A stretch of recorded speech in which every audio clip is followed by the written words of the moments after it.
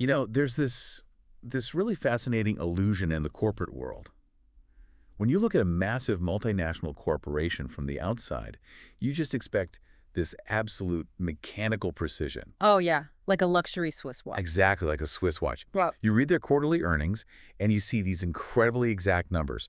Revenue calculated down to the decimal, global risk quantified to the penny, demographic market share in these beautiful, flawless pie charts. right. And as an observer or, an investor, you just assume that underneath it all, there is a perfectly oiled, highly rational machine running the show. Well, it's incredibly comforting to imagine it that way. I mean, we naturally want to believe that the systems moving billions of dollars or managing hundreds of millions of customer profiles are essentially flawless. It projects authority. But then, and this is the reality check, you actually step into the back offices. You get a badge, you walk past the marble lobby, and you sit down with the people who actually run the systems. The ones actually doing the work. Right.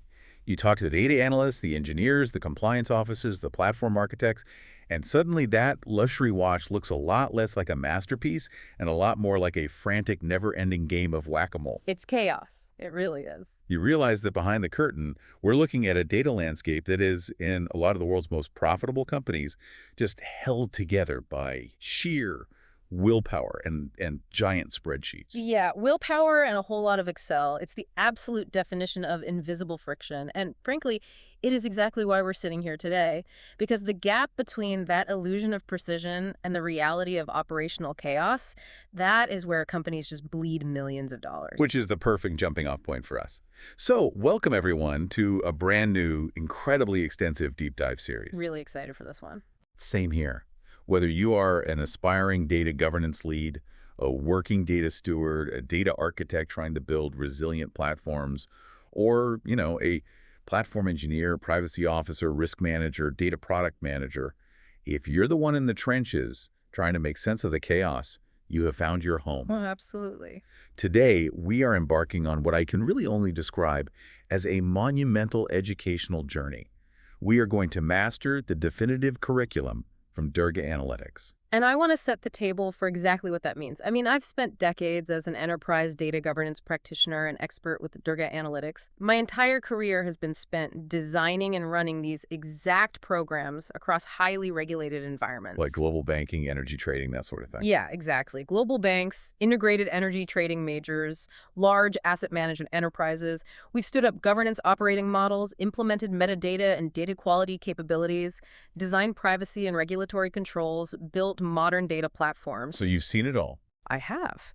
And more importantly, we've taught countless data owners, stewards, and executives how to actually do this themselves. So this curriculum isn't, it's not theoretical. It's grounded entirely in vendor-neutral practice with a heavy regulated finance overlay. Right, so it's practical. Highly practical. It's designed to give you precise, defensible statements and job-ready artifacts. Which is amazing.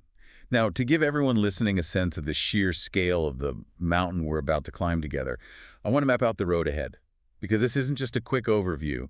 We are looking at a sequenced journey across 21 distinct modules. Encompassing 529 chapters, to be exact. Yeah, it's huge. It is designed to take you from the absolute foundational why all the way through to professional certification.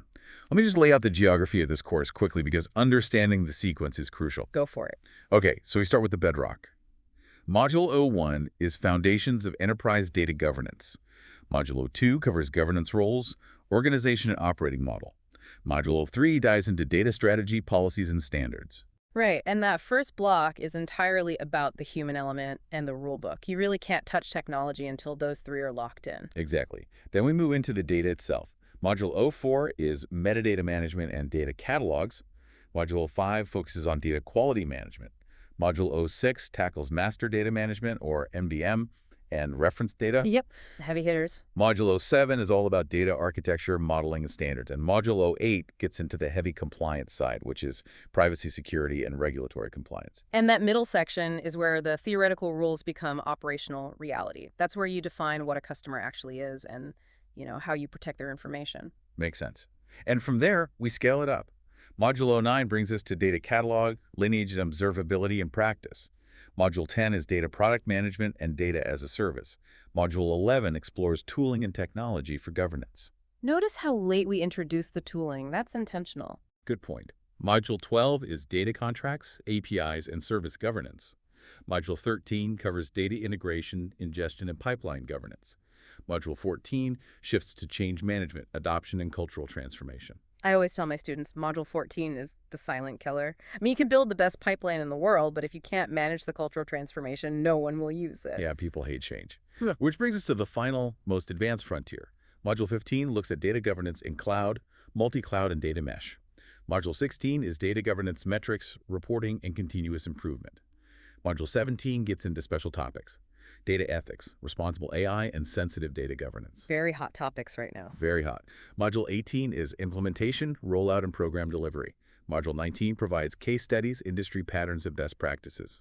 Module 20 equips you with templates, playbooks, certifications, and next steps. And finally, Module 21 is a deeply functional data quality masterclass.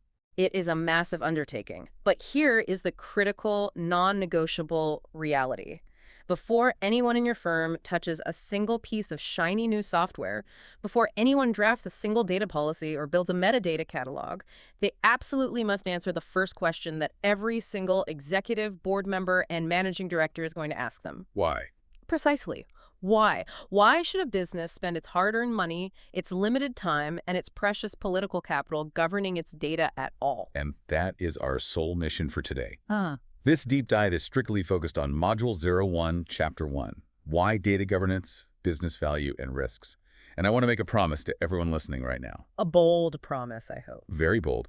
By the time we finish this session, you are going to be equipped to walk into an executive boardroom and justify a data governance program using precise business language, clear financial metrics, and highly specific regulatory arguments based on your jurisdiction. Exactly. You will never again have to stumble or use vague buzzwords when a chief financial officer looks at you and asks, what is the ROI of data governance? Love it.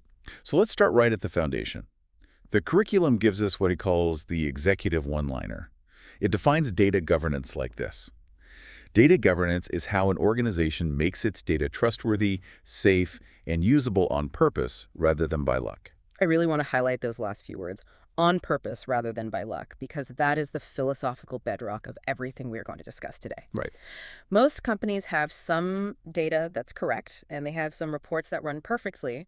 But when you look closely, it's often just because a specific analyst happens to be very careful or a specific script hasn't broken yet. It's luck. Governance is the engineering of certainty. I have to stop you there, though, because I hear a fundamentally different argument constantly from IT leaders. Oh, I'm sure you do. Yeah. Let's say I'm a CTO. Yeah, I look at my budget, I identify that we have a massive data silo problem, and I go out and write a 7-figure check to a software vendor for a state-of-the-art AI-powered data catalog tool. I plug it in, it scans all my databases, it auto-tags my columns, and I present it to the board. I tell them, we are now governed. Are you telling me that CTO is wrong? I mean, how is a top-tier, multi-million-dollar software deployment not governance? That CTO is not just wrong, they have just committed the single most common and most expensive mistake in the data industry. Really? Oh, absolutely. As a practitioner who is frequently brought in to clean up these exact messes, I have to be blunt about this, data governance is absolutely not a tool you buy. It is not a database you build.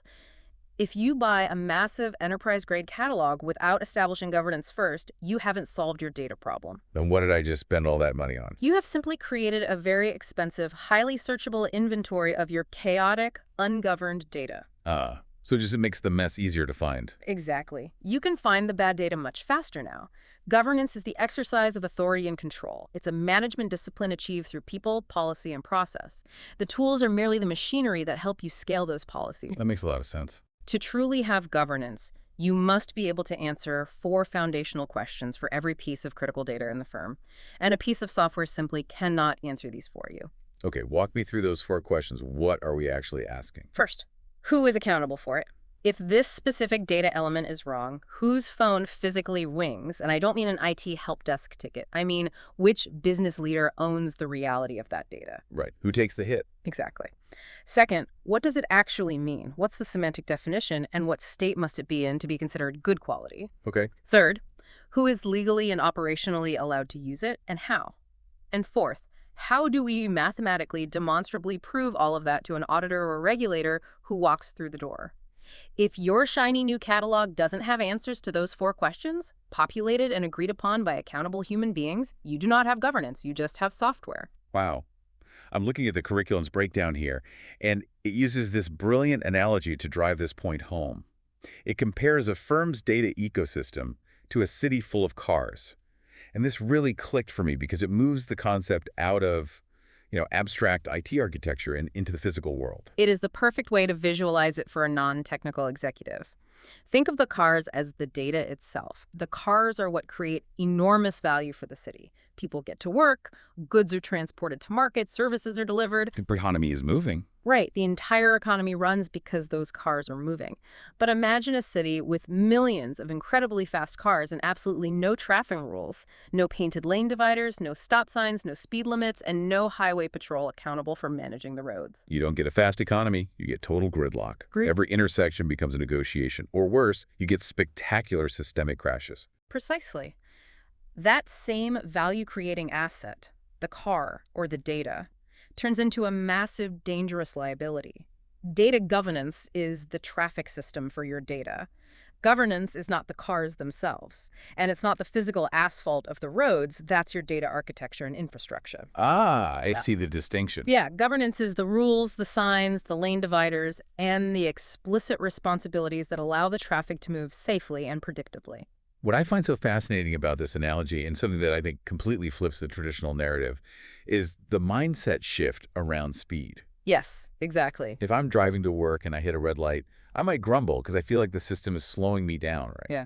But if I actually step back and think about the mechanics of the system, nobody truly believes that traffic lights slow down a city. Right. We intuitively understand that traffic lights are the exact mechanism that makes high-speed travel possible. Couldn't have said it better. Without them, Yeah. you couldn't drive 60 miles an hour down a boulevard. You'd have to inch through every single intersection at 2 miles an hour, terrified of getting hit. That is the ultimate argument you have to make to executives. Governance enables speed. For years, governance has suffered from this terrible PR problem where business lines view it as the Department of No. They see it as a bureaucratic hurdle that just slows down innovation. Yeah, a lot of red tape. Right. But in reality, if you know the data is governed, if you know the traffic lights are working and the lanes are clearly marked, your data scientists, your quantitative analysts, your marketing teams can put their foot on the gas. They can move at top speed, launching new products and training new models because they inherently trust the system. It's a safety net. Exactly. Defensive driving in data, constantly checking and rechecking every row of data before you use it, that is what actually slows a company down. That reframing is incredibly powerful. So we've established the core definition, and we have this mental model of the traffic system. But now we have to actually build the business case. If I'm taking this to a board, I need a structured argument. You definitely do. The curriculum is very explicit here. It says a weak pitch only focuses on one side of the equation. A true Durga analytics grade pitch must be two-sided. You have to argue offensive value and defensive risk simultaneously. You have to speak both languages. If you walk into a boardroom and only talk about risk, regulatory fines, and data breaches, you sound like a traditional auditor. The business leaders, the ones responsible for growth and revenue, will tune you out. They'll just see dollar signs leaving the budget. Right. They will view you as a pure cost center, a tax on doing business. But on the flip side, if you walk in and only talk about driving revenue, AI innovation, and monetization, the chief risk officer and the compliance teams will dismiss you as naive to the legal realities of the firm. You must balance the scales. It makes me think of managing a professional sports team. If you want to win a championship, you absolutely need your strikers on the field, the offense. Their job is to go out there, be aggressive, and score points, which in a business context translates to driving revenue, increasing market share, and boosting operational efficiency. Absolutely. But you also desperately need a world-class goalie, the defense. Their job is to prevent catastrophic losses, which means avoiding regulatory fines, data breaches, and massive operational errors. You can't win with just one or the other. I like that framing a lot. Let's break down the strikers first. Let's do a deep dive into the offensive value case. How does governance structurally make data pay off? The very first offensive striker the text outlines is faster, trusted reporting. And the curriculum specifically notes that governance ends the endless arguments between finance and risk teams over whose spreadsheet is right. Let's make this real. Have you actually sat in these rooms? What does this look like in practice? Oh, I have sat in these rooms more times than I care to remember. I bet. Imagine a global asset manager trying to report its total assets under management AUM at the end of the quarter. The CFO walks in with a report from the finance system saying AUM is 500 billion. The chief risk officer walks in with a report from the risk system saying AUM is 495 billion. It's a $5 billion variance. That is not a small rounding error. No, it is not. And what happens next is agonizing. They spend the first 45 minutes of a 1-hour executive committee meeting fighting about the numbers.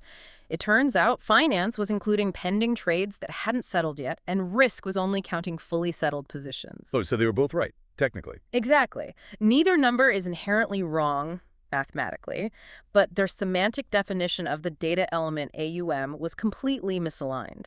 When you implement data governance, you force the firm to agree on a single enterprise-wide definition of critical data elements. When everyone agrees on the single source of truth, those 45-minute arguments just evaporate. You just get straight to the decisions. You close the books faster, you make decisions faster. That is pure, measurable operational efficiency. That makes perfect sense. Yep. Next, on the offensive side, we have analytics and AI readiness. The text says governed data is the essential raw material and that ungoverned data actually poisons models. But I want to push on that word poisons. It sounds really dramatic. What are the actual mechanics of what happens when you feed bad data into an AI model? It's not dramatic at all. It's an architectural reality. Every executive today is under immense pressure to implement AI and machine learning. But we have to understand what AI fundamentally is. It is a highly efficient pattern recognition engine. It learns from its diet. Okay, so it eats data. Right. Think of an AI model like an elite Olympic-level athlete. If you feed that athlete a diet of pure junk food, meaning ungoverned, biased, incomplete, or fundamentally misunderstood data, the athlete doesn't magically turn that junk food into muscle.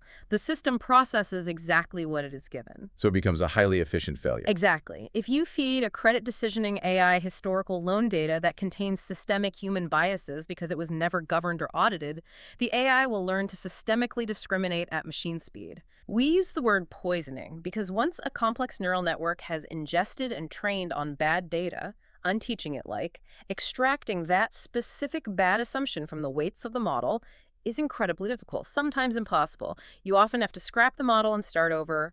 Governance ensures the raw material feeding your multi-million-dollar AI initiatives is actually safe to consume. That's terrifying, but really Got clear. Okay, the third offensive point is less rework. The idea is that governance frees up expensive staff from manually rebuilding broken data. We are going to look at the exact financial cost of this in a moment, but conceptually, just think about the human capital in your firm. You are paying top-tier salaries to data scientists, quantitative analysts, and platform engineers. You hired them to generate predictive insights and build innovative products. If they are spending 60 to 70% of their week just cleaning up data, normalizing date formats, cross-referencing columns, and fixing broken upstream feeds, you are literally setting fire to your payroll. Governance fixes the data quality at the point of entry, at the source, so your brilliant staff can actually do the job you hired them for. Let them do the high-value work. And the final offensive striker is reuse. The concept is describing a data set once multiple teams can find and use it. This is the multiplier effect of governance. Let's look at an integrated energy trading major. The natural gas trading desk needs a complex pipeline to analyze weather patterns and pipeline constraints. Because there is no governed catalog, they spend 3 months building it. Okay. 6 months later, the power trading desk needs the exact same data to forecast electricity demand. They don't know the gas desk already built it because there is no centralized, trusted metadata. So they just do it again. Exactly. So the power desk spends 3 months building their own, slightly different pipeline from scratch. Now the firm is paying to maintain 2 fragile, disconnected pipelines. With a governed data catalog, the data is described once, certified once by an owner, and published. 10 different desks can check it out, like a book from a library. That is massive offensive value. It's just smart business. Okay, so we've run up the score with the offense. We're efficient, we're ready for AI, our scientists are actually doing science, and we're reusing assets. Now let's pivot to the goalie. The defensive risk case. How does governance stop the firm from hemorrhaging money and destroying its reputation? First up on the defense is regulatory risk. This is the most immediate, visceral stick.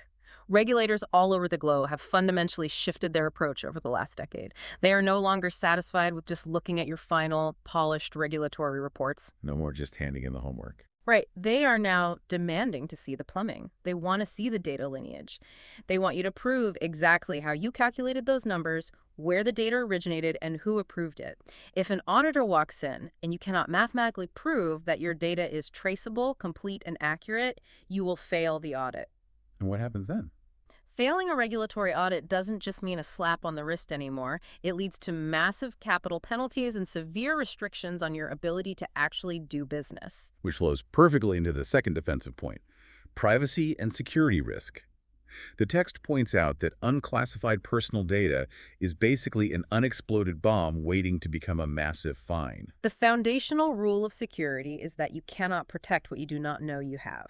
Imagine a large enterprise with a massive petabyte-scale data lake. Data has been dumping in there for years. It's like a giant swamp. Yeah. And if you do not have governance policies actively tagging which columns contain social security numbers, passport details, or sensitive health data, you are flying blind. It is only a matter of time before a developer accidentally exposes that data in a test environment or gets caught in a cyber breach. Governance is the process of mapping exactly where the toxic waste is stored so you can build the appropriate vault around it. Then there is decision risk.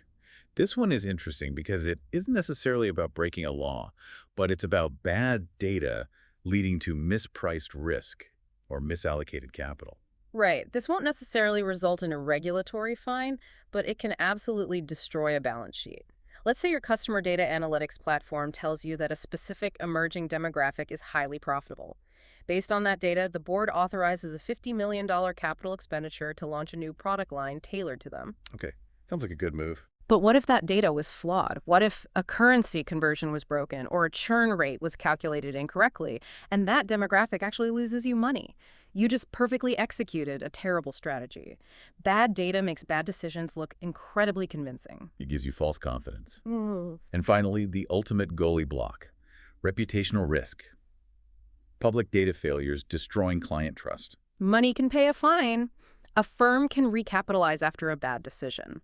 But if your clients see their personal data leaked on the dark web, or if the market realizes that a major global bank fundamentally does not have a grasp on its own risk exposure, the trust evaporates instantly. And trust is everything. Especially in finance and asset management, in trading, trust is the only actual product you sell. Everything else is just a mechanism to deliver that trust. Once you lose it through a data failure, it takes decades to rebuild. This breakdown is brilliant, but I want to get really concrete. What does this actually mean when we put a dollar figure on it?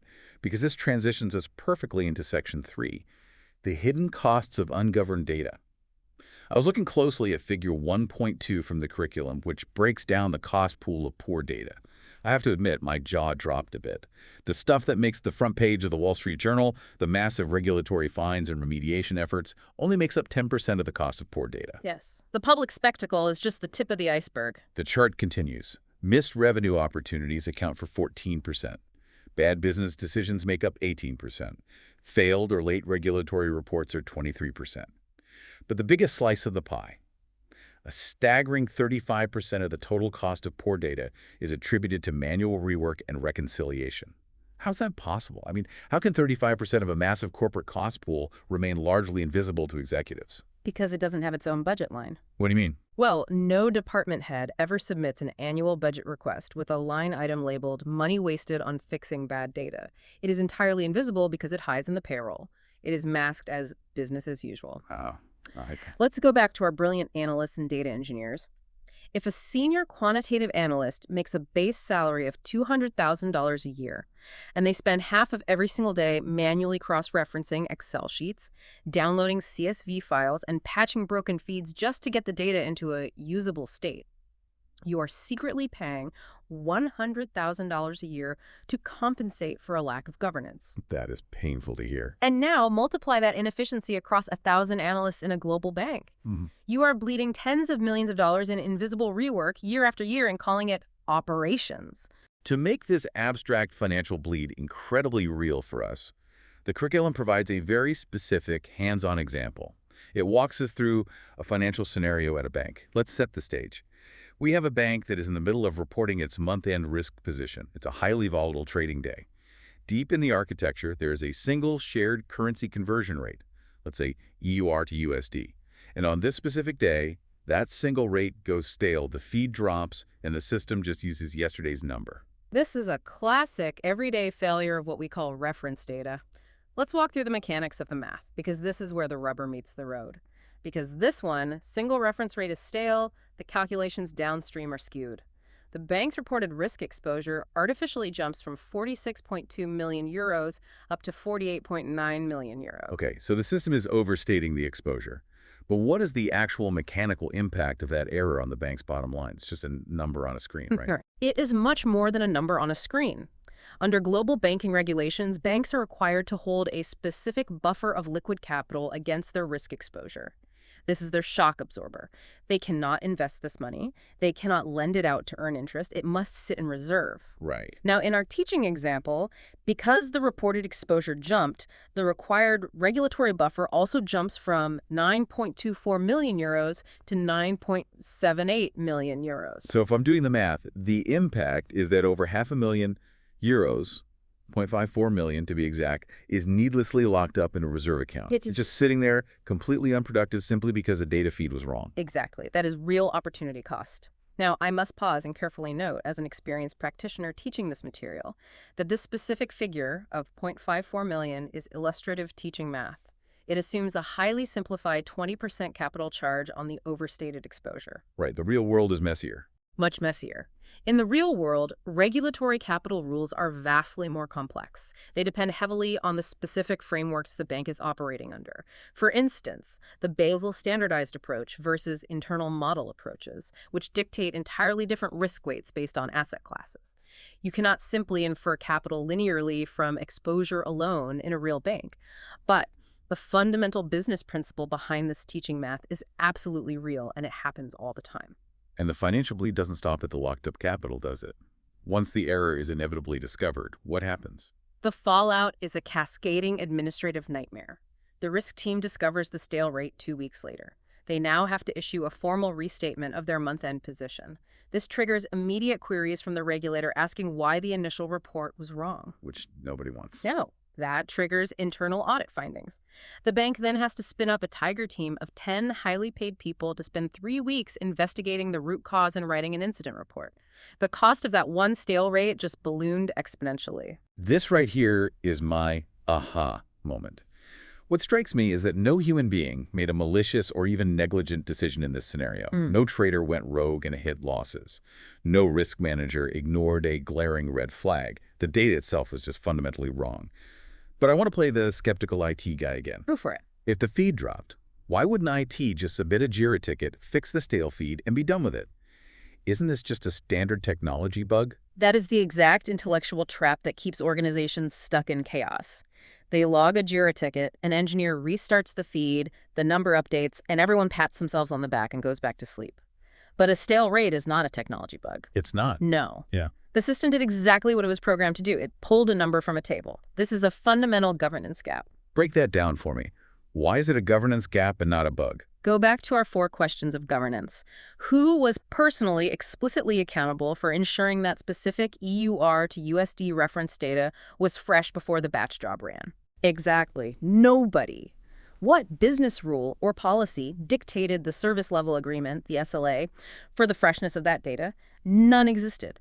What automated control was designed into the pipeline to check the validity and timestamp of the data before the reporting engine consumed it? Let me guess. There wasn't one. There wasn't one.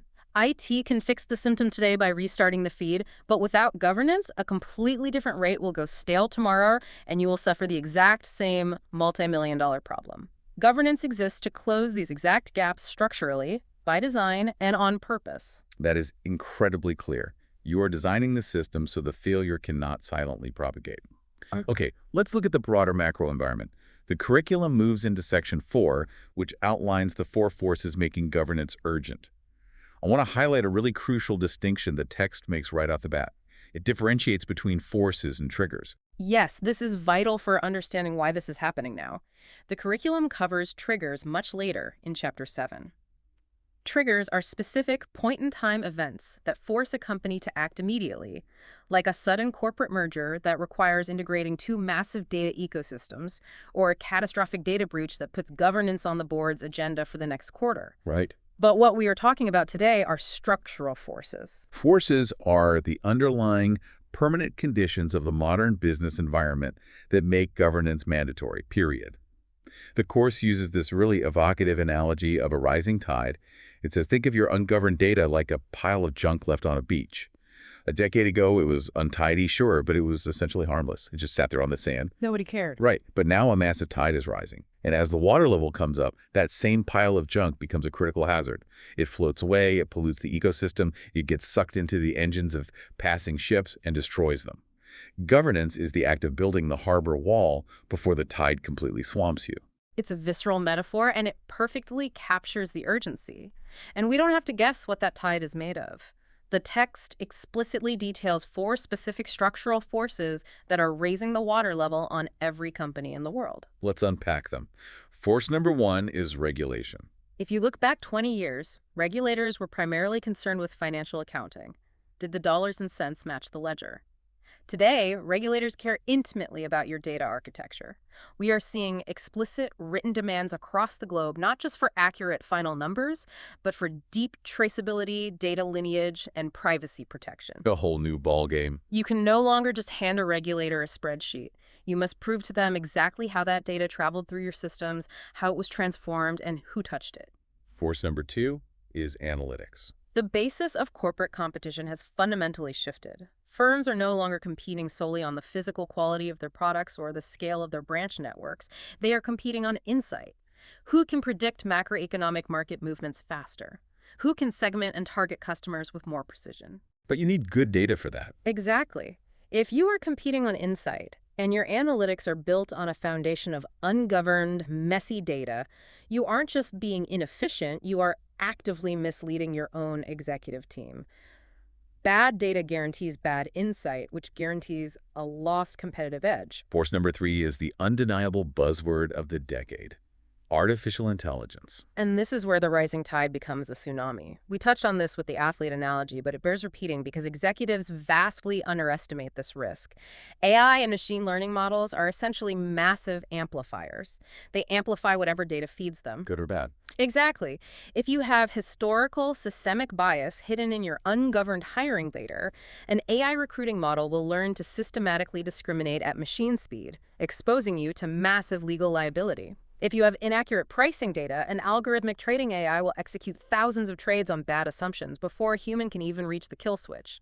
Ungoverned data scales bad outcomes exponentially when you attach it to AI. Which leads us to the 4th force: cloud migration. For a long time, there was this dangerous myth that moving to the cloud meant you were just moving your data to someone else's server, and they would take care of the security and governance. Let Amazon or Microsoft handle it. Right, but that is entirely false. Moving to the cloud, or adopting multi-cloud and data mesh architectures, radically multiplies the number of places where your data can live, where it can leak, and where it can drift away from its core definitions. When your data is physically scattered across global cloud regions, you can no longer rely on a traditional physical perimeter firewall. You can't just lock the front door anymore. Exactly. Control and governance have to be designed into the data itself. Security must travel with the data, not just guard the building it sits in. If I'm listening to this, if I'm a mid-level data manager at a large enterprise, I might be feeling a bit of panic right now. The forces are massive, the tide is rising, and I might be thinking, my company is an absolute disaster. We are nowhere near ready for this. We have to implement everything tomorrow. Deep breaths. Yeah, that anxiety leads us perfectly into Section 5, the governance maturity curve. The curriculum explicitly warns practitioners against trying to boil the ocean on day 1. It is the most critical advice in the course. If you walk into a complex firm and try to implement a level 5 fully optimized governance structure across every single data element in the company in your first 6 months, you will fail spectacularly. You'll just crash the system. You will likely be fired. And worse, the business will resent the word governance for the next decade. You have to assess the firm honestly and move incrementally. So act like a consultant for us right now. Walk us through the mechanics of these 5 stages of the maturity curve so our listeners can diagnose exactly where their own organizations are stuck. Gladly. Stage 1 is unaware. This is the Wild West. There is no formal ownership of data anywhere in the company. When a critical report breaks, people blame the IT system, or they blame bad luck. The concept that data is an asset that requires management is completely foreign. Stage 2 is reactive. And the text notes, this is the most common starting point for firms looking to formally implement a program. Yes. In the reactive stage, the organization finally recognizes that data problems exist, usually because of a massive failure. But they only fix them after they cause immense pain. There is zero preventative control. They are constantly fighting fires. Wait, let me make sure I'm translating this correctly to my own experience. What does the reactive stage actually feel like on the ground? Like, what are the cultural symptoms? Look for what I call the hero culture. Oh, I know this one. Yeah, if your business fundamentally relies on a senior analyst named Dave staying up until 2 a.m. every quarter end, manually patching together spreadsheets, running desperate VLOOKUPs, and hard-coding overrides just so the CFO can present a coherent slide deck to the board the next morning, you are deeply in the reactive stage. We all know a Dave. We do. You are relying on human duct tape instead of structural governance. And the tragic irony is that executives often reward Dave with a bonus for saving the day, which politically reinforces the broken system instead of fixing it. Human duct tape. I know exactly what that feels like. Okay, so how do we move forward? What is stage 3? Stage 3 is defined. This is a major psychological leap because it's where the governance program is formally recognized. You have written policies, you have officially defined roles like data owners and data stewards, you have data standards and definitions documented in a central repository. Sounds great. But, and this is a massive caveat, it might just exist on paper. You have the rule book, but the culture might not be fully practicing it yet. Then we push into stage 4, managed. This is where the rules come off the paper and are embedded into the systems. Governance is actively measured, monitored, and enforced with real technical controls. If a user tries to enter a bad reference code into a CRM system, the system physically stops them. You have live dashboards showing your data quality scores. You're actively managing the environment, not just reacting to it. And finally, the holy grail, stage 5. Yeah. Optimized. At Optimized, governance is highly automated. You have continuous improvement feedback loops. The organizational culture is completely bought in. They view governance as their enabler. And most importantly, governance has shifted from being a defensive compliance exercise into a true competitive advantage that allows the firm to launch complex data products faster than anyone else in the market. The takeaway here is that the goal isn't to jump from unaware to optimized in a week. It's to accurately diagnose where you are and design a strategy aimed solely at reaching the very next step. Precisely. It is a deliberate political and technical journey. And this brings us to what I think is one of the most intellectually fascinating parts of this entire deep dive, Section 6, the same case in 3 regulatory worlds. As you pointed out, the core business case balancing offensive value with defensive risk is a universal concept. But the framing of that case, the exact vocabulary you use, has to change dramatically, depending on where you, the practitioner, are physically operating. This is exactly what separates an entry-level data analyst from a global governance executive. You have to be a chameleon. You must speak the specific regulatory dialect of the executives in the room. This curriculum prepares you for 3 distinct regulatory regimes: the European Union, the United States, and India. Right. And as we go through these, we have to be highly precise about what constitutes an actual binding law versus what is a supervisory principle, because executives will definitely test you on this. Okay, let's do a masterclass on this. Let's start with the European Union. I'm standing in a boardroom in Frankfurt. How do I frame the governance pitch? In the EU, the environment is fundamentally driven by rights and rules first. You must lead your pitch with compliance and fundamental individual human rights. You will specifically and heavily cite the GDPR, the General Data Protection Regulation. You must remind the board that this is a strict, binding privacy law, and failure to govern personal data can result in fines up to 4% of global corporate turnover. That gets their attention immediately. But what about the financial and operational risk side in Europe? For risk, you must cite BCBS 239. Now, pay very close attention to the distinction here. BCBS 239 is a set of principles issued by the Basel Committee on Banking Supervision. It is not a statutory law passed by a parliament. Okay, so it's a principle, not a law. Right. It originally targeted global systemically important banks, or GSIBs, in the wake of the 2008 financial crisis, demanding accurate, complete, and timely risk data aggregation. However, its supervisory application has now extended to other large banks. And finally, you bring up DORA, the Digital Operational Resilience Act, which is a binding law requiring financial entities to prove their data and ICT systems can withstand severe operational disruptions. In Europe, statutory compliance and systemic resilience are the dominant forces. Value follows closely behind. Okay, let's fly across the Atlantic. I'm now standing in a boardroom in New York, the United States. How does the pitch change? The U.S. is a completely different landscape. It is a sectoral and litigious environment. You do not lead with fundamental human rights. You lead with litigation risk, regulatory enforcement actions, and the protection of shareholder value. What about privacy laws in the U.S.? Do I quote a federal equivalent of GDPR? You cannot, because you must note the distinct lack of a single comprehensive federal privacy law in the United States. Instead, you have to explain that you are navigating a complex patchwork of state laws, leading heavily with California's CCPA and CPRA. It's state by state. Exactly. For financial reporting governance, you point to the Dodd-Frank Act. And for model risk, which is an absolutely massive focus in the U.S. right now, given the rise of AI, you cite the 2026 revised guidance on model risk management, widely known as SR 26-2. Let me stop you there and push for some precision. SR 26-2. Is that a binding law like GDPR? Can a bank just ignore it if it's not a law? That is an excellent question, and one a CEO will absolutely ask you. No, it is not a law. Just like we distinguished BCBS 239 in Europe, SR 26-2 is supervisory guidance issued by U.S. interagency bodies outlining expectations for model data risk. It is not a binding statute passed by Congress. So they could ignore it. Well, technically, yes. But practically, if you tell a U.S. bank examiner you are ignoring it because it's just guidance, you will deeply regret it. If you are a bank with over $30 billion in assets, examiners use this guidance to assess your overall safety and soundness. If your ungoverned data is feeding a credit decisioning model, you are violating the core expectation of SR 26-2. So no fine, but there's still a penalty. Right. You won't get a statutory fine like GDPR, but you will get an MRA, a matter requiring attention, which can effectively freeze your ability to launch new products, expand, or pay dividends until you fix your data architecture. You have to know the mechanical difference between a law and guidance to maintain your credibility in these meetings. Amazing depth. All right, finally, let's head to Mumbai. We are in India, a rapidly growing, incredibly dynamic, massive market. How do we frame governance here? India is characterized as newer and fast-moving. Here, you lead with managing rapid regulator expectations and securing the sheer scale of market growth.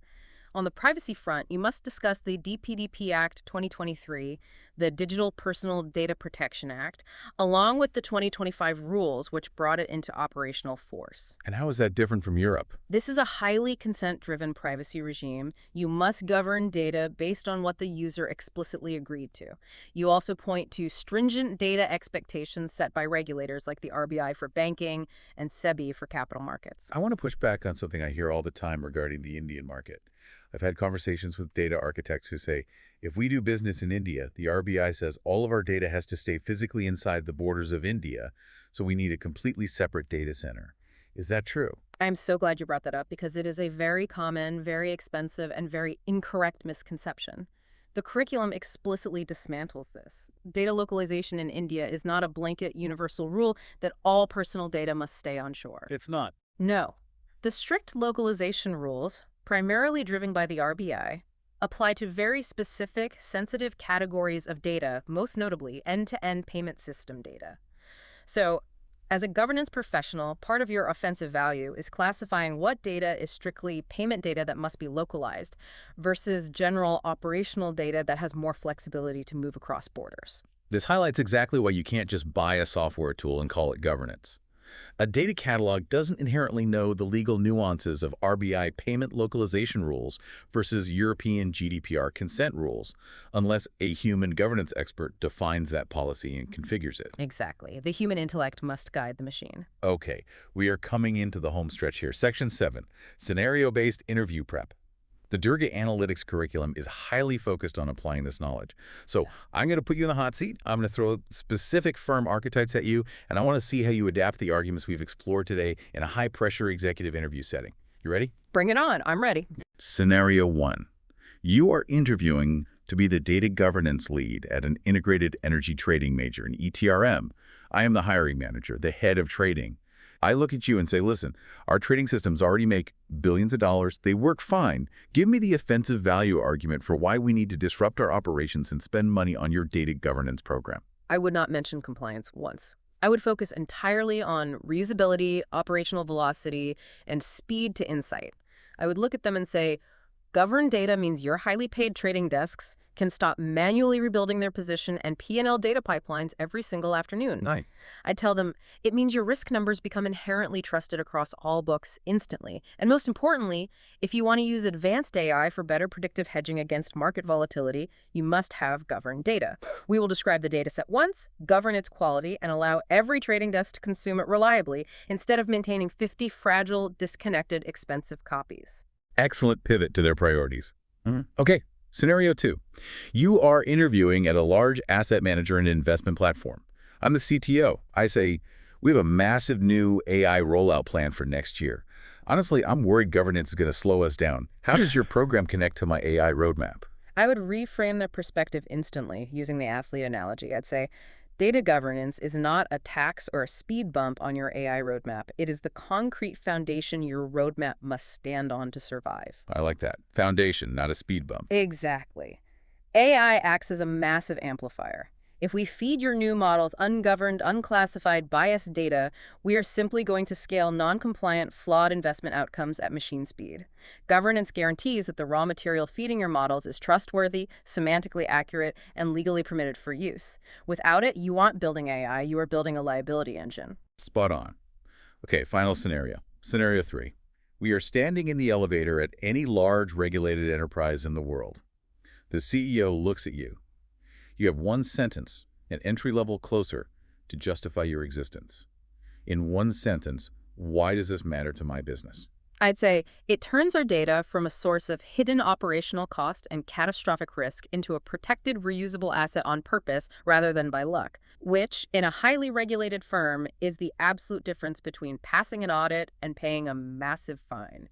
That is how you close a meeting. It works every time because it perfectly balances the offensive value of the asset with the defensive reality of the risk. Let's briefly recap the incredible journey we've taken today in Chapter 1. We started by dismantling the myth of the software silver bullet, defining data governance as the human authority and control the traffic system that makes data usable on purpose. We balanced the business case, putting the offensive strikers like AI readiness and pipeline reusability on the field alongside the defensive goalie, protecting against regulatory audits and privacy breaches. We covered a lot of ground. We did. We dug deep into the shocking invisible math that 35% of poor data costs are hidden in soul-crushing manual rework. We mapped the rising tide of the 4 structural forces: regulation, analytics, AI, and cloud migration. We diagnosed the maturity curve to avoid the political disaster of boiling the ocean. And finally, we learned how to shapeshift our regulatory arguments to navigate the nuances of the EU, the US, and India.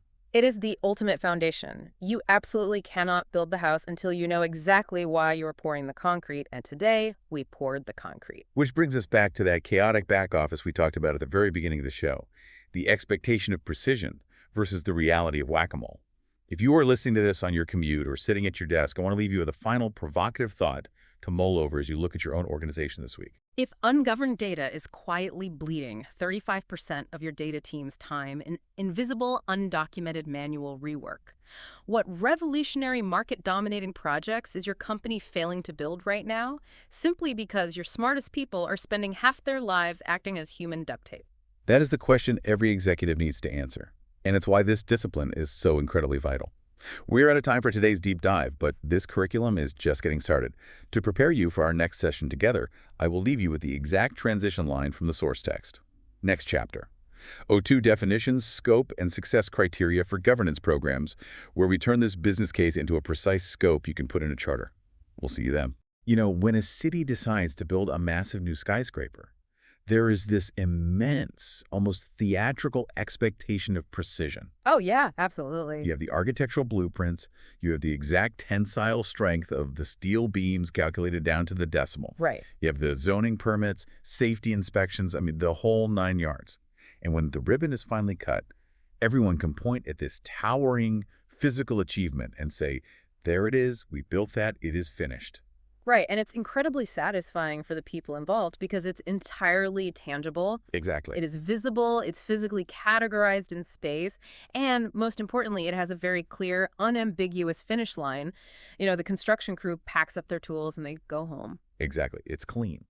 But then you step into the world of enterprise data, and suddenly that beautiful physical blueprint is, well, it's entirely useless. Yeah, completely obsolete. Because we are looking at a landscape that is constantly shifting, invisible to the naked eye, and honestly, it can be incredibly murky if you don't know exactly what you're doing. Data doesn't just sit there like a steel beam. It moves, it replicates, it decays. It is the absolute definition of a structural Wild West if it's left unchecked. Right. You might have a magnificent digital skyscraper, like a state-of-the-art predictive analytics engine or a brilliant customer-facing application.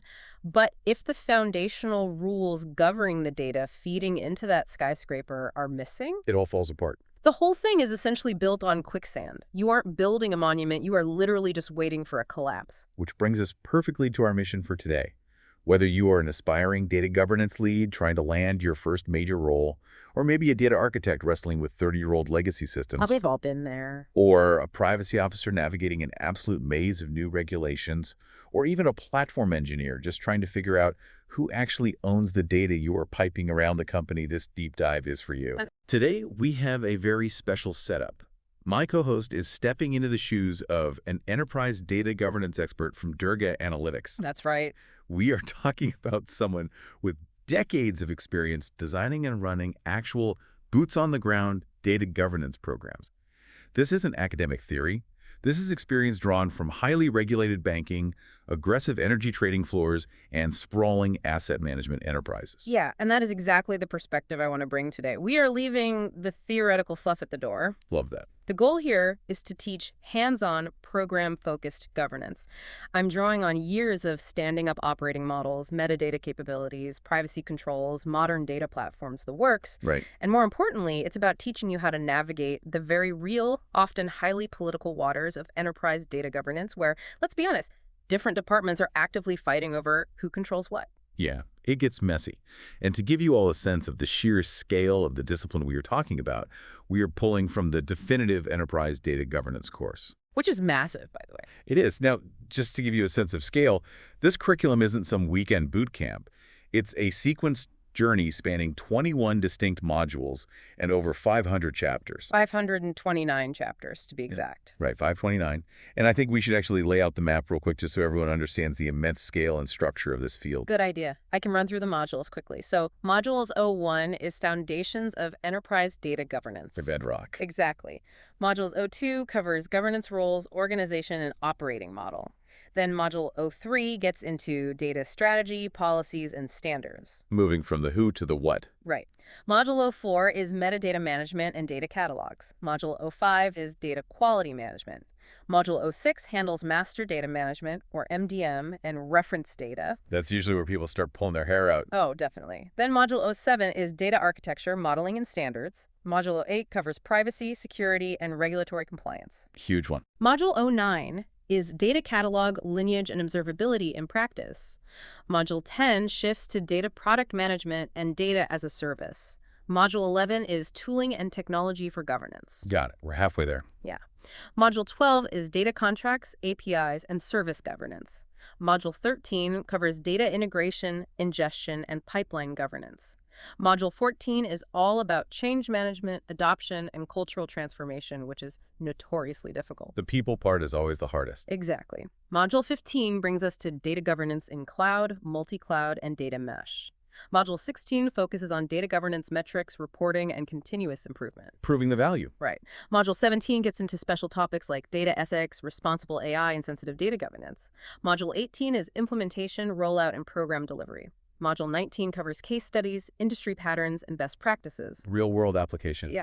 Module 20 is templates, playbooks, certification, and next steps. And finally, Module 21 is the Functional Data Quality Masterclass. Okay, wow. That maps out the entire DNA of a modern data organization. It really puts things in perspective. It does. It's an immense journey. But today, we aren't trying to boil the ocean. Okay, let's unpack this. We are zooming all the way in on where we are today. which is Module 01, Chapter 2, Definitions, Scope, and Success Criteria for Governance Programs. Which is arguably the most critical juncture in the entire journey. How so? Well, in a previous chapter, you might build the theoretical business case, the whole why we should care about data pitch. But where we are focusing today is where the rubber actually meets the road. Right. Our goal for this session is to move from that high-level theory to the precise, exact, legally defensible language you need for a governance charter. The actual document. Exactly. These are the actual words you're going to put in front of a chief financial officer or an executive sponsor to get funding. If you get this wrong, your program is dead before it even starts. Let's start right there at the foundation. I want to unpack the actual definition of a governance program because I hear that phrase thrown around a lot. Oh, constantly. Right.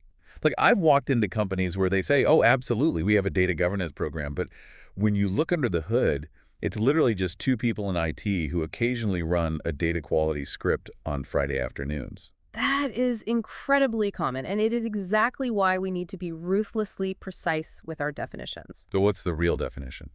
Well, first, a governance program is not just a vague corporate commitment to doing better with data.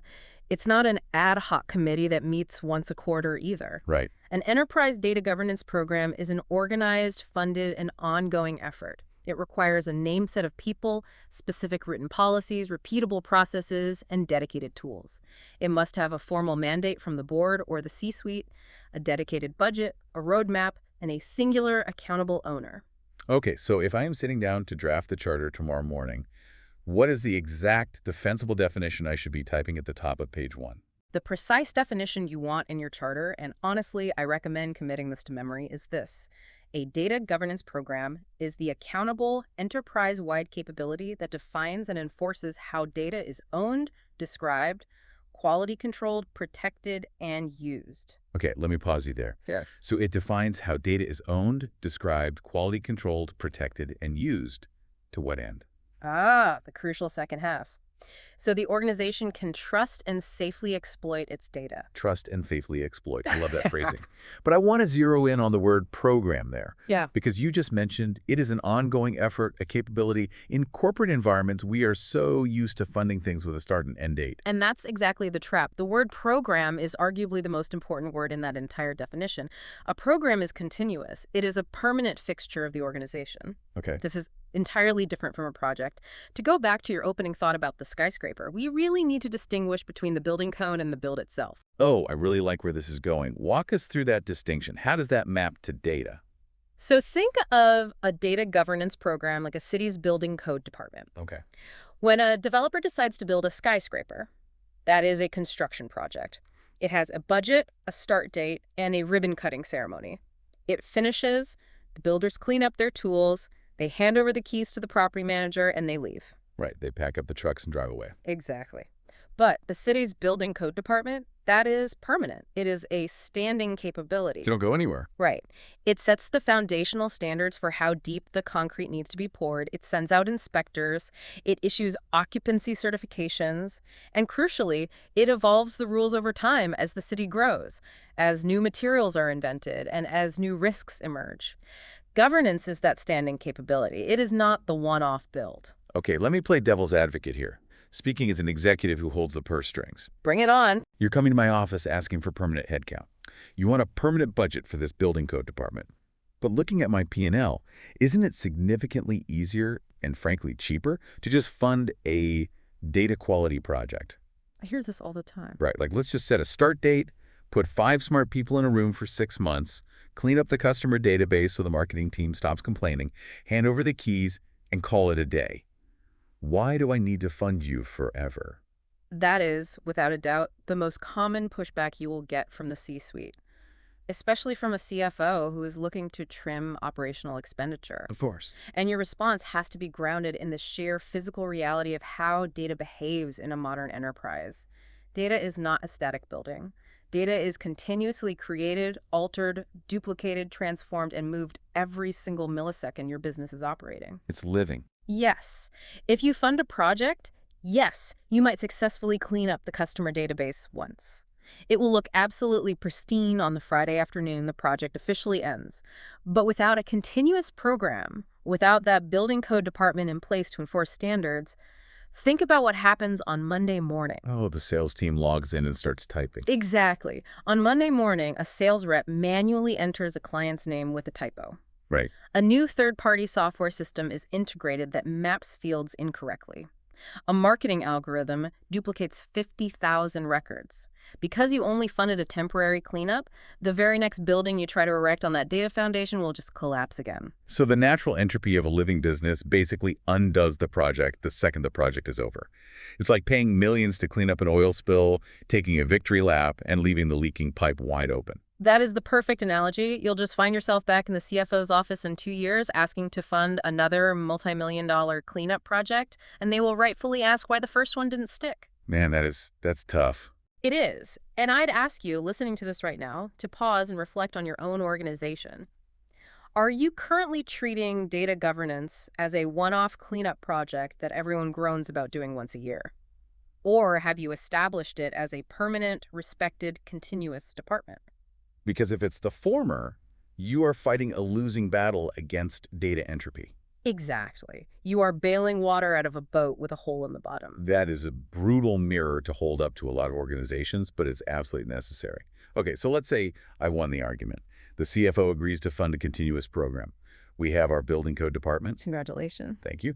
But my immediate fear now is that because I am the data governance person, everyone in the company is going to expect me to fix literally everything that has the word data attached to it. And that fear is entirely justified. If leaving a program unfunded is the first way to kill it, the fastest way to sink a properly funded governance program is to leave its scope undefined. If you do not ruthlessly define exactly what you do, you either end up trying to boil the ocean and burn your team out in 6 months, or you get blamed for absolutely everything that goes wrong with data anywhere in the company. So how do we draw those borders? Because in the course material, this is conceptualized as drawing scope boundaries in 3 distinct zones. What you own, what you share, and what is strictly out of scope. Let's start with the innermost circle. What does the governance program actually own outright? What is my undisputed territory? Governance outright owns 4 main functional areas. First, data policies and standards. You write the rules of the road. Exactly. Second, roles and accountability. You determine who in the business actually owns which data sets. Third, the business glossary and the catalog, which is the metadata. You own the map of where everything is and what it means. Right. And fourth, data quality rules and issue management. You define what good data look like, and you track when it falls below that standard. Okay, that makes sense. I write the rules, I appoint the owners, I hold the map, and I define the qualities. Spot on. But then we move to the second zone, the shared zone. Just hearing the word shared in a corporate context makes my political spider sense tingle. What falls into this shared zone? The shared zone is where you earn your paycheck as a leader because it requires immense diplomatic skill. You share privacy and security with the chief information security officer and the legal or compliance functions. Okay, makes sense. You also share data lineage and technical controls with the engineering teams. Wait, hold on. Why are they shared? If I'm the data governance lead, shouldn't I just own data lineage entirely? Why do I need to share that with engineering?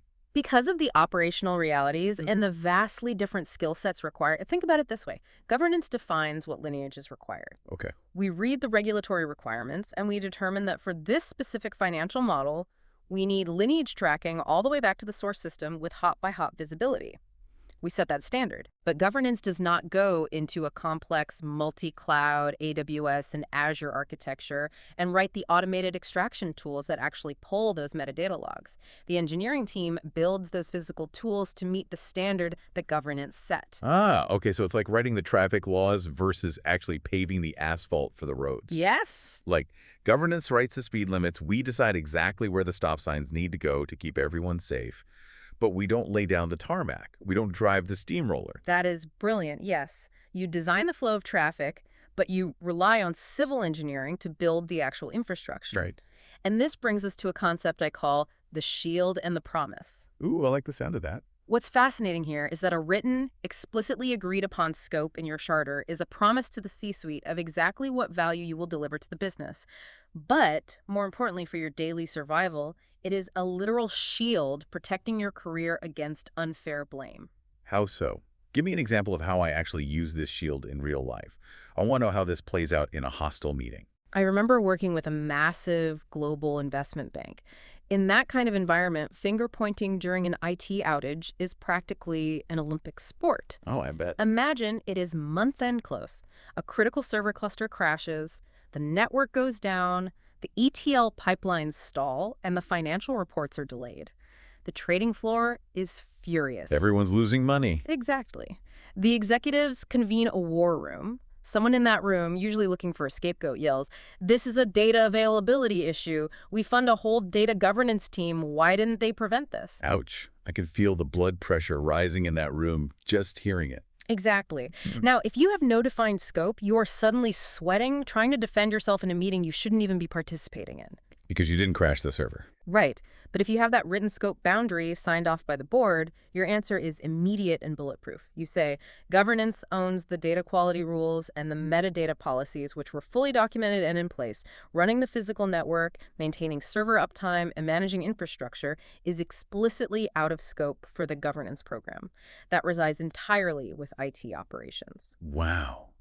That is so powerful. It gives you the authority to say, not my circus, not my monkeys, but in a heavily documented, highly professional, board-approved way. Precisely. It is professional boundary setting. And you mentioned the 3 zones. That perfectly illustrates the 3rd zone, out of scope. Right. Building physical infrastructure, writing the actual application code, running the network, these are completely out of scope for governance. We set the rules that those infrastructure teams must follow regarding data, but we do not do their jobs for them. This boundary setting naturally bleeds into another massive area of confusion. I want to talk about distinguishing between a program, a project, and data management. Because honestly, I hear these terms used completely interchangeably all the time. People will say, I'm managing the data governance project. They do, and getting these 3 concepts right immediately marks you as someone who truly understands the field. Yeah. Yeah, if you use them interchangeably in an interview, experienced leaders will instantly know you are out of your depth. Okay, I'm struggling with the terminology, so let's walk through it. Okay. We already defined the governance program as the continuous standing capability setting the rules on the building code department. Yes. But what if I get a budget to buy a massive new enterprise data catalog software and roll it out across the company over the next 6 months? Is that my program, or is that something else? That is a governance project. A governance project is a bounded effort inside the wider umbrella of the program. Yeah. It has a defined start date, a defined end date, and a specific deliverable, in your example, the installation and initial rollout of a software tool. The program itself is permanent, but it executes various time-boxed projects to advance its capabilities. Okay, that makes sense. Program is the permanent umbrella. Projects are the temporary initiatives underneath it. But then we have data management. Where does that fit in? How does that differ from the governance program? Data management is the hands-on, continuous operational work of actually building and running the systems that the governance rules apply to. It is the execution. Is there a cheat sheet for this? Like if I'm auditing a company, how do I instantly know which is which in the wild? I use a very simple heuristic. I call it the simple test. If the activity decides who is accountable and what good looks like, it is governance. Okay. If the activity is building or running the pipes, doing the hands-on heavy lifting of moving, storing, and transforming data, it is data management. And if the activity has a hard end date, it is a project. I can imagine drawing these lines creates some serious cultural friction between teams. What happens when these lanes get blurred? Say you have a listener right now who is a platform engineer or a data steward, and they find themselves stepping over these boundaries. It creates absolute chaos, and it usually happens in one of 2 ways. The first is when governance people try to touch the pipes. Give me an example. I see this often in retail banks, where a data governance lid maybe used to be a database administrator 10 years ago. They start trying to dictate the specific ETL architecture, or worse, they try to log in and write the pipeline code themselves. Basically telling the engineers, move over, let me show you how to write a SQL query. Exactly. And it is disastrous. They become a massive bottleneck because they are inevitably out of their depth on modern cloud tooling, and more importantly, they instantly lose the respect of the engineering team. They are playing the wrong position. Yikes. So what's the flip side of that? The flip side is just as dangerous. This is when data management engineers try to write policy without consulting the business. How does that happen? Well, an engineer, acting with the best of intentions to optimize performance, might look at a server and decide, This data set is taking up way too much expensive storage. Nobody has queried it in 2 years. I'm just going to delete anything older than 36 months. I mean, that sounds like a smart engineering decision to save money. It is a brilliant engineering decision, but it's a catastrophic governance decision. Why? Because that engineer just unknowingly violated a 7-year regulatory data retention policy mandated by the federal government. Oh, wow. Right. They didn't know the policy existed because they didn't consult the governance team who owns the rules. They managed the pipes efficiently, but they literally broke the law doing it. Wow. Okay, so for the listeners out there, you have to know what jersey you're wearing. If you are governance, you are the referee. If you are data management, you are the players on the field. The referee doesn't kick the ball, and the players don't blow the whistle. You have to stay in your lane to make the game work. That distinction is brilliant. When you sit across from a chief information officer who is already paranoid about funding some new shadow IT department, phrasing it that way instantly disarms them. You reassure them that you aren't going to step on their toes. You are defining a complementary function, not a competing one. Right, so we've built the department, we've defined the boundaries, we know who is referee and who is playing. But eventually, that CFO who funded this continuous program is going to knock on my door, look at the balance sheet and ask, what exactly did I get for my money this year? How do we prove value? And that is the absolute moment of truth for any data leader. An executive sponsor is going to ask one question above all. How will we objectively know this worked? Right. This is where so many incredibly passionate, technically brilliant data professionals fail completely. They give vague, qualitative, feel-good answers. They sit in the boardroom and say, well, we will have a better data culture, or the organization will be more data literate. Which sounds fantastic on a motivational poster in the break room, but I'm guessing it doesn't fly in a budget review. Those answers do not survive a budget review. A CFO cannot measure better culture. An auditor cannot certify data literacy. Success criteria must be specific, mathematically measurable, and time-bound. Okay, so how do we frame it then? To ensure this, we introduce a concept called the sponsor test. The sponsor test. Walk me through how that works. It's a simple mental exercise. Write down your success criterion on a piece of paper. Now imagine your executive sponsor reading that exact sentence aloud in a boardroom full of skeptical stakeholders 1 year from today. Okay, picture the scene. Exactly. Would everyone in that room objectively, mathematically know if that goal was met or missed? If it is not measurable by a specific date, it is an aspiration, it's not a success criterion. I love that.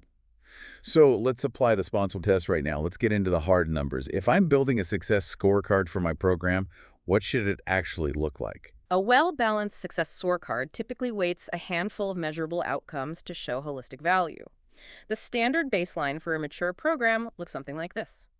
25% of your success weighting is based on adoption. Okay. 22% is based on data quality lift. 20% is risk reduction. 18% is time to data. And 15% is audit readiness.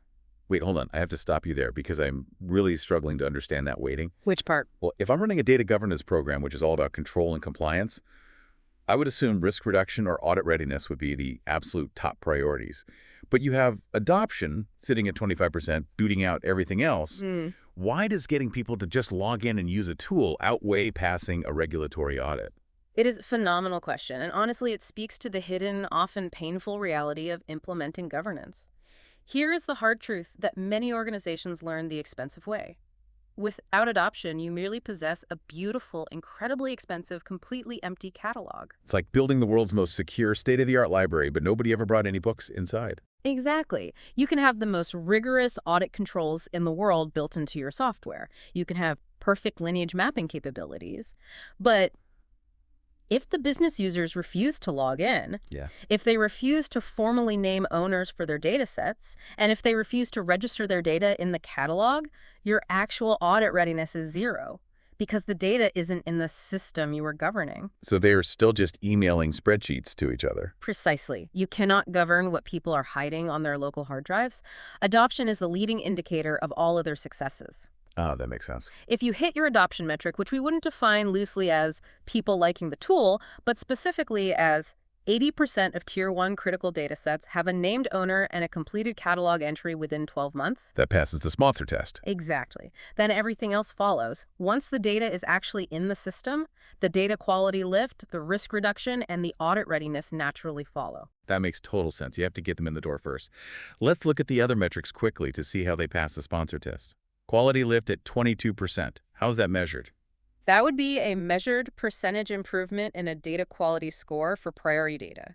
So, for example, we increased the completeness of customer email addresses from 70% to 95%. Very concrete. And risk reduction at 20%. This could be a quantifiable reduction in ungoverned sensitive data, or closing a specific number of open internal audit findings related to data handling. So, we closed 15 high-severity audit findings this quarter. I see. Time to data at 18%. I actually really like this one. This feels very operational. It is highly operational, and the business absolutely loves it. It measures how long it takes a business analyst to find, request access to, and trust a data set. Speed. Right. If you can show a CFO a dashboard that proves time to data dropped from 4 weeks of asking around on Slack to 3 days of self-service via the catalog, you have fully justified your budget. That's a huge win. Mm-hmm. And finally, audit readiness at 15%, which is the ability to produce lineage reports on request within a certain SLA. Every single one of those is mathematically provable. So let's say we do it. Okay. We pass the sponsor test, we hit our metrics, we drop the time to data, we improve quality. The program is a massive success. The business loves us. We can take a victory lap, right? You would think so.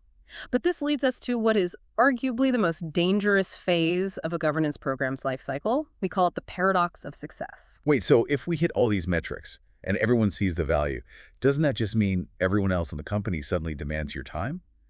How can success be dangerous? Here's where it gets really interesting. Because of the exact mechanism you just described, when a program fails to show value, it quietly gets defunded and goes away. But when a program does show value, say you successfully pilot governance in the marketing domain, and suddenly their campaigns are highly targeted and their analytics are flawless, what do you think happens next? Oh, I know this one. The head of HR, the head of finance, and the head of supply chain all march down to my office and say, "You fixed marketing, now come fix my data by Tuesday." Exactly. The demand for your services skyrockets overnight. And the natural human inclination, especially if you want to be a team player, is to say yes. But saying yes to all of it at once is a silent killer. It's massive scope creep. If we were looking at a chart of this, if you map out the value you provide against the sprawl of your responsibilities, what does that look like? It looks like a sharp cliff. The wider you spread your team, the faster your overall value collapses. It is a matter of pure resource physics. Because you only have so many people. Right. You have a finite team of maybe 5 to 10 governance professionals. When you piloted in marketing, your team was highly focused. They understood the context, they had deep relationships, they executed perfectly. But if I suddenly agree to take on finance, HR, and supply chain simultaneously, your team spreads way too thin. They are stretched across hundreds of disparate meetings, thousands of unfamiliar data sets, and totally conflicting stakeholder demands. Because they are spread so thin, they deliver absolutely nothing well. everyone loses. The quality of their work drops, project timelines slip, stakeholders get frustrated, and ultimately, you lose the executive sponsor confidence that you just worked so hard to build. It's like a small neighborhood restaurant that has a fantastic opening night. The food is perfect.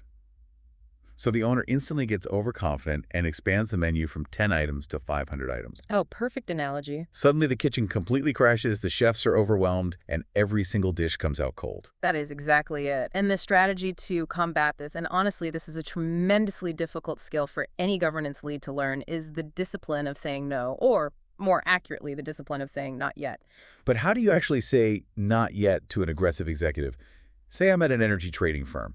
The traders are notoriously demanding. Oh, yes, they are. They want their data governed right now because millions of dollars are on the line. Yeah. How do I tell a trader no without getting fired? By framing your discipline as a strategic asset, a value protector, rather than a bureaucratic bottleneck. Give me the script. What do I say? If a trader demands you take on their domain,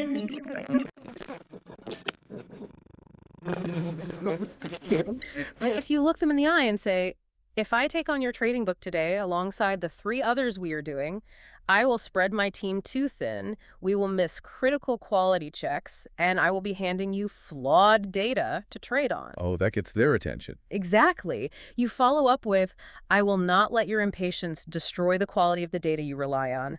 We will start your domain in Q3 when I can guarantee 100% focus. Wow. You are reframing the no as a protection of their interests. Exactly.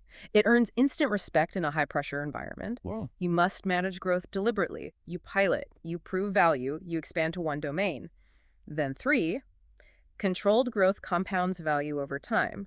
Uncontrolled growth destroys it. And I imagine this ties perfectly back to having that written, sponsor-approved charter we talked about at the beginning. Yeah. You use the charter to defend your deliberate rollout plan. Precisely. The charter is your shield. This all makes perfect sense conceptually. But I want to pivot slightly and look at this through a global lens, because a governance program operating out of a headquarters in Frankfurt is not going to have the exact same pressures or definitions of success as one based in New York or Mumbai. Not at all. So does this framework survive contact with international regulatory law? It survives, but it adapts. The underlying mechanics of governance, the need for metadata, quality checks, lineage, those remain constant globally. But the weighting of that success scorecard we built earlier, that shifts dramatically depending on where you are operating. The dominant regulatory drivers in a specific region dictate how the business defines success. Let's break down 3 major regions to see how this plays out in practice: the EU, the US, and India. And just a quick note for you listening. As we dive into this, we are looking at these regions strictly through an analytical, operational lens. We are simply reporting on the global regulatory landscapes as facts of the business environment. Right. We aren't taking any political sides on the merits of these regional laws. We are just explaining how a data professional must navigate them on a Tuesday morning. Exactly. This is purely about operational reality and where you need to allocate your budget. Let's start with the European Union. In the EU, the definition of success leans overwhelmingly toward provable compliance. Provable being the operative word there. Yes. The regulatory environment is heavily shaped by incredibly strict frameworks. You have GDPR for privacy, BCBS 239 for risk data aggregation in banking, and the newer DORA regulations for digital operational resilience. Heavy hitters. Very heavy. So if you are running a program in the EU, your scope must explicitly prioritize personal data and risk data lineage, that audit readiness metric we had at 15% on our baseline scorecard. Yeah. In the EU, that becomes a top-tier first-class success criterion. It might be 40% of your scorecard. If you cannot evidence your control effectiveness to a European regulator with a documented lineage report, your program has failed, regardless of how much operational business value you generated for the marketing team. Wow, that is a very distinct flavor of governance. Yeah. It's audit first. Contrast that with the United States. What drives the scorecard there? In the U.S., the environment is generally more fragmented, so success leans much more heavily on pragmatic risk mitigation and driving business value. It is driven by reducing litigation exposure, mitigating specific enforcement actions, and ultimately protecting shareholder value. So it's less about a singular overarching privacy law like GDPR and more about sector-specific risks. Precisely. Scope in the U.S. is often driven by whoever the most active regulator is for your specific business line. For example, if you are in U.S. banking, model data governance complying with regulations like SR 11-7 is a massive scope inclusion that drives the entire program. Right. The regulators want to know that the data feeding your financial models is accurate, so your scorecard weights heavily toward data quality lift and risk reduction in those specific areas. And then we look at India, which is an incredibly fast-moving, dynamic landscape right now. How does a governance lead define success there? In India, success equals readiness and growth speed. The landscape is moving at lightning speed. You have the new Digital Personal Data Protection Act, the DPDP Act, which is requiring massive enterprise-wide readiness efforts. Yeah. You also have very strict active expectations from regulators like the RBI and SEBI. I imagine data localization, the requirement to keep certain data physically within the country's borders, is a huge factor there. It is arguably the defining factor for scope in many cases. Data localization obligations entirely shape what systems are in scope for your governance program. But because India is such a fast-growing, hyper-competitive market, speed to a defensible baseline matters immensely. You can't slow the business down. Right. You have to establish governance rapidly to safely support massive business scaling without tripping over these new regulations. So adoption and time to data might be weighted very highly to ensure the business isn't bogged down by compliance. Okay, so if I'm synthesizing all of this, what if I am the global head of data governance for a massive multinational bank? I have a trading floor in New York, retail operations in Frankfurt, and massive back office and growth operations in Mumbai. How on earth do I balance a scorecard that requires 3 different approaches? If we connect this to the bigger picture, that is the ultimate test of a senior governance leader. You cannot have 3 completely separate, disjointed programs, or you will bleed money. It'd be chaos. Absolute chaos. You have to build a unified global framework, one core building code department that defines standard policies and tooling. But you must localize the execution and the success scorecards. So they act globally but measure locally. Exactly. Your central charter sets the standard, but your EU rollout prioritizes building out audit lineage, your US rollout prioritizes fixing model risk data quality, and your Indian rollout prioritizes data localization tagging and DPDP readiness. It is a complex, highly delicate balancing act of global standards versus local realities. We have covered an immense amount of ground today. We moved from the vague, feel-good ideas of we need better data culture to defining a precise, measurable, bounded program. Yes, we did. We established that you are the building code, not the construction crew. We drew a hard line between setting the rules and managing the pipes. And we figured out how to mathematically prove value to a CFO without letting the resulting success crush our team. We established the foundation. But before we wrap up, I want to leave you with a final thought to mull over, something that challenges everything we just built. Oh, lay it on me. We have talked a lot today about the governance program as this vital building code department that keeps the enterprise safe. But think about real cities. What happens when a city's building code department becomes so overly bureaucratic, so heavily obsessed with checking boxes and enforcing rules, that it takes 10 years to get a single permit? Everything stops. Yeah. It prevents any new buildings from being built at all. The city stagnates. The bureaucracy chokes the growth. Yeah. Exactly. So my question to you is, as you design this rigorous, highly structured program, how do you ensure your governance team remains an enabler of business velocity rather than becoming the dreaded department of no? How do you govern without grinding the business to an absolute halt? That is a brilliant tension to leave unresolved for now. Because if you lean too far into control, you kill innovation. Lean too far into innovation, the building collapses. And resolving that tension leads us perfectly into our next step in this curriculum. Now that we know exactly what a program is, what is in scope, and how to measure it, who's actually going to do the daily work? The million-dollar question. Next time, we move to Chapter 03. Governance versus stewardship versus management. We are going to name the exact human roles, the actual job titles that carry out everything we scoped here today. I can't wait to get into the people side of this equation. Yeah. Thank you for guiding us through this incredibly dense, highly political terrain. It was my pleasure. And to you listening, thank you for joining this deep dive. Take these concepts, take the sponsor test, take that definition of a governance program, and apply them to your own charters tomorrow morning. We will see you on the next deep dive. Welcome to the deep dive. So if you are prepping for a big strategic meeting, or maybe stepping into a new management role, or just, trying to navigate the complex world of corporate information without feeling completely overwhelmed, you are definitely in the right place. Absolutely, because today we are looking at something that trips up so many companies. Yeah, we are decoding the secret organizational chart of data governance. And our source material today is really fantastic. It's an excerpt from Durga Analytics Enterprise Data Governance course. Specifically Module 1, Chapter 3, which is just packed with good stuff. It really is. The overarching mission of our deep dive today is to figure out why these massive million-dollar data programs just stall out. And the core premise from the text is that it's almost never the technology. Right. It's the people. Confusing governance roles is like the #1 reason these projects fail. Which brings us to the hook of the whole thing. What actually happens when someone is given total, unblinking responsibility for a massive data problem, but they have absolutely zero power to fix it? I mean, it's a recipe for a total meltdown. Okay, let's unpack this, because before we can understand why these data projects fail, we really need to know who the actors are on the stage, right? Yeah, we have to move from the sort of abstract idea of governance to the actual people who turn the scope into action. Exactly. And the expert framework here systematically lays out 4 core roles from the course's glossary. Right. And the first one is the data owner. This is a senior business leader who is ultimately accountable for a data domain. They are the ones who carry the can if it all goes wrong. Exactly. Then you have the data steward, who is the business or subject expert.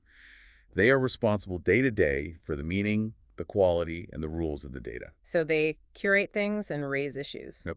Third is the data custodian. This is strictly an IT or engineering role.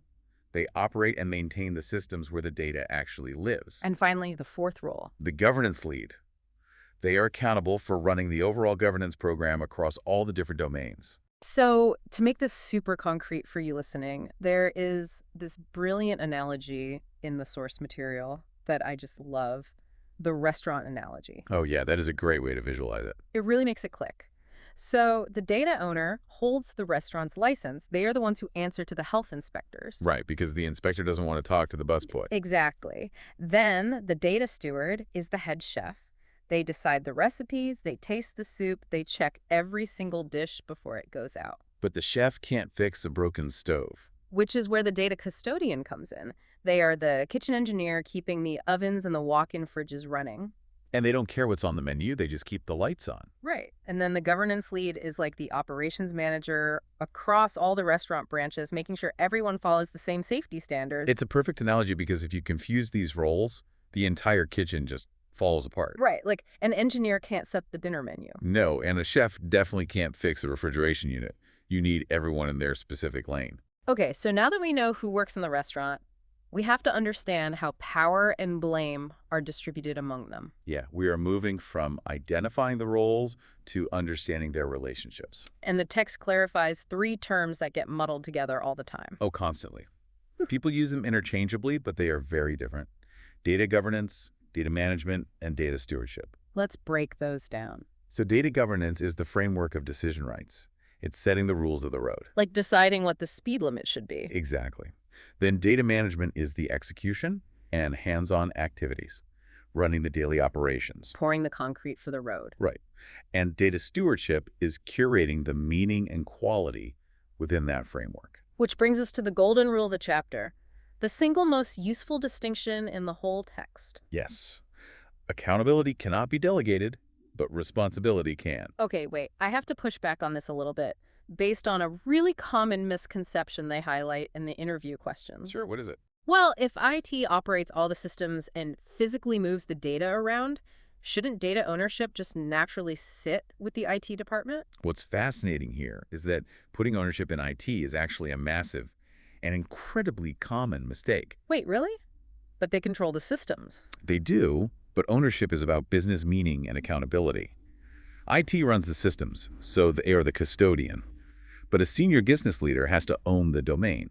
Because the business leader is the one who understands the risk. Yes, and more importantly, they are empowered to decide and actually fund the changes. IT usually doesn't have the budget to overhaul a business process. Ah, that makes total sense. And the chart in the source really drives this home. The time allocation chart. Yeah, owners spend very little of their actual time on this, but they hold all the decision power. Right, whereas stewards and custodians spend the majority of their time doing all the heavy lifting and hands-on work. Okay, so we've established that the owner has the power and the steward does the daily work. But what happens when that chain breaks?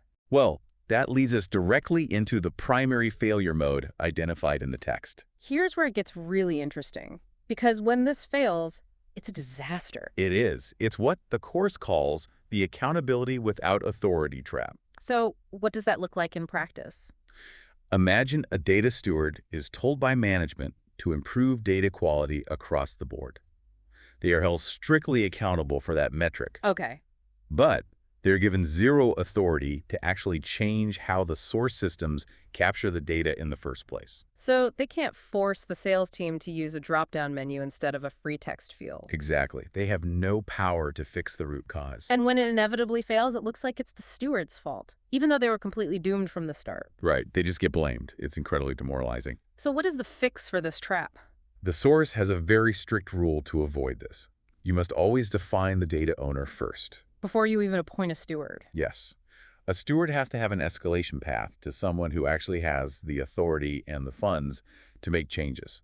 Because responsibility without authority always stalls out. Every single time. Let's prove this isn't just theoretical corporate jargon. The text provides this high-stakes, real-world crisis to apply the framework to. Yes, the bank scenario. It's a perfect stress test. So, picture this. A major bank discovers duplicate counterparty records in their system. Which means they have the same client listed twice under slightly different names. Right, which is artificially inflating their exposure to this single client. From a risk perspective, this is a massive crisis. A total nightmare for compliance. So how do our four roles actually resolve this without stepping all over each other? Well, it starts with the steward. They are doing their daily quality checks, they spot the duplicates, and they immediately raise the alarm. Okay, alarm raised. Who steps in next? The custodian.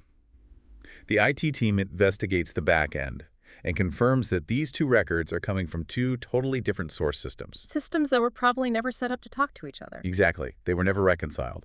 So the custodian finds the technical problem. But they can't just pick one system over the other on their own, right? No, that's a business decision. So the owner steps in. This senior executive makes the call that the domain will use one specific system for the golden record. The single source of truth. Yes. And crucially, the owner funds the IT work required to build the fix. They write the check. They do. And finally, the governance lead looks at this localized fix and says, okay, we need to ensure this same controls applied across all the other domains in the bank. So they scale the solution. Exactly. It's a perfectly orchestrated response. I mean, for you listening right now, just imagine a crisis at your own workplace. Do you have this kind of clear division of labor? Most places don't, unfortunately. Right. Or does everyone just run around like a kitchen on fire pointing fingers? Having those roles clearly defined saves so much time and money. So we've seen how this works in a specific bank. But how does this framework scale globally? That's a really good question because the jobs are universal, but the titles and the emphasis shift pretty dramatically depending on where you are. The global flavors of governance. Let's break down the regions the text covers, starting with the European Union. The EU approach is very formal and incredibly accountability heavy. Because of all the regulations, I imagine. Exactly. It's driven heavily by regulations like BCBS 239 for banks and obviously GDPR for privacy. So how does that change the roles? Well, you'll see roles like data protection officers interfacing directly with stewards, and regulators will actually demand to see the named owner of a reported figure. Wow, they want a specific human's name on the document. They absolutely do. Now, contrast that with the United States. The text mentions the U.S. is much more business-led, right? Yes. Ownership usually sits directly with the business line heads, and the stewards are often embedded right into the data and analytics teams. It's closer to the profit centers. Right. Though the U.S. does have its own strict rules, like model owners for SR 11-7 in banking. Which holds people accountable for the algorithms they use. Exactly. And then you have a market like India. Which the text describes as emerging and very pragmatic. Yeah, it's maturing rapidly right now. It's being driven by the new DPDP Act for privacy and also heavy expectations from the Reserve Bank of India, the RBI. How does the central bank change the org chart? Through outsourcing rules. Custodian responsibilities often sit heavily with IT under these RBI rules, and the actual job titles vary widely between different firms. But the core functions are still there. If we connect this to the bigger picture, the regulatory acronyms definitely change across borders, but the core human mechanics, who decides, who curates, and who operates, remain exactly the same everywhere. You can't escape the four roles. You really can't. So what does this all mean? Let's distill this deep dive down into its core essence for everyone listening. It comes down to structure. Right. Governance requires an owner who is accountable, a steward who curates, a custodian who operates, and a lead who runs the program. That's the baseline. And the ultimate takeaway from all of this is never to accept responsibility without the authority to actually make a change. If you can't fix the pipe, don't agree to mop the floor. Exactly. But before we wrap up, we need to look at where this is all heading. This raises an important question, actually. One that builds on the text, but looks to the future. Let's hear it.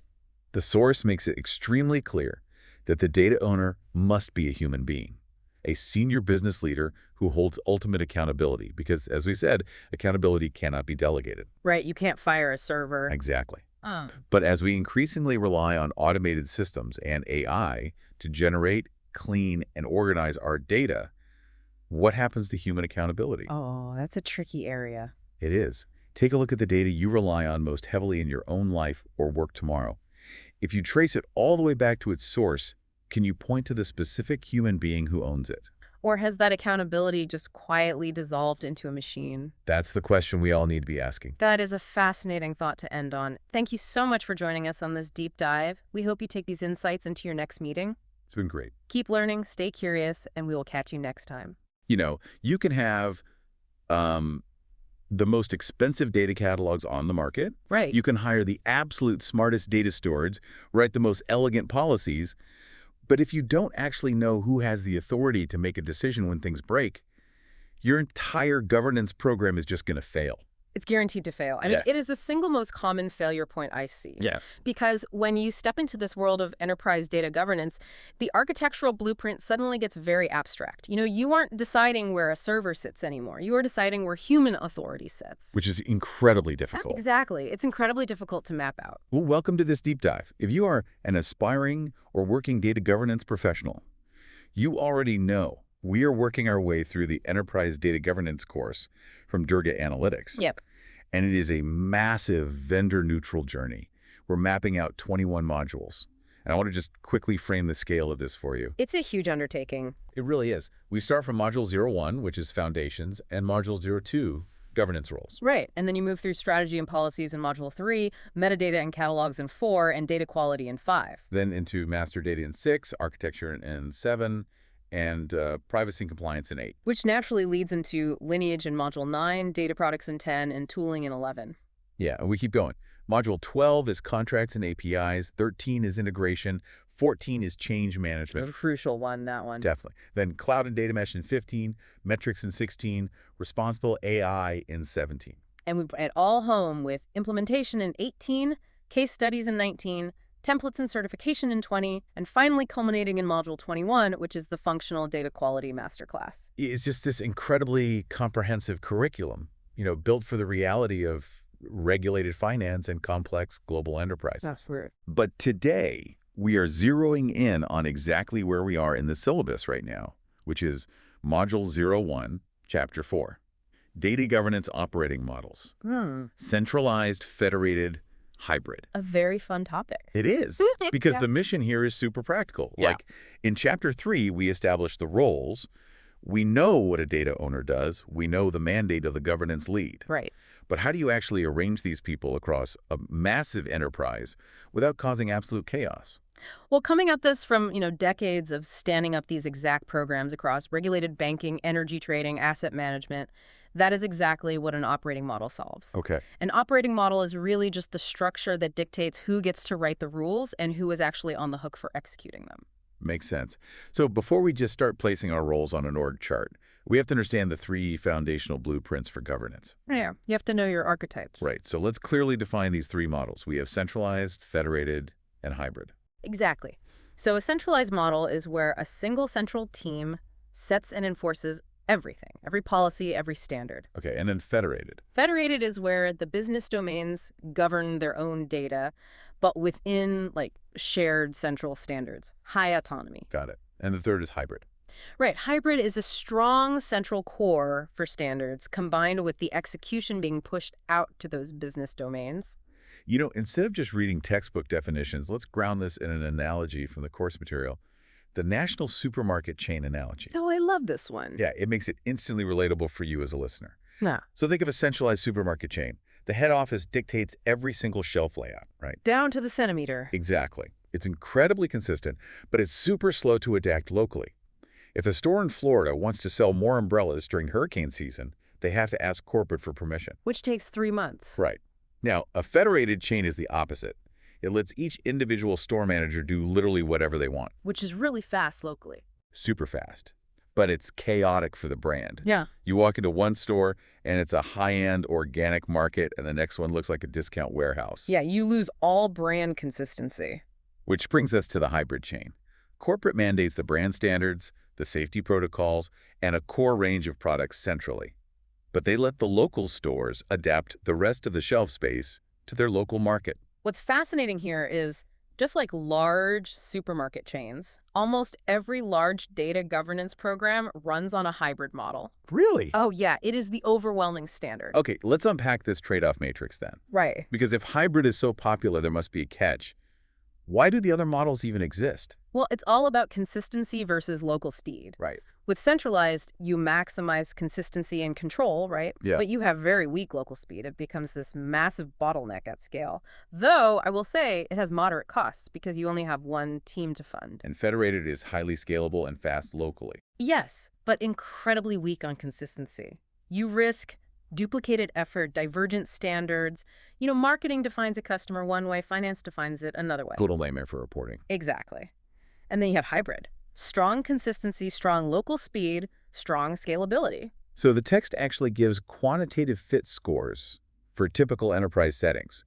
It gives centralized a 70, federated a 55, and hybrid an 85. Yep. Hybrid is clearly the highest score for a typical large enterprise. But I want to offer a deliberate pushback here. Go for it. Okay, if hybrid scores an 85, and it's just clearly the best of both worlds, shouldn't literally every company, regardless of size, just use hybrid from day one? I get that question all the time. But hybrid is a contextual choice. It is not a universal rule. Why not? Because of the coordination costs. To maintain the balance in a hybrid model, you need moderate to high coordination costs. Oh, right, because you have a central team and local stewards. Exactly. Imagine you're a small firm, maybe a startup with a single data team. The coordination cost of setting up a central council that then delegates to domain stewards who are basically sitting in the same room, it's a massive waste of time and money. They don't need a matrix organization. Right. For them, centralized works perfectly. Okay, that makes sense. Context is everything. So, as a governance lead, how do you actually look at your firm and choose the right blueprint? It really comes down to three things: size, culture, and regulatory load. Size, culture, regulatory load. Got it. So let's walk through some real-world scenarios from the text. Small, single-domain firm. Centralized. One team governs everything consistently. Simple, cheap, effective. Okay, what about highly autonomous divisions? The text uses the example of an integrated energy trading major, an ETRM. Yeah, those are fascinating. An ETRM is highly complex. You have, say, a power trading desk operating at high frequency and a crude oil desk dealing with physical supertankers. Right, totally different worlds. Completely different. They know their complex books and their markets best. So for them, a federated leaning model makes sense. So they just do their own thing entirely. Not entirely. The center still holds them to mandatory standards for, shared reference data and counterparty master data because the firm still needs to know its total risk exposure. But the daily execution is federated. Makes sense. Now, what about large regulated environments with many domains, like global investment banks or retail banks? That is where hybrid is basically mandatory. Because a purely central team would just drown trying to learn every domain's data. They'd be paralyzed. I mean, retail banking, wealth management, corporate lending, it's too much for one central team to understand deeply. But if they went purely federated, the domains would drift apart. And the regulators would shut them down. Right. There's a catchy phrase from the text that I love for big banks. The secret sauce of hybrid is simply central rulebook, local doing. Central rulebook, local doing. I say that in my sleep. And it connects directly to the bigger picture of regulatory requirements. Keeping that rulebook central is absolutely vital for strict frameworks. Let's talk about those frameworks, like GDPR and BCBS 239 risk reporting. Oh, yeah. BCBS 239 is a great example. It mandates that globally, systemic banks have to aggregate their risk data accurately across the whole enterprise. Because of what happened in 2008. Exactly. During the financial crisis, banks couldn't tell regulators what their total exposure to Lehman Brothers was because their data was siloed. It was too federated. Wow. So BCBS 239 legally requires shared data definitions. And you cannot get shared definitions without a central rulebook. Okay, so we have our blueprint based on company size, its culture, its regulatory load. But let's throw a wrench in it. Let's do it. What happens when geographic borders and local laws enter the picture? Geography shatters theory every single time. Because operating models have to adapt across regions. Let's look at the European Union first. The EU is all about strict central standards. It's driven heavily by GDPR and, again, BCBS 239. Yeah. The penalties are so massive that European firms tend to enforce very strict group-level rules. Okay, and contrast that with the United States. The U.S. is culturally very different. It's highly business unit-driven, aggressive independent divisions pushing for market share. So they lean federated. Very federated tendencies. Though I will say model governance is often centralized because of specific regulations like SR 11-7, which governs model risk management. So the regulators still force some centralization. Yeah, exactly. And then there's India. India is a really interesting market. Firms there tend to start centralized and then they federate as they mature. Really? Why is that? The structure is heavily shaped by the Reserve Bank of India, the RBI. Their outsourcing rules and localization needs basically dictate how a bank has to structure its custodians and infrastructure. Okay, here's where it gets really interesting for me. And I have a probing question for you about the EU. Okay, hit me. How does the concept of data residency actually break or challenge a purely centralized model? Oh, this is the ultimate trap for a global governance lead. Right. Let's say I'm a global bank headquartered in New York. I want a purely centralized model. My central team in Manhattan is going to govern all our global customer data. Good luck with that. Why? What stops me? Data residency. Simply put, data residency is the legal requirement on the geographic location where data is stored and processed. Okay. So if you have German citizen data, EU law might dictate that this data physically cannot leave servers located within the EU. It's trapped there. Legally, yes. Yeah. So even if your global firm wants a centralized model and you want your New York team to profile and cleanse that data, they can't. The data physically cannot cross the border to be managed by your central hub. So the law actually overwrites my beautiful org chart. It forces you to adopt federated execution. You have to hire local data stewards in Germany to manage that data because your central team in New York isn't legally allowed to look at it. Wait, really? Just because of where the server is? Just because of the geographic border, it is a massive operational headache, but it's the reality of global enterprise data governance. That is just wild. It is, but that's why you can't just design these models on a whiteboard. You have to know the legal landscape. Okay, so bringing this entire deep dive full circle and connecting it back to the course's learning outcomes. This operating model we've been discussing, it is ultimately just the org chart for the roles we discussed back in Chapter 3. Exactly. It's putting the people into the structure. So in a centralized model, your data owners and your data stewards all sit in the center. Right, usually in a single enterprise data management team. And in a federated model. They sit entirely in the business domains, completely decoupled from any central authority. And in our 85-point winner, the hybrid model. The governance lead, the policy writers, the people defining the standards, they sit centrally. But your data owners and your data stewards, the people actually touching the data, they live out in the domains where the data is actually used. Central rulebook, local doing. You've got it. I want to leave you, our listener, with a final provocative thought to mull over. We've spent this whole time talking about formal operating models, drawing the boxes on the org chart, establishing where authority should sit. On paper. Right, on paper. But how do informal workplace networks and office politics challenge this formal structure once it is actually implemented? Oh, this is where the rubber meets the road. Because, you can write a policy that says the business data owner has ultimate authority. But if the IT department controls the budget for the data catalog, then IT really holds the power. I mean, informal networks will bypass your formal model every single day if you aren't paying attention. A local data steward might formally report to the business domain, but if their bonus is tied to an IT project that has nothing to do with governance, they're going to abandon governance. Immediately. Office politics and budget control are the real operating model of any company. That is a very sobering thought to end on, but it is so true. Navigating that human friction is just as important as drawing the org chart. Well, that wraps up Chapter 4. We have the architecture. Now we need to assign the specific accountability. We will see you in the next chapter. So 5 data ownership versus accountability, RACI for data, where we make these roles in this model precise with the RCI matrix. Just 5 words. I thought you had it. Oh, yeah. The most dangerous phrase in corporate history. Right. I mean, welcome to this custom-tailored deep dive, where our entire mission today is to kill that phrase for good. Completely bury it. Exactly. We are pulling directly from, honestly, the definitive source on the subject.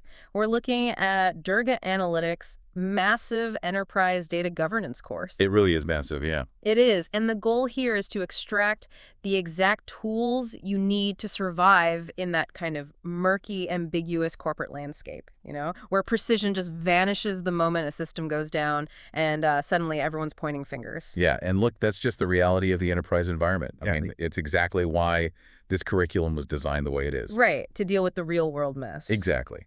To give you some context on where we're pulling this from, the course basically mimics the real-life evolution of a data program.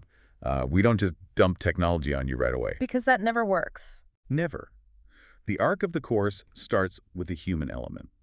So modules 1 and 2 are entirely about getting people to agree on who owns what, the operating model. And once you have that... Well, once you establish that foundation, then we scale up into the heavy machinery. Modules 3 through 7 hit data strategy, metadata catalogs, quality management. All the fun stuff. Right. From there, we tackle privacy, lineage, and cloud architectures. And it eventually culminates in those final modules focused on, implementation, metrics, and this really intense functional data quality masterclass. So it's basically a sequence journey. 21 modules, what, over 500 chapters? 529 chapters to be exact, yeah. Oh, wow. Okay, so from why governance exists all the way to AI and certification. But we are setting the pin right at the foundation today, right? We are. Module 01, Foundations of Enterprise Data Governance. And specifically, we're unpacking Chapter 5, which is Data Ownership versus Accountability, RACI for data. A crucial chapter. It really is. Because, look, you can draw up beautiful operating models on a whiteboard. You can put little boxes for data owners, stewards, and custodians. But an operating model is just talk until you know exactly who does what. It's just a wish list until then. Exactly, a wish list. Yeah. And the source material actually calls this RACI grid the sharpest tool in governance for ending ambiguity. So break down the acronym for us. What are we actually looking at? Sure. So it's a simple grid format, right? You list your activities as rows down the side of a spreadsheet. Okay, rows are activities. Right. And you list your roles as columns across the top. Then, in each intersecting cell, you place an R, an A, a C, or an I. And those stand for? So responsible, that's Yep. the R, is the person or the team rolling up their sleeves and doing the actual work. The doers. Exactly, the doers. Then you have accountable, the A. This is the individual who answers for the final outcome, the one on the hook. Okay, got it. Then C is consulted. These are the people who give input before the work is done. Like subject matter experts. Yeah. Exactly, people whose opinions you actually need. And finally, I is informed. That applies to those who are just told about the outcome after the fact. Okay, I love the analogy the source uses for this. Think of planning a wedding. Oh, the wedding analogy is perfect for this. It really is. So, okay, think about it. The caterer in the kitchen making the food, they are responsible. They're actually doing the work. It's wedding over the stove, yeah. Right. But the couple getting married, it's their money, it's their big day. They are accountable. If the food is bad, it ruins their day. Exactly. Then you have the parents. You ask them about the guest list to, keep the peace. So they are consulted. You definitely want to consult. Or else, right. And then finally, the college friends who just get a save the date in the mail, they are informed. It's such an effective mapping because it categorizes these really complex human interactions so cleanly. I mean, think about it. The distant relatives who are informed, they might complain about the venue. They usually do. Right. But they don't hold the power to change it. The parents who are consulted, they have a voice, but they do not have a veto. That's a great distinction. Voice, but no veto. Exactly. Because at the end of the day, the ultimate burden of the event failing or succeeding rests entirely on the accountable couple. Okay, but here's my pushback. In a wedding, chaos is obvious, right? Like, if the caterer doesn't show up, you see it immediately. There's no food. Right. But in corporate data, where you have thousands of tables, automated pipelines, massive spreadsheets, the failure isn't always visible until it's an absolute disaster. It's silent up until the explosion, yeah. Yeah. So where does the real structural failure stem from in this grid when you actually apply it to an enterprise? Well, the system breaks down almost exclusively in the A column, the accountable column. Really? Not the doing the work part. Not usually. Look, people will endlessly debate who should have been consulted or informed, right? Egos get bruised. But that friction doesn't bring a banking system offline. Fair point. Chaos occurs in two very specific scenarios. One, when two people think they are accountable for the exact same thing, or two, when absolutely nobody is. Oh, wow. Okay, so if the A column is the sole source of catastrophic failure, there has to be some kind of structural rule to prevent that overlap, right? There is. And honestly, it is the single most critical principle in this entire chapter. It's the one accountable rule. The one accountable rule. Yes. For every single activity, every single row on your grid, there must be exactly one A, not 0, not 2, 1. Wait. I can't accept that at scale. People always push back on this. I mean, think about it. If I'm migrating petabytes of data across 3 continents for a massive multinational bank, no single human can oversee that level of technical and regulatory detail. Sure. So you're telling me 2 regional department heads cannot split the accountability for a project that massive? Absolutely not. Shared accountability is zero accountability. Yeah. 0.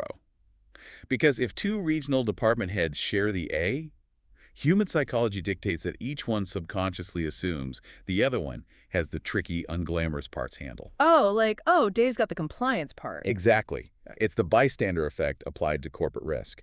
Now, don't get me wrong. They can certainly share the R. You can have 50 people responsible for executing the technical migration across those continents. Okay, so lots of doers. Lots of doers. But only one executive stands in front of the board or the regulator and answers for whether it succeeded or failed. One person. That requires a pretty ruthless approach to building these grids in the real world, doesn't it? It does. My workflow is brutal, but necessary to protect the program. How so? Well, I'll scan every row of a new RACI grid. If I see 2 A's, I force a conversation between those 2 leaders, and I delete one of the letters. You just delete it. I make them choose, and then I delete it. And if I see no A, I assign one. It is literally the only way to avoid that excuse of, I thought you had it. That sounds incredibly decisive in theory. But these grids are built by people with egos and agendas. Oh, heavily. Right. So if you're stuck in a meeting where 2 departments are just at each other's throats over a data set, you don't need management theory. You need a referee. You really do. So how does this grid actually dissolve workplace politics? Let's use a realistic slice of a bank's governance to show how this works. In our standard model, data owners, who are usually senior business leaders, they carry the accountability for granting access to data. Okay, owners do access. Right. Data stewards, on the other hand, carry the accountability for fixing data quality issues. Okay, let's inject some drama into that setup. Let's say you have a highly sensitive data set, maybe a list of high net worth clients and their trading behaviors. Very sensitive stuff. Super sensitive. Now, marketing demands the ability to approve access to this data because they need agility to run their campaigns, right? They want to move fast. Of course they do. But the risk team demands to approve access because the data is a gold mine and a leak would be disastrous. So voices are raised in this meeting, emails are flying with those super aggressive CCs. I've all seen those emails. We've all been on those threads. What do you do? In the heat of that argument, you do not debate the merits of marketing's need for speed versus risk's fear of exposure. You don't get into it. You don't. No. You just point to the RCI grid. Because the grid, which was signed off by executive leadership during peacetime, clearly states the data owner is accountable for access decisions. During peacetime. I like that. Right. It says the owner is accountable, the custodian is responsible for implementing it, and security is consulted. So it basically functions as an institutional memory of a past decision. Exactly. The argument ends because it was actually settled months ago. You completely remove the emotion. The participants are no longer arguing with each other. They're simply executing the agreed-upon operating model. Wow. Okay, so a grid looks great on a whiteboard to stop internal bickering. But a data leak doesn't just mean a failed internal project. I mean, it often means a federal audit. Oh, absolutely. How does this grid hold up when governments get involved? Well, regulators around the world actually demand this level of clarity. But what is fascinating is how their view of accountability changes depending on their specific cultural and legal priorities. Okay, let's break that down. Start with the European Union, because they are notoriously strict on privacy and documentation, right? Very strict.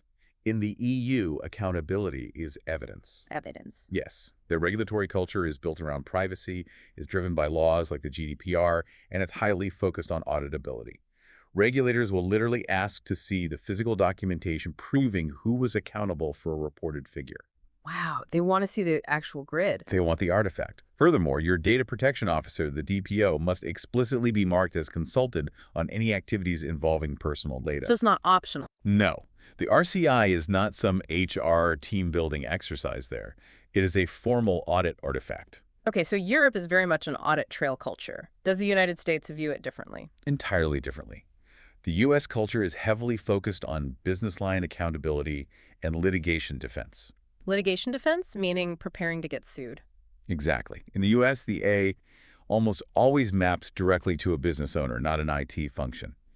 If the bank gets sued or investigated, proving you had a clear chain of accountability is your very first line of defense. And there are specific regulations that force this mapping, right? The source material mentions things like SR 11 to 7. Yeah, SR 11 to 7. So for those listening who are outside U.S. banking, SR 11 to 7 is essentially the Federal Reserve's rulebook, ensuring that the mathematical models banks use to predict risk aren't fundamentally flawed. Basically to prevent another 2008. Precisely. It was born out of the financial crisis when these algorithmic models kind of went rogue. So your RACI has to explicitly add rows for model owner activities, pinpointing exactly which human being owns the math. Which human being owns the math? That's heavy. It is. And we are also seeing massive regulatory transformations in emerging markets, too. How does India fit into this global picture? India is formalizing its governance expectations incredibly fast right now. You've got the Digital Personal Data Protection Act, or DPDP, rolling out. And the Reserve Bank of India, the RBI, is drastically increasing its scrutiny. What is driving the RBI's specific focus on these governance grids? Well, the RBI has an intense focus on outsourcing arrangements. Many Indian banks rely heavily on third-party IT vendors to manage their infrastructure. Right, huge consulting and IT firms. Exactly. So the custodian rows in their RACI grids must directly reflect and govern those third-party relationships. It ensures that even if the IT work is outsourced to another company, the accountability remains crystal clear within the bank itself. So you can outsource the work, but you can't outsource the blame. Exactly. The bank cannot outsource the risk. Man, so this document really is a legal shield. It protects the enterprise when the auditors come knocking. It absolutely does. And that raises the stakes considerably for anyone working in this field. I mean, if you are sitting across from a hiring manager for a senior governance role, you have to prove you understand those stakes, not just what the acronym stands for. Exactly. Knowing the theory is just the baseline. Demonstrating how you apply it under pressure and understanding the unwritten subtext of what a hiring manager is actually asking, that's what gets you the job. All right, let's put that to the test. Let's run a scenario-based simulation to make this really concrete for you listening. Sounds fun. I will play the hiring manager. I'll pull scenarios straight from the source material for different types of financial firms. You provide the strong answer within, say, a 90-second window. Ready? Let's do it. Okay. Scenario 1. You're interviewing at a global investment bank. I'm the hiring manager and I ask, why does our massive, sophisticated data program need to rely on a grid as basic as a RACI? I would say governance relies on ending ambiguity by ensuring every critical activity gets exactly one sign. Accountable person answerable for the outcome, along with clear doers who are responsible, you create a pre-agreed answer to the question, who owns this? It prevents the most common structural failure in investment banking. Critical tasks falling through the cracks because everyone assumes someone else was handling it. Nailed it. And notice what the hiring manager is testing there, right? They want to know if you view governance as just a bureaucratic checklist or as a real risk mitigation tool for the bank's operational survival. Spot on. Okay, scenario 2. A regulated retail bank with a very risk-averse culture. When building a RACI for a data domains, what is the single most important rule you follow? Exactly one. Accountable per activity.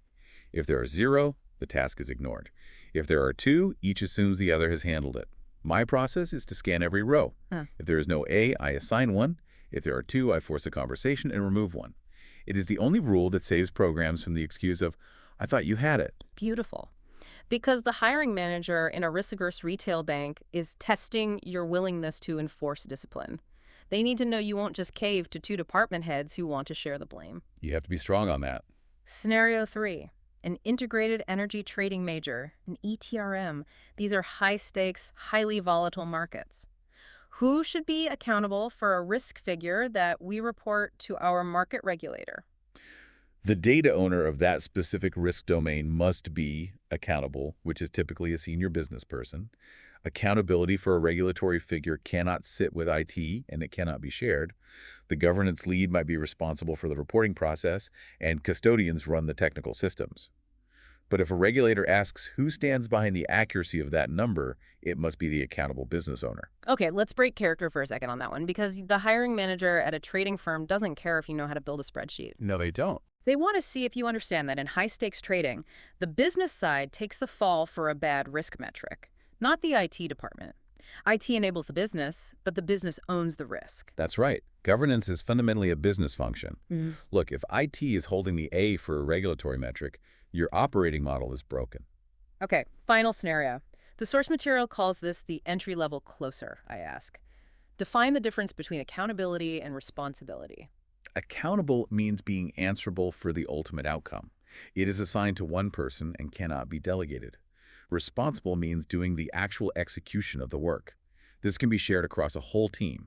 You have one A who answers for it and one or more Rs who deliver it.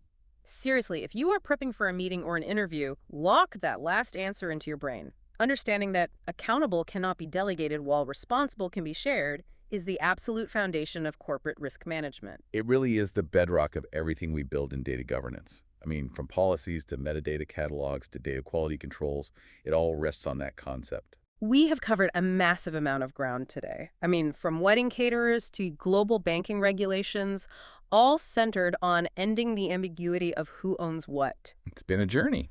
But as we look at the future of these grids, a new variable is entering the equation. Oh, here we go. Think about it. If responsible means the entity that does the actual work, what happens when AI agents take over the heavy lifting of data quality checks, classification, and code generation? It's a huge question. Can an artificial intelligence be marked as responsible in a corporate governance document, or does that force us to completely rethink the custodian role in the next generation of data governance? Well, look, if the R becomes an algorithm that operates 204/7 without human intervention, the A, the human, accountable for the outcome, carries a much heavier, very different kind of weight. Because you can't fire an algorithm. Exactly. It requires a massive paradigm shift in how we assign risk, because you cannot fire an algorithm when things go wrong. Someone human has to answer for it. A brilliant thought to leave on. Thank you for joining us on this deep dive. We hope it gave you exactly what you need to navigate the murky waters of data ownership and survive those inevitable corporate disputes. Take us to the next stop on the Durga Analytics journey. Next chapter, '06 Governance Lifecycle, where policies flow from draft to standard to enforcement to review. Have you ever spent like 6 months writing this beautifully formatted rule book for your team? Like pouring your heart into every single bullet point, getting it all approved, only to realize months later that, well, absolutely nothing has changed. Oh yeah, the rules look amazing on paper, but everyone is just going about their day exactly as they did before. It's incredibly frustrating. Right. I mean, people spend thousands of hours writing these things, and they just become digital dust on some corporate intranet. So why are we so bad at this? Well, it's basically because we confuse the existence of a document with the reality of an operation. You write a 50-page PDF, you get assigned by the steering committee. Yeah, it feels like a big achievement. Exactly. It feels like work. You publish it and you think the job is done. But the reality of the organization just ignores you because, well, paper doesn't enforce itself. That makes a lot of sense. And welcome back to our deep dive, by the way. We've spent the last few sessions really getting into the weeds of this massive Durga Analytics enterprise data governance curriculum. And it really is a beast of a course. It is. Just as a quick reminder for you listening at home, this course is a 21-module, 529-chapter journey. Yeah, we cover everything from, why governance even exists and setting up operating models. Right. That was modules 1 through 5, right? Where we went through policies, metadata, data catalogs, and data quality. Exactly. And then the later modules, 6 through 21, they zoom way out into master data, architecture, privacy, data products, all the way into cloud governance, data mesh, metrics, and responsible AI. Culminating in the implementation stuff, case studies, and that huge functional data quality masterclass. It's so much material. It is a massive landscape. And the entire philosophy of this vendor-neutral regulated finance curriculum is to give professionals job-ready artifacts. Right, actionable stuff. Exactly. We want to teach data stewards, architects, risk managers how to build a program that actually functions under pressure in the real world. Which perfectly brings us to today, because we are zooming in on Module 01, specifically Chapter 6, which is titled Governance Lifecycle, Policy to Standard to Enforcement to Review. Yes. my favorite chapter. It's a great one because this is the exact moment all that high-level theory we've been talking about actually hits reality. So if we want to transition our program from a theoretical wish list to something that actually changes behavior, we clearly need a totally new mental model, right? We absolutely do. Yeah. The core concept of Chapter 6 is that governance is a living, breathing loop. It is not a finish line. Okay, a loop. Right. Every governed rule in an enterprise must move through a 5-stage repeating lifecycle loop.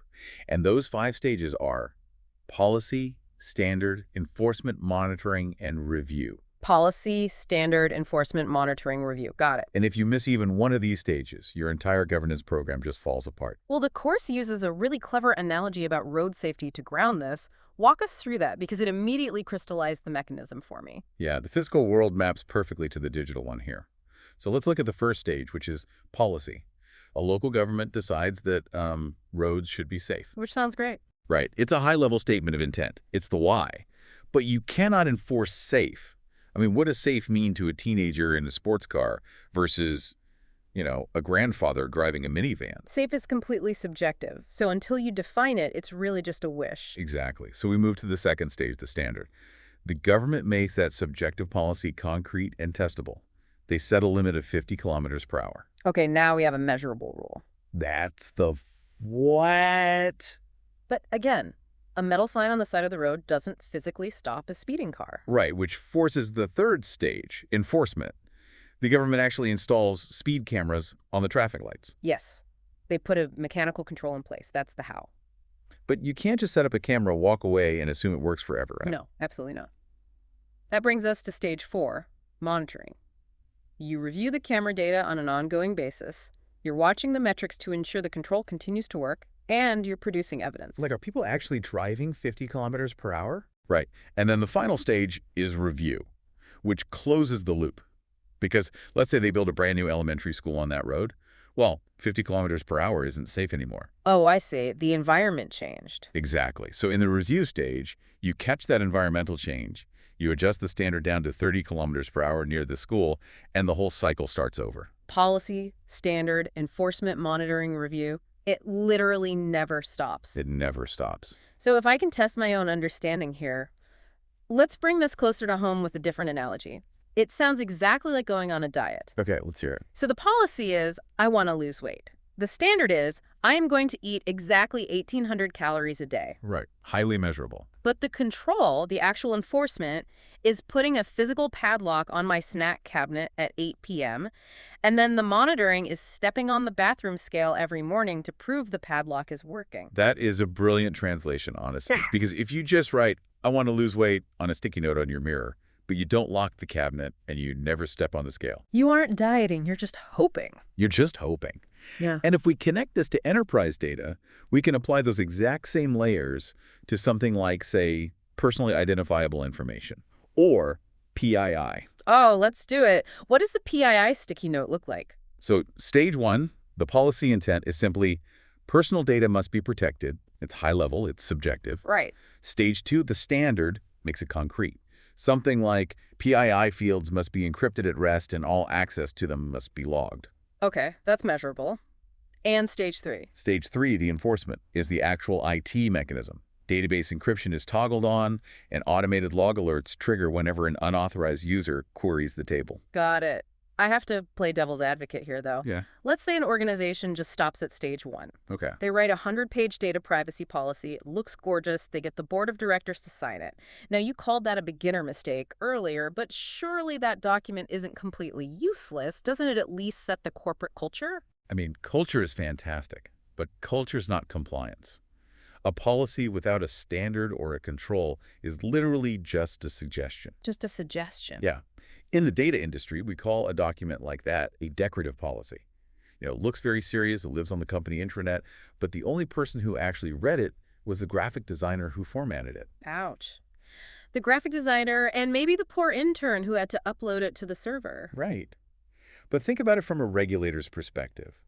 If an organization just writes down, personal data must be protected, and stops there, it's a city declaring, drive safely, with no speed limits, no signs, and 0 cops. You haven't changed the behavior. People are still speeding. Exactly. The real value of a governance program, the actual thing that protects the bank or the energy firm, lives exclusively in the lower layers, the standards, the controls, and the monitoring.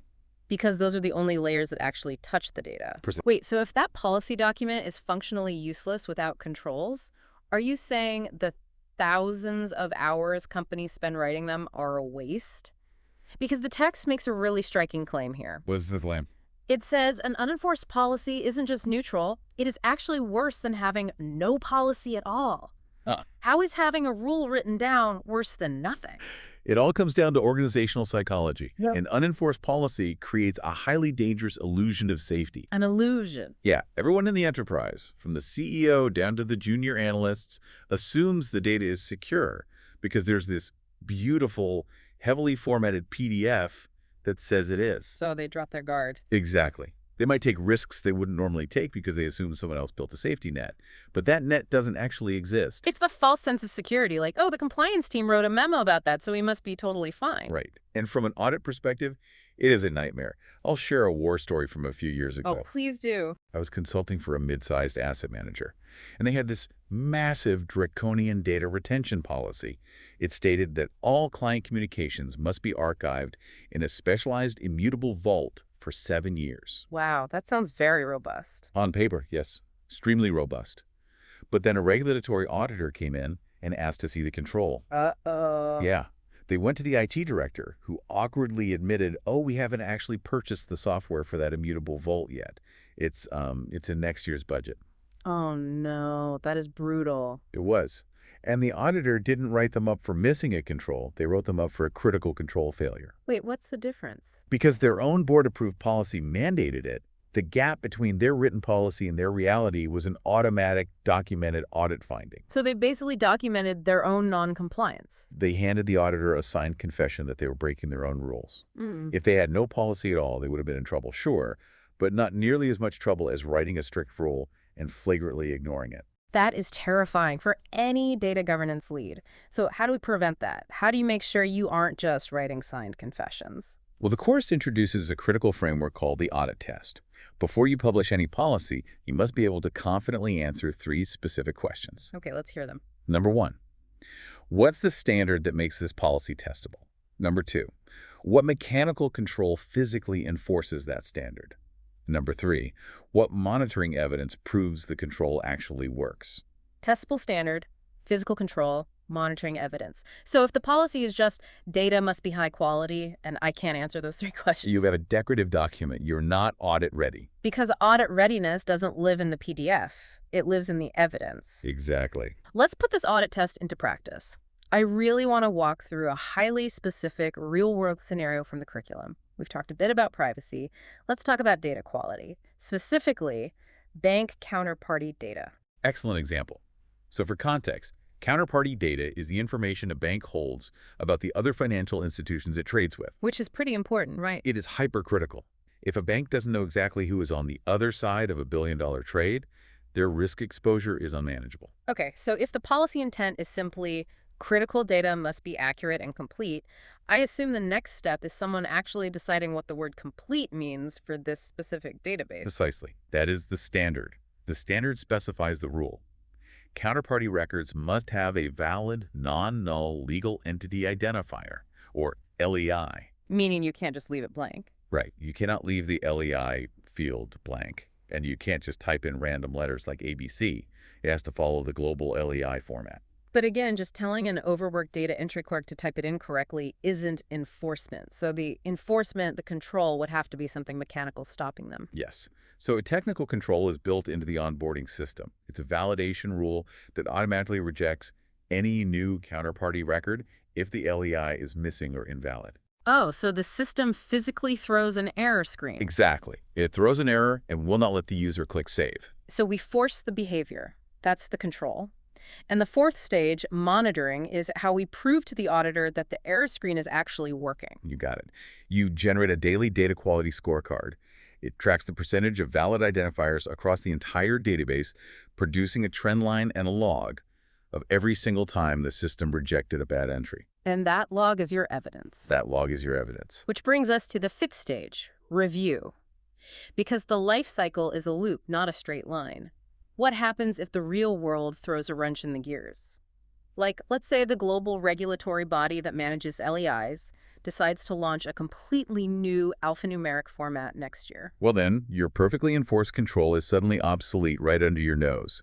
The old identifier format is now technically invalid. Oh, wow. So if you just wrote a document and walked away? Your system would start rejecting valid new counterparties or accepting broken ones. Right. But because governance is a loop, the review stage triggers an update.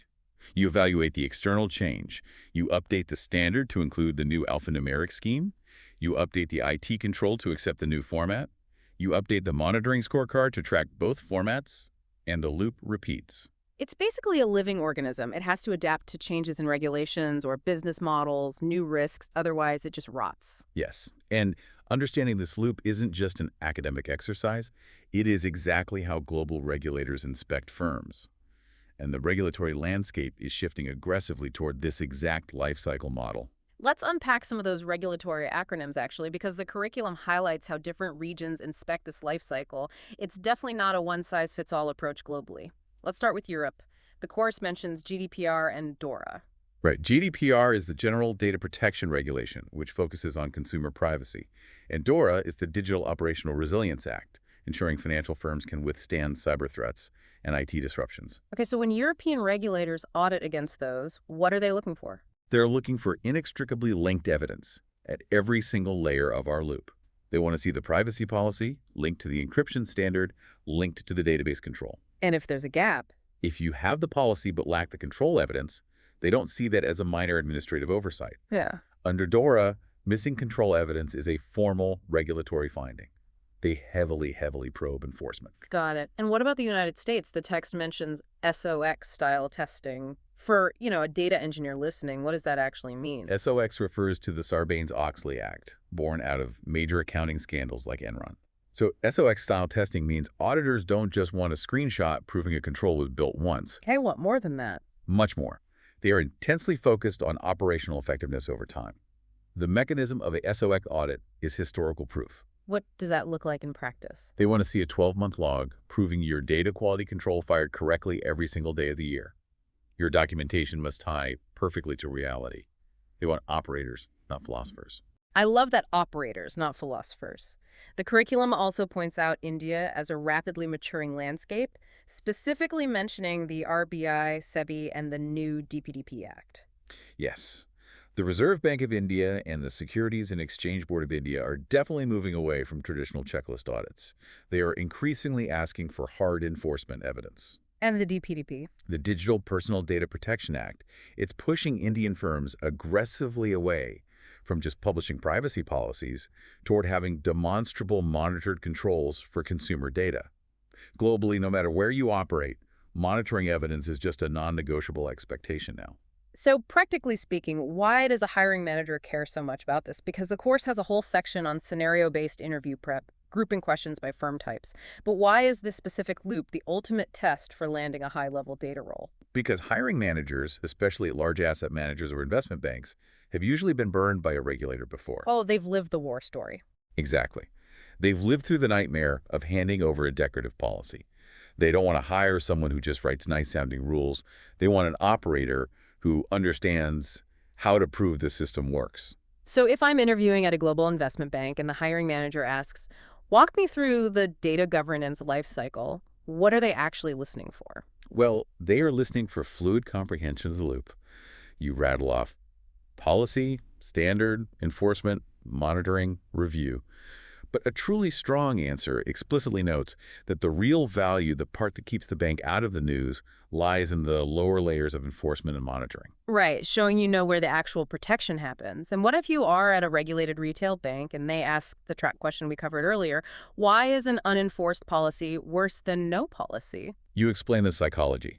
You tell them about the false sense of safety it creates across the organization, and you explain that a written policy without a control is an automatic audit finding because it documents noncompliance. I love that. You show them you understand the risk, not just the data. The text also mentions ETRMs, an integrated energy trading major. What does an ETRM firm want to hear? They might ask you to distinguish between a policy, a standard, and a control. using a specific example, like pipeline sensor data. Oh, applying it to their world. Yes. And you would use the exact framework we discussed. Policy is the why, standard is the concrete what, and control is the mechanical how. Makes perfect sense. And Shinley, what if you are sitting across from a director at a large asset manager and they throw down the gauntlet? A regulator asks you to prove a policy is working. What do you show them? The only winning answer is that you show the full chain. You don't just hand them the PDFs. Right, the decorative policy. No, you show the policy, the standard that operationalizes it, the mechanical control that enforces it, and the 12 months of monitoring evidence, the scorecards and exception logs that prove it operated effectively. Wow. If you only produce the policy PDF in that interview, you have failed the test. Because evidence at every layer is what true audit readiness actually means. Exactly. It really is the ultimate entry-level, closer question at any regulated enterprise. Sure. Why is the governance lifecycle a loop rather than a line? Because the world changes. A rule set once and never revisited goes stale and rots. Governance has to be a living loop. Let's synthesize everything we've unpacked today. So we've learned that enterprise governance is a continuous 5-stage loop. Policy, standard, enforcement, monitoring, and review. Right. Policy is the high-level why, standard is the concrete what, and control is the mechanical how. And we discovered, through the diet analogy and that brutal asset manager war story, that an unenforced policy is actually worse than nothing. Way worse. Because it creates a false sense of security and guarantees an audit finding. And finally, we learned that true audit readiness, the kind that satisfies a SOX auditor and gets you hired at a major bank, lives entirely in the historical evidence generated by your controls. A perfect summary of Chapter 6. Well, I want to leave you, our listener, with a final thought to mull over. We talked about how the review stage is triggered by change, like a new school being built or a new legal identifier format being released. Yeah. Think about your own organization right now. What hidden changes in your company's external environment or, shifts in your underlying data landscape are currently happening that might be making your perfectly enforced controls completely obsolete right under your nose? That's a great question. Right. Are you actively paying attention to the review stage, or are you just admiring your shiny speed cameras on a road nobody uses anymore? That is exactly the kind of critical thinking required to run a successful, resilient program. And actually, it leads us perfectly into the next step of our journey. Oh, does it? Yeah. Next time, we tackle Chapter 07, Business Drivers. We're going to explore regulation, advanced analytics, M&A activity, and cloud migration, the actual macroeconomic forces that trigger these governance programs into existence in the first place. Oh, that sounds fantastic. I can't wait to dig into that. We will see you on the next deep dive. So imagine this. A Fortune 500 company just dropped. They just spent $20 million on this state-of-the-art AI platform. Right, yeah. Happens all the time. And then 6 months later, their data science team is just sitting on their hands, totally paralyzed. Because the data is garbage. Exactly. The raw data feeding into these models is such a mess that the AI is hallucinating wildly. And it's that specific, highly visible, multi-million-dollar executive failure that finally gets a data governance program funded. Yep. That is usually what it takes. So welcome to this deep dive. If you're listening to this, you are probably navigating these exact trenches every single day. You're a data governance lead, a data steward, a data architect, or maybe you're sitting in a privacy office just desperately trying to impose some sort of order on total enterprise chaos. Which is not an easy job. No, it's not. But we are diving straight into the Durga Analytics Enterprise Data Governance course to help you out. Right, which is just a monumental curriculum. We're basically acting as your guides through this incredible sequenced journey. It's 21 modules, 529 chapters. It's massive. It really is. It's the definitive playbook for standing up enterprise data governance. And while it's huge, it is structured with incredible precision. Oh, absolutely. It takes you from the absolute foundational concepts of why governance even exists all the way to the deep technical implementations. And to give you a sense of the scale, let's quickly map out these 21 modules so you know exactly where you are on this journey. Good idea. So Module 1 is the foundations of enterprise data governance, which is where we are today. Then Module 2 covers governance roles, organization, and operating models. Right, getting the people part sorted. Then Module 3 is data strategy, policies, and standards. After that, Module 4 digs into metadata management and data catalogs. Yep, and then Module 5 is all about data quality management. Module 6 hits master data management, MDM, and reference data. And then we get into the heavy structural stuff. Module 7 is data architecture, modeling, and standards.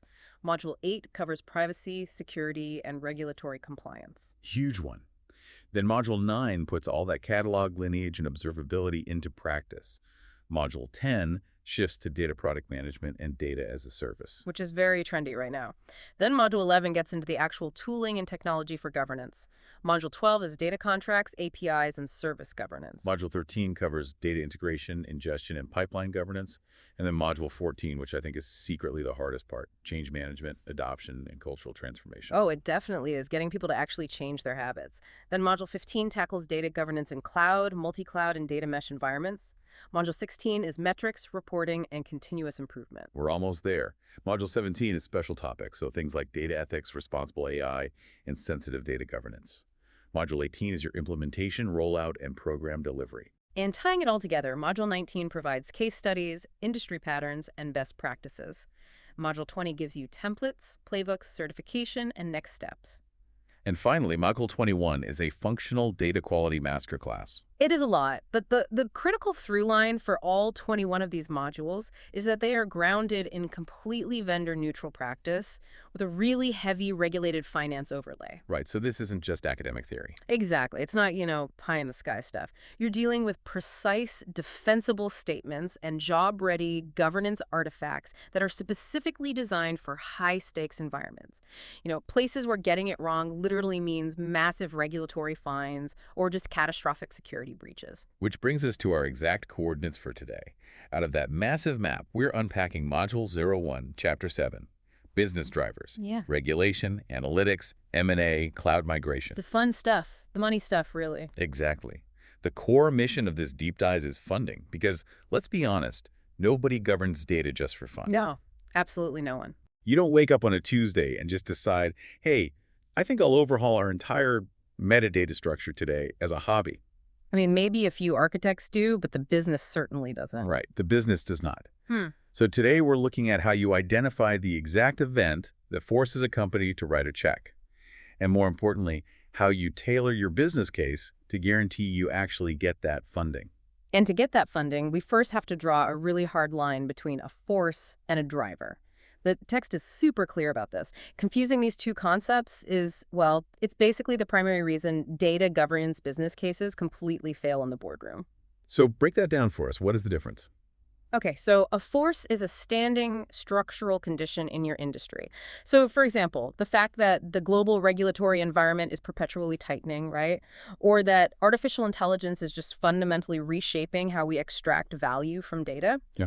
Those are forces. They are chronic. They explain why governance is necessary in the grand scheme of things. But, and this is the trap, right? A chronic condition doesn't actually create urgency. Exactly. Executives can and do ignore force for years. They'll acknowledge it, nod their heads, and then fund something else. Right, so what's a driver then? A driver is an acute, concrete, triggering event. So the shifting AI landscape, that's a force.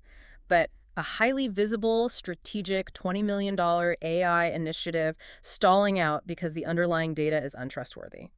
That is a driver. Ah, I see. Yeah, so forces are the background climate. Drivers are the tornado actively touching down in your data center. The driver dictates the exact moment your program actually gets funded. The source material uses this really highly relatable analogy here that I love. It's about tidying the garage. Oh, it's perfect. Let's think about the reality of a messy garage, right? The clutter, the disorganized tools, the boxes from like 3 moves ago. We all have them. Right. That mess is a standing condition. It's a force. You walk past it every single day. You complain about it to your spouse. You know it's inefficient because you can never find a hammer. But you don't sacrifice your entire Saturday to clean it just because the mess exists. The mess alone doesn't trigger the action. Exactly. So when do you actually clean it? You only clean it when an external event forces your hand. Like the city inspector is coming to appraise the property. Or your partner is moving in, which means you are suddenly merging 2 households and you desperately need the physical space. Or you have a burst pipe and you need to find the water shutoff valve in like 30 seconds. The state of the garage never changed. The mess was always there. But the triggering event, the driver made the cleanup mandatory. And diagnosing that specific event in your enterprise is step 1 for any data governance lead. Absolutely. You cannot just walk into a boardroom, point to your company's proverbial messy garage of data, and ask for $1 million to organize it. They won't give it to you. You have to identify the inspector, the missing tool, or the move. So let's get into the mechanics of those events. Because the sources provide actual hard data on what triggers these enterprise governance programs, there are 4 major drivers that force the issue. And the heaviest hitter coming in at 38% of all governance program triggers is regulation. This is the inspectors coming scenario. And particularly in the regulated finance and energy trading spaces that this course focuses on, regulation is absolute. It's not a suggestion. Let's look at why this forces funding so effectively. It's not just this abstract fear of a penalty, right? It's more structural than that. Way more. Take a framework like BCBS 239 in the banking sector. So following the 2008 financial crisis, regulators realized that massive global banks literally could not aggregate their risk data to figure out their total exposure. They didn't know who they owed money to and who owed them. Which is terrifying. Truly terrifying. So BCBS 239 doesn't just say, hey, manage your risk better. It mechanically forces a bank to prove the exact lineage of every single critical data element feeding their risk reports. Wow, so they have to map everything. Everything. And if you cannot produce that lineage map for the regulator, they don't just write you a ticket, they can drastically increase your capital requirement. Meaning what, exactly? Meaning they essentially lock up billions of dollars of your liquidity and reserve. Or worse, they can just shut down your trading desks entirely until you fix it. Right, which means data lineage transitions immediately from a, nice-to-have IT project to an existential requirement for the bank to just continue operating. Precisely. Or look at DORA, the Digital Operational Resilience Act in the European Union. DORA mandates that financial entities prove they can withstand massive IT disruptions, like a huge cyber attack. Okay, but how does that tie into data governance? Well, to survive a disruption, you have to know exactly where your critical data lives, right? Sure. How it flows and how it recovers. You cannot prove operational resilience without a comprehensive data catalog and a fully mapped infrastructure. That makes total sense. So when a regulator issues a formal finding under these frameworks, it creates a hard, non-negotiable deadline backed by just catastrophic financial consequences. That's a driver. Okay, moving down the list. The second most powerful driver at 24% is analytics and AI. Oh. This is our need to find the tool-fast scenario in the garage, which ties right back to that stalled $20 million AI platform we opened with. Right. And the mechanics of this driver are deeply rooted in data provenance. So a business makes a massive capital expenditure on an AI team or maybe a fancy new machine learning platform. And the board expects a return on that, right? They want predictive insights that will drive revenue. Exactly. But when the data scientists actually get in there and look at the data lakes, they realize they have absolutely no idea where the data originated. They don't know what the security classifications are. They don't know if the data definitions are even consistent across departments. Right, because if you feed an unverified table that contains, say, undocumented, personally identifiable information, PII, into a large language model. Yeah, you haven't just built a useless model. You have built an automated compliance violation machine. Yikes. Yeah, it's bad. And that is the exact mechanism of the failure. The AI initiative grinds to a complete halt because the raw material is essentially toxic. And suddenly the data governance team isn't viewed as this annoying bureaucratic bottleneck anymore. No, suddenly they are the critical unblockers.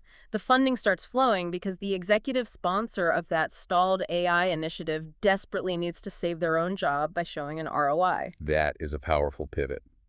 Next up, accounting for 15% of the triggers is M&A, mergers and acquisitions.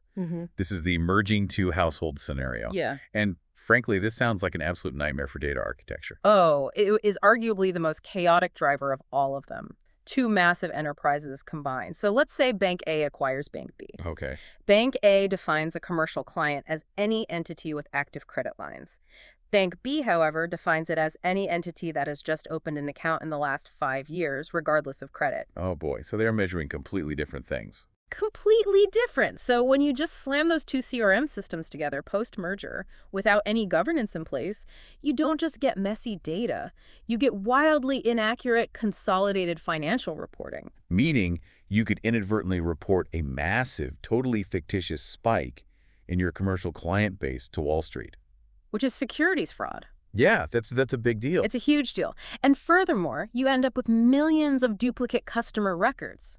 The marketing team is double calling clients, irritating them. The risk team cannot calculate aggregate exposure for a single corporate entity because that company exists as 5 different disconnected records across the legacy systems. So cross-selling is totally impossible. Exactly. The merger itself forces rapid, aggressive data reconciliation and master data management. The business case practically writes itself here because the operational friction is costing them millions daily. Which brings us to the fourth major driver at 14%. Cloud migration. The moving house scenario. But wait, hold on a second. This one actually seems kind of counterintuitive to me. How so? Well, the entire pitch of migrating to the cloud, moving to AWS or Azure or Google Cloud, is that it makes your infrastructure more agile, streamlined, and modernized. So why does adopting the cloud suddenly trigger a data governance panic? That is a brilliant question, and honestly, misunderstanding this dynamic is a massive blind spot for a lot of data professionals. Let's break down the architectural shift. Think about your legacy on-premise environment. Okay, so physical servers. Right.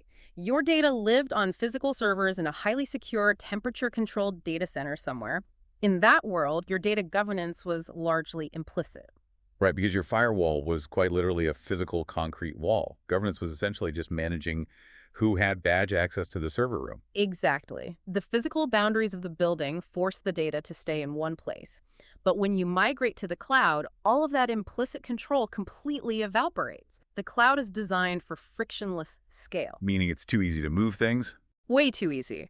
A junior developer with the right permissions can click a drop-down menu in an AWS console and instantly replicate a multi-terabyte database from a server in Frankfurt, Germany to a server in Virginia.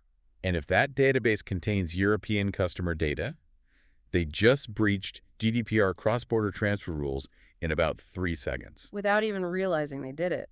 In the cloud, data can live, leak, or drift across dozens of interconnected services, multiple geographic regions, and really complex multi-cloud architectures. Because that implicit physical control is gone, governance must be explicitly designed into the architecture. So you have to build the walls digitally. Yes, you need explicit metadata tags, strict identity and access management roles, automated data lineage tracking, and hard-coded data residency boundaries. When enterprises try to just lift and shift their messy on-prem data to the cloud without governing it first, they inevitably create massive security gaps and regulatory breaches. So it's the sheer terror of that uncontrollable cloud sprawl that opens the corporate wallet. Exactly. The fear of losing control completely. That mechanical difference between implicit and explicit control makes total sense. Now, just to round out the statistics from the text, there is a fifth minor driver at 9%, which is an incident or a breach. So a literal disaster forces the issue. But regulation, analytics, M&A, and cloud migration, those are the 4 foundational pillars. Knowing those 4 pillars is essential. And the text makes a really critical pivot right here. Knowledge is completely useless if you don't apply it politically. The most important rule in this entire chapter is this. The driver tells you how to sell the program. Okay, so we are shifting from theory to actual boardroom tactics. We are. Think about the daily reality of a data governance practitioner. Defining metadata, establishing data ownership, setting up data quality rules. That foundational plumbing is essentially the exact same work regardless of why you are doing it. A data dictionary is a data dictionary. Right. But you will never get funding if you pitch the plumbing. You have to pitch the outcome, and that outcome absolutely must be framed in the native language of the dominant driver. Let's pressure test this with a real-world scenario from the sources. Okay, so role play with me for a second. Let's say I am the data governance lead at a large asset manager. We have a brilliant AI team, but they are completely blocked from deploying a new credit risk model because the training data lacks provenance and the definitions are a mess. I need budget to fix this. Okay. How do you structure that pitch to the executive committee? Well, honestly, if I'm trying to get funding to fix inconsistent data in a credit model, that inconsistency is a massive compliance risk. So why wouldn't I just put up a slide showing a $50 million regulatory fine from a similar firm? Fear is a massive motivator. I should just scare them into funding the program, right? If you take that approach, I guarantee you the executives will politely listen, nod, and then they will deny your budget. You have fundamentally misdiagnosed the driver in the room. Well, wait, the compliance risk is real. The compliance risk is very real, but it is a chronic force in this specific scenario, not the acute driver. The executives sitting across from you are currently losing sleep because they approved a massive capital expenditure for an AI team that is currently providing zero return on investment. Oh.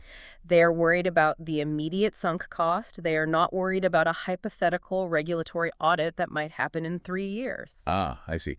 By pitching compliance, I am solving a problem they aren't actively feeling the pain of today. Exactly. You look entirely disconnected from their immediate strategic pain.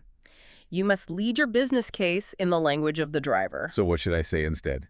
You walk in and say, funding this foundational metadata work is the only way to unblock our AI roadmap. We will deliver speed to trustworthy insight and get this credit model deployed this quarter. Okay, that lands totally differently. Right. The business cares about the AI outcome right now. Compliance and risk reduction. Yeah. That should be a supporting bullet point on slide 4, not the headline. You are selling the exact same metadata work, but you are wrapping it in the packaging the executives are actually desperate to buy. That reframing is incredibly powerful. Let's apply that same logic to the M&A scenario. If our company just acquired a rival and the legacy systems are creating total chaos, I am definitely not going to walk in pitching an abstract 3-year roadmap for AI readiness. Oh, they would throw you out of the room. Yeah. I'm going to pitch rapid data reconciliation and accurate consolidated reporting. I'm going to promise to fix the duplicate records that are currently humiliating the sales team when they double call major clients. Yes. The work is still master data management and data quality, but the pitch is pure operational efficiency and integration speed. You diagnose the driver first, and then you speak its language. Naming the driver correctly is what actually unlocks the budget. Now, this course is heavily focused on enterprise-scale operations, which usually means navigating a global footprint.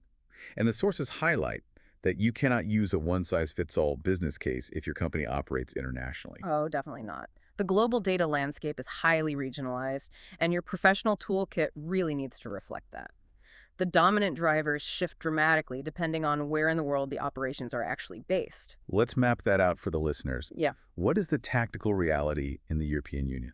In the EU, regulation is the undisputed king. It leads everything.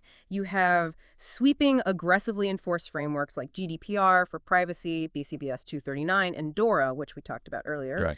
Regulator findings here are direct, immediate triggers. If you are a global data lead pitching a program to, say, the Frankfurt office, you lead with compliance. Furthermore, because of those strict regulations, when an EU company attempts a cloud migration, the data residency pressure is just immense. You literally cannot move the data to a cloud environment without governing it first to prove it won't cross borders illegally. So the EU is basically a fortress of regulatory drivers. How does that contrast with the United States? The U.S. market operates on a totally different frequency. It is much more aggressively driven by analytics, AI dominance, and incredibly active M&A markets. The push for market share and predictive analytics is the primary driver. There are still regulations in the U.S., obviously. There are, but they tend to be sector-specific, like HIPAA in healthcare, or CCPA in California, rather than sweeping continental laws. Broadly speaking, across the U.S., cloud-first corporate strategies and the race to monetize data through AI are the major triggers getting the massive checks signed. And then the source text highlights India as a really fascinating third model. India is so interesting because it represents a highly complex hybridized environment. On the regulatory side, they recently enacted the DPDP Act, the Digital Personal Data Protection Act. This is a fresh, powerful regulatory driver forcing multinational companies to completely audit how they handle Indian citizen data. So it acts as a massive forcing function, similar to GDPR in Europe. Yes. But layered on top of that is explosive digital growth. India is experiencing hyperscale cloud adoption. Wow. So when you combine that rapid digital transformation with very strict data localization rules, meaning certain financial or personal data must physically remain on servers within India's borders, cloud migration becomes an immediate, heavily scrutinized governance trigger. Which means, if you are building a global governance program, you literally cannot take your New York AI-driven business case and use it in your Frankfurt office. Not a chance. The European executives will look at you blankly unless you are leading with DORA compliance and data residency controls. You have to radically tailor your internal pitch based on regional drivers, even if you are ultimately asking for the exact same technical capabilities. Context is everything. This chapter is providing you with the political map required to navigate a complex multinational organization and actually get your architecture built. We have covered a tremendous amount of ground today, exploring the deep mechanics of what actually gets these programs off the ground. So let's synthesize the core mandate here. Your first job as a data professional is not to define metadata or write a policy. Your first job is to diagnose your dominant driver. Exactly. Is the business reacting to a regulatory finding? Are they panicked over a stalled AI model? Are they drowning in the data chaos of a recent merger? Or are they exposing massive risk through a cloud migration?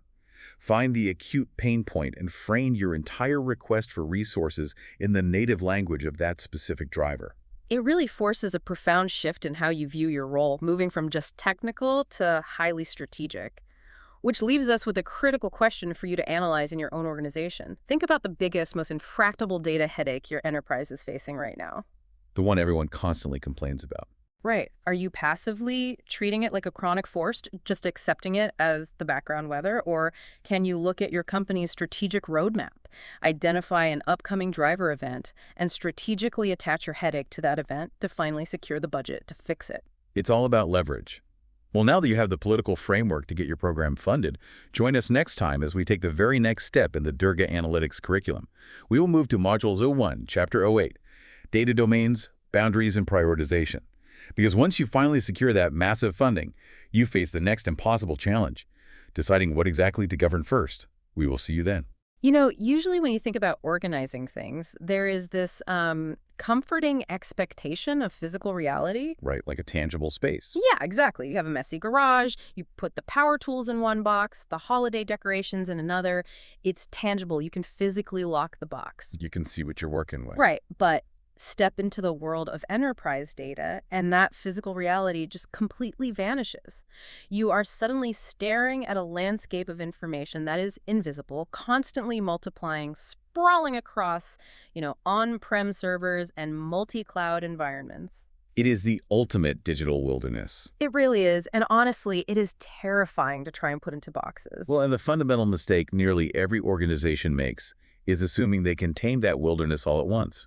I mean, if you try to impose rules on every terabyte of your data simultaneously, you are mathematically guaranteeing failure. Exactly. Which is why today we are skipping the theoretical fluff and getting straight into the tactical execution of how massive corporations actually keep their digital houses in order. Getting into the weeds. Yes, getting right into the weeds. And for you listening, we're using the definitive roadmap for this deep dive.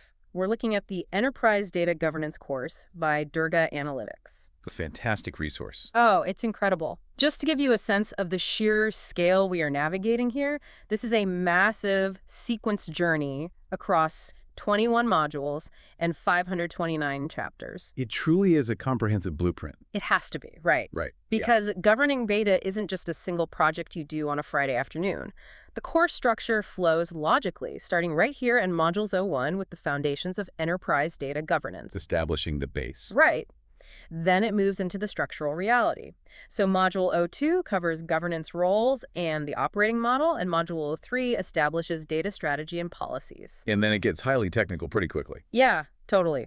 You hit Module 04 on metadata and catalogs, Module 05 on data quality, Module 06 for master data management, and Module 07 mapping out data architecture. And that's really just the groundwork before you hit the defensive and offensive plays. Exactly. You've got Module 08 for privacy and regulatory compliance, Module 09 applying lineage and observability, and Module 10 shifting to data product management. Which is a huge topic right now. Massive. And then Modules 11 through 13 cover tooling, APIs, and data integration.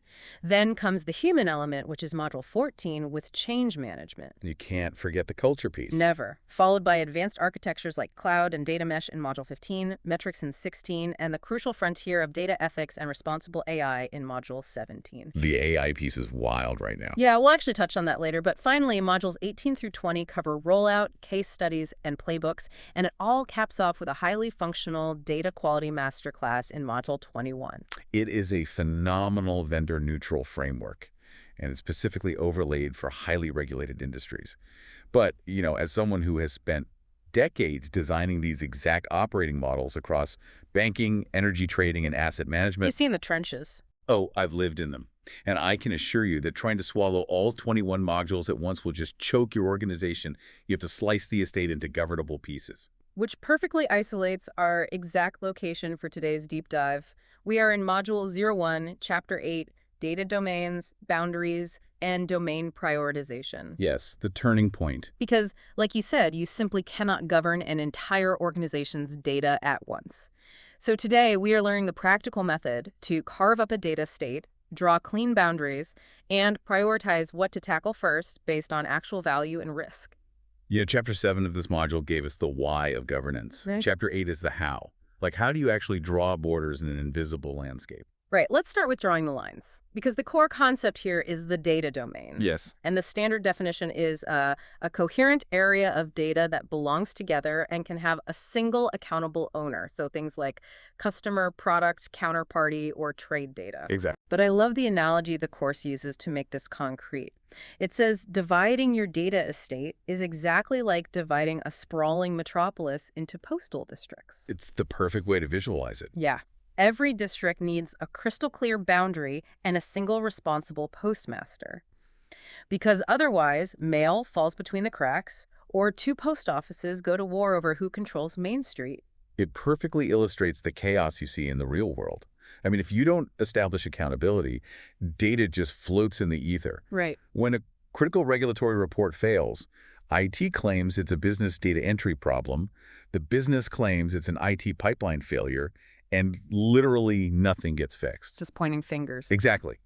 Domains force a definitive home and a definitive owner. Okay, but I'm going to challenge the mechanics of how you actually draw these boundaries, because the golden rule you always hear in this space is, draw domain boundaries around business meaning, not IT systems. Correct. That is the non-negotiable rule. But practically speaking, how does that survive reality? Suppose I have customer data sitting in a 20-year-old on-premise legacy mainframe.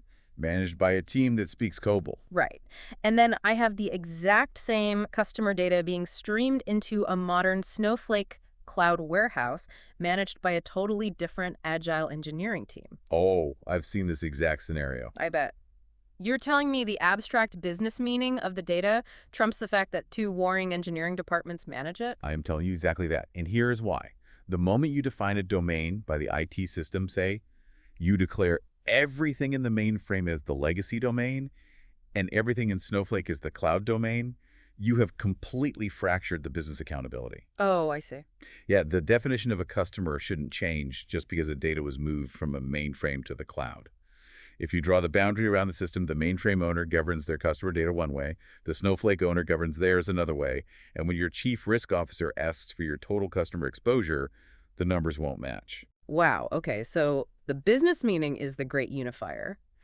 Customer data is one domain with one accountable owner, whether it lives in 10 different systems or 100. Exactly. The domain owner sets the standard. The various IT system owners are simply the custodians who implement that standard. Okay, but what about natural overlaps? Because data doesn't always fit neatly into one box. Sure, it doesn't. Take an integrated energy major, for example. The entity you buy raw natural gas from is often the exact same entity you sell refined power back to. They are a supplier and a counterparty. Doesn't that break the single owner model? Do you just duplicate the data so both domains have a copy? Absolutely not. No, duplication creates absolute synchronization nightmares. I can imagine. You solve cross-domain data by negotiating an explicit ownership rule.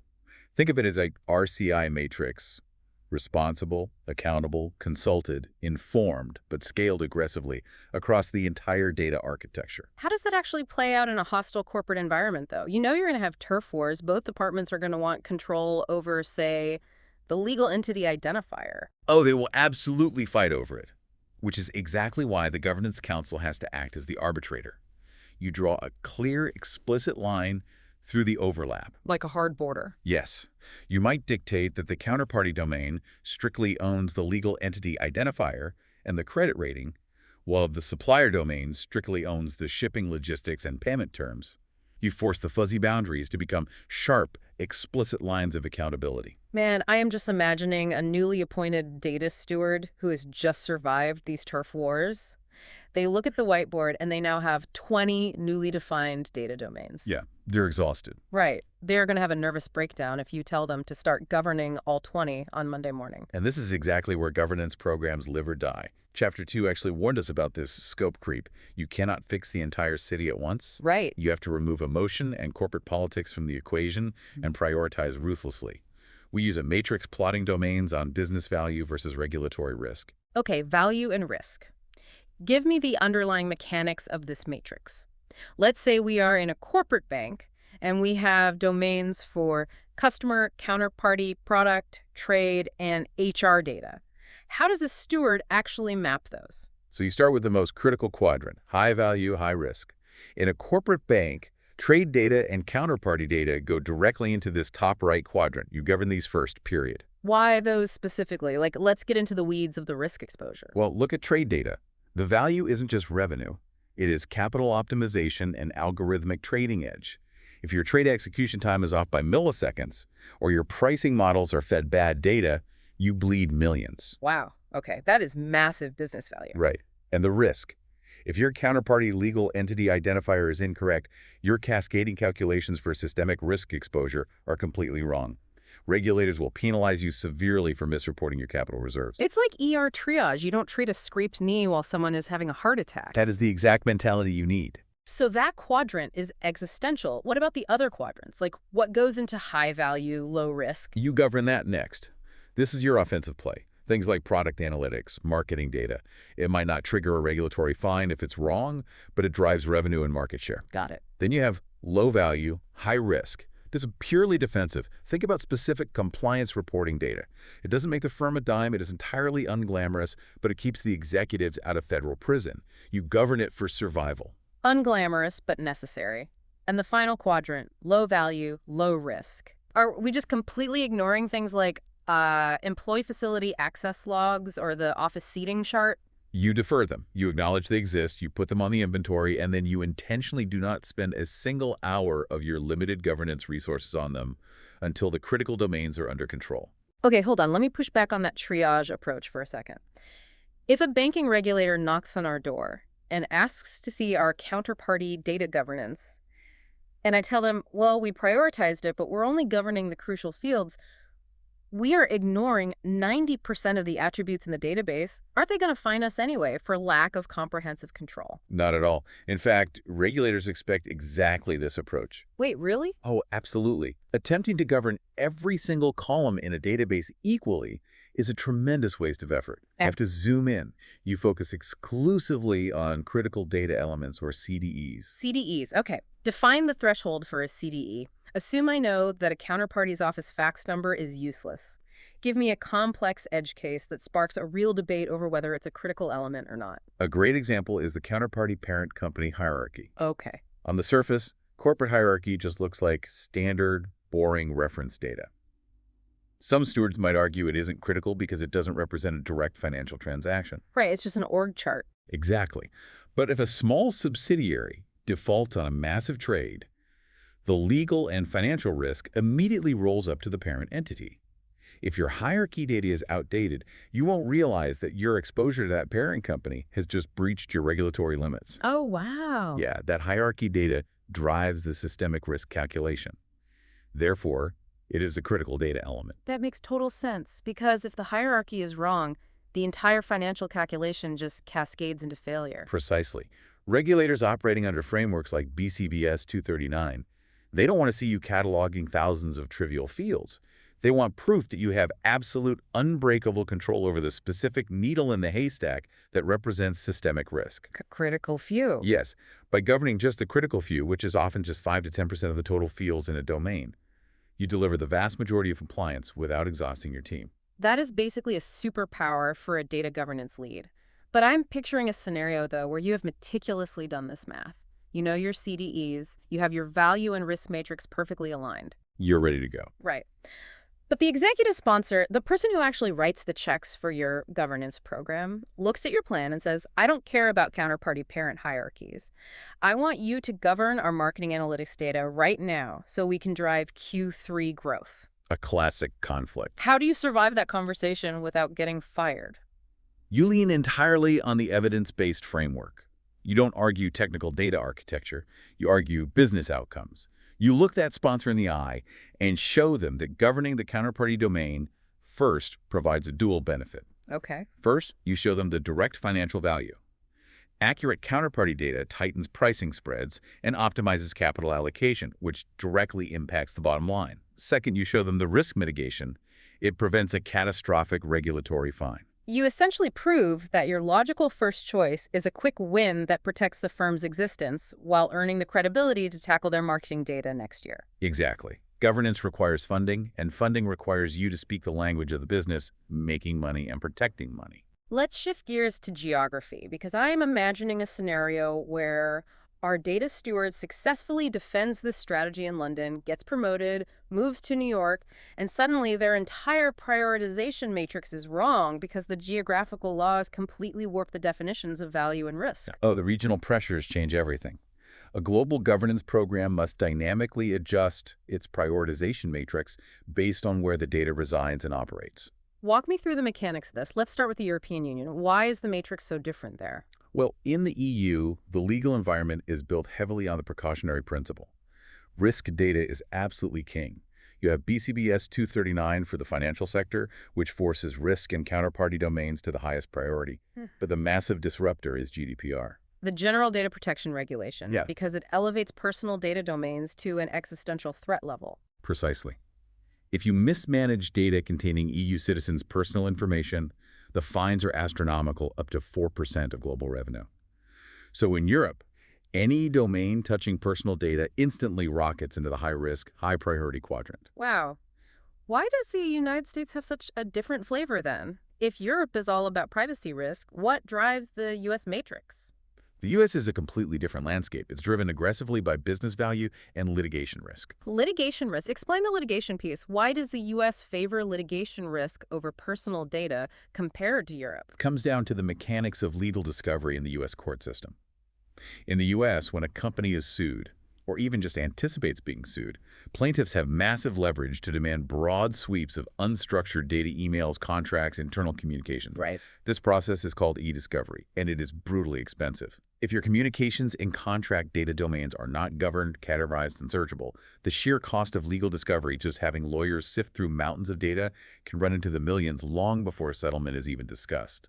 Oh my God. So the ungoverned data itself is a ticking financial time bomb, regardless of what the data actually says. Precisely. Consequently, domains sensitive to litigation are highly prioritized in the U.S. Furthermore, for U.S. financial institutions, you have stringent regulations like SR 117, which governs model risk management. Meaning any data domain that feeds into financial or risk models has to be bulletproof. Yes. If your algorithmic models are making lending decisions based on ungoverned input data, regulators will tear you apart. So U.S. priorities skew heavily toward model inputs, litigation-sensitive data, and customer or product analytics for pure monetary value. That makes a lot of sense. And what happens when you look at a rapidly scaling market like India? India is currently fascinating because it is blending rapid economic growth with stringent new digital borders. The introduction of the DPCP, the Digital Personal Data Protection Act, pushes personal data domains to the top, much like GDPR. But the critical mechanical difference in India is data localization. Meaning the physical servers hosting the data cannot legally leave the country's sovereign borders. Correct. The data must physically reside in India. This means any domain containing localized data requires immediate governance attention to ensure technical compliance with sovereign borders. Combine that with the fact that India is a hyper-growth market, and you see high-growth product and localized personal data domains dominating their prioritization matrix. This is so interesting because the underlying framework, the matrix of value versus risk, never actually changes. No, the framework is constant. But the specific weights you assign to those variables shift dramatically based on whether you are navigating the legal discovery mechanics of New York, the privacy laws of Berlin, or the sovereign localization rules of Mumbai. And that dynamic complexity is exactly why you have to master the foundational concepts of domains, boundaries, and critical data elements first. I mean, if you don't know what you are governing, you have absolutely no hope of navigating where you are governing it. Which brings this deep dive to a really sharp point. For you listening, if you are stepping into a governance role, stop trying to map the ocean floor with a flashlight. Good governance means carving up the data estate by business, meaning fighting the turf wars to establish explicit single owners regardless of the IT systems involved, and ruthlessly triaging those domains by their actual business value and regulatory risk. It means ignoring the noise. Yeah. You have to zoom in on the critical data elements, the specific hierarchies, identifiers, and notional values that actually drive systemic risk and revenue. And crucially, it means knowing how to defend your prioritization to the executives writing the checks, using an evidence-based framework that instantly adapts to the legal realities of your global footprint. I mean, it takes an overwhelming, terrifying mandate and turns it into a surgical, executable plan. That is the essence of Chapter 8. But before we wrap, I want to leave you with a final, slightly provocative thought to mull over, one that really builds on everything we've discussed today. We have spent this entire deep dive talking about drawing strict, rigid boundaries around human business meaning, setting explicit ownership rules, negotiating RCI matrices. We have. But look at the horizon. We are entering an era of explosive generative AI. We certainly are. The volume of machine-generated data is about to completely dwarf human-generated data. Right. We are going to see AI models creating new insights, dynamically categorizing entities, essentially generating vast amounts of data that don't fit neatly into our historical boxes of customer or product. If we have to bleed just to draw rigid boundaries around human business meaning today, how will this AI explosion challenge those borders tomorrow? It's a daunting question. Yeah. As machines inherently blur the lines between domains, will we eventually need an entirely new governance framework for shadow domains, areas of fluid, machine-created data that no single human naturally owns? That really is the frontier.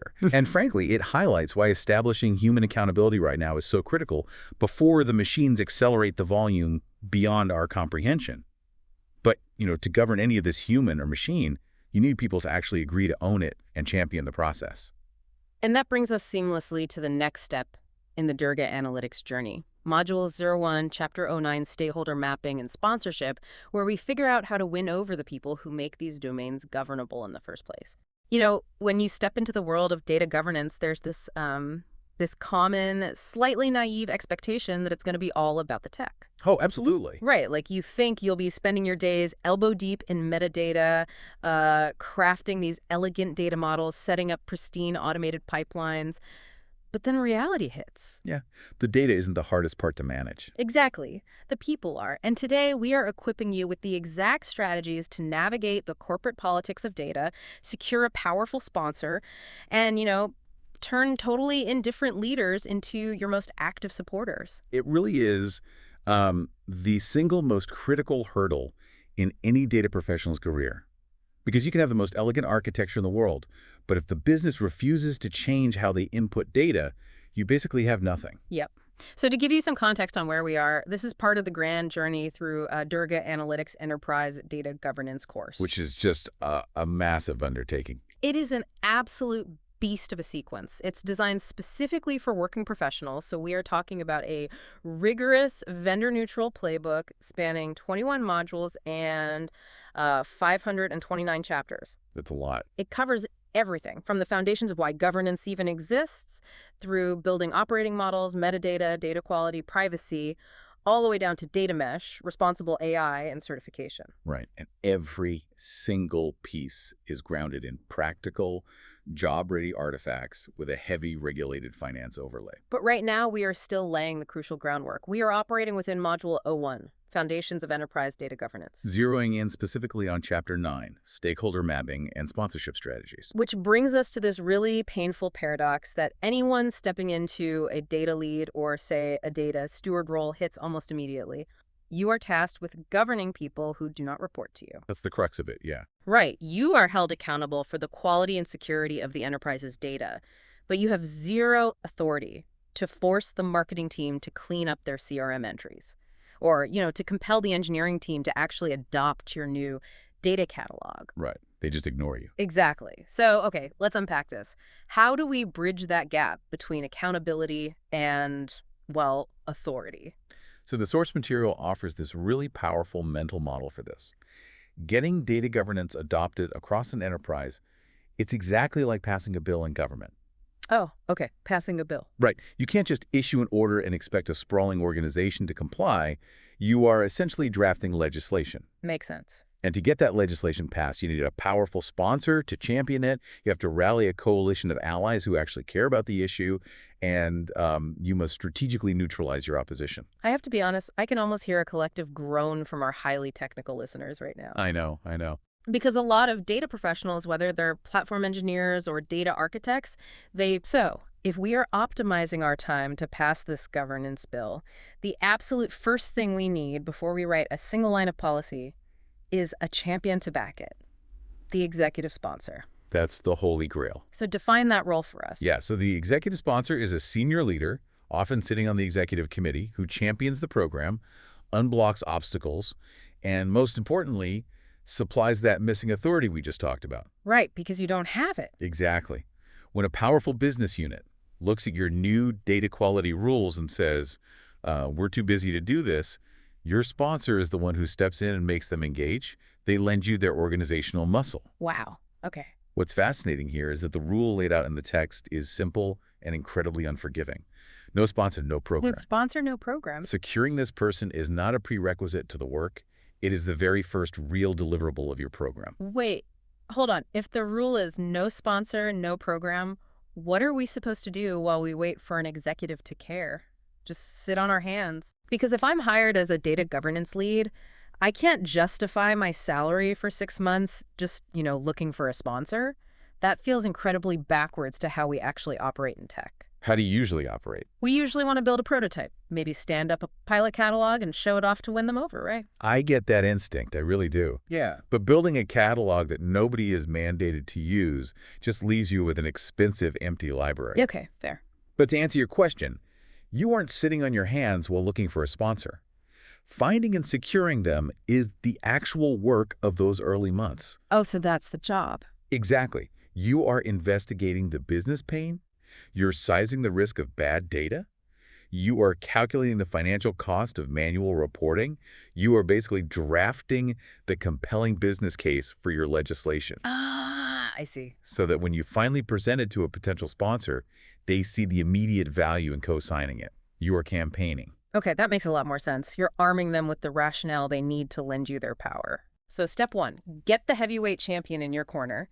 But once we have that executive sponsor secured, we still have, thousands of employees to deal with across the enterprise. Thousands. And we can't just unleash the executive sponsor on every single middle manager who drags their feet, right? We need a way to navigate the rest of the company. We do. We need to map the battlefield. And the primary tool for this is the stakeholder map, which plots every key player in the organization on 2 axes, influence and interest. Influence and interest. Right. Influence is their sheer structural power to either help push your program forward or block it entirely. And interest is how much they actually care about the daily outcomes of data governance. They walk through this matrix because mapping this really dictates your entire calendar. So first you have the high influence, high interest group. The chief data officer, the data governance lead themselves sit here. Right. These are your closest partners. They have the budget and the structural power to make things happen, and they care deeply about the result. You essentially co-own the delivery of the program with them. Okay, and then you have the high influence but medium interest group. This would be your board of directors, your executive committee, and those really powerful business heads. This is a critical group to manage correctly. They hold immense power. They can shut your funding down tomorrow, or they can mandate enterprise-wide compliance with a single email. Yeah. But data governance is not what gets them out of bed in the morning. Definitely not. No, they care about revenue, margins, market share. So your approach here is to brief them concisely. Show them the specific risks of bad data, tie governance directly to business value, and just win them over as owners. Makes sense. Next, we drop down to medium influence but high interest. Risk and compliance teams live here, right? Yes, your natural allies. Because of heavy regulatory reporting, they care immensely about data accuracy, privacy, and lineage. Oh, for sure. But they might not have the operational budget or the direct authority to force the IT department to overhaul its architecture. So you enlist them early. They provide the regulatory justification for your program and basically serve as your loudest cheerleaders. And finally, the low influence, high interest folks. The data consumers. Yep. The data scientists and analysts trying to build machine learning models or quarterly reports who are just crying out for clean data. Looking at this whole matrix, it reminds me of a high school group project. Really? Let's hear it. How does that map out? Well, think about it. You've got the data consumers. They're the kids in the group who care a lot. They desperately want an A on the project, but they have absolutely no power to change the teacher's grading rubric. Okay, yep. Then you have the board or the executive committee. They're the teachers or the principal. Yeah. They hold all the power over your final grade, but honestly, they are distracted by a million other administrative fires and aren't focused on the day-to-day mechanics of your specific project. I love that. That analogy fits perfectly. Yeah. And if we merge that with our political analogy, the data consumers are your constituents. They want the bill passed badly, Right. while the executive committee are the politicians with veto power. So your stakeholder map tells you exactly how to allocate your time between them. You keep your constituents, the low-influence kids, informed and try to build them into a vocal advocacy group. But you manage those high-influence politicians very closely. I see. Because if you spend all your time talking to the data consumers just because they already agree with you, you'll feel very popular right up until a distracted business head defunds your entire program because they didn't understand its value. Ouch. Yeah. Which brings us to the hardest part of the job. The map shows us where everyone stands. But what happens when the person you've identified as your biggest necessary ally, say, a powerful business head, is actively fighting the program? It happens all the time. Right, because we know they have high influence, but sometimes that medium interest turns into active hostile resistance. They become the opposition party. And this is where so many data professionals stumble. When faced with resistance, the instinct is to push back with technical logic. Of course. Look at the schema. Right. But you have to understand the psychology of the resistance. It is rarely malicious. It almost always stems from two very human fears, the fear of extra manual work or the fear of losing control over their own domain. Wait, really? So if resistance is just a fear of extra work or lost autonomy, then preaching about enterprise data quality or metadata schemas is actually going to backfire. Completely. Because it just sounds like more work. We have to essentially abandon the technical pitch and become B2B salespeople pitching operational efficiency, don't we? You absolutely do. Yeah. You have to stop speaking the language of governance and start speaking the language of their specific business unit. Give me an example. Well, if a business head pushes back saying, you're going to slow my team down with all these new data entry rules, you sell them the outcome they care about. Right. You show them how standardizing their data up front means their end-of-month reporting will take 2 days instead of 2 weeks. You promise them less time spent firefighting broken pipelines.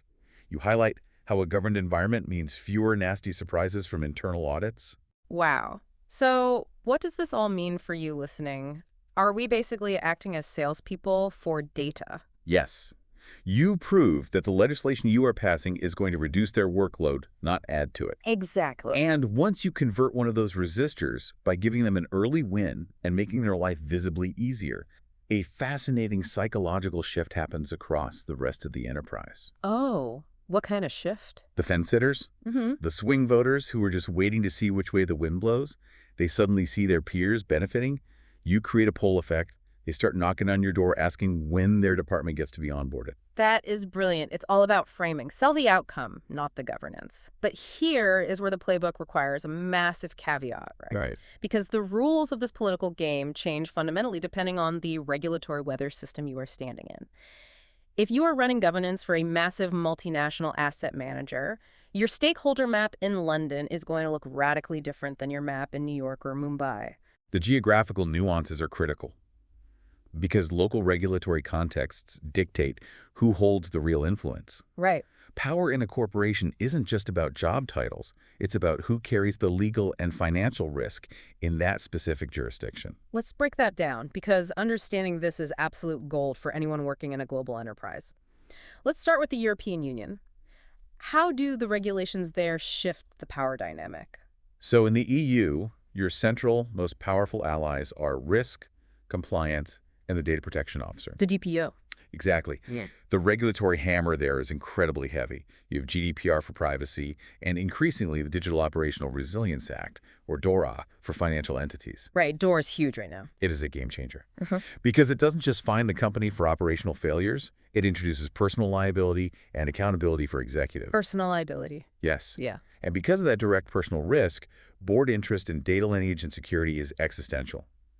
In the EU, your executive sponsors almost automatically sit at the absolute highest executive committee level. Okay, that makes perfect sense. If an executive can literally be held personally liable for a data breach or a resilience failure, they instantly become highly interested, high-influence stakeholders. Exactly. So what happens when we cross the Atlantic to the United States? In the U.S., the environment is much more commercially driven.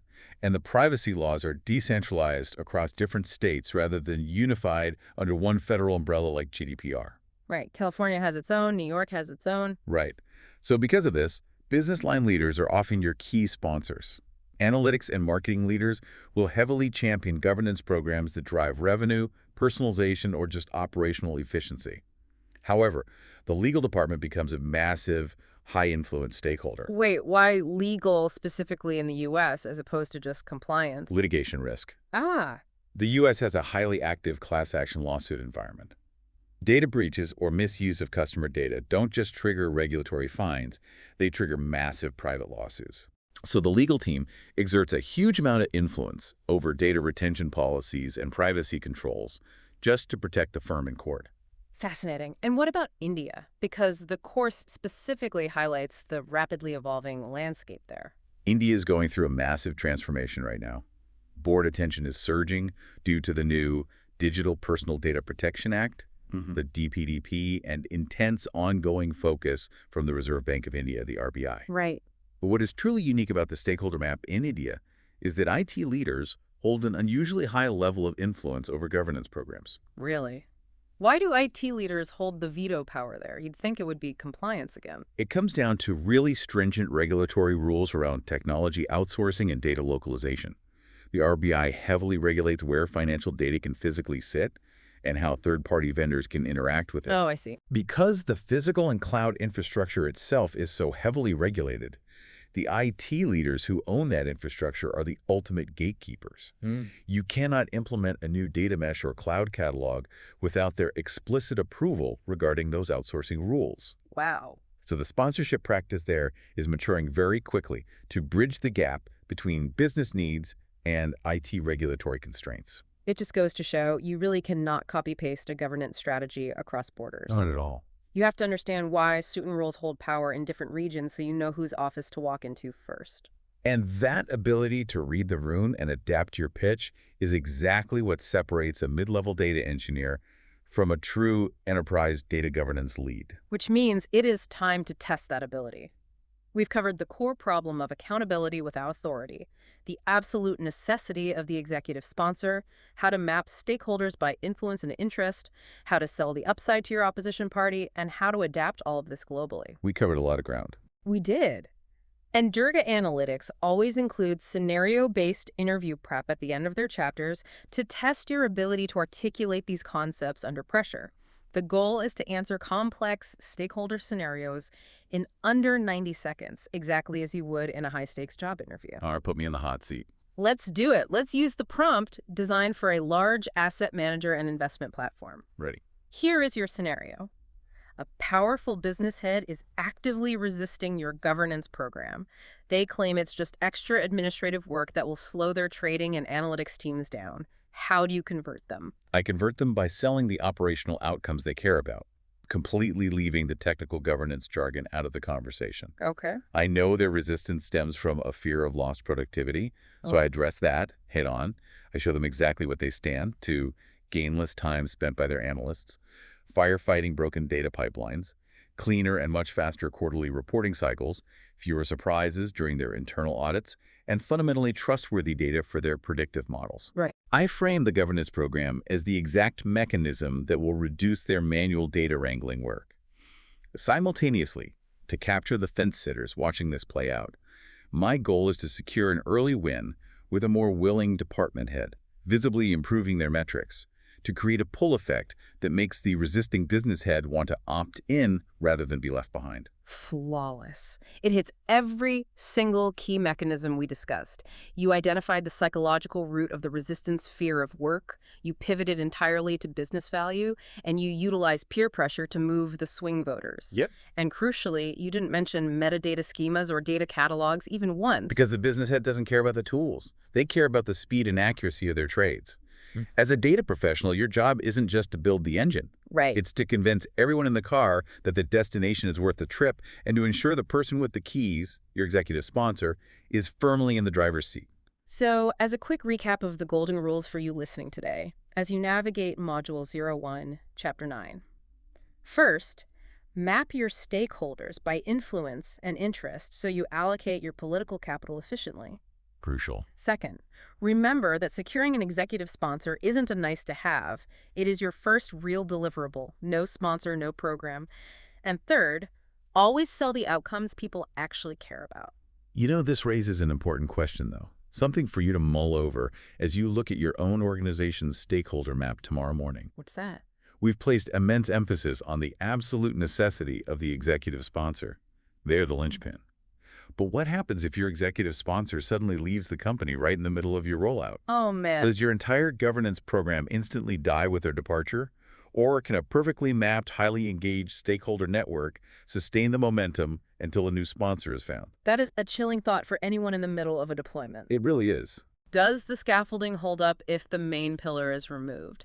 It definitely reinforces why you need to build those high-interest allies across risk and compliance to keep the lights on during a transition. Absolutely. Well, now that we have our stakeholders mapped, our politicians on board, and our swing voters converting, how do we prove to all of them that this governance thing is actually working? Good question. How do we measure the success of passing this bill? Join us next time as we continue our journey through the Durga Analytics course and dive into Module 01, Chapter 10, Governance Metrics and KPIs. Until then, thank you for joining us on this deep dive. Keep mapping, keep building, and we'll catch you next time. Usually when we talk about a major corporate initiative, there's this expectation of, like, visible physical progress. Right, yeah. Like if a company's building a new headquarters, you literally see the scaffolding go up, you see the steel beams, and the CEO can just, point out the window and say, there it is, that's what we paid for. Exactly. The progress is physically undeniable. You can touch it. Right. But then you step into the world of enterprise data governance, and suddenly all of that physical evidence is just gone. Poof. Invisible. Yeah, we're looking at a landscape that is completely invisible to the naked eye. Yeah. And honestly, that makes proving its value to the people writing the checks incredibly tricky. It really does. So welcome to the Deep Dive. Today, you, the listener, are stepping directly into the shoes of a governance professional. And to guide you, well, you're learning directly from an enterprise data governance expert at Durga Analytics. That's right, yeah. Someone who has spent, over 2 decades now, designing and running these massive programs across regulated banking, energy trading, asset management enterprises, you name it. It's been a long journey, yeah. And it is an absolute pleasure to be unpacking this with you today. We're thrilled to have you. Thanks. We are going to take all that practical experience, from standing up governance operative models to building metadata and data quality capabilities, privacy controls, modern data platforms, and we're going to translate it into something highly practical. Mm-hmm. Our goal today is really to teach you data owners, stewards, architects, privacy officers, and executives how this, like you said, this invisible progress is actually measured and, crucially, defended in the real world. Defended is the key word there. And just as a quick reminder for you listening, this deep dive is part of the massive Enterprise Data Governance course. Huge course. Oh, yeah. It's a vendor-neutral journey spanning 21 modules and 529 chapters. It covers everything from, foundational why through data products, lineage, cloud, all the way to a functional data quality masterclass. It really leaves no stone unturned. Absolutely. And today we are zooming in on Module 01, Chapter 10, Governance Metrics and KPIs, How to Measure Success. And the core thesis we're tackling today is simple but pretty unforgiving. Yeah, which is a program you cannot measure is a program you cannot defend at budget time. Oof, yeah. And look, defending that budget is where most data governance leads just flat out fail. Why do you think that is? Well, the trap they fall into, honestly, is human psychology. We naturally gravitate toward numbers that make us look busy. Right. We want to show we're doing things. Exactly. So we measure the number of data policies written or the number of governance council meetings held. Or like how many software licenses we deployed. Yes. Or the number of people who sat through some mandatory training video. Right, right. Those are what we call vanity metrics. Pure vanity. But hold on, let me push back a little here. Yeah.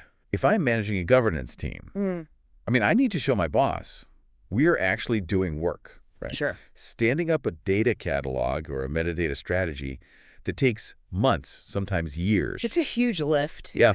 So if I don't show the executive committee that we are holding all these meetings and writing these policies, it kind of looks like my team is doing absolutely nothing. I hear this all the time. Right.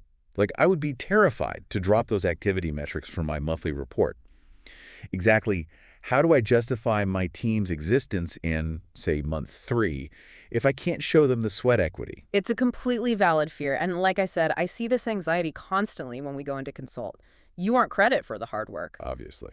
But the brutal reality of corporate leadership is that the CFO really does not care about your sweat equity. Harsh but fair. Right. A corporate board isn't funding a governance team so they can just be busy. They are funding the team to make the enterprise safer, faster, or more profitable. Safer, faster, profitable. Okay. And if you train your executives to care about activity metrics, you are basically setting a time bomb. Wait, a time bomb. How so? Because eventually the board is going to look at your chart showing 100 data governance meetings held on the exact same day the company gets slapped with a multi-million-dollar regulatory fine for a data breach. Oh, wow. Yeah, that's a bad day. A very bad day. And the CFO is going to look at you and ask what all these meetings actually prevented. Hard work simply does not equal risk reduction. Wow, that cuts right through the illusion, doesn't it? Like, if you wrote 40 policies, but the customer data is still unsecured and unowned, those policies are just paper. They're useless. So every metric you put on an executive report really must survive what we call the sponsor's simple question. Okay, what's that? The person funding your program looks at your data and asks, and did risk go down? Or, did revenue go up? If the metric cannot answer that question, it does not belong on the executive page. It's kind of like stepping into a gym. Okay, I like this. Go on. Scanning your membership card at the front desk 20 times a month. That's a vanity metric. Yep. I mean, you can scan your card, go sit on the mats scrolling on your phone for an hour, and leave. You were very busy going to the gym. You logged the hours. Right. But your resting heart rate, your blood pressure, the actual amount of weight you can lift, those are the outcomes. The governance metrics need to track the corporate resting heart rate, not the door scans. That is the perfect way to frame it. Spot on. So the question then becomes, how do we systematically find that corporate heart rate? Right. How do we do it? This is where we use a 4-tier hierarchy of metrics, and we move from the weakest indicators up to the strongest. Okay. Lay it on me. Let's ground this in a real-world scenario so it makes sense. Imagine a retail bank, right? And they are constantly failing their regulatory mailings because customer addresses are just wrong. Mail is bouncing back. Bouncing back, and regulators are actively threatening fines. Okay, so if we apply the hierarchy to that failing address data, the weakest tier level 1 would be those activity metrics we just talked about. The effort. Exactly. Level 1 is the activity and output metric. So in our bank scenario, this is the team reporting, hey, we wrote a new customer data standard, or we logged 500 address fields into the data catalog. Which is just counting the effort. Right. And don't get me wrong, use these internally for your own project management to make sure your team is moving, but never, ever put them in front of the sponsor. Got it. So if level 1 is just counting the rules we wrote, I'm guessing the logical next step would be figuring out if those rules are actually, turned on and functioning. You're ahead of me. That brings us to level 2, control effectiveness metrics. Now we're measuring the machinery itself. So instead of just writing the standard, you write an automated data quality rule that checks if an address has a valid zip code. Make the computer do the work. Right. So the level 2 metric is the execution rate of that control. Like, are 100% of new customer records passing through the zip code validation check? Okay, so we aren't measuring the business value yet. No, not yet. But we are proving that our guardrails are fully operational. That feels much more solid. Yeah. But it still doesn't tell me if the addresses are actually right. Which brings us to level 3, right? Data outcome metrics. Yes. This is where we see the data itself visibly improving. And this is where executives start paying attention, I assume. Oh, absolutely. Level 3 is where you calculate and report the actual data quality score. And let me explain the mechanics of how we do that at Durga Analytics, because it's important to know it's not a made-up number. Right. It can't just be vibes. No vibes. We take a critical data element like customer address, and we run it through very specific dimensions. Completeness is the field blank. Okay. Validity, does it follow the correct format? Accuracy. Does it match a trusted third-party postal database? So, you divide the number of records passing all those rules by the total number of critical records. And if your data quality score for customer addresses moves from, say, 60% to 92% over 6 months... You actually have a defensible mathematical outcome metric. Exactly. You also track the volume of long-standing data issues that are finally being closed out. So the data is demonstrably healthier. But there's still one peak left on this mountain, right? Level 4, business value metrics. This is summit. This is the ultimate translation layer because we have to show that the 92% data quality score actually moved a real business lever. Yes, and this is the metric that secures your budget for the next 3 years. The holy grail. Truly. Level 4 proves your governance program changed a corporate reality. So back to our bank scenario. The business value metric isn't the 92% quality score. What is it then? The metric is reduced return mail operational costs by $2.4 million, or eliminated regulatory compliance fines for the quarter. Oh, wow. You connect the data improvement directly to the P&L. Exactly. Now, when we talk about these top tiers, there is a very specific set of core KPIs that mature enterprises use. Okay, what are they? We're talking about ownership coverage, which is the percentage of critical data with a named owner. We talked about the data quality score, open audit findings, specifically tracking how many are unresolved, and policy compliance percentages. Okay, I want to zero in on one of these core KPIs you mentioned, time to data. Ah. The time it takes for a business user to actually find and trust a data set. I kind of have to challenge this one. Go for it. Isn't time to data fundamentally an IT metric? Like, if an analyst's query runs in 2 seconds instead of 2 hours because IT upgraded the Snowflake warehouse, how does a governance team claim credit for that speed? It is a brilliant distinction, and honestly, separating the two is crucial for a governance lead. Because IT speeds up the compute, governance speeds up the trust. Okay, explain that. Think about the reality of a data analyst tasked with building like an urgent risk report for the board. Before they ever run a query, they enter the swamp. The swamp? Yeah, they search the company's internal systems and find 42 different tables named some variation of client exposure final V3. Oh, I've been there. It's a nightmare. Right. They have no idea which one is real, so they spend 3 days just emailing different department heads, trying to figure out who owns the data, begging for access. Yep. And once they finally get the CSV file, they spend another week writing Velo up-eps just to figure out if the data is stale or corrupted. So the friction isn't the database speed, it's the human doubt. Exactly. The compute time is completely irrelevant if the discovery and validation take 3 weeks. Yeah, that makes sense. Governance fixes the swamp. When we track time to data as a governance KPI, we are measuring the reduction in that specific friction. So what does that look like? We implement a centralized catalog where the analyst searches client exposure and they find the single certified golden data set. They instantly see the named owner, click a button to request access, and see a 95% quality score attached right to it. Oh, that's beautiful. So the time it takes to go from I have a question to I am analyzing trusted data drops from 3 weeks to 3 hours. That speed belongs to governance. Governance paves the road over the swamp. I love that. It really does.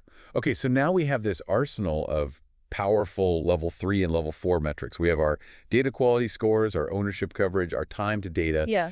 But this creates a new problem, doesn't it? Yeah. How do we avoid the temptation of just dumping all of these amazing calculations into a 40-page slide deck for the executive committee? Oh, you must resist that temptation. You introduce the discipline of the one-page executive scorecard. Just one page. One page. The golden rule of executive reporting is fewer is better. I mean, a single page with 5 outcome KPIs will beat a 40-page deck of activity counts every single time. Really? Just 5? The executives on the board, they do not have the bandwidth to wade through the mechanics of your data profiling rules. They only want to know 2 things. Is the program working? And is risk falling? Keep it high level. The discipline here is ruthless. You must cut every single metric from that page that would not actively change business decision. Give me an example. If a number goes from 40 to 60 and the chief risk officer looks at it, shrugs, and doesn't change their strategy, allocate more budget, or adjust a risk profile, it is noise. Get it off the page. Wow. Okay, so what are the actual mechanics of this one-pager? What columns are we looking at here? It is remarkably simple by design. 4 columns. 4 columns. First, Okay. the KPI, for example, percentage of critical data elements with a certified owner. Got it. Second, the target, say, 100%. Third, the current value, where we are today, perhaps 85%. And fourth, the trend. Is that 85% going up or is it going down compared to last month? I really want to pause on that 4th column, the trend. Because, I mean, the mechanics of human perception make this the most vital piece of ink on the page. Oh, absolutely. It's kind of like stepping on a bathroom scale. Okay, another analogy. Let's hear it. If you step on the scale and it says 180 pounds, Yeah. that number in isolation is completely meaningless. You don't know if you should celebrate or panic until you know what the scale said last week. If you were 190 pounds last week, you're celebrating a downward trend. Yep. But if you were 170 pounds last week, you are throwing away the junk food.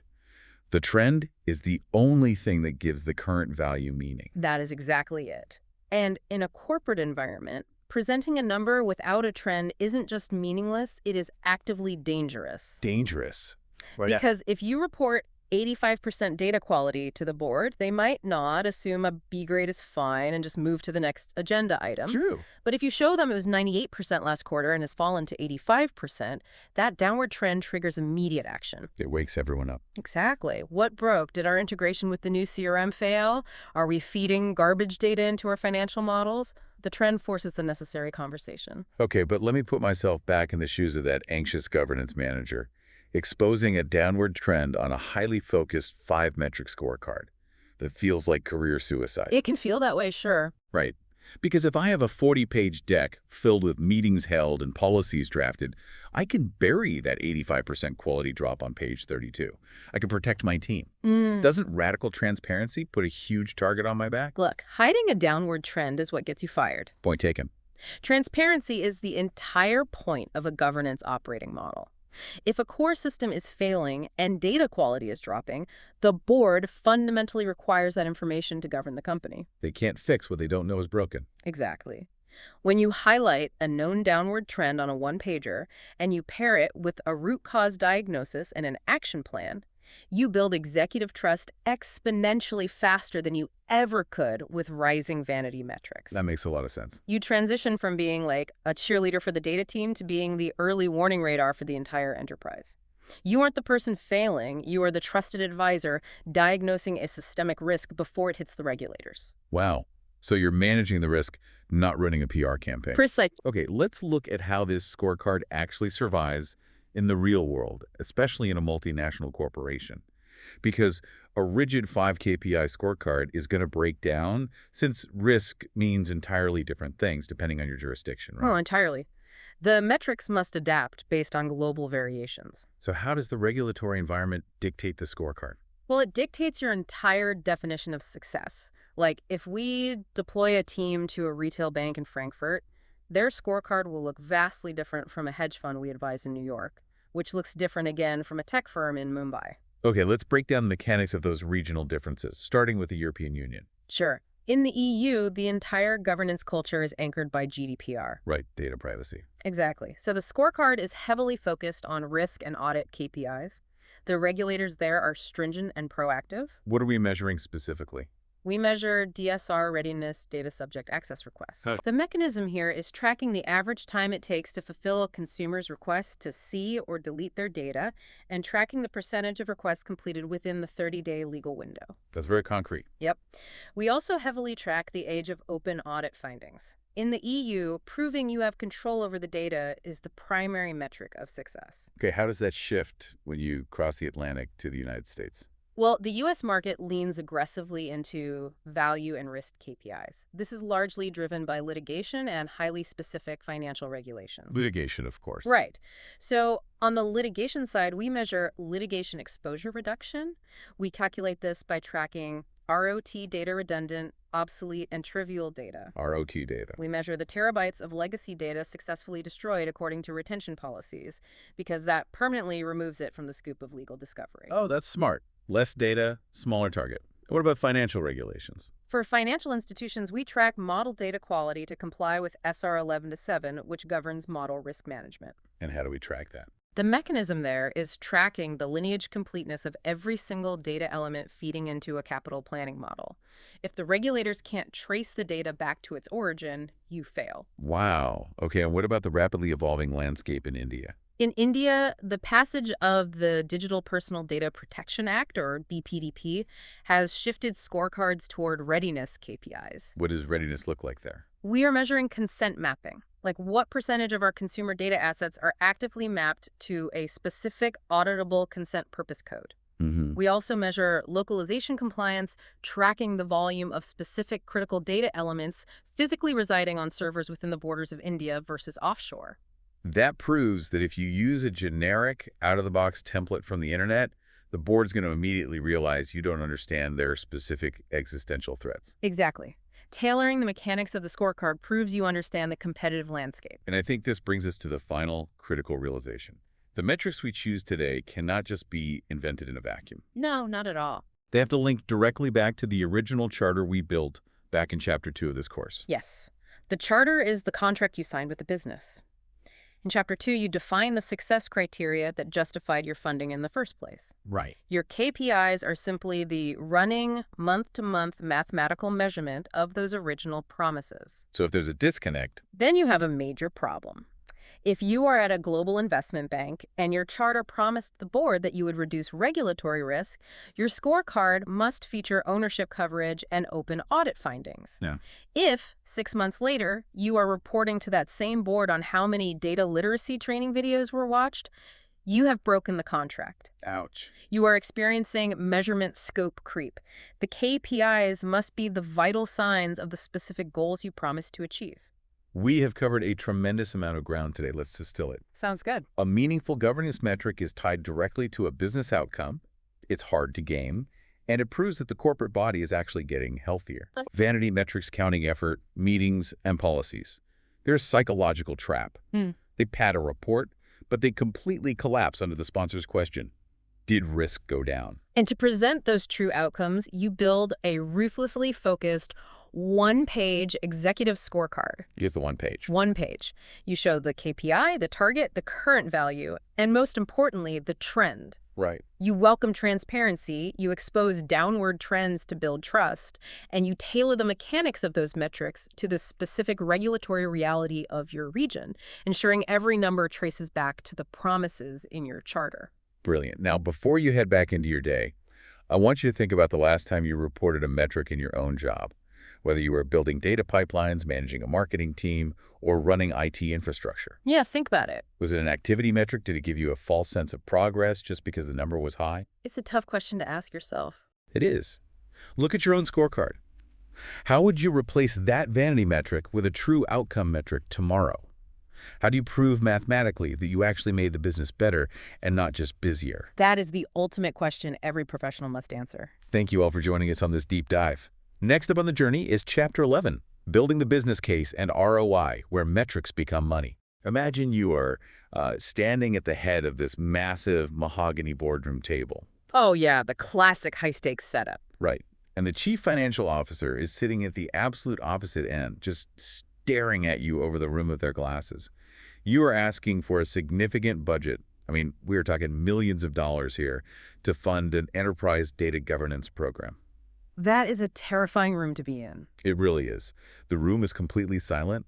Your entire career trajectory might literally hinge on what happens in the next 3 minutes. And honestly, the only thing standing between you and getting laughed right out of that room is a spreadsheet. Yep, just you at Excel.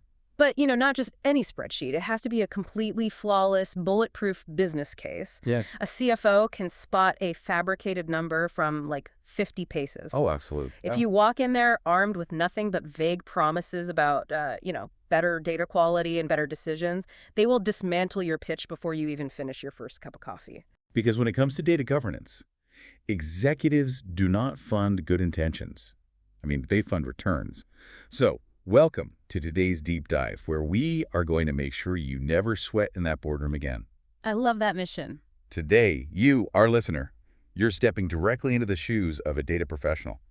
Maybe you're an aspiring data governance lead or a privacy officer, a data architect, or, a platform engineer. Right, the people actually doing the heavy lifting. Exactly. And to guide you through this critical moment, we've brought in a true master of the craft. Well, thank you. For this deep dive, I am adopting the persona of an enterprise data governance expert from Durga Analytics. Which is a fantastic perspective to have. Thanks. Yeah, I am drawing on decades of experience designing, rescuing, and running data governance programs across highly regulated environments. So think global banking, energy trading, and massive asset management firms. The really complex stuff. Exactly. I've stood up operating models, metadata capabilities, privacy controls, and modern data platforms.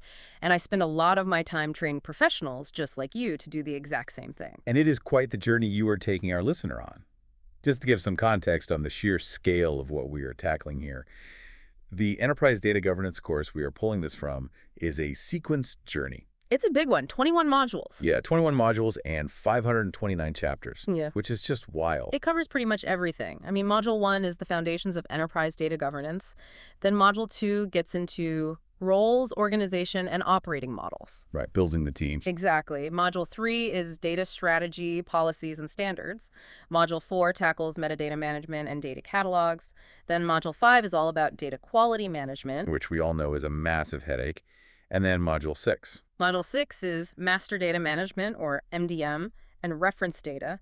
Module 7 gets into data architecture, modeling, and standards. Then Module 8 is privacy, security, and regulatory compliance. The scary legal stuff. You know it. Module 9 is the data catalog, lineage, and observability in practice. Module 10 shifts to data product management and data as a service. Then 11 is tooling and technology. We're only halfway there. Module 12. 12 is data contracts, APIs, and service governance.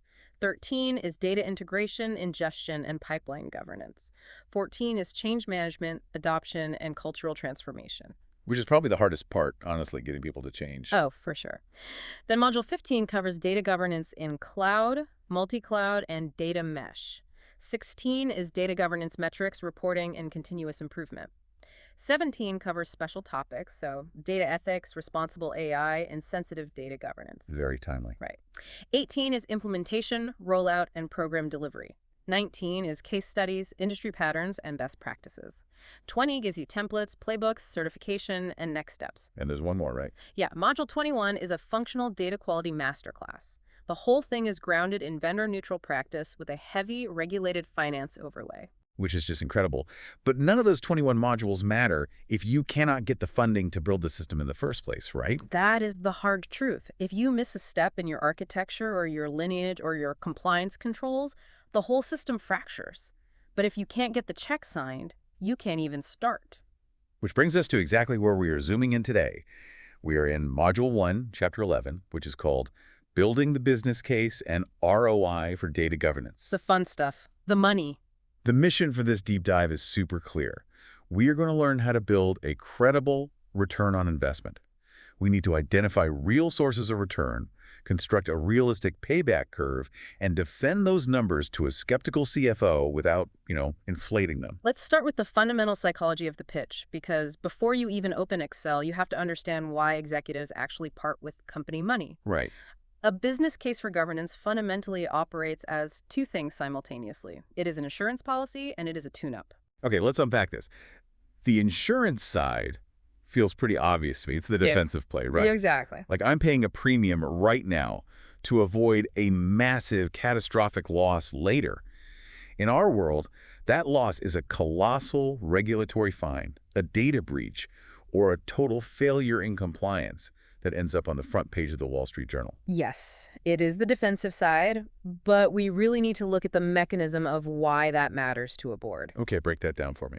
So think about a global bank operating under, say, BCBS 23039 regulations for risk data aggregation. That's a heavy regulation. It is. If their data is siloed and ungoverned and a market shock hits, they cannot accurately report their risk exposure to regulators. And the regulators don't just send a strongly worded letter. No, they definitely do not. They issue multi-million-dollar fines and force the bank to hold more capital in reserve, which literally suffocates the bank's ability to lend and make money. Yeah. You buy data governance as insurance against that exact scenario. So you hope you never actually have to use it.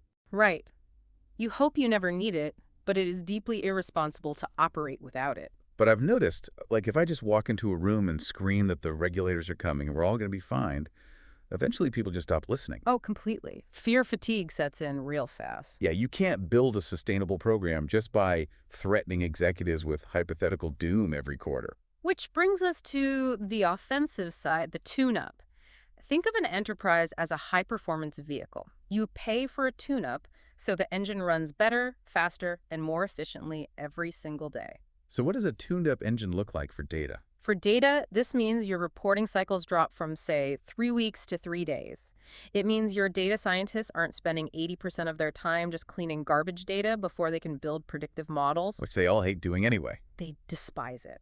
And it means you are getting new financial products to market quicker because your teams actually trust the data they are pulling. It seems like a CFO would only really sign the check if you show both sides of that coin.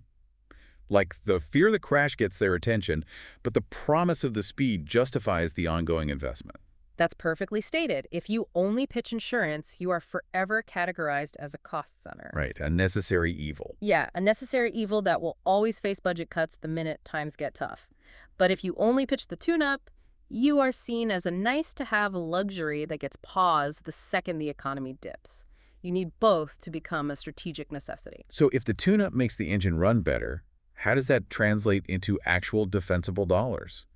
The source material breaks down exactly where governance ROI comes from, and the distribution is kind of wild. It surprises a lot of people. It lists rework avoided at 30%, faster reporting at 22%, fines avoided at 20%, analytics value at 16%, and reuse savings at 12%. Just look at the top of that list. I am looking at it, and honestly, I am going to push back here. Fines under laws like GDPR can reach into the hundreds of millions of dollars. They absolutely can. They can be 4% of a company's global revenue.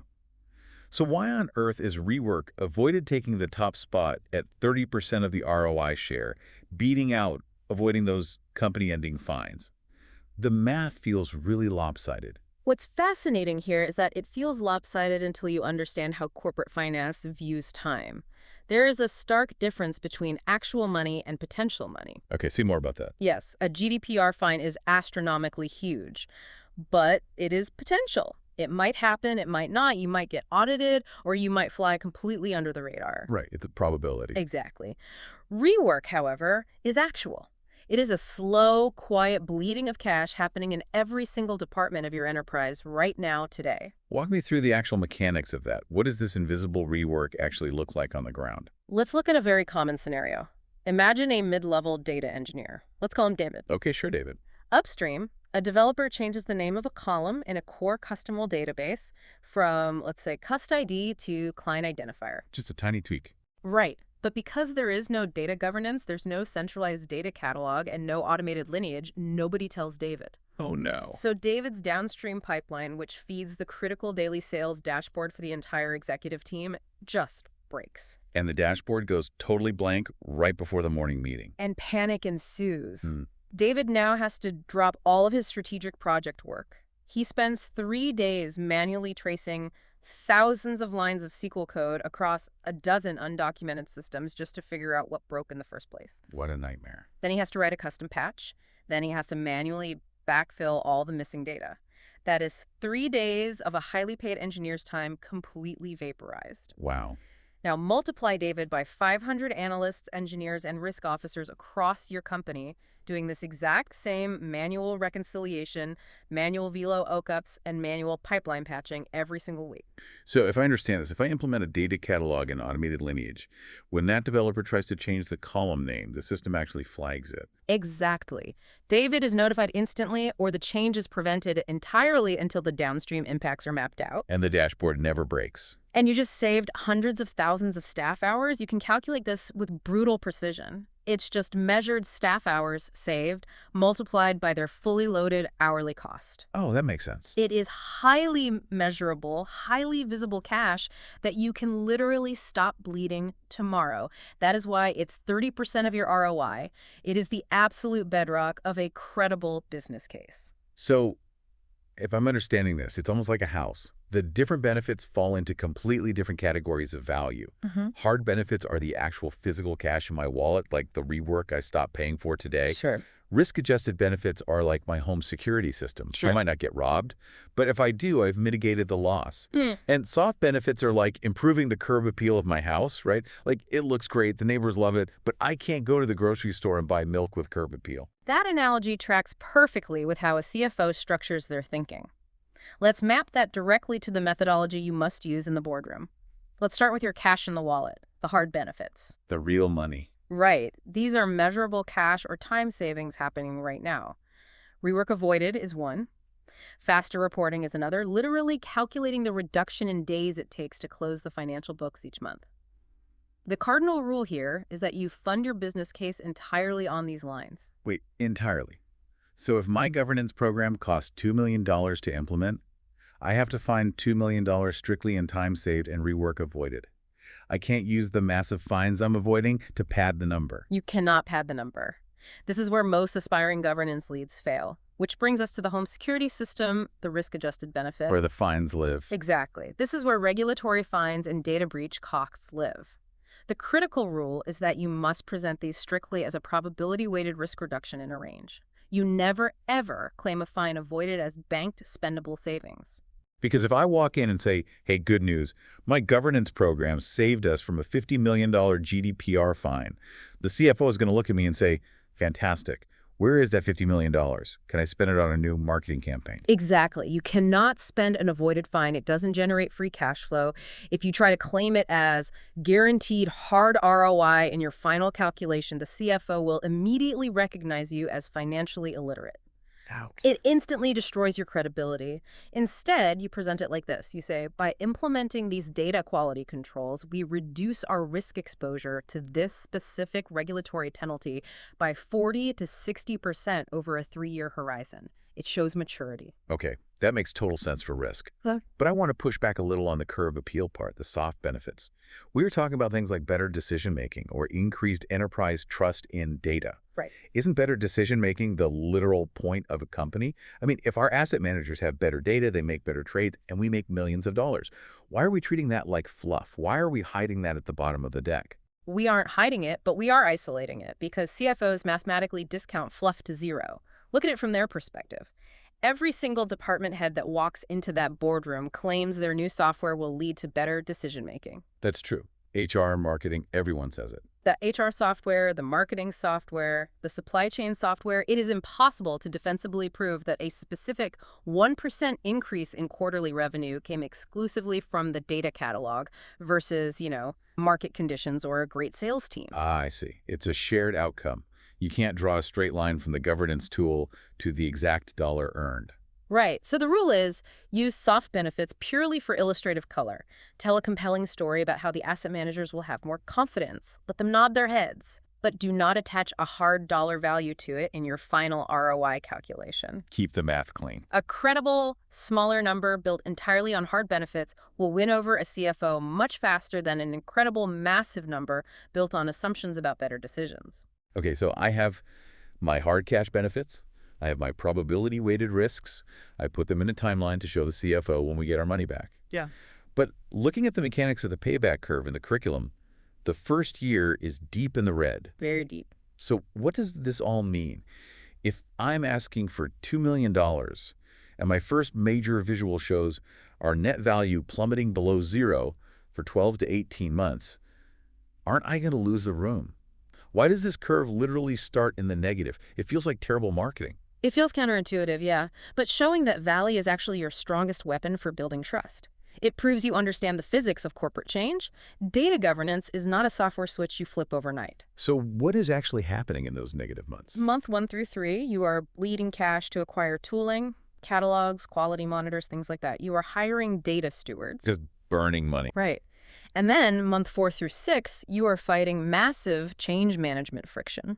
People are resisting the new workflows, so productivity might actually dip temporarily as teams learn the new systems. You are spending money and time long before the engine starts running faster. So the curve has to start negative because I'm basically building the factory. And professional investors know factories cost money before they produce goods. As the program matures, usually around month 9 or 12, rework starts falling rapidly. Reporting cycles speed up. The curve climbs. And it eventually crosses zero. Yes. Showing the CFO the exact quarter where the cumulative net value crosses the zero line and turns positive sets realistic expectations.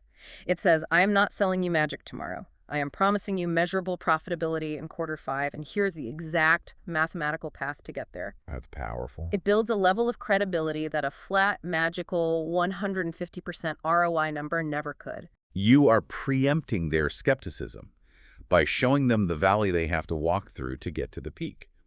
Now, I have to ask, does this universal structure, the hard benefits, the payback curve, the risk ranges, does the flavor of this pitch change depending on where in the world I am standing? Like if I'm pitching to a board in New York versus Frankfurt, do I push different buttons? Context is everything. The math remains the same, but the narrative wrapper changes drastically based on regional pain points.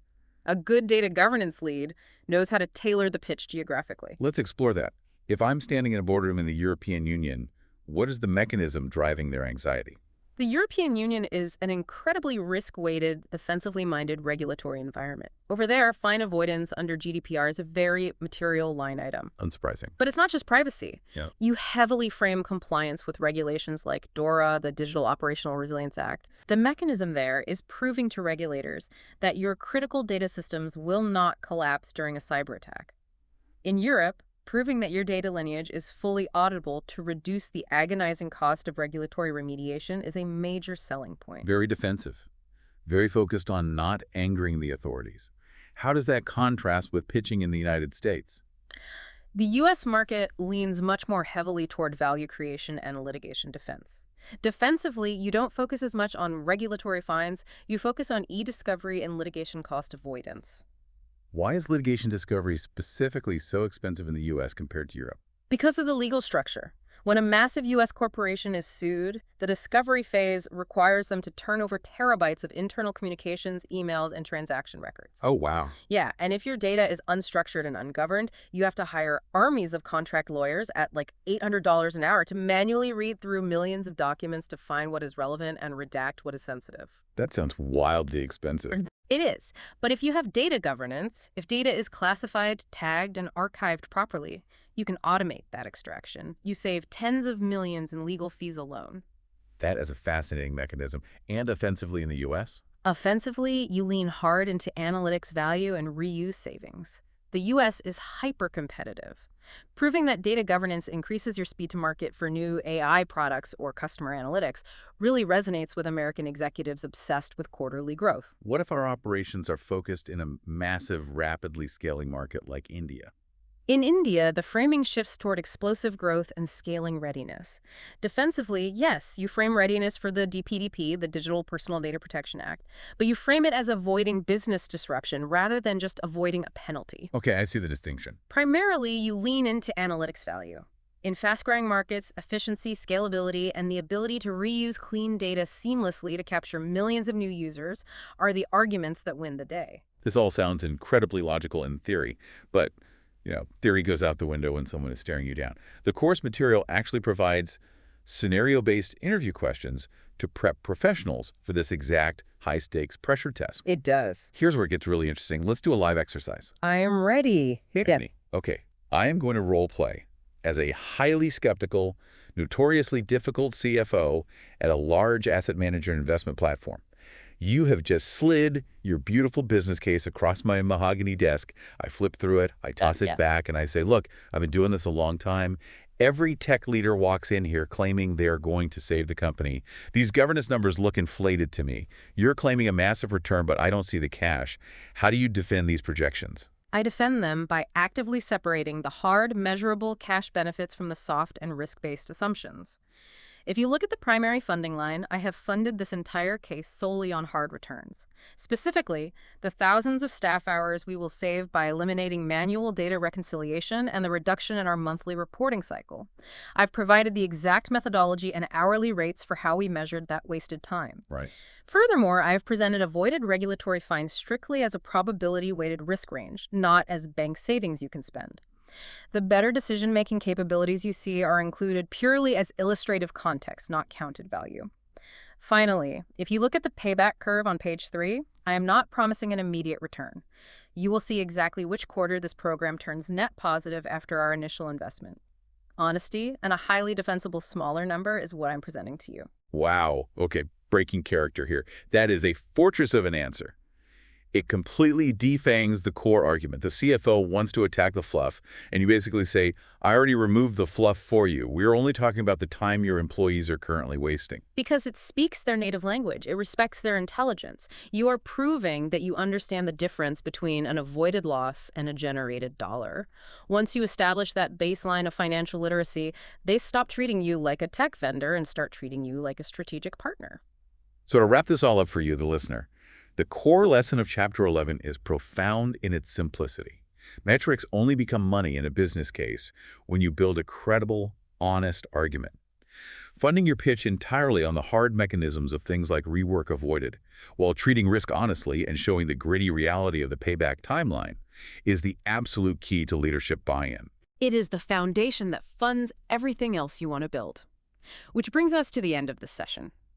As mandated by the Core Structure Enterprise Data Governance, Module 1, Chapter 11, next Chapter 12, common governance pitfalls and failure modes, so you avoid the traps that sink programs. We will definitely see you there for that one. But before you go, I want you to think about your own daily work routine. We just established that rework avoided is the most defensible, profitable line in a multi-million-dollar business case. So look at your own calendar this week. How many hours are you personally spending downloading CSVs, fixing broken pipelines, or manually verifying numbers because the systems just don't talk to each other?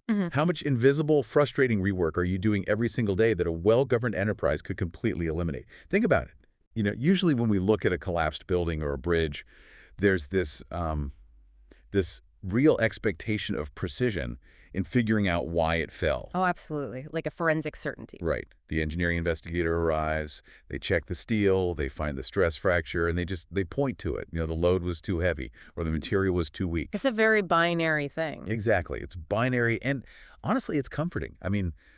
We like our disasters to be perfectly measurable. Well, yeah, but then you step into the world of enterprise data governance, and that clean forensic clarity, it completely vanishes. Oof, gone. Right. Instead of a clean stress fracture, you're looking at this murky landscape of stalled programs, cynical executives, and just wasted millions. It's basically a corporate graveyard of good intentions. And navigating that exact graveyard is what we are doing today. So welcome to another deep dive. Our mission today is to pull back the curtain on why massive data governance programs just completely crash and burn. Because they do. Yeah. A lot. So much. We are taking other people's incredibly expensive mistakes and turning them into highly practical, cheap lessons for you. Which, let's be honest, is really the only affordable way to learn this stuff at an enterprise scale. I couldn't agree more. So for the listener who has been following along, this deep dive is a continuation of our overarching journey through the Enterprise Data Governance course by Durga Analytics. Such a massive resource, too. Oh, it's huge. We're talking about a sequenced, vendor-neutral journey across 21 modules and 529 chapters. It covers everything from foundational models to responsible AI and even a full functional data quality masterclass. And just to anchor us on the map, today we are zooming right in on Module 01, Foundations of Enterprise Data Governance, specifically Chapter 12, which is Common Governance Pitfalls and Failure Modes. Right, so who is this for exactly? Well, if you are an aspiring data governance lead, a data architect, a privacy officer, or, a platform engineer working in a highly regulated space like banking, energy trading, or asset management, you are the exact target audience today. Because they're the ones on the front lines. Exactly. You are going to walk into project meetings where these exact failures are actively brewing right now. This is hands-on, program-focused knowledge. Okay, let's unpack this concept of a failure mode. I actually really like this terminology because it takes the bad luck out of the equation. Right? It completely demystifies it. Yeah. It tells us that a multi-million-dollar program doesn't just randomly fail because the stars were unaligned or something. It fails in predictable, recognizable patterns. That's a crucial mindset shift for you to have. Governance actually has a surprisingly short list of these recognizable patterns. Really, it's not a million different things going wrong. Yeah, not at all. If a program is stalled out, it almost certainly matches a very specific structural flaw. Think of it like building a house badly. These aren't just minor hiccups. They are foundational errors that honestly no later effort can ever fully fix. Okay, so let's start with the most fatal flaw in that blueprint. The curriculum highlights the missing executive sponsor. Number 1 on the list, most frequent failure mode, hands down. Now, I want to challenge this right out of the gate because it sounds like trying to build a house without a building permit, eventually someone is going to shut you down. But wait. Go for it. Let's say I have a highly motivated grassroots team of data stewards and platform engineers. We know the data's a mess. We are smart.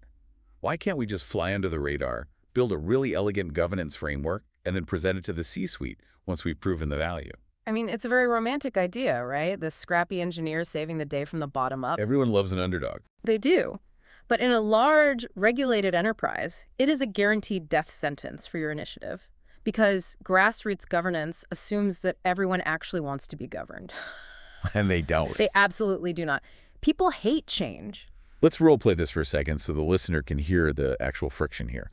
I'll be the Stubbornly siloed VP of marketing. I've been running my CRM system my way for 6 years. My team is crushing our sales quotas. Okay, I see where this is going. You, the grassroots governance lead, walk into my office and tell me I need to mandate 5 new data fields for every single lead just to satisfy some abstract enterprise consistency standard. Yeah. I'm going to look at you, tell you you're slowing down my revenue pipeline, and politely ask you to get out of my office. And that is the exact moment your grassroots program dies. Just dead on arrival. Completely dead, Yeah. because you have no leverage. When that marketing VP pushes back, a grassroots team has to retreat. But, and here's the key, if you have an active, committed executive sponsor, like a chief operating officer or a chief risk officer. Someone with real teeth. Exactly. They can step in and say, look, this isn't a request from the data team. This is a corporate mandate to protect us from a regulatory fine, and your bonus is now tied to compliance. Wow. Okay, so the early warning sign here is pretty obvious then. Oh, it's glaring. It's what the Durga curriculum calls the empty room syndrome. Empty room syndrome. Yeah. If you are holding a data governance steering committee meeting and nobody with a C-level or senior VP title actually shows up to make those hard tie-breaking decisions. Like they just send their junior delegates? Right. They send delegates who have no authority. If that happens, you don't actually have a steering committee. You just have an incredibly expensive book club. An expensive book club. Ouch. Okay, so we need to secure the sponsor first. We have the authority. But the source material immediately pairs that with a second foundational flaw, which is having no business value link. Yes. Doing governance just because clean data is inherently good. Which, I mean, it is good, right? It is, but that's a trap a lot of purist data architects fall into. They design these beautiful, sprawling ontologies and data dictionaries, but they never tie them to a commercial outcome. So it's just academic to the business. Exactly. If your program doesn't directly reduce regulatory capital requirements or, say, cut the time to market for a new trading product or increase cross-selling revenue, the business doesn't care. They just see the price tag. Right. They will look at you during the next budget cycle as a pure cost center. And when budgets get tight, cost centers without an ROI get their funding pulled immediately. Okay, so we've got our structural foundation mapped out. Yeah. We need the sponsor for authority, and we need the business value link to keep the lights on and the funding flowing. You're right. But let's assume we have both. A well-funded, properly sponsored team can still drive a program straight into a ditch, right? Very easily. And that brings us to the execution phase. The most common trap here is what the industry famously calls boiling the ocean. Right. Scope creep on steroids. It's like trying to start construction on every single room of that house simultaneously and finishing absolutely none of them. Precisely. Imagine an enterprise migrating to a hybrid cloud environment. The governance team decides that on day one, they're going to catalog, define, and assign data quality rules to HR, finance, supply chain, and customer data, all at the exact same time. That sounds exhausting just to say. It's like trying to design a city's entire traffic grid. Every stoplight, every crosswalk, every highway on-ramp in a single afternoon, before you've even observed how the cars are actually moving. It's impossible. You spread your resources so incredibly thin that nothing actually works. The mechanism of failure here is sheer exhaustion. People just burn out. Yeah, you ask hundreds of business users to suddenly document everything they do on top of their day jobs. They get overwhelmed, they push back, and momentum grinds to an absolute halt. So what's the warning sign? How do you know you're boiling the ocean? You can spot this the second every data domain is listed as in scope, right out of the gate. The antidote, which the Durga methodology beats like a drum, is incrementality. Start small, basically. Exactly. Pick one critical domain, maybe it's customer data.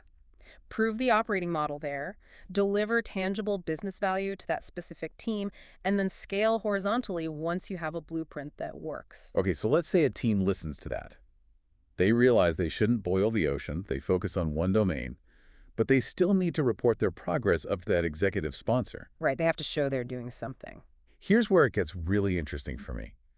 How can a governance organization genuinely believe they are succeeding and present these glowing reports to the board when the reality is they are completely failing? What's fascinating here is the illusion of progress. You're talking about vanity metrics. It reminds me of going to the gym, spending 45 minutes just checking yourself out in the mirror, taking some selfies, and then leaving without lifting a single weight. That's a great analogy. You feel like you went to the gym. You can literally tell people you went to the gym, but you didn't actually build any muscle. That is a brilliant way to frame it because vanity metrics measure the motion, not the impact. You see this all the time when a governance dashboard is just stuffed with activity counts. Like what color counts? Things like, we held 20 data steward meetings this month, or we uploaded 5,000 terms to the business glossary. We resolved 50 data quality tickets this week. I mean, that all sounds incredibly productive to an executive who is just skimming a slide deck. It does, right. Until the chief risk officer asks why the manual reconciliation time in the finance department hasn't dropped by a single hour, or why the marketing team still can't accurately segment a campaign. Oh, man. So the metrics are totally divorced from the reality of the business. Exactly. Who cares if you have 5,000 glossary terms if nobody's using them to generate revenue or reduce risk? That makes total sense. You have to tie the metric to the commercial outcome. So instead of saying, we wrote a data policy, you say, we reduced manual data entry errors by 40%, saving the firm $2 million in operational drag. That is exactly the pivot required. But here's the fascinating psychological link. This obsession with looking busy naturally leads executives to think they can just buy their way out of the problem. Right, buy their way out? Yeah, they see a lack of real progress, so they just sign a massive check for new software to generate those metrics automatically. Yes. The tool-first trap. Buying the technology before defining the operating model. The curriculum calls this the single most expensive modern failure in governance. Without a doubt. A company realizes their data is a mess, so they go to a vendor and spend $3 million on a state-of-the-art master data management tool, an MDM, or a shiny new AI-driven data catalog. Hoping for a magic wand. Right. They genuinely believe they are buying governance in a box. I want to use a supply chain analogy here. Buying a massive catalog tool without assigning human data stewards is like building a 1 million square foot, fully automated robotic warehouse, but forgetting to hire anyone to actually label the boxes on the incoming trucks. That is exactly what it's like. The conveyor belts are running at lightning speed, the robots are humming, but the system is just efficiently routing unidentified garbage into the dark. I'd take that a step further into the actual daily mechanics. Let's look at how an MDM tool actually fails when you buy it before defining your operating model. Okay, lay it out. The whole point of master data management is to create a single trusted golden record for something like a customer. Right, so we know exactly who John Doe is across the whole company, not just in one department. Correct. So you turn the MDM tool on, immediately it finds a conflict. The sales CRM says John Doe lives on Main Street. The billing system says John Doe lives on Elm Street. So the systems disagree. Right. The software flags the conflict and basically asks which one is right. But the software can't drive to John Doe's house to check. No, it cannot. It requires a human data steward, someone designated with the actual authority to research and make the call. But because the company bought the tool before defining the operating model, there is no data steward. Oh no. So what happens to the flag? That conflict goes into an error queue. The next day, 10 more go into the queue. A month later, there are 50,000 unresolved conflicts. Your multi-million-dollar MDM tool is now just a highly advanced inbox of errors that nobody's authorized to fix. It just becomes pure shelfware. Exactly. Empty shelves, basically. That perfectly illustrates why technology cannot solve a political or organizational problem. The tool can only accelerate a working operating model. It absolutely cannot replace one or create one out of thin air. Never. So for the listener who is trying to actually stand up a program from scratch and avoid this, what is the sequence? How do you build this without generating millions in shelfware? The course lays out a highly rigid methodology for this. It's a golden sequence that works for any large regulated enterprise. Okay, let's hear it. Step 1. First, the sponsor. You must have top-down authority before you do anything. Got it. Step 2. Second, the scope. You prioritize your domains so you don't boil the ocean. Incrementality. Makes sense. Step 3. Third, the operating model. You clearly define the roles. Who owns the data and who stewards it, basically? Who is actually going to resolve that John Doe address conflict? Accountability. Step 4. Fourth, the process. You map out the lifecycle and workflow for how those decisions are made, from policy to actual enforcement. And then finally, step 5. Step 5 is the tool. You only buy the software once there are trained people ready to use it and a documented process for the software to actually support. Reversing that order feels like the quickest way to end up in that corporate graveyard we talked about earlier. It's a one-way ticket. No, we have this perfect sequence, but the source material takes a really interesting turn here. It zooms out to look at how these exact failure modes are manifesting globally right now. Because, the corporate environment isn't a monolith. No, it isn't. And if we connect this to the bigger picture, we really have to talk about the final major trap: no enforcement. The global perspective on this is wild. It is. This is the illusion of safety. It's when an organization has a beautifully formatted 100-page governance policy sitting on their intranet, but absolutely no technical controls baked into their data pipelines to make anyone follow it. It's a blueprint that nobody actually looks at. Yeah. Regulators must have an absolute field day with that. Oh, they do, particularly in Europe. The EU regulatory environment is incredibly stringent right now. If we look at GDPR for privacy or the new DORA regulation. Wait. DORA? Yeah, the Digital Operational Resilience Act for financial institutions. Yeah. Over there, enforcement is everything. A policy-only governance model gets exposed instantly. Let me pause you there because DORA is a massive topic for our listeners in finance. How does a lack of data governance actually trigger a DORA audit failure? It all comes down to systemic risk.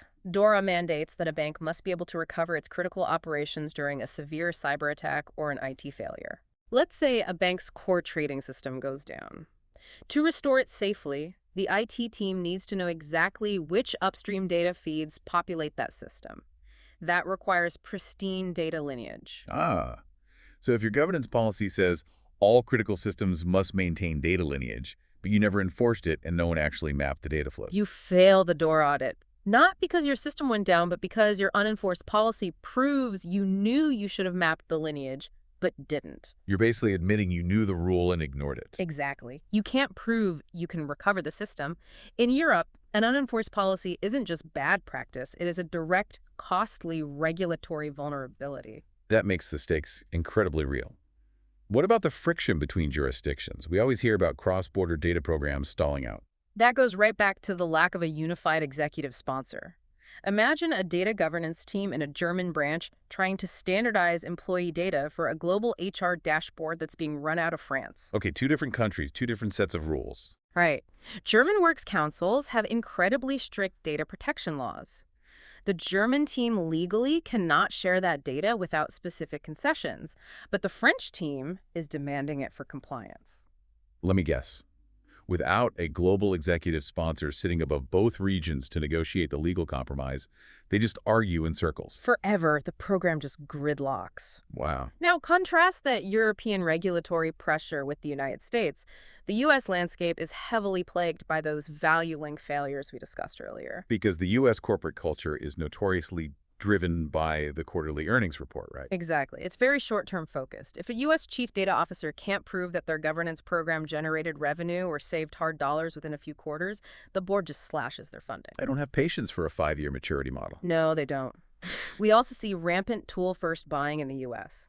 Throwing venture capital or massive corporate budgets at shiny new software to try and solve deep-seated cultural problems is a very American reflex. And the litigation risk in the U.S. is massive, right?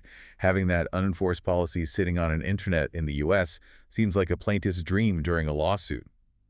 It's documented proof of negligence. It is literally the smoking gun in discovery. Unbelievable. Okay, so we have Europe and the U.S. Let's pivot to emerging tech and financial markets, like India. The Durga curriculum points out that this region is currently experiencing classic maturity stage traps. Yes, which is really interesting. Meaning what, exactly? Because their tech sector is incredibly advanced. The tech is advanced, yes, but enterprise data governance as a formalized board-level mandate is relatively newer there compared to legacy Wall Street banks. So when a massive Indian conglomerate decides to do data governance, they often see a greenfield opportunity. They are highly ambitious. Which means they try to boil the ocean. Precisely. They try to implement metadata, data quality, master data, and lineage across every single business unit in one massive Big Bang rollout. Add in the fact that vendors are aggressively pushing end-to-end software platforms in that region right now, and you see a massive spike in tool-first buying combined with scope creep. It's a perfect storm for stalled programs. The sponsor practice is also still maturing there. This global breakdown is phenomenal, especially if you are listening to this and preparing for a senior job interview. Oh, I highly recommend using this as an interview framework.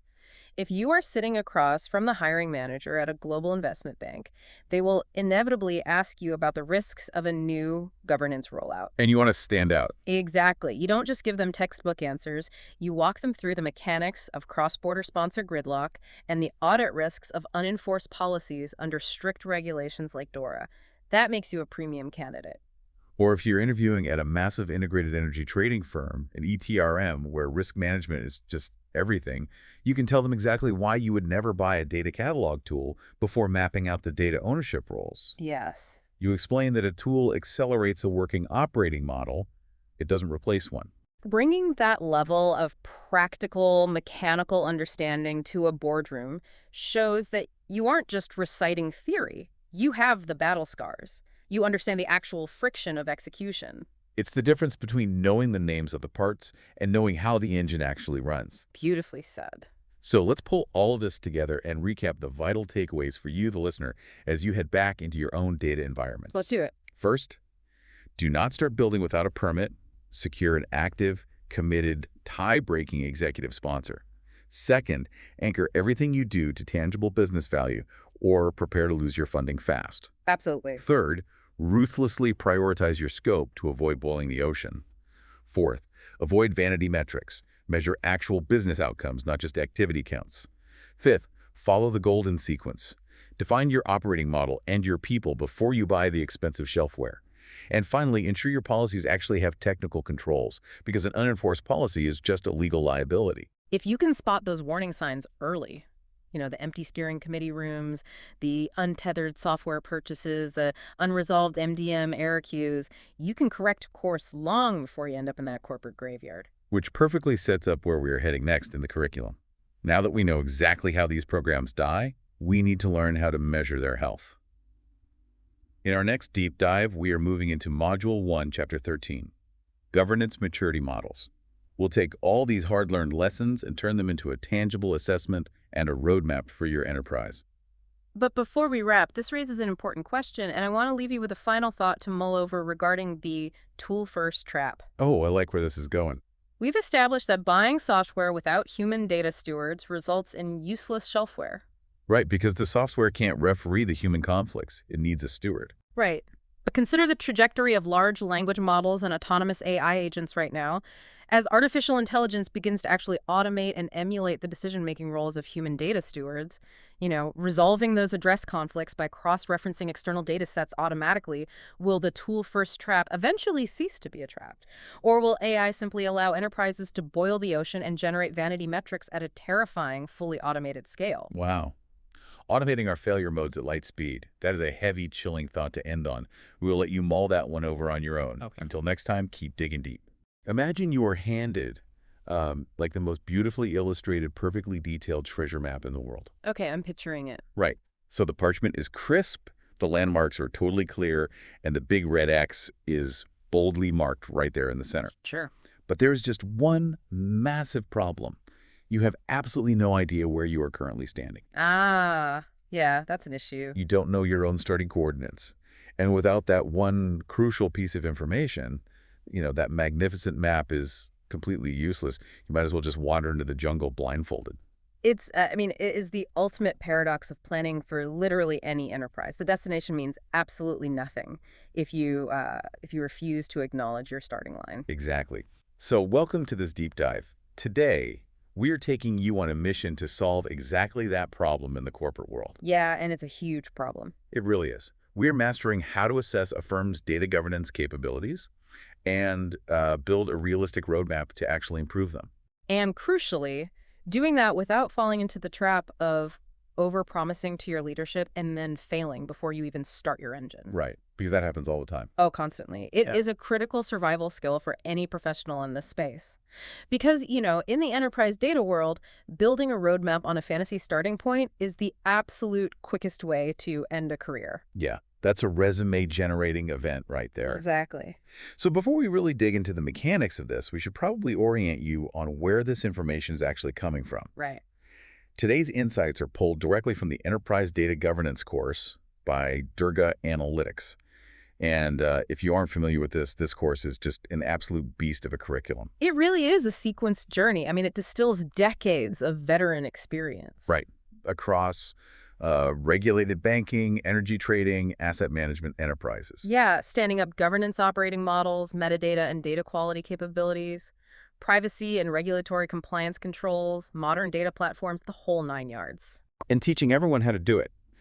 Data owners, stewards, architects, data and platform engineers, privacy officers, risk managers, and data product managers. Exactly. From the foundations of why governance even exists, all the way through to certification.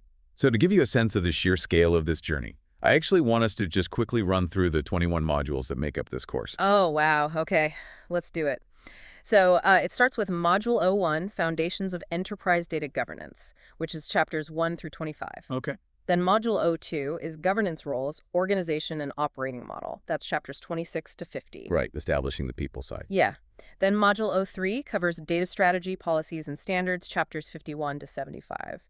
And Module 04 gets into Metadata Management and Data Catalogs, chapters 76 to 100. So that's sort of your foundational block right there. Exactly. Then you get into the core disciplines. So Module 05 is Data Quality Management, chapters 101 to 125.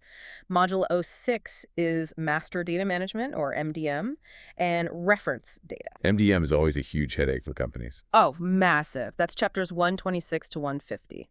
Then Module 07 is Data Architecture, Modeling, and Standards, up to chapter 175. And Module 08 brings in Privacy, Security, and Regulatory Compliance, chapters 176 to 200. Which keeps getting more important every year. Oh, absolutely. Then we have Module 09, Data Catalog, Lineage, and Observability in Practice, up to chapter 225. Module 10 is Data Product Management and Data as a Service, chapters 226 to 250. Data as a service is super trendy right now. Yeah, everyone wants to build data products. Yeah. Then Module 11 covers Tooling and Technology for Governance, chapters 251 to 275. Module 12 is Data Contracts, APIs, and Service Governance, up to chapter 300. So really getting into the technical engineering side now. Right. And Module 13 continues that with Data Integration, Ingestion, and Pipeline Governance, chapters 301 to 325. But then Module 14 pivots back to the human element with Change Management, Adoption, and Cultural Transformation, up to chapter 350. Because, yeah, if nobody adopts it, it doesn't matter. Exactly. Module 15 is Data Governance in Cloud, Multi-Cloud, and Data Mesh, chapters 351 to 375. Module 16 is Data Governance Metrics, Reporting, and Continuous Improvement, up to chapter 400. Almost there. Yep. Module 17 gets into special topics, so data ethics, responsible AI, and sensitive data governance. That's chapters 401 to 425. Module 18 covers implementation, rollout, and program delivery up to chapter 450. The actual execution. Right. Then Module 19 provides case studies, industry patterns, and best practices, chapters 451 to 475. Module 20 wraps up the main course with templates, playbooks, certification, and next steps, up to chapter 500. Wow. And there's one more, right? Yeah, a bonus, effectively. Yeah. Module 21 is a functional data quality masterclass covering chapters DQ01 through DQ29. Each module is grounded in, vendor-neutral practice and real job-ready artifacts. It is just a massive, comprehensive expedition. But, for today's session, obviously, we aren't trying to cover that whole map.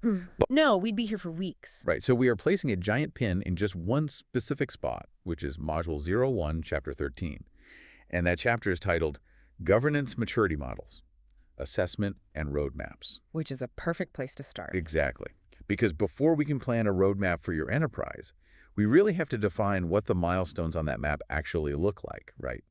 We need to understand the structural logic of a maturity model itself. Yeah, and the course uses a simplified 5-level teaching scale for this. Okay, let's unpack this. Walk me through what those 5 stages actually look like on the ground for a firm. Sure. So the 5-level scale represents this universal journey that any capability takes, from, total chaos all the way to complete automation. Right. So level 1 is initial. You can really think of this as the Wild West. Just everyone for themselves. Basically, yeah. Everything is ad hoc. There's zero formal ownership. There are no standards. If something goes right with your data, it's usually just because of individual heroics, not a repeatable process. So some analysts stayed up until 3 a.m. manually fixing a spreadsheet. Exactly. That's level 1.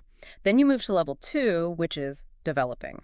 This is where you might start to see a few unofficial roles or draft policies emerging, but it's highly inconsistent. It's like maybe localized to one or two teams who actually care rather than the whole enterprise. Exactly. It's pockets of goodness. Which brings us to the first major hurdle, which is level 3, defined. Defined. Okay. This is the paperwork phase. Policies, roles, and data standards are officially documented. They're approved by a committee, and they are formalized. But, I mean, having a rule doesn't actually mean anyone is following it. I imagine a lot of companies get completely stuck right there. They do. They just have this gorgeous 200-page data governance policy sitting on an intranet page that literally no one has ever read. That is incredibly common. You see it all the time. Reaching defined is a milestone, sure, but it does not guarantee behavior change. Yeah. That requires level 4, which is managed. At the managed stage, governance is actively measured, it's monitored, and it's enforced with real mathematical controls. It's actually living and breathing. So it's not just a PDF anymore. No. If a data quality rule is broken, an alert fires, an exception report is generated, and a named owner actually has to fix it. I see. And then finally you have level 5, optimized, which is sort of the holy grail, right? Yeah. The system isn't just enforced anymore. It is automated, and it's continuously improving itself based on, feedback loops. Okay, so looking at these 5 stages, the source text actually uses a really great analogy to ground this.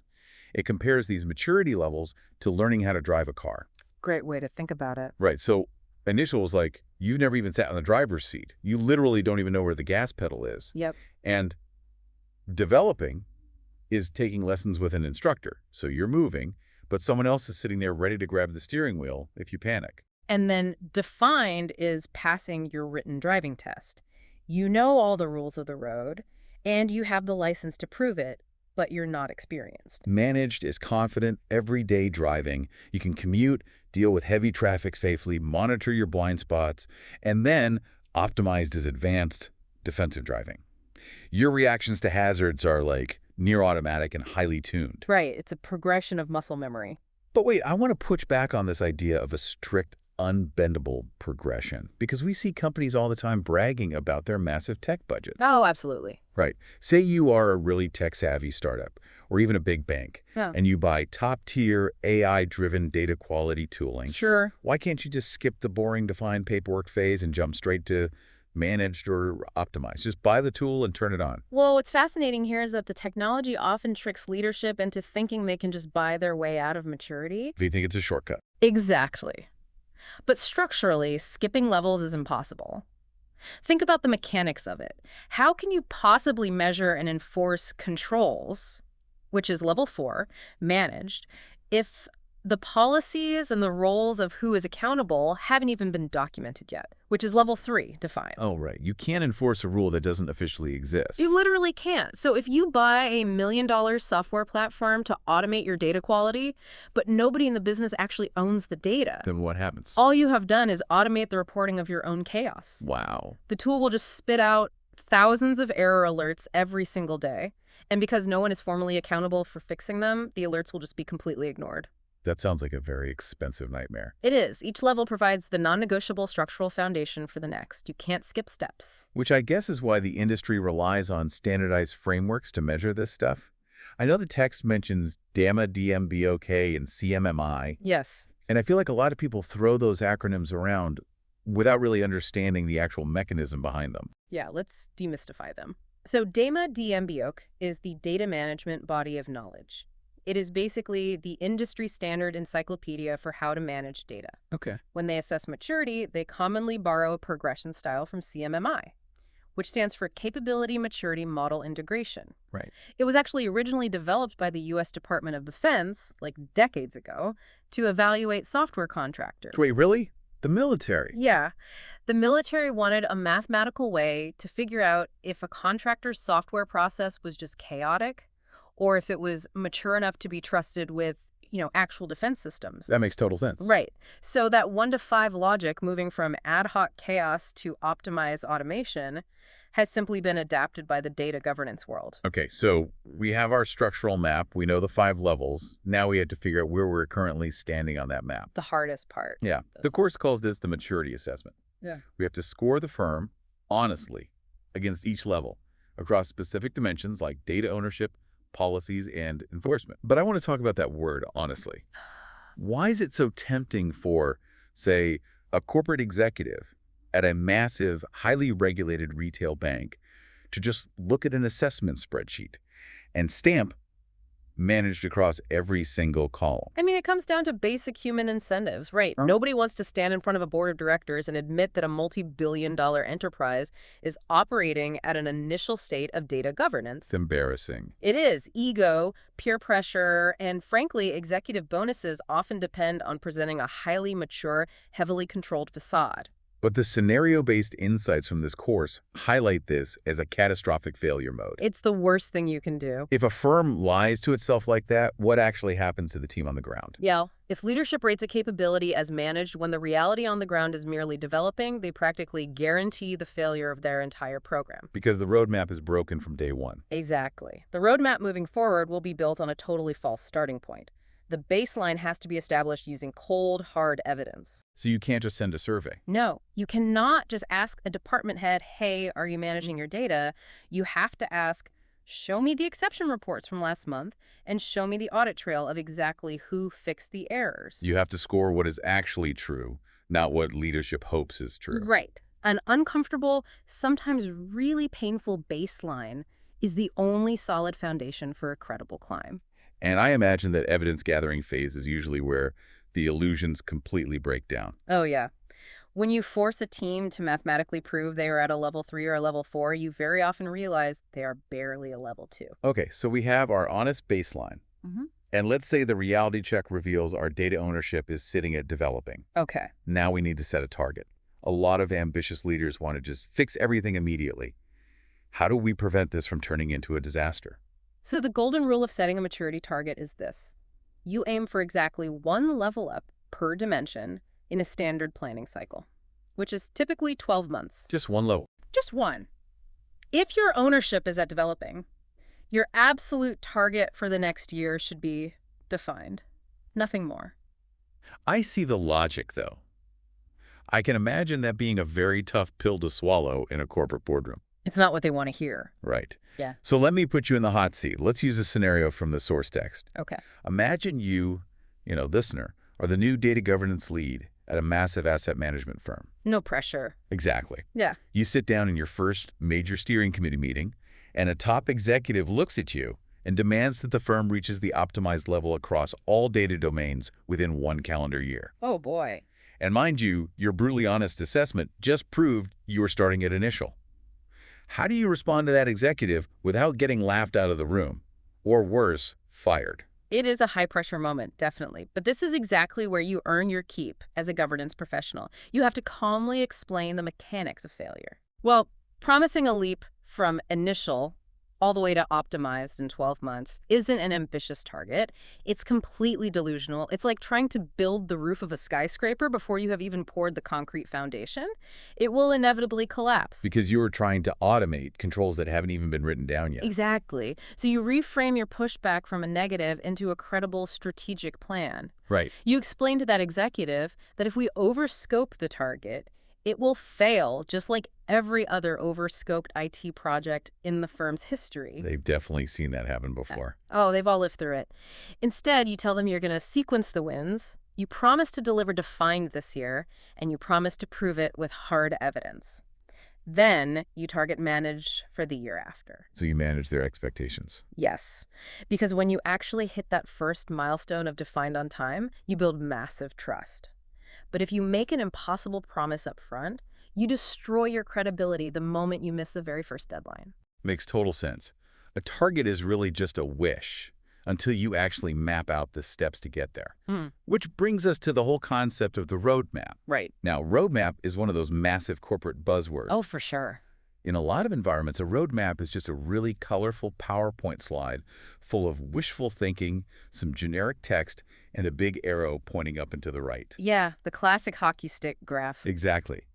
How do we ensure this doesn't just turn into a meaningless presentation? Well, a true functional roadmap is not a vague statement of intent.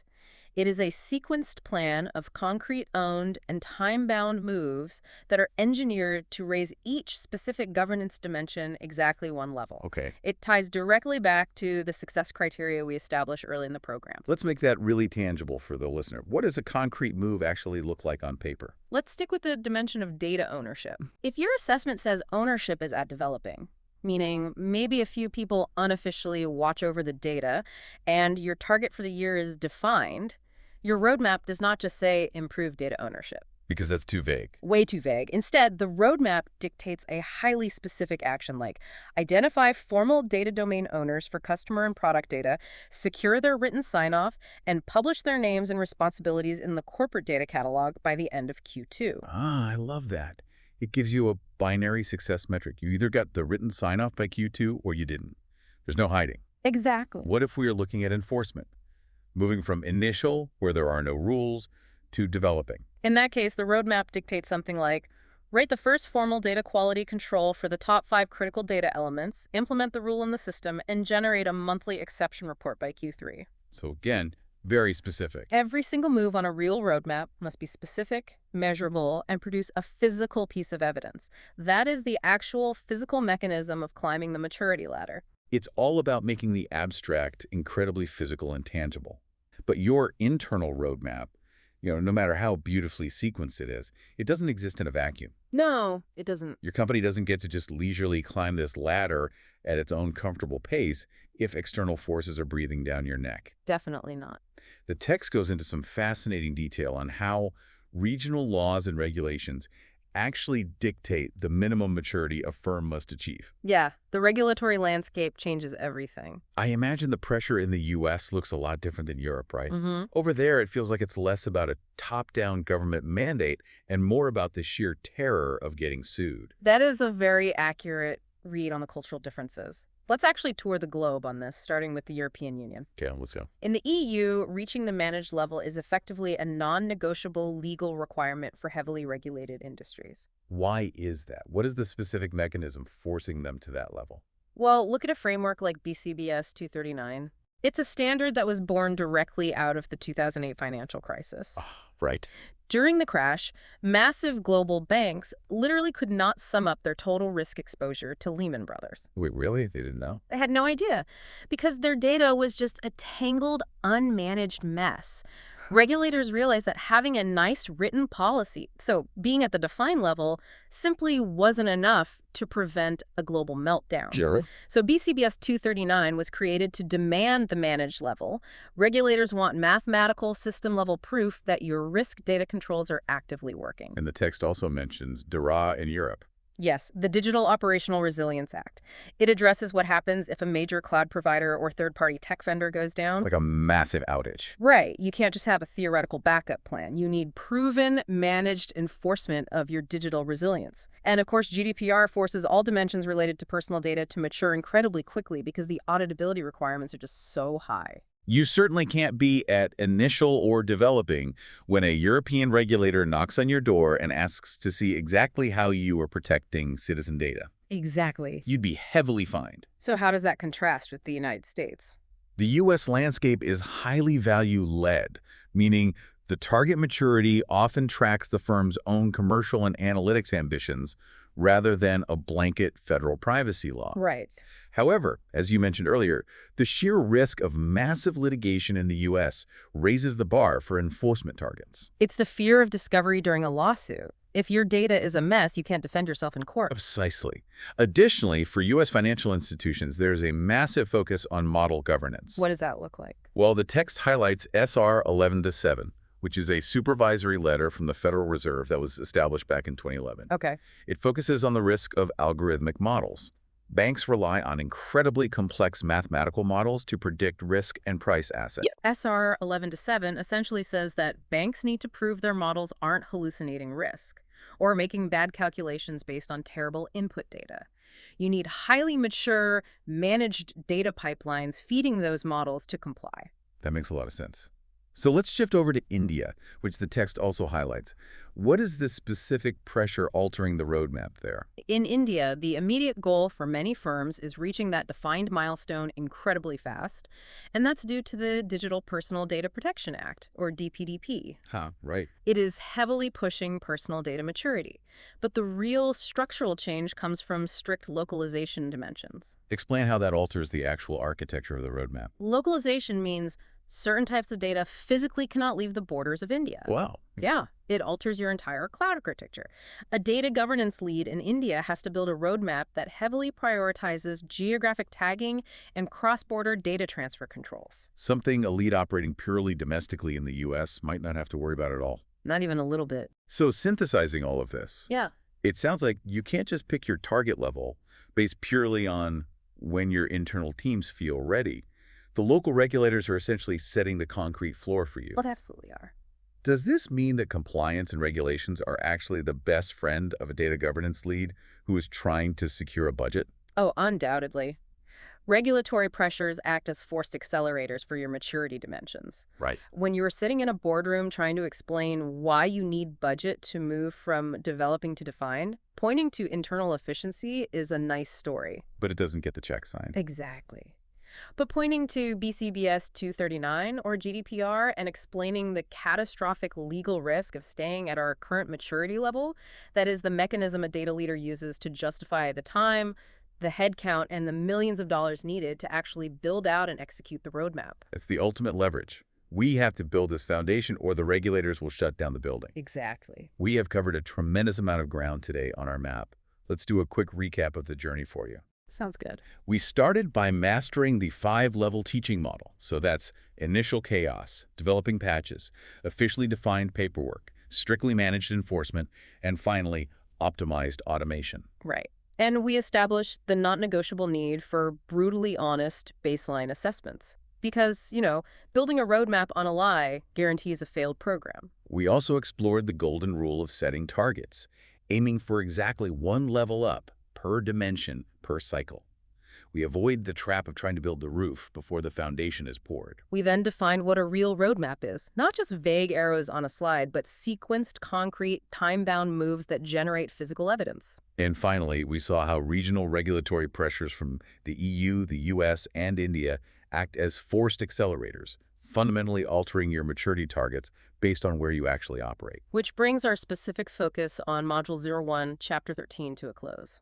But the journey across this curriculum continues. For those following the full structure, the next logical step is Chapter 14, which is titled Program Planning. Phases, timelines, and resources, turning the roadmap into a plan. Awesome.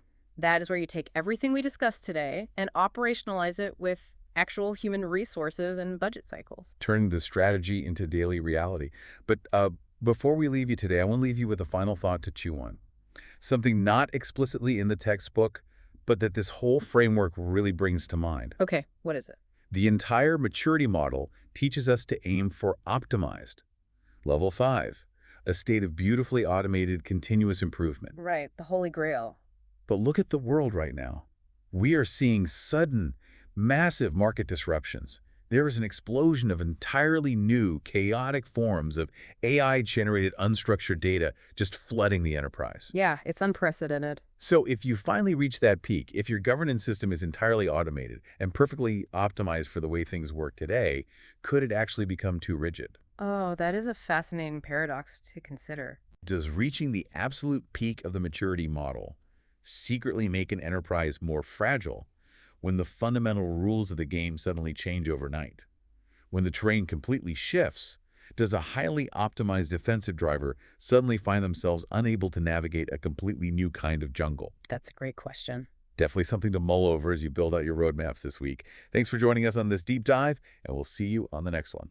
You draw a beautiful straight line on a map from point A to point B, and, you think you're completely ready for a cross-country road trip. Right, you've got the route planned. Exactly.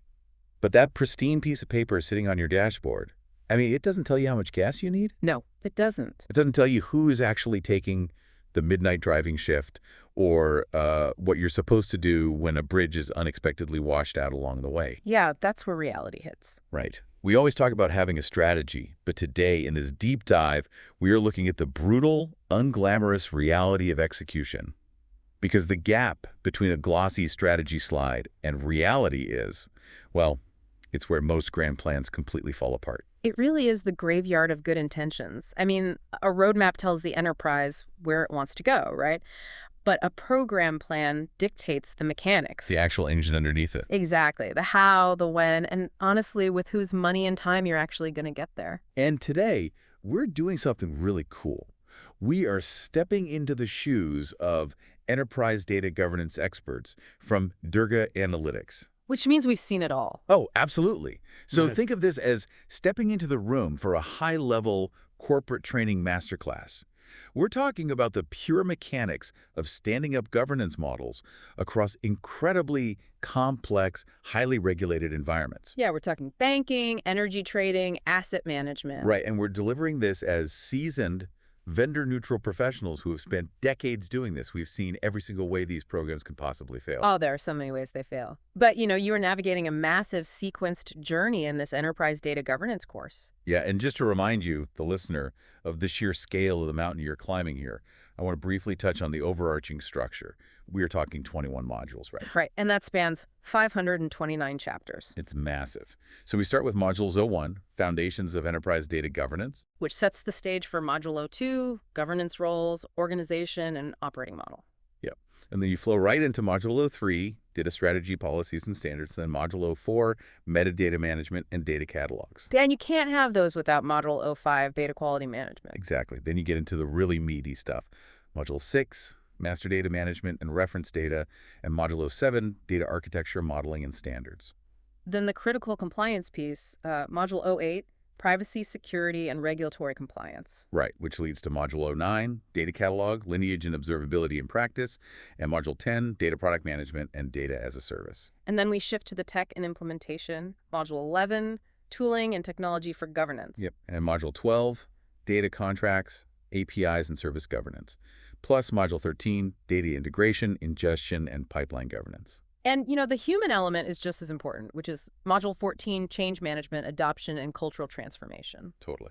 Then we look at modern architectures with Module 15, Data Governance in Cloud, Multi-Cloud, and Data Mesh. And measuring success in Module 16, data governance metrics, reporting, and continuous improvement. Right.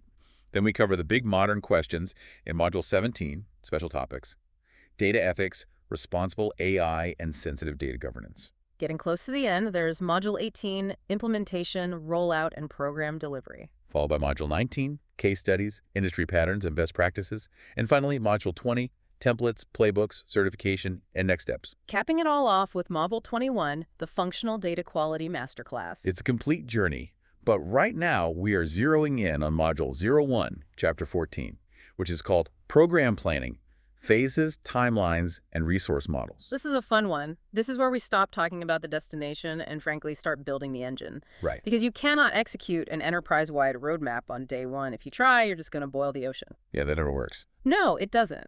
A well-designed program plan takes that monumental task and fractures the journey into logical, coherent increments.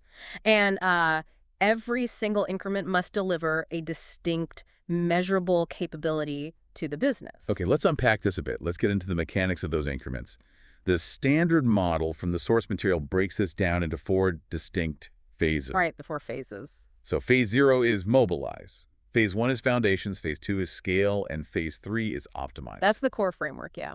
I want to stop right at phase 0. Because Yeah. look, if I'm a newly hired data governance lead brought into a major financial institution, the business has probably been screaming about data issues for years. Right, Hey, constantly. They're usually extremely frustrated by the time you arrive. exactly. They want action immediately. Yeah. So the pressure from the C-suite to just skip this mobilize phase and start fixing things right away, it must be overwhelming. Why is a formal phase 0 so critical to actually surviving the job? Well, the pressure to deliver immediate, tangible output is probably the most common trap a new governance lead faces. I can imagine. It sounds proactive, Right. to just dive in.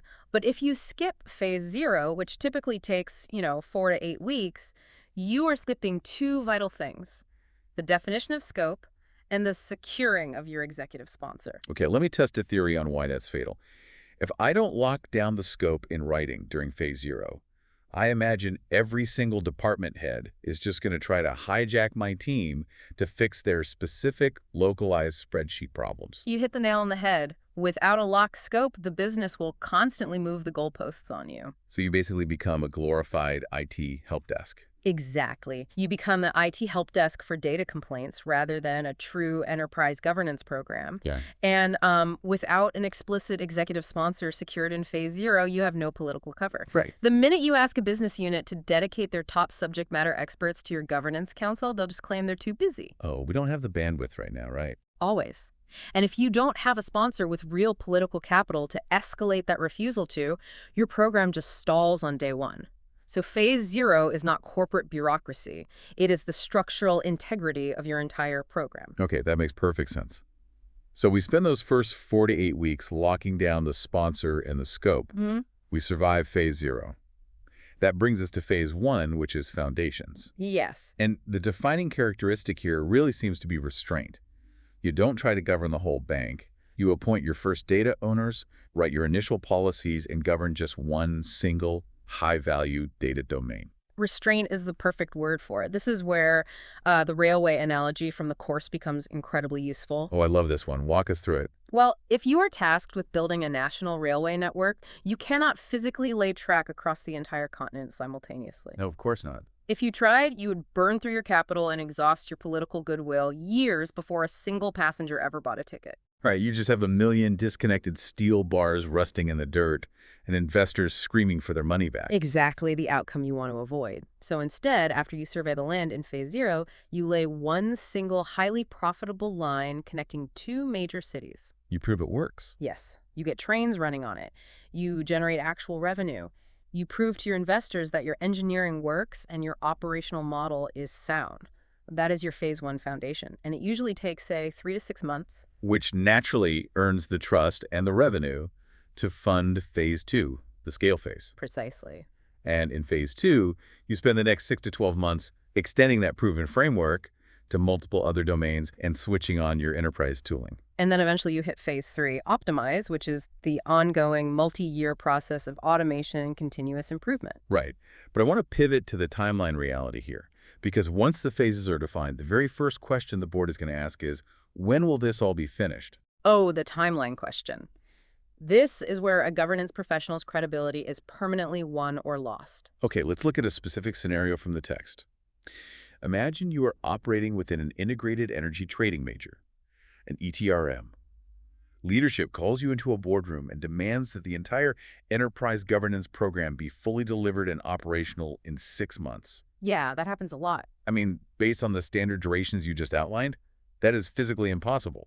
Phase 1 alone takes up to 6 months. It is impossible. But nobody wants to look a CEO in the eye and say no.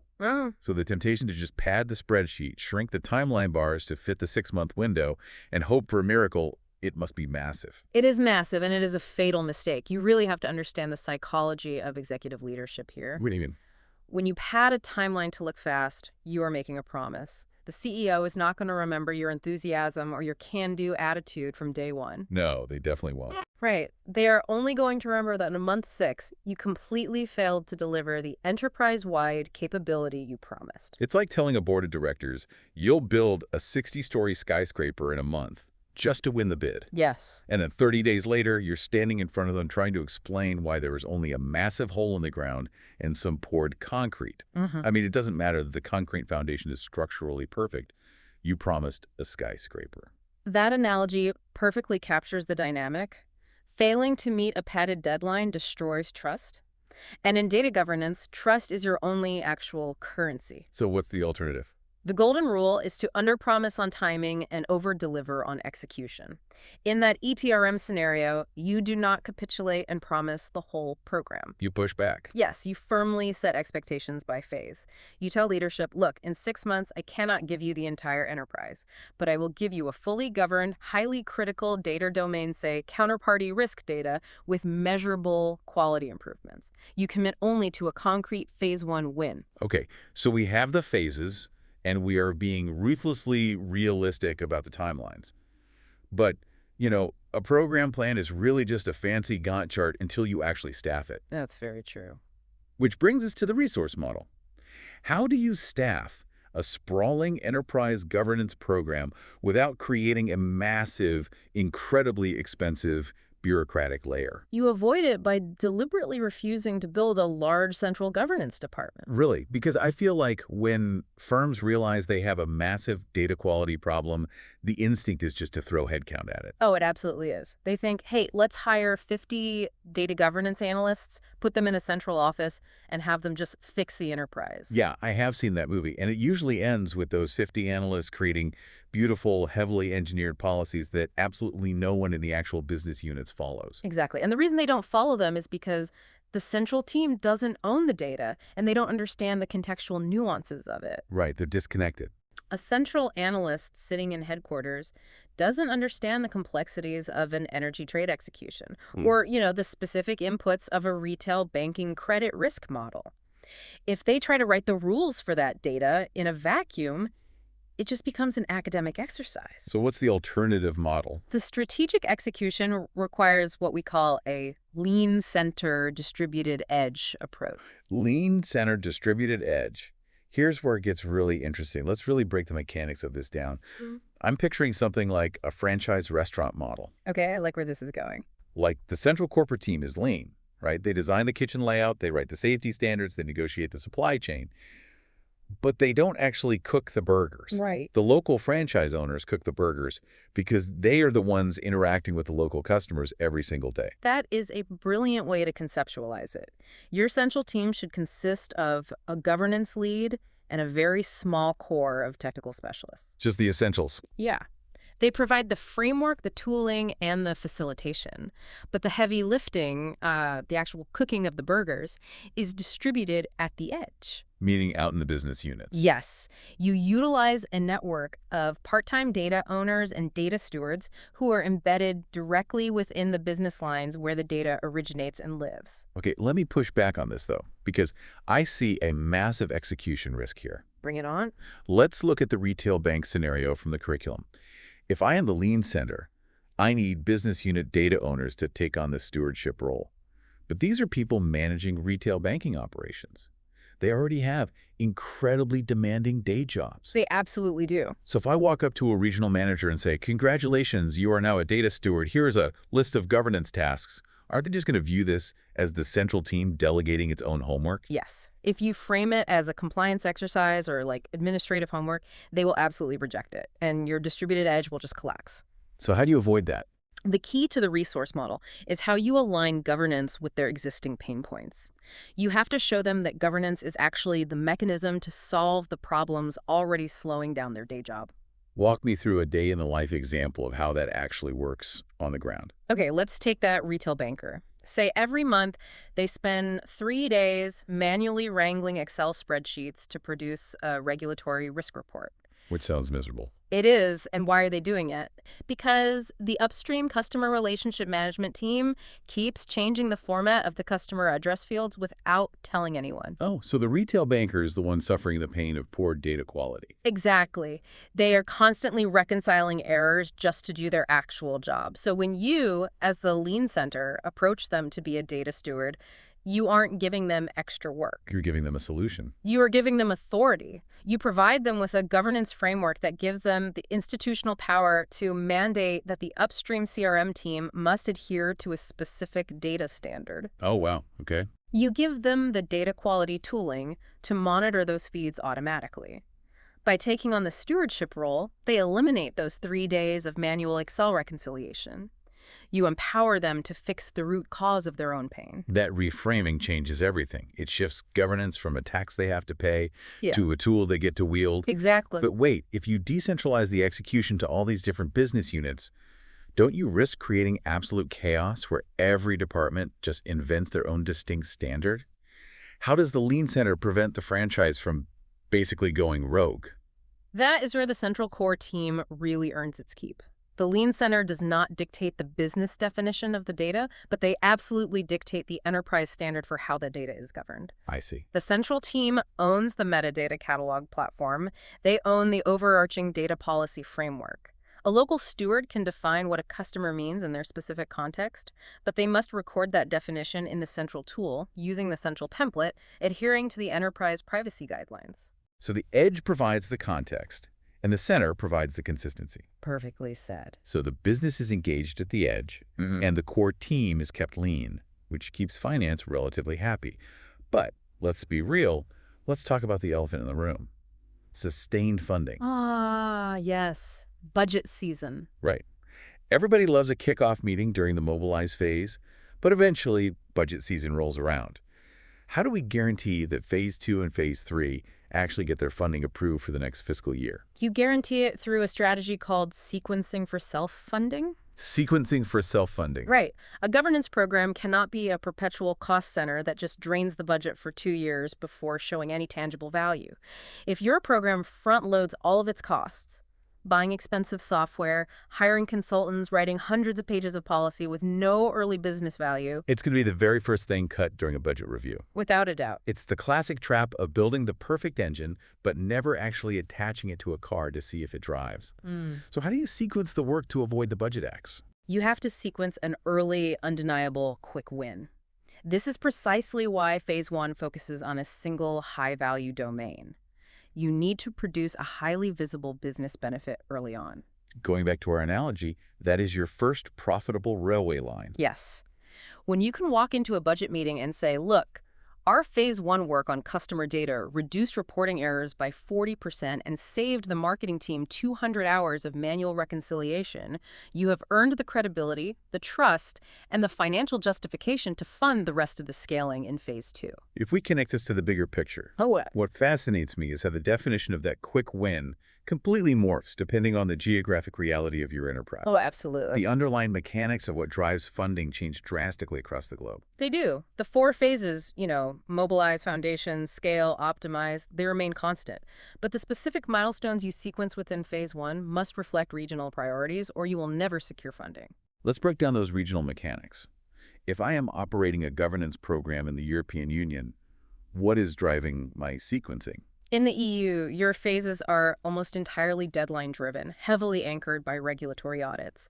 The mechanism driving the business is fear of massive fines and capital requirements. So it's very compliance-heavy. Extremely. You are looking at mandates like DORA, the Digital Operational Resilience Act, or BCBS 239, which governs risk data aggregation. Okay, wait, explain the mechanism behind BCBS 239, because that sounds like a massive driver for data architecture. Yeah. What exactly is an auditor looking for there? Well, BCBS 239 was born out of the 2008 financial crisis, where banks realized they couldn't quickly aggregate their total risk exposure across different departments. Right. So under this regulation, an auditor wants to see the exact lineage of your risk data. Yeah. If you report a specific capital reserve number, the auditor demands to trace that number all the way back through your systems to the original trade execution. Wow, all the way back. Yeah. And if your data lineage is broken or, your accuracy during a stress test fails, regulators can force the bank to hoard billions of dollars in extra capital reserves, which completely destroys profitability. So if you are in Europe, your Phase 1 quick win is explicitly tied to building lineage and data quality controls around that specific risk data, because passing that audit literally protects the bank's bottom line. Exactly. Contrast that mechanism with the United States. In the U.S., the sequencing is heavily value-driven and event-driven. You might sequence around SR 11-7 compliance for model risk, sure, but generally your Phase 1 is built around unlocking analytics value or supporting major business events. Like what kind of events? Particularly mergers and acquisitions. Walk me through the M&A use case. How does a corporate merger dictate data governance phases? Think about it. When 2 companies merge, they are essentially trying to slam 2 massive, completely incompatible databases together. It's like a nightmare. It is. The ROI of an M&A deal relies on cross-selling to the combined customer base and discovering hidden liabilities. But if you have no data governance, you merge duplicate records, you lose customer history, and you fail to identify overlapping supplier risks. Ah, I see. So in the U.S., a governance lead might sequence their Phase 1 to focus entirely on customer master data integration to accelerate the M&A timeline. The business value there is immediate and highly visible. And then you have India, which operates on a completely different rhythm. India is characterized by readiness-driven phases. A significant portion of early sequencing is anchored around the DPDP, the Digital Personal Data Protection Laws. Right. This legislation places strict requirements on how personal data is handled and often dictates data localization. Meaning the data physically has to stay on servers within the country's borders? Precisely. That localization requirement dictates architectural sequencing early in Phase 1. Furthermore, because the Indian market is experiencing such rapid hypergrowth, the pace of the business itself forces the governance scaling phase to be incredibly aggressive. You are building the plane while it is flying at supersonic speeds. Oh, you really are. This highlights a crucial lesson in corporate survival. So if I am a governance practitioner sitting in Chicago, my Phase 0 pitch to the board is all about how our Phase 1 foundation will unlock analytics revenue and speed up our next corporate acquisition, right? Yes. But if I take that exact same U.S.-style value pitch to a banking board in Frankfurt, a board that is currently terrified of failing their next BCBS 239 regulatory audit, my program will look dangerously out of touch and I won't get a dime of funding. That is exactly right. The framework of the phases provides the structure, but the specific milestones you map onto that structure must absolutely align with the immediate, visceral priorities of your regional leadership. So what does this all mean for you listening right now? Whether you are a data engineer building pipelines, an aspiring data steward in a retail branch, or a seasoned governance lead pitching to the C-suite, the core lesson here is profound. It really is. Your ultimate job is not just to write theoretical data policies or implement a shiny new metadata catalog. Your job is to build a credible, self-sustaining capability that the business actually trusts and relies upon. You have to be practical. Exactly. You have to break the journey into coherent increments. You must be ruthlessly realistic with your timelines, avoiding that skyscraper trap we talked about. You need to design a lean center with a distributed edge to empower the business, not burden it. And above all, you must sequence your early work so that the visible value of Phase 1 literally pays for the scaling of Phase 2. I want to leave you with a final scenario to consider, something that tests the absolute resilience of everything we have discussed today. Okay, let's hear it. Imagine what happens to your resource model if the macroeconomic environment suddenly shifts during your scale phase. Let's say a severe recession hits and corporate mandates a 20% across-the-board budget cut. Oh man, that is the ultimate stress test for any enterprise program. It is. If your Phase 1 quick win was genuinely solid, if it solved a real business pain point, like eliminating those 3 days of manual reconciliation for your retail bankers, or successfully guiding an M&A data integration. It acts as an anchor. Exactly. Yeah. The business units themselves will defend your lean team from budget cuts because they know they rely on your framework to function efficiently. You need you. Right. But if your Phase 1 was just theoretical fluff, if you spent 6 months writing elegant policies in a central office without actually improving the data flowing through the business, Then you're gone. your program will be viewed as non-essential overhead, and you risk being defunded overnight. The true test of your program plan is not how it looks on a roadmap. It is whether the business will fight to keep it when times get tough. That is a chilling but entirely necessary reality check for anyone managing enterprise data. You don't just want to lay track in the desert. You need to make sure trains are running, freight is moving, and the business actually wants to buy the tickets.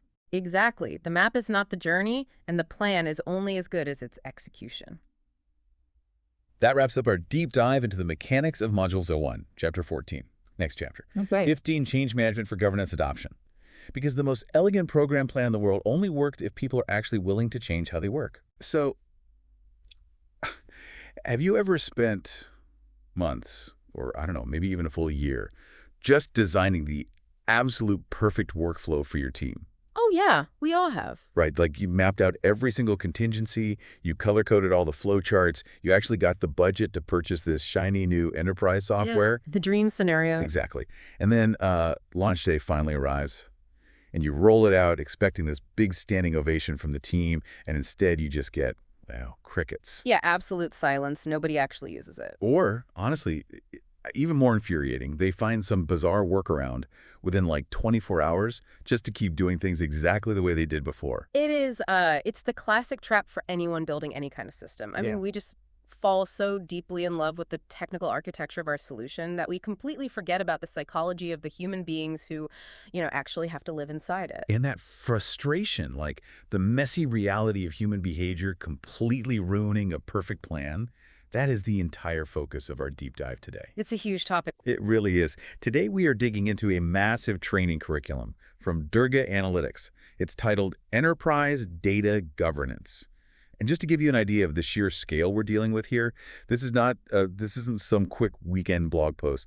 It is a massive masterclass level playbook. Oh, absolutely. I mean, having spent decades standing up these kinds of programs across, regulated banking, energy trading, asset management, I can tell you this is exactly the kind of vendor-neutral, job-ready curriculum you actually need. It covers so much ground, right? It really does.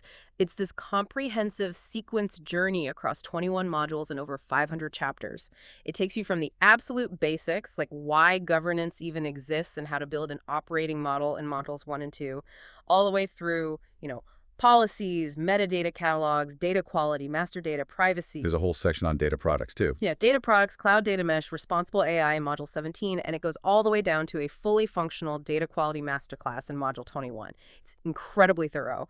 But here's the catch for today's deep dive. We are actually skipping past almost all of that technical architecture. Which is funny, but necessary. Right, because as robust as those 21 modules are, we want to look at the one thing that can destroy all of it. So we're zooming straight into Module 01, Chapter 15, which is called Change Management for Governance Adoption. I would argue that is the most critical chapter in the entire foundation. I mean, the core premise here is just beautifully blunt. A perfect plan fails if people do not change how they work. Plain and simple. Exactly. Data governance, at its heart, is a human behavior change program. It just happens to wear the disguise of a technical software rollout. Like, if you ignore the human element, the adoption fails. It doesn't matter how sophisticated your tools are. Okay, so let's unpack this then. Let's look at the reality on the ground, because in the earlier chapters of this course, you're building out the program plan. Right, the theory. Yeah, the theory. On paper, you have your executive sponsor, you have a clear strategy, everything looks completely pristine. But why does the actual rollout face such massive resistance? Like, what makes data governance such a uniquely heavy lift for the average employee? Well, it really comes down to friction. I mean, governance asks busy people to do things they have never had to do before, and it's usually work that feels entirely peripheral to their actual core job description. Right, they have their own goals to hit. Exactly. Imagine you are a marketing manager trying to hit a quarterly target, or maybe you're a data engineer just rushing to fix a broken pipeline. Suddenly, this governance team taps you on the shoulder and asks you to literally stop what you were doing. Just to fill out a form. Yeah, to manually fix data errors or to write formal definitions into some corporate catalog. You are basically introducing friction into an already exhausting day. So it literally feels like someone assigning you extra homework when you are already working overtime. That's exactly how it feels. It makes me think about how we actually try to correct behavior in other areas. Yeah. If I'm writing a document, I don't want a grammar teacher hovering over my shoulder, grading my paper after I've already finished it. Right, that's incredibly annoying. Yeah. I want spell check. Uh-huh. I want the system to just, underline the word in red while I'm actively typing it so I can fix it without breaking my concentration. That is a phenomenal way to frame it. You want the correction to happen seamlessly within the action itself. And the Durga Analytics text actually uses this broader historical analogy to explain this whole challenge of shifting collective behavior. A little seatbelt one. Yes. Getting an entire enterprise to adopt data governance is not like just installing a new app on your phone. It is much closer to the historical campaign to get people to wear seatbelts. I found this section of the source material so insightful because if you really look back at history, the government didn't just pass a law and suddenly millions of people magically started buckling up overnight. No, not at all. A rule on a piece of paper didn't change the actual physical behavior. Because a corporate policy is just a rule, right? And a rule alone changes very little. The seatbelt campaign succeeded because it pulled multiple levers of behavioral psychology over a long period of time. Like years, yeah. Decades, really. It required public education so people actually understood the why behind the mandate. It required visible enforcement so there were tangible consequences. Like getting a ticket. Exactly. It leveraged social pressure. Yeah. And eventually, after pulling all those levers, reaching over your shoulder and listening for that click just became an automatic physical habit. It just became the default state of getting into a car. I mean, I don't even think about it anymore. My hand just reaches for the belt instinctively. Honestly, if I sit in a moving car without one, I actually feel physically anxious. And that right there is the gold standard you are trying to reach with data governance. The behavior changes through modeling, through habit, And ultimately, by making the right thing the absolute easiest possible thing to do. If you are just relying on, an angry email from the chief data officer telling everyone to follow the new rules, you are going to lose. Okay, so if a mandate isn't enough, we need to know what actually moves the needle. If I'm a privacy officer or maybe a data product manager listening to this, and I'm staring down the barrel of a global rollout, how do I actually get my colleagues to change? Well, you have to look at the levers. Right. The text outlines this hierarchy of change management levers for adoption.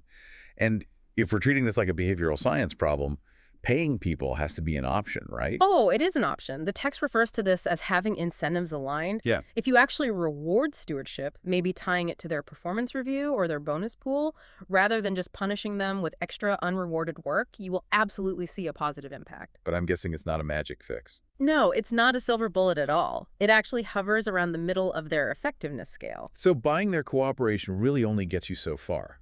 Huh. I also see training and enablement on this hierarchy, which makes sense. You can't really expect a team to follow a metadata standard if they literally don't understand what metadata even is. Yeah, education is foundational, but then you move up the scale to something called quick wins shown. Right, proving it works. Exactly. When you can demonstrate a visible early success, like, say, showing the sales team how clean data just saved them 10 hours of manual reporting this week, you build real belief in the program.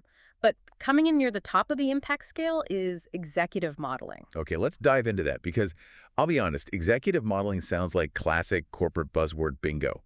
Like, what does that actually look like in real life? I know it sounds like a buzzword, but it just means leaders visibly practicing what they preach. Actually doing the work.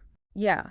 When the CEO or the department head is actively referencing the new data catalog in a company town hall, or when they outright refuse to review a financial report because it was pulled from some ungoverned shadow IT system. Oh, wow, like rejecting the work completely. Exactly. The rest of the organization takes notice of that.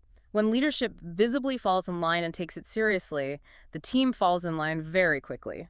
I hear that, but I have to push back on this idealized scenario for a second. Sure. Let's say we have the perfect storm, right? Okay. The CEO is sending out memos about data quality. They're visibly modeling the behavior. We have a great quick win, and the entire team is trained. That's perfect. It does. But fast forward 6 months, the executive team inevitably gets distracted by the next shiny strategic priority. It's Friday afternoon, everyone is exhausted, and they just want to clear their inbox so they can go home. Willpower inevitably fades. So how do you make this permanent when human energy is basically a finite resource? You've hit on the exact vulnerability of those initial levers. Enthusiasm always fades. Willpower is entirely finite. The Durga Analytics text anticipates this beautifully, actually, which is why the single strongest lever on their entire chart, scoring higher than executive modeling, higher than financial incentives, is simply labeled embedded in workflow. Embedded in workflow, so just make it part of the furniture. The golden rule of this entire chapter is make the right thing the easy thing. Make the right thing the easy thing. I like that. The most durable adoption doesn't come from, an inspiring poster in the break room. It comes from embedding governance directly into the existing tools and processes that people are already using every single day. So it's going back to that spell check analogy. You don't ask people to leave their environment. Precisely that.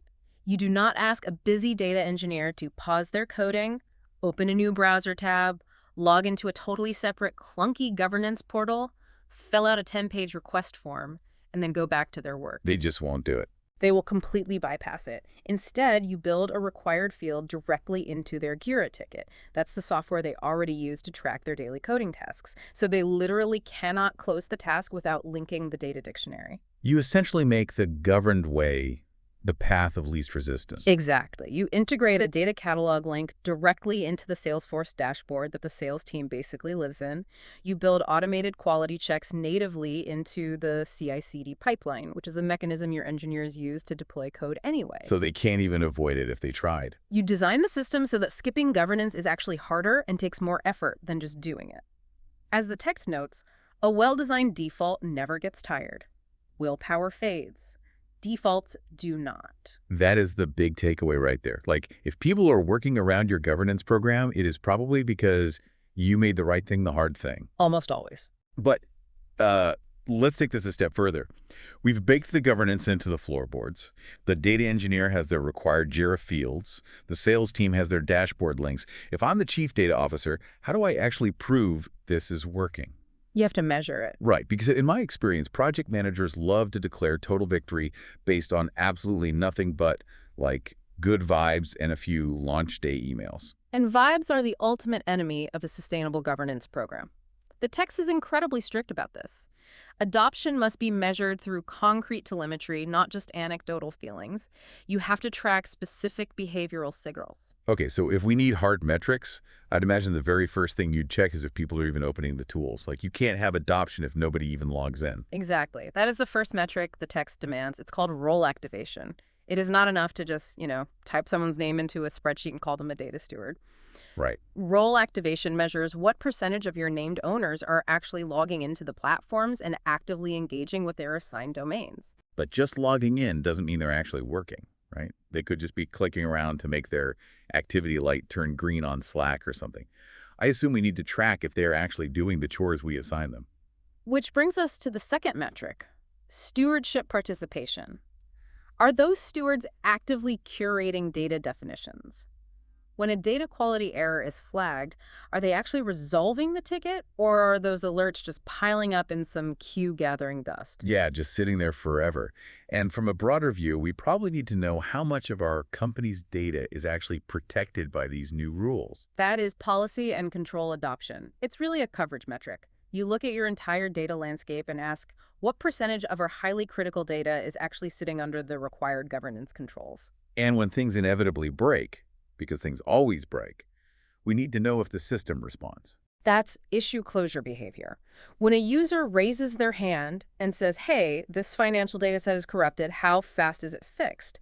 What is the actual cycle time from the moment an issue is logged to the moment it's completely resolved? Which leads to the ultimate proof of value, right? The actual usage of the data. Yes. Because we build this heavily governed, totally pristine data catalog, but all the business analysts are still pulling their reports from some rogue spreadsheet they saved on their desktop, like what we call shadow IT, then the whole program is just a failure. Governed data usage is the finish line. Are your data consumers actually querying the certified catalog datasets? If they are voluntarily choosing the governed data over their old shadow IT spreadsheets because they actually trust it more, you have won. Tracking those signals definitely takes this from just a qualitative hope to a hard-tracked outcome. But even if your metrics look amazing in month one, the text highlights this massive pitfall. Yeah, launch and leave trap. Yes. In the scenario-based interview section of the chapter, they present this case study of a large asset manager. And the scenario is essentially, hey, our adoption metrics spiked massively at launch, but then they completely faded away 6 months later. What went wrong? We see this constantly in large enterprises. The company treats governance like a one-time IT project. Right, like a software update. Exactly. There is this massive roadshow. The executives give all these big speeches. Maybe there are even balloons in the break room. Everyone makes a really big push for the first 30 days. The metrics spike.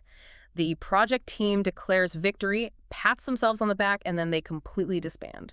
And then the corporate attention just shifts to the next big crisis. And 6 months later, the metrics have absolutely cratered.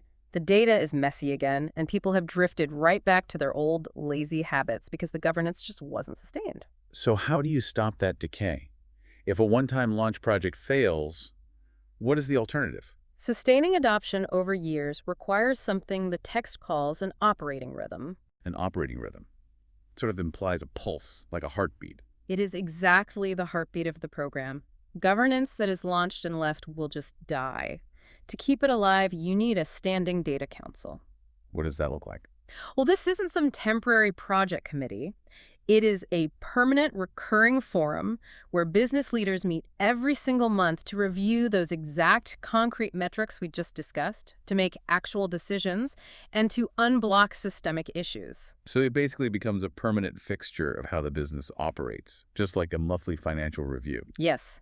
And an operating rhythm also includes a recurring cadence of communication, constantly sharing the wins and the financial value generated by good data.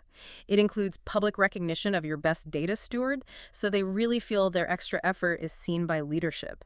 And crucially, it requires continuous enablement and training. That makes perfect sense, because in any large company, people are constantly quitting and new people are constantly being hired. If you only train your staff on launch day, what happens to the hundreds of people who join the company 6 months later? They have absolutely no idea what the rules are. They just bring whatever bad habits they picked up at their last job and inject them straight into your ecosystem. Which ruins the data all over again. Right. You need a continuous onboarding and training loop to capture those new arrivals. That regular cadence of meetings, communication, and continuous training, that is what prevents the adoption from fading into the background noise. Wait, we need to pause here for a second, because we just outlined this seemingly perfect strategy, right? We embed the governance into the workflows so it's the path of least resistance. We set up an operating rhythm and a permanent data council. We track our concrete telemetry. Sounds solid. It does. But we are assuming a totally uniform corporate culture. If I am a global chief data officer and I am deploying this exact program in Berlin and Boston and Bangalore simultaneously, this single playbook is going to shatter the moment it hits international borders, isn't it? Oh, it will shatter immediately. Treating a global organization as a single cultural monolith is a very quick way to get yourself fired. Right. The source text actually provides a really fascinating breakdown of how these change management levers must adapt to regional cultures and, of course, local regulatory environments. Let's dig into the why behind these regional differences, because the nuances here are really striking. Let's start with the European Union. According to the text, in the EU, compliance is a lever. Why is compliance so much more effective there than, say, in the U.S.? Well, in the EU, regulatory obligations, think of strict data privacy laws like GDPR.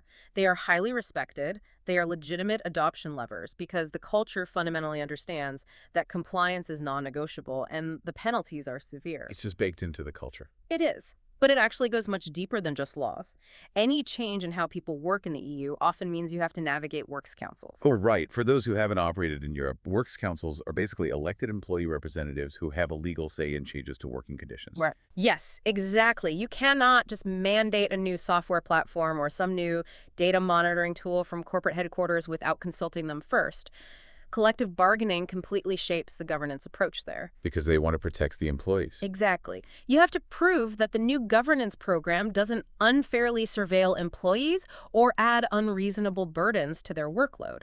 Furthermore, because of this highly regulated environment, training in the EU is often a strict legal requirement, not just some nice-to-have HR initiative. Now, compare that collective, compliance-driven approach to the United States.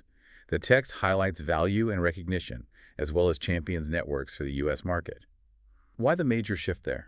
It is a completely different sociocultural driver. U.S. corporate culture tends to be highly individualistic, it's very entrepreneurial, and it's heavily driven by quarterly results. Very bottom line focused. Right. If you just wave the compliance stick in a U.S. office, you might get minimal viable effort. Like, people will check the box just so they don't get fired, but they won't truly adopt the practice. To get real movement there, you need to tell value stories. How does this make our department more money? How does this actually save me time? Which is exactly why incentive alignment works so well there. Exactly. If you tie data stewardship to bonus pools or performance reviews in the U.S., you will see rapid, aggressive movement. And the Champions Network works because you are identifying enthusiastic early adopters and literally empowering them to evangelize the program to their peers. It really harnesses that individualistic drive for recognition. Now, what about India? The text points out that in India, leadership modeling is paramount, alongside this really intense community building. Why does leadership modeling carry so much more weight there? Well, in many Indian corporate cultures, there is a deep-seated respect for hierarchy and explicit leadership direction. If the senior leaders are visibly and vocally prioritizing data governance, the organization will align to that vision very quickly. But the text also highlights a crucial practical reality there, which is rapid growth. Right, because the tech and data sectors in regions like Bangalore or Hyderabad, they're often characterized by just absolute hypergrowth. Exactly.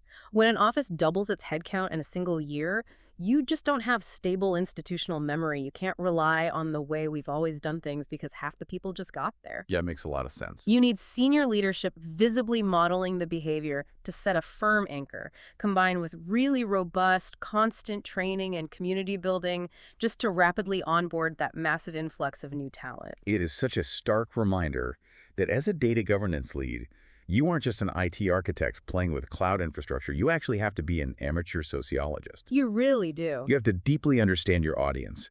If you try to push a US-style individualistic champions network in an EU environment without even consulting the Works Council, you are going to hit a brick wall. And if you rely solely on collective compliance in the U.S. without actually showing the financial business value, your program will be completely ignored.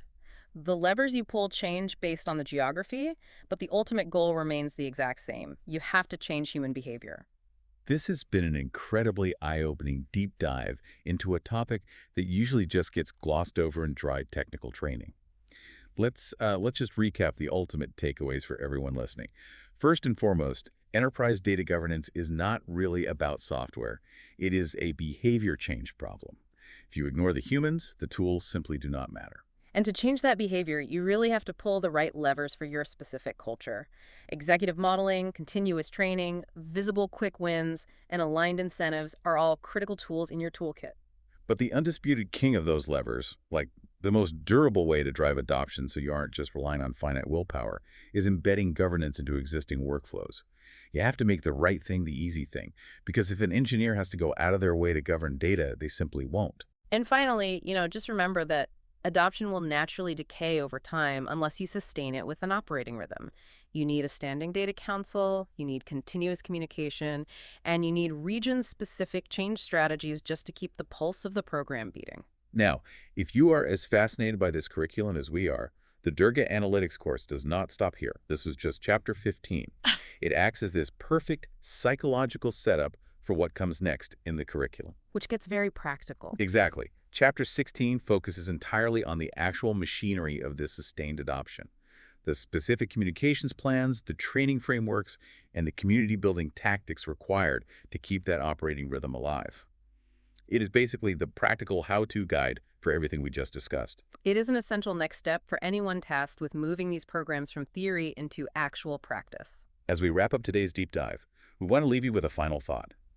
We have spent the last few minutes talking a lot about global enterprises and corporate employees, but I want you to look at your own daily life. Oh, this is a great exercise. Think about your personal organization. Maybe it's a new budgeting app you just downloaded, or a fitness tracker you bought, or some complex system of folders you designed to finally sort out your personal emails. Think about a perfect plan that you created for yourself. A system you were incredibly excited about that you then completely abandoned after just 3 weeks. Ask yourself, did you fail because of a moral failing, or just a lack of willpower? Or did you fail simply because you didn't embed the new habit into your existing daily workflow to make the right thing the easy thing? Because the human operating system is exactly the same, whether you are managing a global bank's data architecture or just trying to organize your own inbox. Something to mull over the next time you design a new system. Thanks for joining us on this deep dive.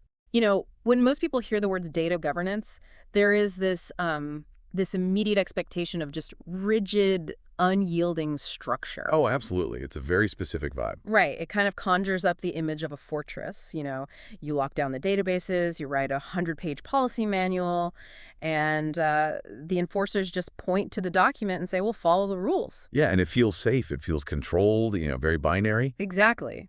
But that fortress mentality is precisely why something like 80% of enterprise data governance programs ultimately fail, isn't it?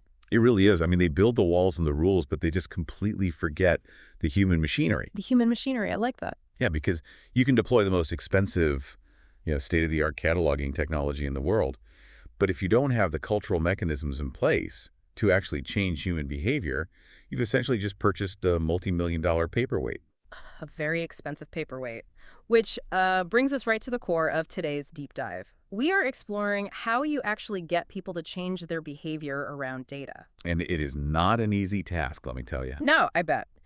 And to unpack the mechanics of this, I am joined by an enterprise data governance expert from Durga Analytics. And for our listeners, this is someone with decades of hands-on experience designing and running governance operating models across, regulated banking, energy trading, and asset management. Yeah, it's been a long, interesting road. I mean, you've stood up privacy controls, modern data platforms, and you've taught everyone from data owners and stewards to privacy officers and executives how to actually make this stuff function in the real world. So we are very lucky to have you. Well, I really appreciate that introduction. And for everyone listening, just to kind of ground us in the broader journey today, this deep dive is a specific segment of the comprehensive enterprise data governance course. Which is a massive roadmap for anyone who hasn't seen it. It really is. I mean, if you've been following the curriculum, you know this course maps out everything from foundational strategy and metadata management all the way through to responsible AI and functional data quality. Right, it's a sequence journey across 21 modules, right? Exactly. 21 modules and over 500 chapters. And it is all grounded in vendor-neutral practice with a really heavy regulated finance overlay. So we've got a lot of ground we could cover, but for today's session, we are zooming in on a very specific, very critical milestone. We are. Today we are in Module 1, Chapter 16, which is Communications, Training, and Community Building, specifically looking at the Data Council. The Data Council. And the mission today is incredibly practical for you listening, whether you are an aspiring data governance lead trying to get a program off the ground, or maybe a risk manager trying to figure out why your current program is stalling. Or a data architect or a data product manager. It applies to all of them. Right, absolutely. We are looking at how to turn a governance launch from just a one-time IT project into a lasting, living corporate practice. And that phrase you used earlier, human machinery, it's the perfect lens for this chapter.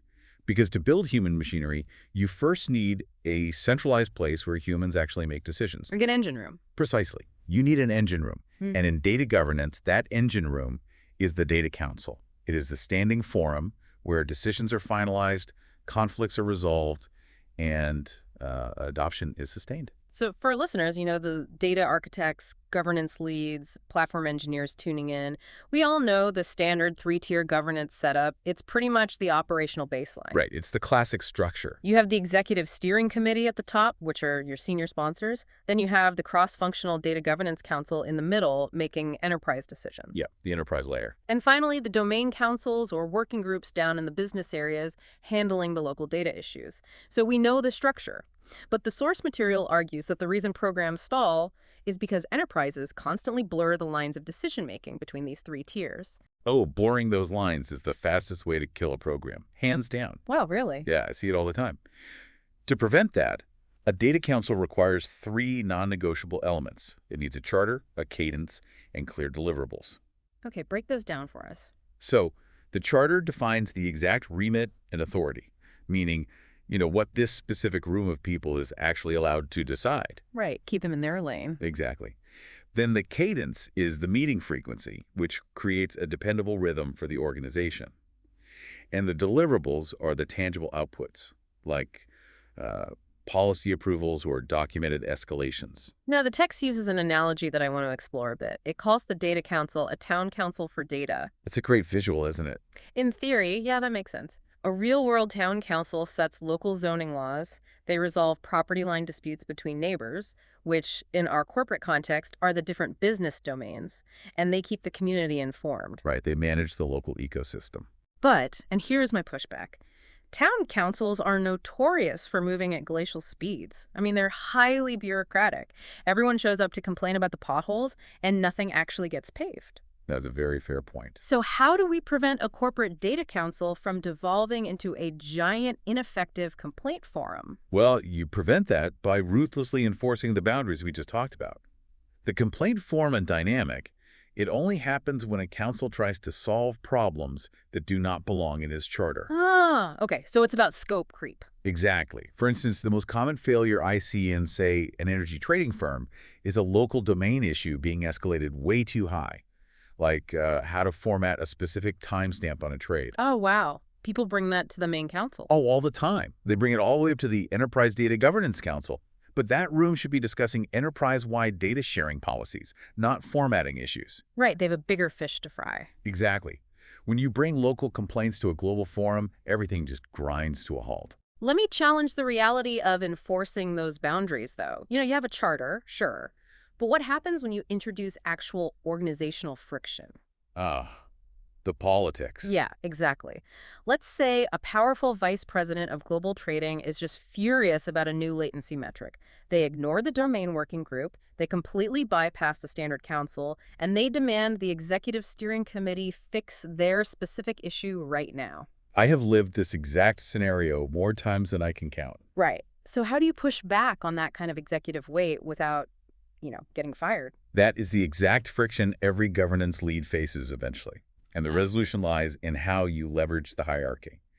When that VP demands the executive steering committee intervene on a local metric, you don't just say no. Because saying no to a VP usually doesn't end well. Right, you don't just block them, you use the charter as a shield.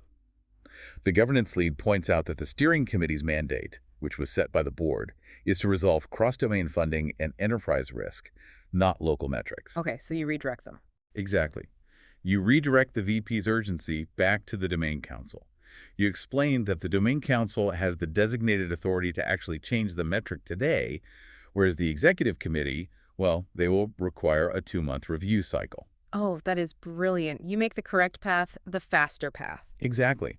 You protect executive time by proving that the proper channel is actually the fastest way to get what they want. Without those strict boundaries, decisions get made ad hoc, they're inconsistent, or they just stall out completely because the wrong people are trying to solve the wrong problems. So, assuming the council functions properly, respects the boundaries, and makes a sound policy decision, the next hurdle is getting the rest of the company to actually listen and adopt it. Which is often the hardest part. And the data in this chapter regarding what communication channels actually drive adoption completely blew my mind. The numbers provide a massive reality check for corporate leadership, don't they? They really do. According to the source material, the Data Council itself drives 30% of adoption impact, which, okay, that makes sense. They are the authority. Right, people listen to the council. But followed very closely by a champions network at 25%. And then sitting way down the list are big company town halls, accounting for only 20% of adoption impact. It really puts things in perspective. Yeah, and documentation and wikis are at 15%, and open office hours sit at the absolute bottom at 10%. Those numbers fundamentally disrupt how most companies handle change management. Because, corporate leaders almost universally default to the big town hall broadcast. Which has always baffled me. To me, relying on a town hall to drive data governance adoption is like, I don't know, emailing a 5,000-person company about a broken printer on the 4th floor. Yes, that is a perfect analogy. Right. Everyone just ignores it. The people on the 10th floor know it doesn't apply to them, and the people on the 4th floor assume someone else is going to call IT. Exactly. It's the bystander effect, but for corporate comms. So why do executives insist on these massive generic broadcasts when the data clearly shows peer networks are vastly more effective? Honestly. Because executives lean on town halls because they provide the illusion of a quick, highly visible win. Ah, it's about optics. Pretty much. You gather everyone on a call for an hour, the CEO speaks about the importance of data quality, and the leadership team gets to check a box that says communication delivered. It feels very efficient. But efficiency in delivery does not equal effectiveness in adoption. Bingo. The text emphasizes that one message simply does not fit all. You have to utilize the stakeholder map we established in earlier modules to really target your communication. So we are essentially treating internal governance communication like a highly targeted marketing campaign. Precisely. You have to segment your audience. If you are marketing to the executive board, they need concise risk and value briefings. Right, high-level stuff. Yeah, they need to know how the governance program is reducing regulatory risk or increasing revenue. They do not want to know the mechanical details of the data catalog. And the stewards. Stewards, conversely, desperately need those practical step-by-step how-to guides. They don't want board-level abstractions about ROI. They want to know, how to approve a glossary term in the system. And what about the wider business community? They need tangible success stories. Tailoring is the only mechanism that ensures the communication actually lands with each of these groups. Which means if you mix those up, like if you send a 40-page how-to manual on cataloging to the CFO, they delete it immediately. Instantly. It goes right to the trash. And if you send a high-level risk value briefing to a data engineer on the ground, they can't take any practical action on it anyway. And that is exactly why the town hall fails at driving behavioral change. It tries to give the CFO the steward and the engineer, the exact same message at the exact same time. Which just results in a message so diluted that it serves no one. Exactly. It's too generic to be actionable for anybody. So if top-down town halls are fundamentally flawed for driving behavior, that brings us back to the secret behind that massive 25% adoption driver, which is the champions. The secret weapon of data governance. Right, the people sitting right next to you in the office. But before we get to who they are, the text draws a hard line on how we train them. It states that role-based training is essential, whereas generic training is effectively useless. Yeah, generic data governance training is almost universally treated as a mandatory compliance chore. And we've all been there. Oh, for sure. You just click through the slides as fast as possible to get back to your real work. Right. But role-based training changes the paradigm entirely. It builds foundational data literacy by saying, we aren't teaching you abstract data theories. We are showing you how these specific governance tools will make your specific daily tasks faster and more accurate. It answers the what's in it for me question. Exactly. And once you establish that baseline, that is when you activate your champions. So let's define the mechanism of a champion. The text describes them as enthusiastic advocates embedded within a specific business area who spread good governance practices peer-to-peer. And the operative word there is embedded. Meaning they aren't outsiders. Right. These are not central governance team members dropping into a department to, enforce rules. These are respected peers who already work in that specific domain. The psychological mechanism here reminds me of learning a new, complex software tool. Nobody actually reads the official IT manual. Never. And nobody watches the mandatory 2-hour onboarding video either.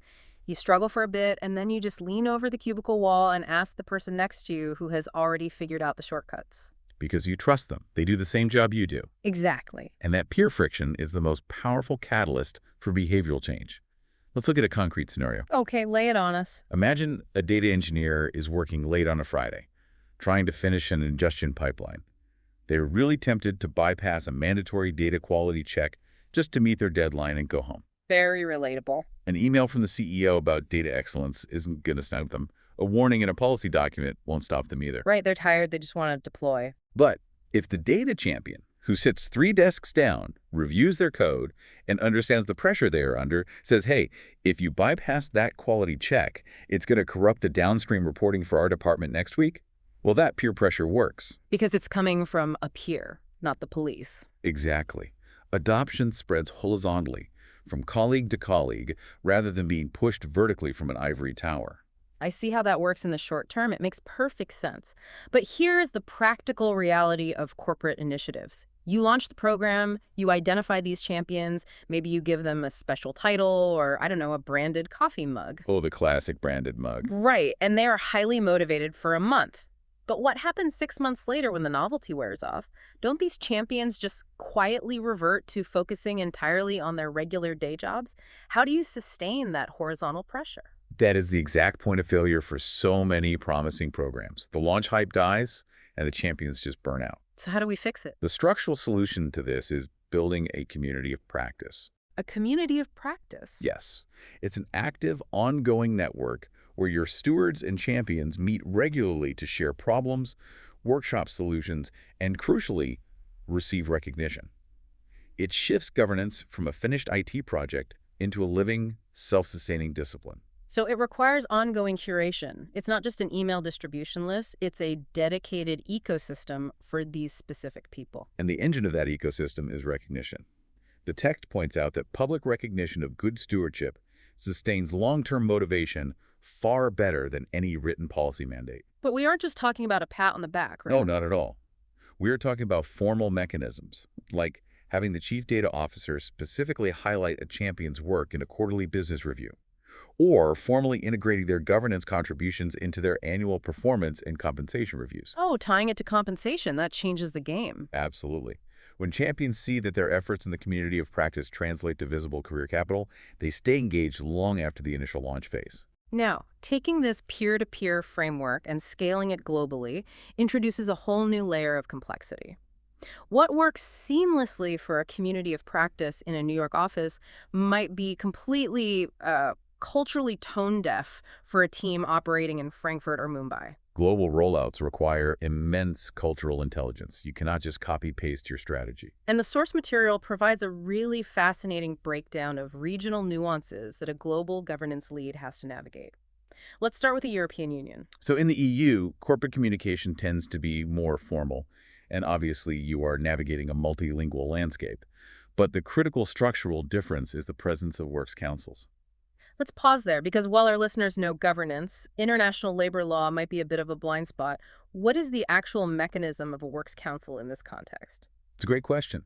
Works councils in the EU are essentially powerful, legally mandated employee representative bodies. Okay, so they advocate for the workers. Right. They have statutory rights regarding how employee data is used and how workplace systems are implemented. If your new data governance tooling includes features that track, say, who is logging in, how often they update terms, or monitors their productivity, a works council might flag that as unauthorized employee surveillance. Wow, so they can literally stop a software rollout. Oh, absolutely.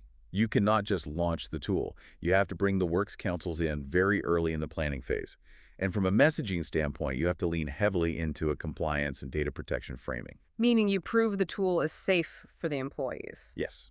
Proving that the governance program protects the enterprise and the employees rather than just focusing on corporate efficiency or tracking metrics. Contrast that dynamic with the United States. The U.S. corporate environment is totally different. It is highly story-led.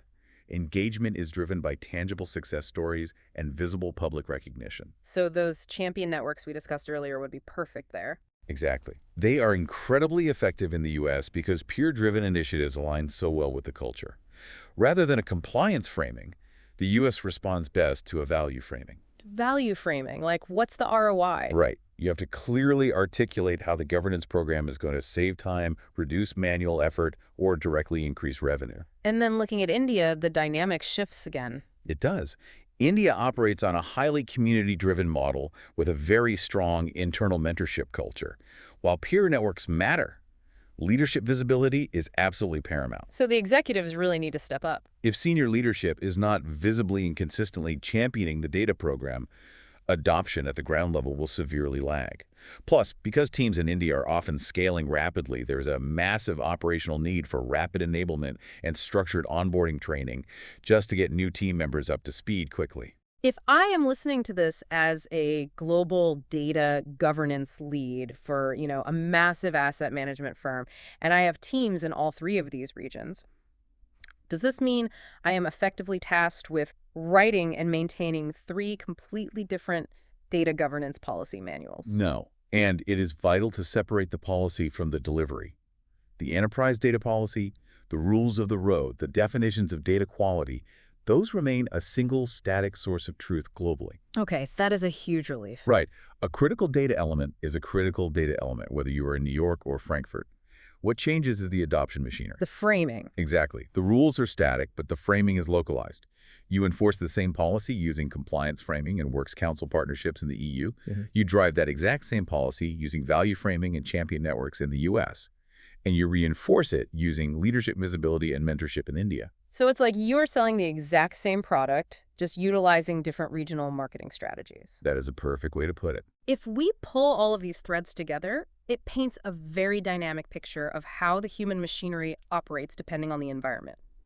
Like if you were steering a highly regulated retail bank, you might have to lean heavily on the strict boundaries of that data council to ensure risk decisions aren't made in dangerous silos. Absolutely. You need that tight control. But if you were operating a sprawling, fast-moving investment platform, your absolute strongest asset might be that horizontal network of champions pushing adoption peer-to-peer. The mechanics change, but the need for human infrastructure is constant. That synthesis hits the mark perfectly. And really, it provides the ideal transition point for where the curriculum heads next. Right, because we are moving into the tech side. We are. We have spent this entire chapter dissecting how to build the human machinery. The council hierarchies, the tailored communication strategies, the champion networks, and the localized training. We have the people in place, but what actual instruments will these people use to execute this work? That is the million-dollar question. Exactly. So next time, we move into Chapter 17, which explores the tooling landscape and selection criteria. We will be analyzing the specific platforms and technologies that support, scale, and automate but fundamentally do not replace all of this human effort we just mapped out. That transition from the cultural to the technical is going to be incredibly valuable for anyone currently evaluating vendor tools. It's going to be a great discussion. Before we wrap up today's session, I want to leave everyone listening with a final thought to mull over, kind of applying this directly to your own environment. We've established that data governance relies entirely on the people who make the systems work. 100%. So take a hard look at your own organization this week. Who are the unacknowledged data champions already operating in the shadows? You know, the people who everyone secretly slacks or emails when a pipeline breaks or a report just looks wrong. Oh, every company has them. They are already doing the work off the books. What would happen to the velocity of your company's data culture if you brought them out of the shadows, formalized their role, and actually gave them the institutional recognition they deserve? You know, walking into a massive industrial hardware store, it's just this incredible feeling. Oh, absolutely. All those gleaming tools on the walls. Right. You see walls of like laser levels and automated saws. And if someone just handed you a blank check and said, you know, go ahead, buy whatever you want to build a house. The temptation is to grab the biggest, shiniest, most expensive tools and just throw them all in your cart. Exactly. It feels productive, right? Like you're getting things done. Yeah, because spending money creates this illusion of progress. But then, you know, you get all those heavy crates back to an empty dirt lot and reality sets in. You don't have a blueprint. Right. You don't have a foundation poured. And honestly, you probably don't even know how to calibrate half the machines you just bought. We see this constantly, all the time in the world of enterprise data. Mm-hmm. Companies just love buying solutions because purchasing software feels so much faster than actually defining the underlying business problem. Wow. Yeah, skipping to the fun part. Exactly.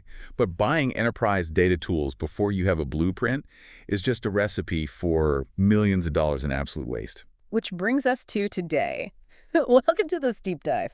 Our mission today is to cut straight through all that vendor hype and master the technology side of data management for you, the listener, without falling into those incredibly expensive traps. And to do that, we are stepping directly into the curriculum of Durga Analytics. We have a very specific map for this journey. Yeah, let's talk about that map because for context, the Durga Analytics Enterprise Data Governance course is, well, it's a massive sequenced journey. It's 21 modules, right? It is, grounded entirely in vendor-neutral practice and regulated finance realities. I just want to rapidly list these out for you so you know exactly where we are because the scope is staggering. Yeah. So Module 001 is Foundations of Enterprise Data Governance. Module 02 covers governance roles, organization, and operating model. Yep, getting people right. Right. Then Module 03 is Data Strategy, Policies, and Standards. Module 04 gets into metadata management and data catalogs. Module 05 is Data Quality Management. And that leads right into Module 06, which is Master Data Management, MDM, and Reference Data. Okay, then we hit Module 07, Data Architecture, Modeling, and Standards. Module 08 is Privacy, Security, and Regulatory Compliance. A big one for banks. Oh, huge. Module 09 is Data Catalog, Lineage, and Observability in Practice. Module 10 covers Data Product Management and Data as a Service. Then Module 11, Tooling and Technology for Governance. Right. Module 12 is Data Contracts, APIs, and Service Governance. Module 13 covers Data Integration, Ingestion, and Pipeline Governance. Module 14 is all about change management, adoption, and cultural transformation. Because the tools don't matter if people don't use them. Exactly. Module 15 dives into data governance in cloud, multi-cloud, and data mesh. Module 16 is data governance metrics, reporting, and continuous improvement. Almost there. Yeah, home stretch. Module 17 is Special Topics, Data Ethics, Responsible AI, and Sensitive Data Governance. Module 18 is Implementation, Rollout, and Program Delivery. Module 19 covers case studies, industry patterns, and best practices. The real world stuff. Yep. And finally, Module 20 gives you templates, playbooks, certification, and next steps. Finished off by Module 21, which is a Functional Data Quality Masterclass. That's a lot to take in, I know. It is, but today we are pinpointing our exact location to save you time. We are diving into Module 01, looking specifically at Chapter 17, which is Tooling, Landscape Overview, and Selection Criteria. And if there is one core thesis you need to take away from this specific chapter, it is this: governance tools support your operating model. They never, ever replace it. Okay, let's test that thesis. Before we can even think about buying tools to support an operating model, we kind of need to know it's actually on the shelf, right? Exactly. The source material uses this workshop analogy to break down the foundational tools, so walk us through the shop floor. Sure. So think about the tools you buy for specific jobs. First, you have the data catalog. This is your labeled storage. It's the searchable shop front where people go when, cannot find or trust their data. Got it. Next is MDM, or Master Data Management. If the catalog is the index, MDM is the master template every part is cut from. Meaning what, exactly? It creates a single source of truth for your most critical business entities, like your customers or products. Then we have the data quality tool, which acts as your measuring gauge to enforce standards. And finally, the policy engine, which serves as the safety guard, automating the enforcement of rules. I want to pause on the catalog and MDM, actually, because looking at the source text, vendors frequently blur these lines. Oh, all the time. Yeah, so you called the catalog the shop front, but then there's this separate concept called metadata management. How are those two actually different in practice? Good question. So the data catalog is the consumer-facing search and understand experience. It's the glossary, the tags, the search bar that, say, a business analyst interacts with. Metadata management, on the other hand, is the broader underlying discipline. It's the engine room. It is the actual capture of all the technical, business, and operational metadata. How does that engine room actually work, though? Like, how does it capture that data?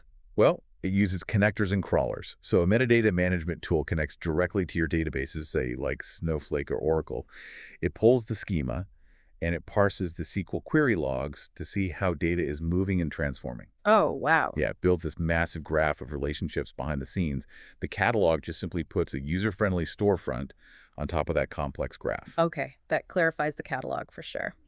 Now let's talk about MDM, because the concept of a single source of truth sounds great, but I really want to know the mechanics of it. Sure. If my company has like 5 different records for the exact same customer across our billing, marketing, and support systems, how does MDM actually forge those into one golden record? It does this through matching algorithms and survivorship rules. Okay, break that down. First, it uses fuzzy matching. These are probabilistic algorithms that can determine that Jay Smith at 123 Mainsang in your marketing system is the exact same human as John Smith at 123 Main Street in your billing system. Despite the typos and different formatting. Exactly. Once it links those records, it applies survivorship rules. Survivorship rules, meaning the business decides which system actually wins. Precisely. You might configure the tools so that for a customer's legal name, the billing system is always trusted over the marketing system. MDM applies that logic to stitch together the definitive golden record. Okay, making sense. Now, here is another pair that constantly causes confusion in the text lineage versus data observability. Ah, yes. I want to try an analogy here to see if it holds up. Yeah. Is the difference between a lineage tool and an observability tool kind of like a supply chain for package delivery? I like where this is going. Let's hear how you frame it. So lineage is tracking where my package came from and where it is going, like mapping the route from the factory to the regional warehouse all the way to my front door. Right. While observability is like having a smart sensor inside the box that is continuously checking if the contents are getting, smashed, frozen, or delayed during transit. That is a highly accurate way to visualize it, yeah. Lineage is about provenance. Mm. It parses the code to trace data end to end, which you really need for impact analysis. Like when something breaks. Exactly. If you change a column in a database, Lineage tells you which 3 executive dashboards will break downstream. It answers, where did this come from and where does it go? And observability. Data observability continuously monitors the health of the data pipelines themselves using statistical baselines. Explain the statistical baselines part. How does it know something is broken if I haven't manually written a rule for it? It uses machine learning to look at historical metadata. So if a specific pipeline normally delivers, say, 10,000 rows every morning at 8:00 a.m., and today it only delivered 200 rows at 10:00 a.m. The observability tool flags it as an anomaly. Exactly. It alerts you when silent data failures happen before those bad numbers ever reach the consumer's dashboard. So Lineage maps the pipes, but observability tells you if the water pressure drops. That's a great way to put it.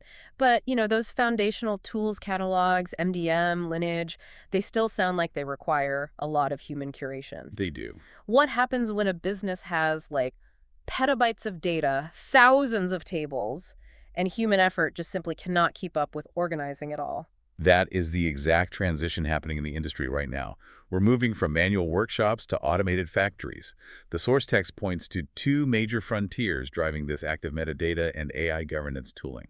The term active metadata immediately catches my attention. When I hear metadata, I usually think of a passive library card catalog. It just sits in a drawer waiting for someone to read it.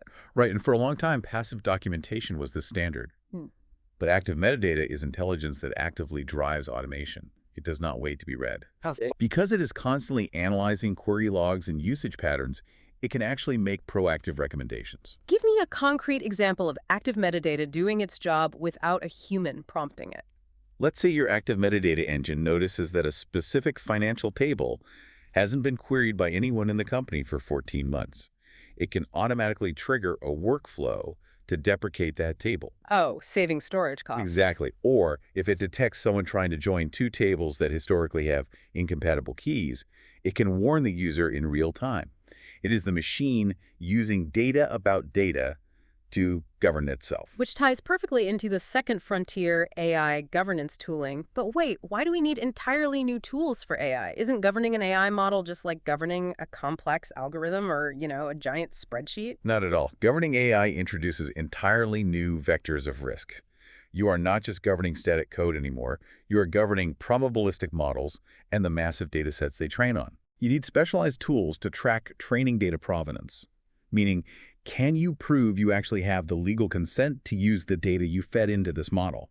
And I imagine you also have to monitor the model once it is live, right? Exactly. AI governance tools monitor for model drift. That is when a model's predictions diverge from reality over time because the real-world data has changed since the model was originally trained. That makes sense. These tools also monitor for algorithmic bias and gather the cryptographic evidence required for regulatory oversight. I mean, the risks of ungoverned AI are existential for a company, so the tooling has to be purpose-built. Okay, I'm going to play devil's advocate here and push back on your earlier thesis. Bring it on. You said tools support the operating model, they don't replace it. But if I am, say, an executive at an ETRM, an energy trading and risk management firm dealing with wildly volatile oil, gas, and power markets, I have a massive budget and I have incredibly messy trading data. Setting the scene, I like it. Right, so if active metadata and AI governance tools are so smart and basically act like a self-driving workshop, why can't I just buy this AI software to replace my human data stewards entirely? I want to automate the operating model, not support it. Because AI cannot define your company's unique business logic or its risk appetite. Okay, elaborate on that. An active metadata tool can suggest that two columns look mathematically similar, right? But it takes a human data steward who actually understands the energy markets to confirm that daily spot price and EOD settle price actually represent two completely different financial concepts that absolutely cannot be merged. So the tool can make a guess, but it doesn't have the business context to make the final call. Yes. If you buy an expensive top-tier catalog without having data stewards assigned to curate the business glossary and validate those AI suggestions, that catalog just becomes an empty shelf. It becomes classic shelfware. Right, gathering digital dust. Exactly. The exact same is true for MDM. An MDM tool needs data owners to define the survivorship rules we talked about earlier. The tool comes after the model. You define the roles, you define the process for your priority domains, and only then do you sequence the tool. Which brings us to the golden rule of purchasing laid out in Chapter 17. Only buy a tool to solve a problem you can already describe with evidence. If you cannot name the problem, you are not ready to buy the tool, you're shopping. I love that. You are shopping. Let's say I've accepted that. My operating model is in place, my data owners are engaged, and I have an evidence problem I can actually name. For example, our analysts spend 40% of their week just trying to find the right data sets. A very common problem. So now I have to evaluate vendors. Instead of just listing off criteria, how do I actually survive the vendor sales pitch? You anchor yourself to strict selection criteria. The first filter is fit to need. Does this software actually solve your evidence problem of data discovery? Or is the vendor trying to sell you a massive suite of predictive analytics that solves some hypothetical future problem? I see. Don't let them upsell you a laser-guided table saw when you just need a labeled toolbox. What is the next filter? Integration. The vendor will always promise seamless connectivity, but you have to verify if it will actually connect to your existing data stack out of the box. And if it doesn't? If it requires massive custom engineering effort and custom APIs just to plug into your databases, the hidden costs will absolutely destroy your budget. Which feeds directly into total cost of ownership, or TCO. The glossary definition in the text is really clear on this. TCO is not just the sticker price of the software license. The initial license is often the smallest part of the bill. TCO is the full cost of the license plus the internal engineering effort to integrate it, the infrastructure cost to run it, and the change management effort required to actually drive adoption. Adoption is huge. It is. If the user interface is terrible, your stewards will bypass it and your adoption will be zero. A tool nobody uses has an infinite cost to value ratio. That raises the debate of open source versus commercial tools. If TCO is such a concern, shouldn't open source just be the default? I mean, the license is free. It is free to license, but it is never free to run. Uh, Open source significantly lowers your initial procurement costs, but it drastically raises the internal engineering effort you must supply. You have to build the integrations, manage the hosting, and handle the security patches all by yourself. so you're paying in man-hours instead of license fees. Exactly. Commercial tools cost more upfront, but they offer faster time to value and vendor support. It is a direct trade-off against your internal engineering capacity. It sounds like choosing between buying a pre-built car with a warranty or getting a chassis for free but having to build and maintain the engine yourself. That is exactly the calculation. And importantly, your choice is heavily influenced by where your company operates geographically. The tooling landscape has massive regional nuances. Okay, how does my shopping cart change depending on my geography? Say I am a global bank operating across different continents. Well, if you are looking at the European Union, the primary driver is being residency aware. Because of GDPR, data residency is critical. You need tools that guarantee metadata and personal data do not cross specific borders. And there are other specific regulations mentioned in the text for the EU, like DORA and BCBS 239. How do those affect tool choice? So DORA focuses on digital operational resilience for the financial sector, meaning your tools must have extreme auditability and fault tolerance. Right. BCBS 239 forces banks to prove they know exactly how their risk data is aggregated. So to comply with that, European banks highly prize advanced lineage tools that can mathematically prove the provenance of a risk report to an auditor. That makes sense. Interestingly, open source is also highly appealing in the EU as a path to digital sovereignty, avoiding lock-in with massive foreign tech providers. Okay, so the EU prioritizes residency, auditability for risk aggregation, and digital sovereignty. What about the United States? The U.S. market is heavily characterized by a best-of-breed approach. It has a rich, aggressive commercial ecosystem. The priority here is usually cloud-native tools that integrate seamlessly with major cloud platforms to drive fast vendor innovation and aggressive scaling, rather than strict data residency. And if we shift operations to India? In India, the driving factors are heavily weighted toward cost and localization. Because total cost of ownership shapes choices so strongly there, we see a massive and growing adoption of open-source tools. That tracks with what you're saying earlier. Yep. We also see high popularity for native tools provided directly by the major cloud providers, since bundling those services keeps the TCO as low as possible. So you see, governance tooling is never one-size-fits-all. This has really been a masterclass in navigating the vendor landscape. Let's distill the critical takeaways from Durga Analytics for anyone evaluating data tools right now. First, understand the mechanics of what you are buying.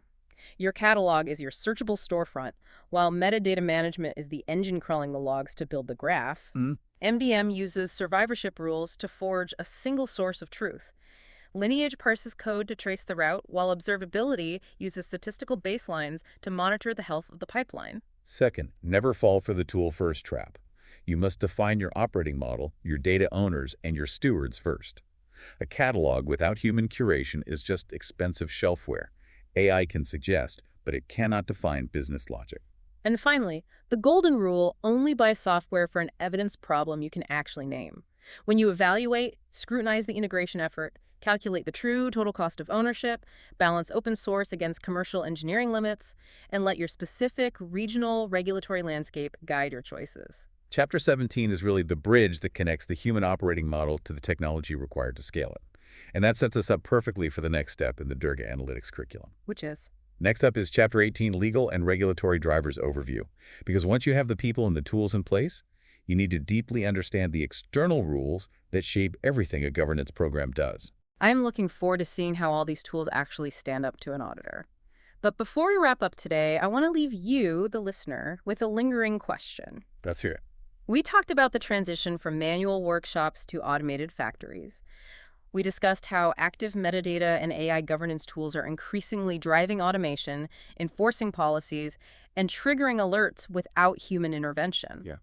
So, if the software is increasingly doing the tagging, the data quality baselining, and the policy enforcement, will the future definition of a data steward eventually shift from being a human employee who understands the business to an algorithmic bot that just executes logic?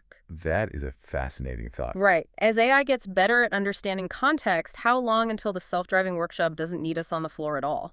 Something for you to mull over until our next deep dive. Imagine just a single row of data sitting in your company's database. Just one row. Right, just one. And let's say it's a record of a client's trading activity. Depending on where you operate in the world, that one seemingly harmless row could simultaneously trigger like 4 different legal regimes. Right. Easily. It could expose you to a multi-million-dollar fine and violate a mandate from a central bank all at the same time. It's terrifying, honestly. It really is. Yeah. So how do you actually govern that data without grinding your entire engineering team to a complete halt? Well, welcome to the deep dive. Thanks for having me. If you are a data architect trying to build resilient systems, or a compliance officer keeping the ship out of legal trouble, or a governance lead just trying to make sense of all the noise, you know that regulation is the heaviest anchor on your data strategy. It's the single strongest force behind enterprise data governance. Yeah. I mean, you can have the most innovative business drivers in the world, but regulatory compliance just forces the issue. Yeah. Misunderstanding this landscape isn't just like a theoretical problem for the legal team anymore. Right. It is a massive architectural risk that will absolutely force you to rebuild your data platforms from scratch if you get it wrong. Which is exactly why today we are cracking open the definitive playbook on this. We're diving into the Enterprise Data Governance course by Durga Analytics. Such a massive resource. It really is. And we are pulling specifically from Module 01, Chapter 18 today, which is Legal and Regulatory Drivers. Overview, GDPR, CCPA, and industry specifics. Yeah.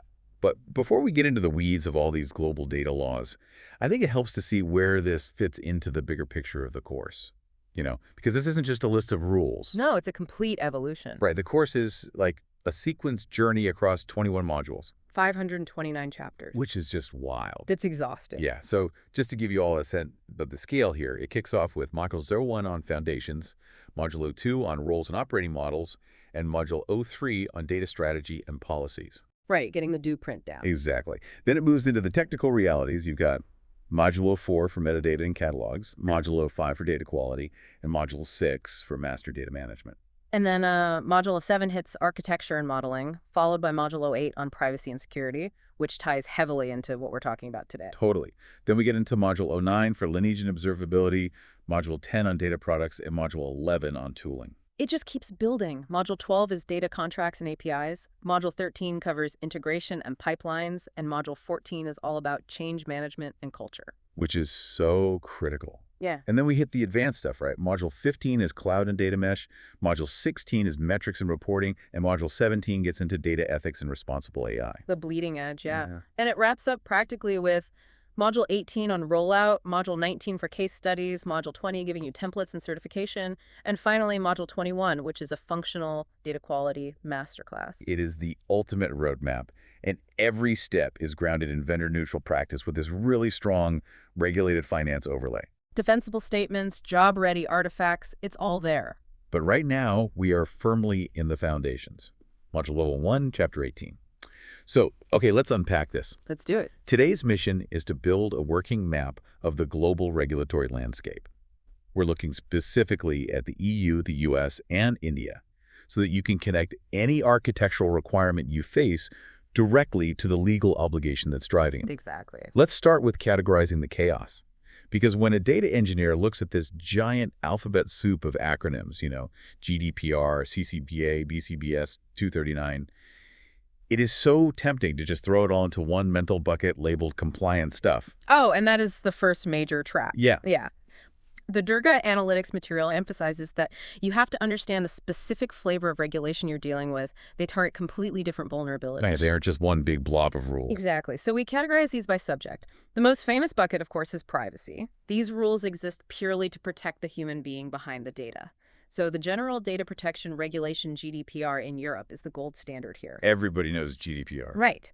And in the U.S., you have state-led efforts like the California Consumer Privacy Act, or CCPA, and its amendment, CPRA. But privacy is just one piece of the puzzle, right? I want to introduce a second bucket that I think trips up a lot of tech-focused data teams, and that's prudential rules. Yes. Prudential is huge. These have absolutely nothing to do with protecting someone's personal identity. They govern financial risk data. A prime example from the course is BCBS 239, which was issued by the Basel Committee on Banking Supervision after the 2008 financial crisis. Right, the subprime mortgage meltdown. Exactly. Its entire purpose is to ensure a global bank can quickly and accurately aggregate its risk exposure. It's about preventing a systemic collapse of the entire financial system. It doesn't care about keeping a customer's email address secret. Right, and the architectural requirements for those two buckets, privacy versus prudential, they are totally different. Well, privacy requires data masking, dilution mechanisms like the right to be forgotten, consent management, but prudential rules.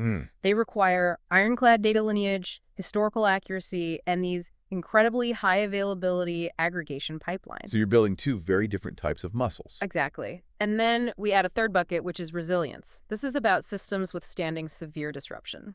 So the EU recently introduced DORA, the Digital Operational Resilience Act. Right. And that mandates that financial entities have to be able to recover their critical data and systems during a severe cyber attack or a massive IT failure. Okay, so we have privacy for the individual, prudential for the financial system, and resilience for the infrastructure. Yep. But we have to look at where the puck is going. The source material highlights model risk and AI as the emerging fourth and fifth buckets. And this is where it gets really complicated. I mean, model risk has been around in finance for a while. The classic example in the U.S. is the 2026 Model Risk Management Guidance, which evolved from the older SR 11-7 framework. Right. It dictates how models are developed, validated, and monitored. And inherently, that requires governing the data feeding those models. Makes sense. But the AI bucket is completely changing the game. The EU AI Act is now imposing strict binding obligations on what they classify as high-risk AI systems. So if your model is doing something like credit scoring? Or hiring, exactly. If it makes decisions about people's lives, the governance around the training data just became a matter of strict legal compliance. Let me throw an analogy at this because I think it helps visualize the engineering friction we're talking about here. Go for it. Think of your enterprise data platform as an international commercial airline. The airplane itself, that's your data architecture, is the exact same machine. But depending on where you fly, you answer to different authorities. I like this. So you have aviation safety boards mandating how often you inspect the engines. That is your prudential risk. Yeah. You have airport security agencies dictating who gets on the plane. That's your privacy.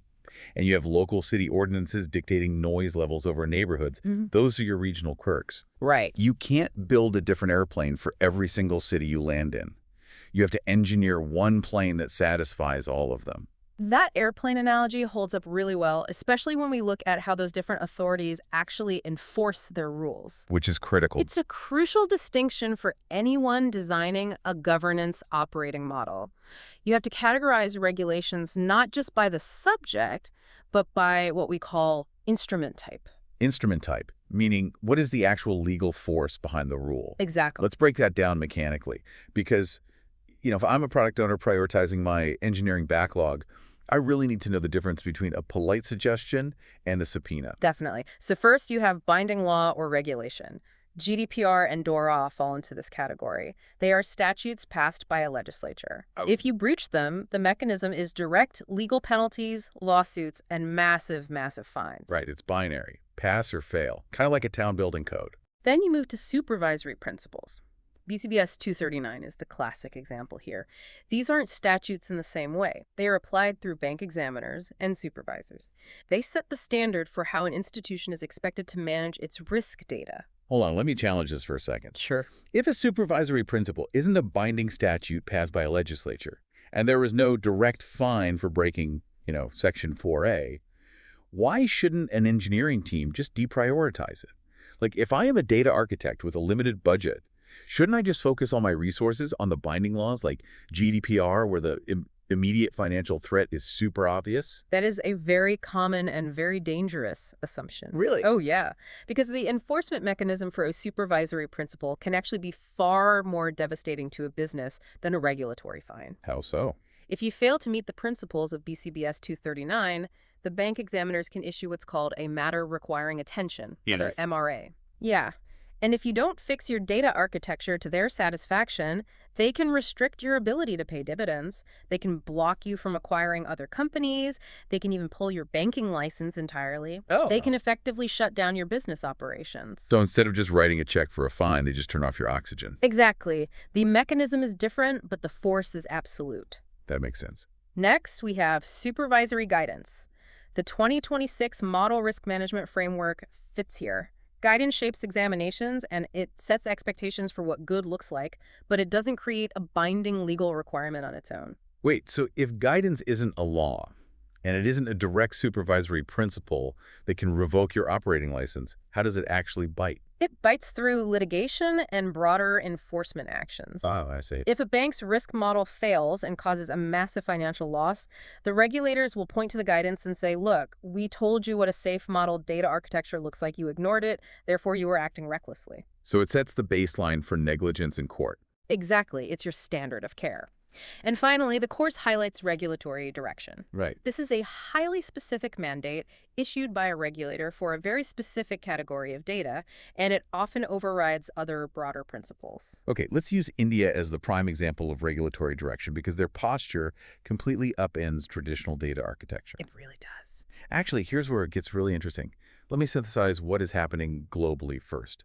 Because as you look across the EU, the US, and India, they take completely different philosophical approaches to regulating data. Go ahead. How do you see it?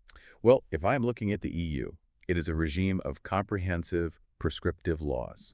They love a grand, unified statute, right? Very true. GDPR for all personal data, DORA for all operational resilience, the EU AI Act for all artificial intelligence. They define strong, universal rights, and they back them up with heavy fines. It's a very centralized philosophy. Right, because the EU approach is fundamentally about fundamental rights. They view data protection as a basic human right, which is why their rules apply across all industries universally. Right. But then I look at the United States, and it is a total patchwork. Oh, absolutely. There is no single federal privacy law. Instead, the U.S. is heavily sectoral. If you are in healthcare, you have IPA. If you are in finance, you have Dodd-Frank for transaction reporting. Right. And for privacy, they rely on individual states, led primarily by California's CCPA and CPRA. It really seems like the U.S. approach is driven more by post-incident litigation than by proactive universal architecture. That is a very accurate read. The U.S. relies heavily on market forces and enforcement actions to shape data governance. You don't have a single checklist to follow. No. You have to triangulate your obligations based on your specific industry, where your customers actually live, and the current appetite of regulators like the SEC or the FTC. It requires a much more dynamic, adaptable governance model. And then there is India, which the Durga Analytics material describes as a newer, rapidly consolidating landscape. They passed the Digital Personal Data Protection Act, the DPDP, in 2023. With rules rolling out through 2025 to 2027. Right. And the Securities and Exchange Board of India, SEBI, is tightening financial data rules. But the real curveball, the regulatory direction we mentioned earlier, is localization. Yes. The Reserve Bank of India, the RBI, has a strict mandate that all payment data must be physically stored within the borders of India. And here's the mechanical problem with that. Modern enterprise architecture is built on the cloud, right? AWS, Google Cloud, Azure. Of course. The entire point of the cloud is high availability through global replication. If a server goes down in Mumbai, a server in Frankfurt instantly picks up the load. But localization laws actively fight cloud resilience. You are legally required to keep that data siloed in one geographic region. You have just highlighted the ultimate friction point in enterprise data governance. It's a nightmare. It is. The business wants global scale and cloud resilience. But the regulators are pulling you in three completely different directions. The EU demands the right to delete the data entirely. The US regulators demand you retain it for litigation. And India demands it never leaves their borders. So why would a single data set face several regulators at once? We return to that single row of client trading data we started with. Right. It is personal data under GDPR, requiring privacy controls. It is risk data under BCBS 239, requiring high-speed aggregation pipelines. It is a reportable transaction under Dodd-Frank in the U.S. Hmm. And if it involves Indian payment rails, it cannot leave the country. All at the same time. As a data architect, if you try to build a separate system for every single one of those laws, you will go bankrupt. You will create an unmanageable hairball of architecture. You will duplicate work endlessly, and ironically, by trying to build isolated compliance silos, you will create massive gaps where data leaks or quality degrades. So what's the solution? If we connect this to the bigger picture, this brings us to the absolute golden rule of modern enterprise data governance, as taught in the course. Govern once, comply many. Govern once, comply many. I want to dig deeply into the mechanics of this, Yeah. because it sounds like a great corporate slogan. But how does a data engineering team actually build it? It starts by decoupling the regulations from the data controls. Okay, unpack that for me. You do not build a GDPR system and a CCPA system. You build a common core. Regardless of what the regulators say, good data governance shares universal traits. Right. You need to know who owns the data set, you need to know its lineage, where it came from, and where it is going. You need high data quality, and you need robust access management. You engineer those capabilities once at the enterprise platform level. So establishing a solid data catalog, enforcing column-level security, setting up automated data quality checks, that is the common core. It is just good architectural hygiene. Precisely. Once you have a strong common core, you apply regional overlays. You govern the data well once, and then you map those core capabilities to the specific demands of the jurisdictions. But how do I actually keep track of that mapping? Because if regulators knock on my door, I can't just tell them, hey, don't worry, we have great data hygiene. No, they won't accept that. Right. I have to prove compliance with their specific statute. So how does this work mechanically in a data catalog? This is where we introduce the most critical tool in a governance professional's arsenal, the obligations view. What is that, practically speaking? It is the translation layer. An obligations view is a structured mapping that lives inside your metadata management system or your data catalog. Okay. It takes a dense 500-page legal text and breaks it down into a checklist of executable data actions for a specific data set. Like, what do we actually have to do? Protect it, aggregate it, report it, retain it, trace it. So we aren't just uploading a PDF of the GDPR into our system and calling it a day. We're extracting the actual engineering requirements. Exactly. Let's say you have a data set containing client dates of birth. In your data catalog, you wouldn't just tag that column as sensitive. Through the obligations view, you tag it with the specific rules that apply. Got it. You tag it with GDPR, Article 17, right to erasure, which triggers an automated workflow requiring a deletion mechanism. But you also tag it with a prudential retention rule that says this data must be kept for 7 years for risk modeling. Okay, I see the friction there immediately. The obligations view flags that you have conflicting mandates. One rule says delete on demand, another says retain for 7 years. And that is the brilliance of it. The obligations view forces those conflicts to the surface during the design phase, not during a regulatory audit. That's a lifesaver. It really is. It allows your legal team to make a policy decision. For example, regulatory retention supersedes the right to erasure for this specific data class, and then the data engineering team implements the technical control based on that decision. It bridges the gap between the attorneys reading the statutes and the engineers writing the code. You record the rule, you note whether it's a binding law or just supervisory guidance, and you link it directly to the technical control in your platform. That is exactly how you achieve govern once, comply many. When the auditors from the EU, the US, or India arrive, you don't show them scattered departmental efforts. You show them your unified obligations view. Right. You say, here is our client trading data, here is the metadata proving its lineage, and here is the exact mapping of how our common core controls satisfy your specific regional requirements. It provides ultimate defensibility. So what does this all mean? It transforms compliance from a reactive panic into an engineered system. So if you are listening to this and you are tasked with leading data governance in your organization, the takeaway here is incredibly empowering. Excellent. Your job is not to memorize every line of global privacy law. That is what your legal department is for. Your job is to understand the architecture of regulation.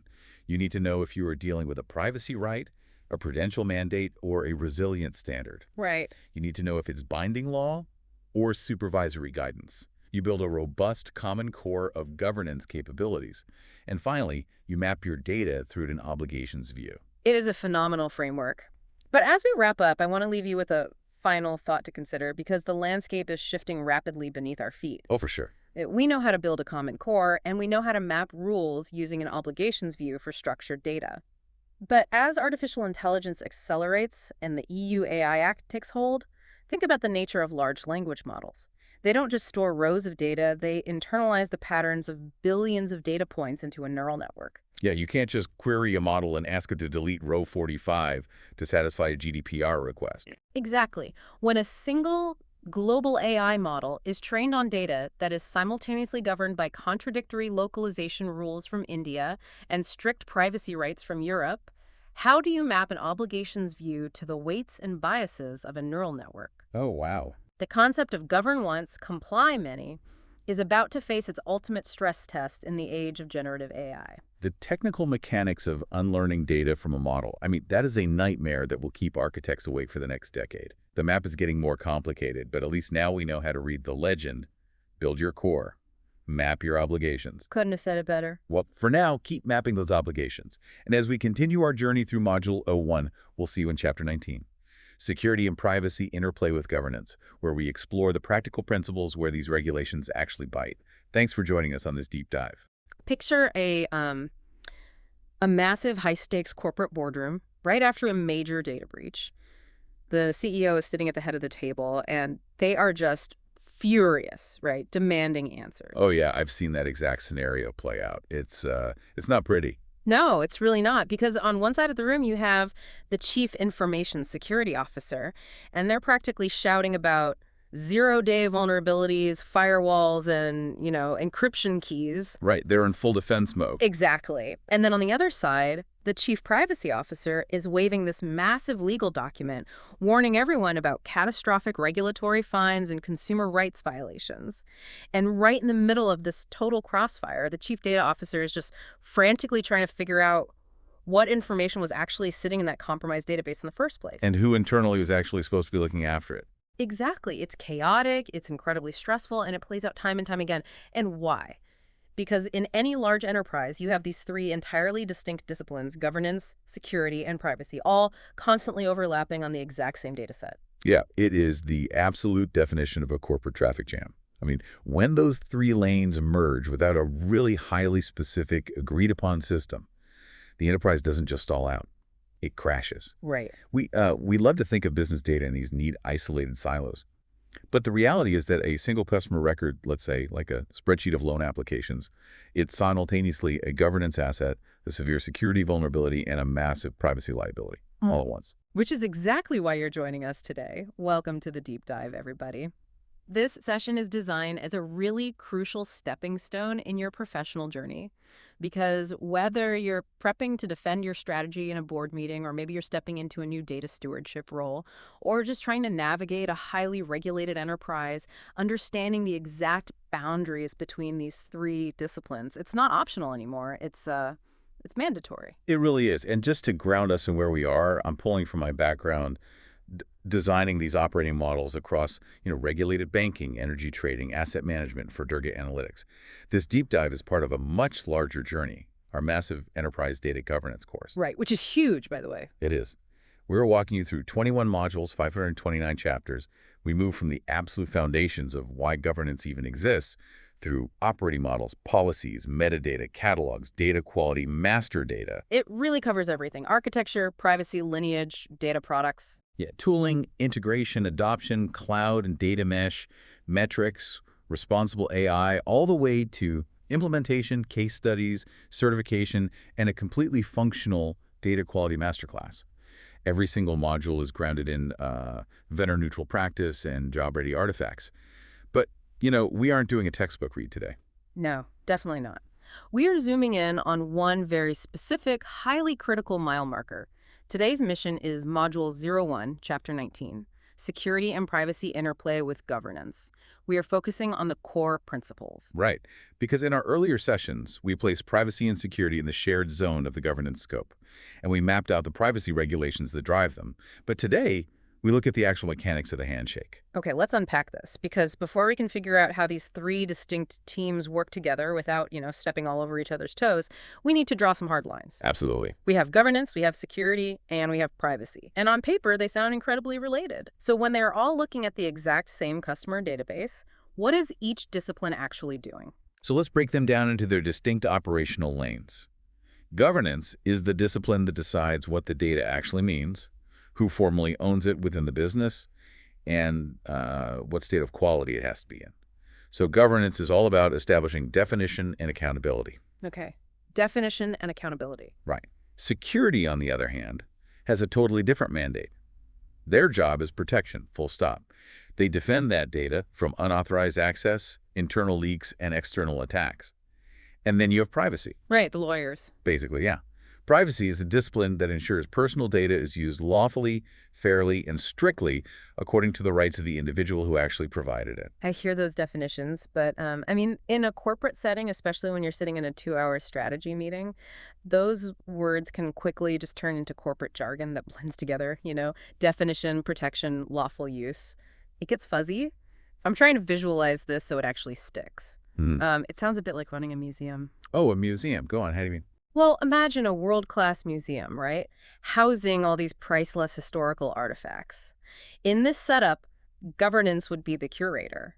The curator is the one who catalogs every single item. They decide its historical value, they document exactly where it was dug up, and they write the strict handling rules for how it must be preserved. Like, they write the manual for the collection. Oh, wow. That is actually a brilliant way to frame it. The curator creates the foundational context. Right. So following that logic, security would be the museum guards, right? The physical locks on the doors, the laser grids, the motion alarms. Their only job is to protect the building and stop anyone from stealing or damaging the artifacts. Yeah, that tracks perfectly. And then privacy would dictate the viewing rules, like which specific artifacts are actually allowed to be shown to the general public and which ones are restricted, maybe because they, belong to a sensitive cultural group and shouldn't be photographed. I am absolutely stealing that analogy because here is the crucial connection that brings it all together, right? The guards, which is security, and the viewing rules, which is privacy, completely rely on the curator's catalog to actually do their jobs. Because they need to know what they're dealing with. Exactly. The guards cannot effectively protect a priceless diamond if they don't know which room the curator actually put it in. They might end up, guarding a cheap replica while the real diamond just sits in a cardboard box in the basement. Right, which happens in corporate databases all the time. All the time. And the privacy officers, they can't enforce a no photography rule if they don't know which exhibit actually contains the sensitive materials. So governance provides that foundational knowledge, the catalog, that the other two disciplines absolutely depend on to function. Okay, so that gives us a really solid theoretical grounding. But let's move from theory into the actual, trenches of corporate operations.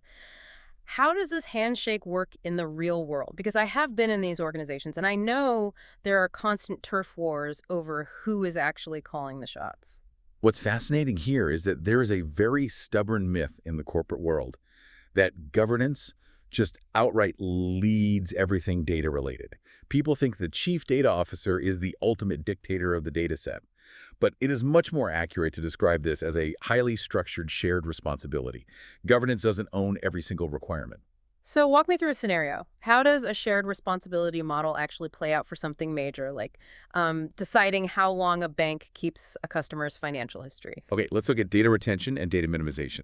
This is the perfect use case for a RACI model: responsible, accountable, consulted, and informed. Right, the classic corporate RACI. Yep, exactly. So when it comes to what the law actually demands, say, a federal regulation stating you must delete a customer's credit history after 7 years. Legal and privacy are accountable for that rule. They own the requirement because they are the ones who interpret the law. Okay, that makes sense. They're the ones keeping you out of court. Right. Then, records management is typically responsible for creating the actual retention schedule. They build the timeline. And this is where governance comes in. Governance is responsible for operationalizing that timeline. They embed those legal rules into the daily classification tags, the technical controls, and the steward workflows.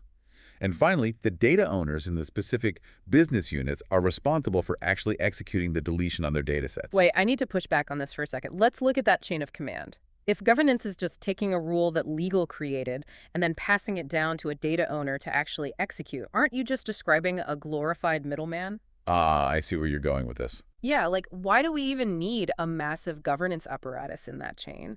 Can't the legal team just email the database engineer and tell them what to do? It is a totally fair question, and it's honestly one a lot of executives ask right before their data programs fail entirely. Ouch. Okay, why? Because think about how your proposed shortcut plays out in reality. The legal team speaks in statutes and compliance clauses. If they send a dense 40-page PDF of regulatory requirements directly to a team of back-end database engineers, what is the realistic outcome? It gets dropped into a Slack channel, skimmed exactly once, and then totally buried under a mountain of urgent product tickets. Precisely. Because engineers speak in Python, SQL, and system architecture. They do not speak regulatory legalese. Without governance acting as that crucial translation layer, those legal rules are just theoretical wishes. Governance translates that 40-page PDF into actionable metadata tags on a specific database column. I see. Right? Governance builds the automated workflows that trigger a notification to the steward when a dataset hits its 7-year mark. So governance essentially builds the plumbing that makes the rule enforceable. Yes, exactly. Legal owns the requirement of minimization, but governance shares the heavy lifting of making it a physical reality in the actual systems. However, and this is big, there's one critical area where governance doesn't just share responsibility, they lead it outright, and that is data classification. Governance is strictly accountable for classification. Here's where it gets really interesting, folks, data classification. Because for those who might be new to the real weeds of this, classification is essentially the practice of labeling data by its level of sensitivity, correct? Like tagging a data set as public, or internal use only, or highly restricted PII.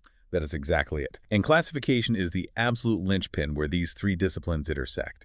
Governance drives the labeling, but security enforces its technical protections based on those classification labels, and privacy applies its handling rules based on those labels. It sounds completely causal, like security is just waiting for governance to make the first move. It is entirely causal. Security cannot protect what governance hasn't classified.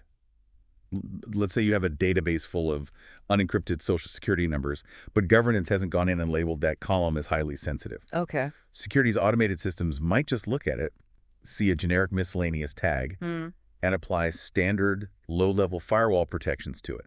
It leaves the door wide open for an attacker. Because the security software just doesn't know it's looking at the crown jewel. Exactly. It's blind. And similarly, privacy cannot minimize what governance hasn't defined. If a consumer exercises their right to be forgotten, and you need to delete their footprint, you can't do that if you don't know where their personal data lives. If it hasn't been classified and mapped, privacy is basically helpless. So what, for you, listening right now, is just massive. If you are building or participating in a governance program and you get classification right, you are handing your security and privacy teams a concrete foundation to actually do their jobs. But if you get it wrong, or if you just view classification as like a paperwork exercise, everyone else in the enterprise is essentially flying blind. Security is just guessing what to lock down, and privacy is guessing what to delete. And in a highly regulated enterprise, guessing leads directly to multi-million-dollar fines, catastrophic breaches, and frankly, headlines you really do not want your company's name in. Absolutely. So we've established that classification is the primary internal tool governance uses to empower the other teams. But an enterprise doesn't just exist in a vacuum, right? We have external regulators breathing down our necks constantly.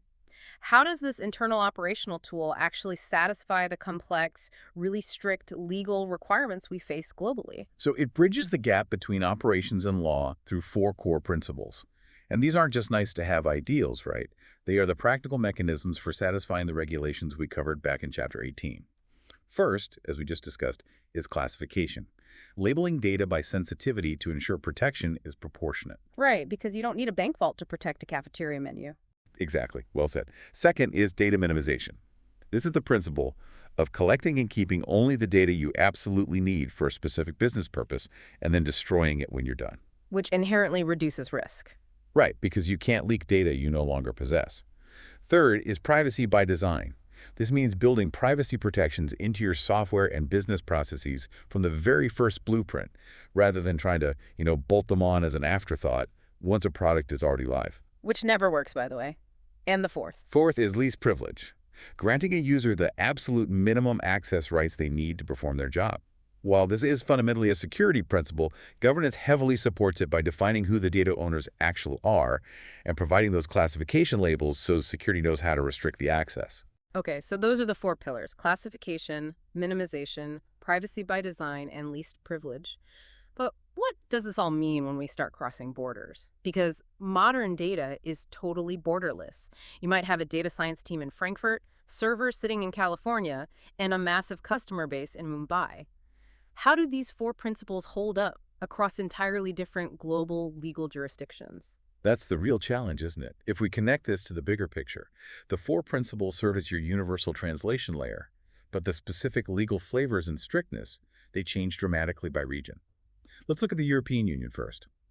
In the EU, the GDPR explicitly establishes data minimization and data protection by design and by default as statutory obligations. Let me stop you there for a second. We throw around acronyms a lot. GDPR is the General Data Protection Regulation. So you were saying that in Europe, privacy by design isn't just a strong suggestion or like a best practice. It is literally written into the law.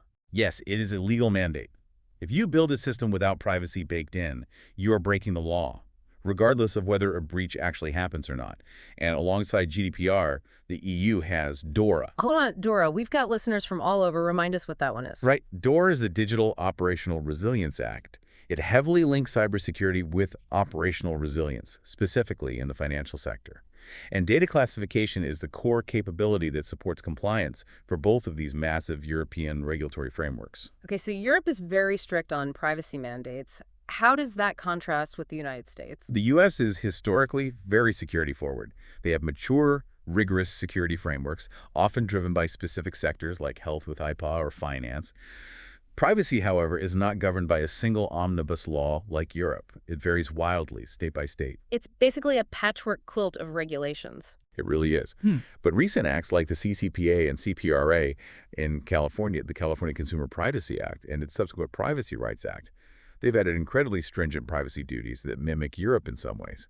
In the U.S. model, your classification tags are heavily relied upon to drive access control to meet those strict security frameworks, while simultaneously allowing the business to kind of pivot and accommodate these emerging state-level privacy rights. Okay, so what about India? I know India has been making huge regulatory moves in this space recently. Yes, India's DPDP framework, the Digital Personal Data Protection Act of 2023, and the associated rules rolling out into 2025 is incredibly important for global enterprises to understand right now. The DPDP is heavily consent-driven, it focuses on purpose limitation, and it explicitly requires data minimization. But there is a crucial nuance here for governance professionals. Oh, what's the distinction? Well, the Indian law does not use the identical statutory phrase data protection by design in the way the European GDPR does. So when you are operating under DPDP, you don't treat privacy by design as an identically worded legal mandate. Interesting. Right. Instead, you treat it as a highly encouraged best practice that aligns perfectly with their strict purpose limitation duties. Additionally, India emphasizes data localization, keeping certain data geographically within the country's borders, which adds a very unique security dimension. Classification practices there are maturing rapidly just to keep track of where the data geographically lives. See, that is exactly the kind of nuance that separates an okay governance professional from a true expert, right? Knowing that the underlying principle remains constant, but the statutory weight behind it shifts depending on which jurisdiction's soil your servers are sitting on. Exactly. The principles classification, minimization, privacy by design, least privilege, they turn incredibly complex, sometimes completely contradictory global laws into concrete, governed behaviors that your engineers and stewards can actually execute every single day. All right, let's bring this all the way down to the ground. You are listening to this right now, and maybe you have a massive job interview tomorrow for a data governance lead position. Or perhaps you have a critical board meeting where you really have to justify the budget for your operating model. How do you apply this theory? Let's run through some practical mock scenarios. Oh, I love this. This is where the theory actually meets the paycheck. Let's say you are interviewing at a global investment and corporate bank. The hiring manager asks you, how do data governance, security, and privacy relate in an organization of this scale? Okay, so if I'm sitting in that chair trying to impress a massive corporate bank, I want to focus on the operational plumbing, right? The clean handoffs between teams. Spot on. Because corporate banks are massive, siloed machines. Your answer needs to articulate that these are three distinct disciplines acting on the same data. You emphasize that governance supplies the meaning that the other two act on. But, and this is how you show you really understand business mechanics, you highlight that on things like data retention, governance shares responsibility so nothing falls through the cracks. Right, going back to the RACI. Yes, you explain the workflow. Legal owns the requirement, records management builds the schedule, and governance embeds it into the tech stack. You give them the punchline. Security cannot protect what governance hasn't classified. That proves you understand how to navigate corporate bureaucracy without letting the data fall entirely on your own shoulders. Okay, next scenario. You are interviewing at a regulated retail bank, which is heavily driven by consumer risk. The question is, why is data classification so important across these disciplines? The context here is key. Retail banks deal with a massive volume of low-value but highly sensitive individual consumer data. A single mistake affects millions of real people. Here, you lean heavily into the linchpin concept. You explain why classification is the linchpin. Governance drives the labeling by sensitivity. Security enforces proportionate protection based on those labels.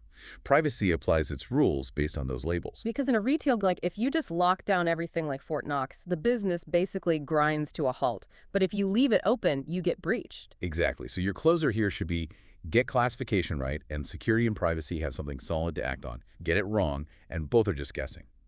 Retail banks hate guessing.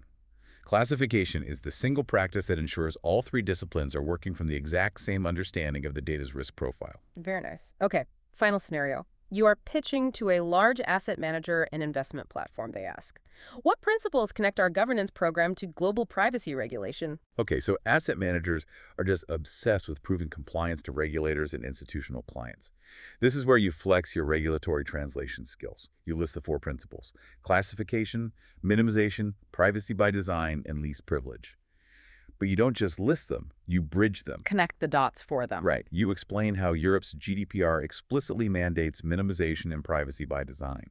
You bring in India's DPDP framework, demonstrating that nuance we discussed, framing privacy by design as an aligned best practice rather than exact statutory phrasing. You show them that you understand how to take a 40-page legal statute and actually turn it into governed, auditable behavior. That is incredibly practical. So let's pull all of this together and recap the core message of this deep dive. Governance, security, and privacy are constantly acting on the exact same data set, but they have completely distinct mandates. Governance is the foundational discipline. It provides the classification, the business meaning, and the operational workflows that empower security to lock the doors effectively, and empower privacy to ensure the data is used lawfully. Without governance laying that groundwork, the other two disciplines are, functionally flying blind. That summarizes the operational reality perfectly. And as we wrap up Module 1, Chapter 19, remember that this course builds on itself. Everything we discussed today regarding compliance and boundaries is entirely foundational for what comes next. The next chapter is Chapter 20, Data Ethics and Responsible Data Use.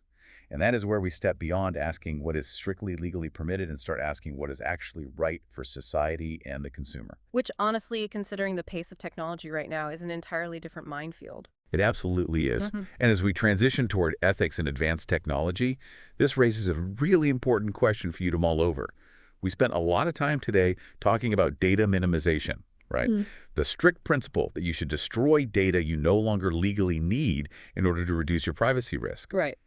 But generative AI models become exponentially smarter and exponentially more valuable to the enterprise the more historical data they consume. Oh, wow. That is a massive collision of interests right there. It is the next great frontier. Yeah. So as you step back into your organization today, ask yourself, how will your governance program decide who wins the inevitable looming battle between the privacy officer who is demanding you delete the historical archive to comply with minimization and the AI product manager who wants to keep it forever to train their next multi-million-dollar model? Are you going to let the AI eat the museum? Man, that is a brilliant thought to leave on. Thank you for walking us through the mechanics of this today.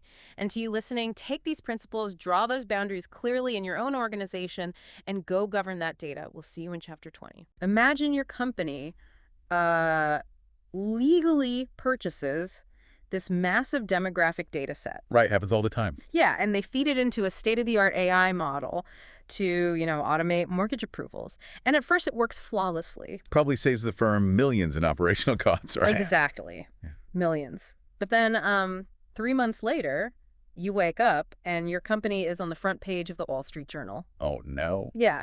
Accused of systemic redlining and, denying loans to specific neighborhoods. So you panic, you call legal, and they confirm you broke absolutely no laws. Everything was technically compliant. Everything. So, what went wrong? Welcome to the deep dive. Today, we are looking at that exact gap, the gap between what is strictly legal and what will just completely destroy your company's reputation. It is a terrifying scenario, but it's playing out in real time across the corporate world right now. It really is. And for the data professionals listening right now, whether you're aiming to be a data governance lead, a data architect, maybe a privacy officer, or a data product manager, this is the hidden minefield you are hired to navigate. And to help you navigate it, we are pulling today's mission directly from the curriculum of Durga Analytics. You are in the hands of a veteran enterprise data governance expert today. Happy to be here. We are talking decades of hands-on experience, designing governance operating models, standing up metadata and data quality capabilities, building privacy controls. Yeah, across regulated banking, energy trading, asset management, a lot of heavily regulated spaces. Right. And you have taught data owners, stewards, architects, and executives how to actually make this function in reality, not just on paper. Well, I've spent my career watching companies build these incredible data pipelines only to realize they have, no idea what they are actually pumping through them. Right, just flying blind. Exactly. Yeah. But before we get into the mechanics of all that, we really need to place today's topic on the map. Good. This session is part of the much broader Enterprise Data Governance course. It's a massive sequenced journey across 21 modules and 529 chapters. Okay, the dreaded syllabus dump. Let's spare the listener a mechanical list of numbers. Can you give us the narrative arc? How does this course actually flow? Fair enough, yeah. Think of the 21 modules as a blueprint for building a digital nervous system. Oh, I like that. Thanks. We start by laying the foundation. So, understanding why governance even exists, designing your operating model, and drafting policies. That's the groundwork. The basics. Right. From there, we move into the technical plumbing. That's your metadata management, data catalogs, data quality, and master data. And once that plumbing works? Then we scale it out.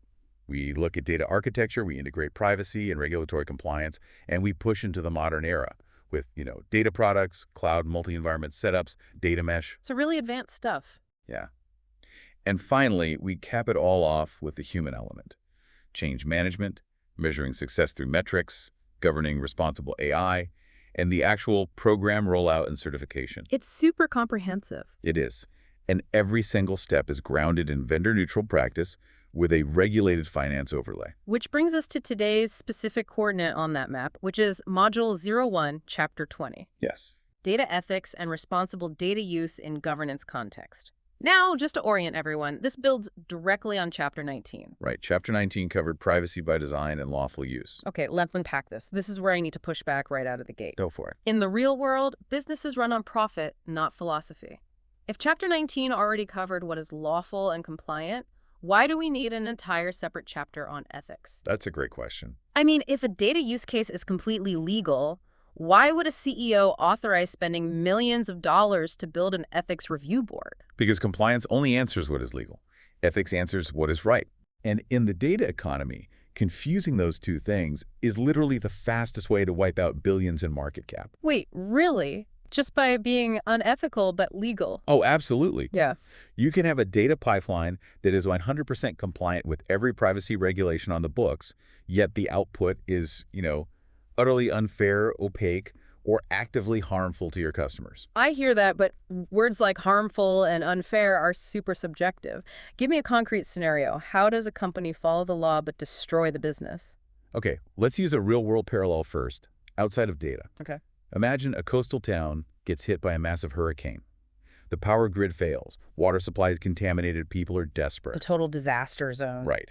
Now, a local retail shop owner has a massive stockpile of bottled water in the back room and decides to raise the price to $50 a bottle. Oh, wow. Depending on the local price gouging statutes in that specific jurisdiction, that action might be entirely legal. Because they own the inventory. Exactly. They own the inventory, they set the price, and the customer technically consents to pay it at the register.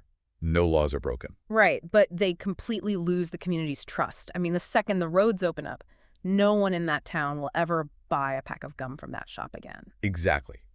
That is the exact distinction between the letter of the law and the spirit of doing right by your stakeholders. That makes total sense. So in the enterprise data world, governance that stops at the letter of the law leaves the firm incredibly vulnerable. Let's translate that water scenario to data. Let's do it. Imagine an airline algorithm legally harvesting user search data, device battery levels, and location pings. Creepy, but legal. Right. And the model infers that a user is frantically refreshing flights to their hometown because of a family emergency. Oh, no. And it dynamically quadruples the ticket price in real time. It is perfectly legal in many jurisdictions to use proprietary algorithms for dynamic pricing. But when that customer realizes what happened and takes it to social media. The reputational damage is catastrophic. So what does this all mean for the listener? Like for the data steward or the platform engineer? It sounds like this isn't just about protecting columns in a database. You're protecting the brand's reputation. You are mitigating existential business risk. Shielding the firm from unquantifiable public backlash. Exactly. Leading governance programs treat ethics as a core mandate because lawful but awful data practices destroy companies. It really is that simple. Okay, the business case is crystal clear. But as a data architect, philosophy doesn't help me configure a system. No, it doesn't. How do we take these lofty ideas and turn them into actual boots-on-the-ground rules? Well, in the Durka analytics framework, we move from philosophy to operational controls by anchoring onto 5 core data ethics principles. What are they? Well, based on enterprise governance data, 2 of these consistently rank as the highest priorities. That's avoiding harm and fairness. Avoiding harm and fairness, got it. The other 3 are transparency, accountability, and explainability. Okay, let's drill into the technical how. We know what fairness is like, not unjustly disadvantaging groups. But how does a machine know what's fair? It doesn't. Right, so how does a data engineer actually build a fairness control? It starts in the training data and the deployment pipeline. Like I said, a machine doesn't know what is fair, it only knows math. Yeah, it's just numbers. So, a data governance lead works with data scientists to mandate specific statistical checks. Like what? For example, before a model goes live, you run a disparate impact analysis. You check for statistical parity. Okay, so looking at the actual outcomes. Right. If your algorithm is approving loans for Group A at a 90% rate, but Group B at a 40% rate, the pipeline automatically flags the model and halts deployment. Oh, it literally stops it from going live. Exactly. You enforce fairness by hard-coding statistical thresholds into your continuous integration and continuous deployment, your CI/CD pipeline. That is fascinating. What about transparency and explainability? Because, I mean, if we don't know how an AI makes a decision, we can't really prove it's fair. That's the challenge. And modern neural networks are notoriously opaque. They're just black boxes. How does a data steward enforce explainability? Explainability is often the bottleneck, but there are technical solutions out there. Data scientists use tools like HAP values or LIME. Sheep and lime. Yeah, they basically reverse engineer AI decisions to show which data features carried the most weight. Okay, but as a governance professional, I'm not writing that code, right? No, you don't write the HAP code yourself. Instead, your job is to enforce the control. How do I do that? You configure your data catalog, which, is the central inventory of all your data assets, so that certain data sets are tagged with metadata restricting their use. Like a warning label. Yes, you create a prohibited use tag. Then you integrate an ethics sign-off API into the deployment process. So the system actually checks for approval. Exactly. Yeah. The model literally cannot be pushed to production unless the data science team uploads the explainability matrix to the governance portal and gets a human sign-off. So this isn't like painting the house after it's built to make it look nice. This is the building inspection of the blueprints before the concrete is poured. I love that analogy. So it's not the brakes on a car, it's the steering wheel. If you put a massive AI engine into a car without a steering wheel, pushing the gas just ensures you hit the wall that much harder. Exactly right. The paradigm shift here is that responsible data use is not a separate side initiative run by some PR committee. It's not just a marketing thing. No, it is a hard governance control embedded directly into the data lifecycle. It operates exactly like an automated data quality check or a security penetration test. Let's tackle accountability and avoiding harm then. If I am a product manager under intense pressure, and my bonus is tied to shipping a new AI feature by Friday, I'm going to see these governance checks as massive friction. You absolutely will. So why is this sudden, intense oversight so critical right now? What is the immediate danger? The urgency comes down to a concept called machine speed. The sharpest ethical risks we face today appear wherever data drives automated decisions. Okay, machine speed. Think about how bias used to operate. If a human HR recruiter was biased, they might, unfairly filter out a few dozen resumes a week. Which is terrible. It is terrible, but the blast radius is contained. But AI changes the scale entirely. Dramatically. Yeah. Let's say you train an AI resume screening tool using 10 years of your company's historical hiring data. Okay. And in those 10 years, maybe your engineering executives were predominantly male. Very common in tech, yeah. The AI detects that pattern. It doesn't know about gender conceptually, but it learns that resumes featuring women's sports teams or women's colleges correlate with candidates who weren't promoted to executive roles historically. Because they never got the chance. Right. So the AI silently begins downgrading female applicants. Now, a human might wrongly reject 5 people a day. The AI will systematically, efficiently reject 50,000 female applicants in 3 seconds. Here's where it gets really interesting. It amplifies whatever biases are hidden in the historical data, and it does it at scale. Exactly. Ungoverned data scales unfairness at machine speed. And it does so entirely legally in many cases, but completely unfairly. Wow. This is why accountability is a non-negotiable principle. You cannot just shrug and say, well, the algorithm did it. Someone has to take the fall. Governance dictates that a named human owner must be legally and operationally accountable for the outcomes of that automated system. Which brings us back to that black box danger we talked about. If the AI is opaque and the data it was fed was never governed or cataloged properly, Then the executives are accountable for a machine they don't understand. punishing customers they can't even see. Precisely. And that is why AI readiness, which we touched on way back in Module 1, is intrinsically tied to data ethics. They aren't separate issues. Not at all. If your underlying data isn't ethically governed, if you don't have clear lineage showing exactly where the data came from and clear metadata defining its permitted uses, your AI initiative is just a massive liability. Let's zoom out to the macro level for a second. Yeah. Because a lot of our listeners are navigating these issues at massive multinational corporations. Right. Global footprints. Yeah. If fairness and transparency are the core principles, doesn't the definition of those concepts change depending on where your servers and your customers are located? Oh, absolutely. Regional nuances are critical here. So how does a global firm handle that? Well, ethical expectations are rising globally, but the enforcement mechanisms look very different depending on the jurisdiction. If you are designing a global governance program, you have to architect your data mesh and your metadata policies to accommodate these differences. Let's start with Europe, which Yeah. always seems to be the vanguard for this kind of stuff. Yeah, the European Union operates on a very strong fundamental rights culture. We all know the GDPR, the General Data Protection Regulation. You're right, the big one. But many people forget its specific technical mandates regarding AI. Under the GDPR, there is a heavy emphasis on automated decision rights. What does that mean in practice? It means if an algorithm makes a consequential decision about an EU citizen, like denying a loan, that citizen has a legal right to demand human intervention. So they can say, I want a person to review this. Exactly. And they have a right to an explanation of the logic involved. In Europe, explainability isn't just a best practice, it is a fundamental legal right. So your systems have to be built for that. Your data architecture must be capable of tracing a decision back to its source data instantly. What about the United States? The regulatory environment here is notoriously fragmented. We don't really have a federal GDPR equivalent. No, we don't. The U.S. is driven less by centralized federal privacy rights and much more by sector-specific rules and reputational risk. So it depends on your industry.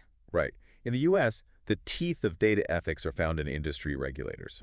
For example, the financial sector is heavily bound by fair lending laws. The housing and employment sectors have strict anti-discrimination rules. So in the U.S., your governance program might be heavily tailored toward ensuring your marketing and credit scoring algorithms aren't violating disparate impact thresholds. Because the lawsuits would be huge. The sector-specific lawsuits and obviously the PR disasters are devastating. And what about regions experiencing a massive, rapid digital explosion like India? India is a really fascinating landscape right now. They are building massive digital public infrastructure, and their regulatory frameworks are maturing rapidly to match. They have a new law too, right? Yes, their new Digital Personal Data Protection Act, or DPDP. And it isn't just a copy-paste of Europe's laws. How is it different? It introduces very specific consent duties and purpose limitation requirements. Give me an example. Well, if an Indian citizen gives you their data for e-commerce delivery, you cannot quietly repurpose that data to train a credit scoring AI without explicit, clear consent. So no sneaking it into the terms and conditions. Right. The DPDP puts the burden on the data fiduciary to prove that the data usage aligns precisely with the user's consent. Your governance tooling has to map consent flags directly to the data lineage. Man, this feels like incredible ammunition for a professional trying to level up their career. If a listener is sitting across from a hiring manager for a data governance lead role next week, how do they practically apply this regional and ethical knowledge to, nail the interview? If you take one thing into an interview, let it be this phrase: data ethics prevents scaling unfairness at machine speed. That is a great line. Let's say you're interviewing at a global investment bank. The hiring manager asks why governance should care about ethics. You don't talk about philosophy. Right, keep it business. You tell them that a data use case can be perfectly compliant with regulations, yet completely opaque to the consumer. You explain that stopping at basic legal compliance leaves the firm exposed to massive, unquantifiable reputational risk. Okay, what if they are interviewing at a large asset manager or an investment platform? Those firms are heavily invested in algorithmic trading and predictive models. And then you pivot to the mechanics of the AI pipeline. You tell them that machine learning models amplify whatever data feeds them. Back to the machine speed concept. Exactly. You say, ungoverned data scales unfairness at machine speed. And you insist that modern governance addresses this by requiring statistical fairness checks and explainability matrices as hard deployment gates before any data-driven model goes live. And if they are interviewing at a regulated retail bank, dealing with everyday consumers. Focus on the operationalization of the 5 core principles we talked about. Fairness, transparency, accountability, avoiding harm, and explainability. Right. Explain that you don't just write these on a poster in the break room. You enforce them as tangible controls. Make them real. Yes, you build a fairness review into the data lifecycle, requiring a named accountable owner and an ethics API sign-off, exactly like a data quality check. You have to speak their language, which is risk mitigation through systemic controls. It all comes back to treating ethics as a tangible, measurable part of the engineering pipeline. This has been a fantastic deep dive. So, to summarize for everyone listening, data ethics is not a nice-to-have philosophical add-on. Definitely not. It is a rigorous, vital control mechanism. In the age of AI, where models can make thousands of consequential decisions a second, ethics is the steering wheel. That's right.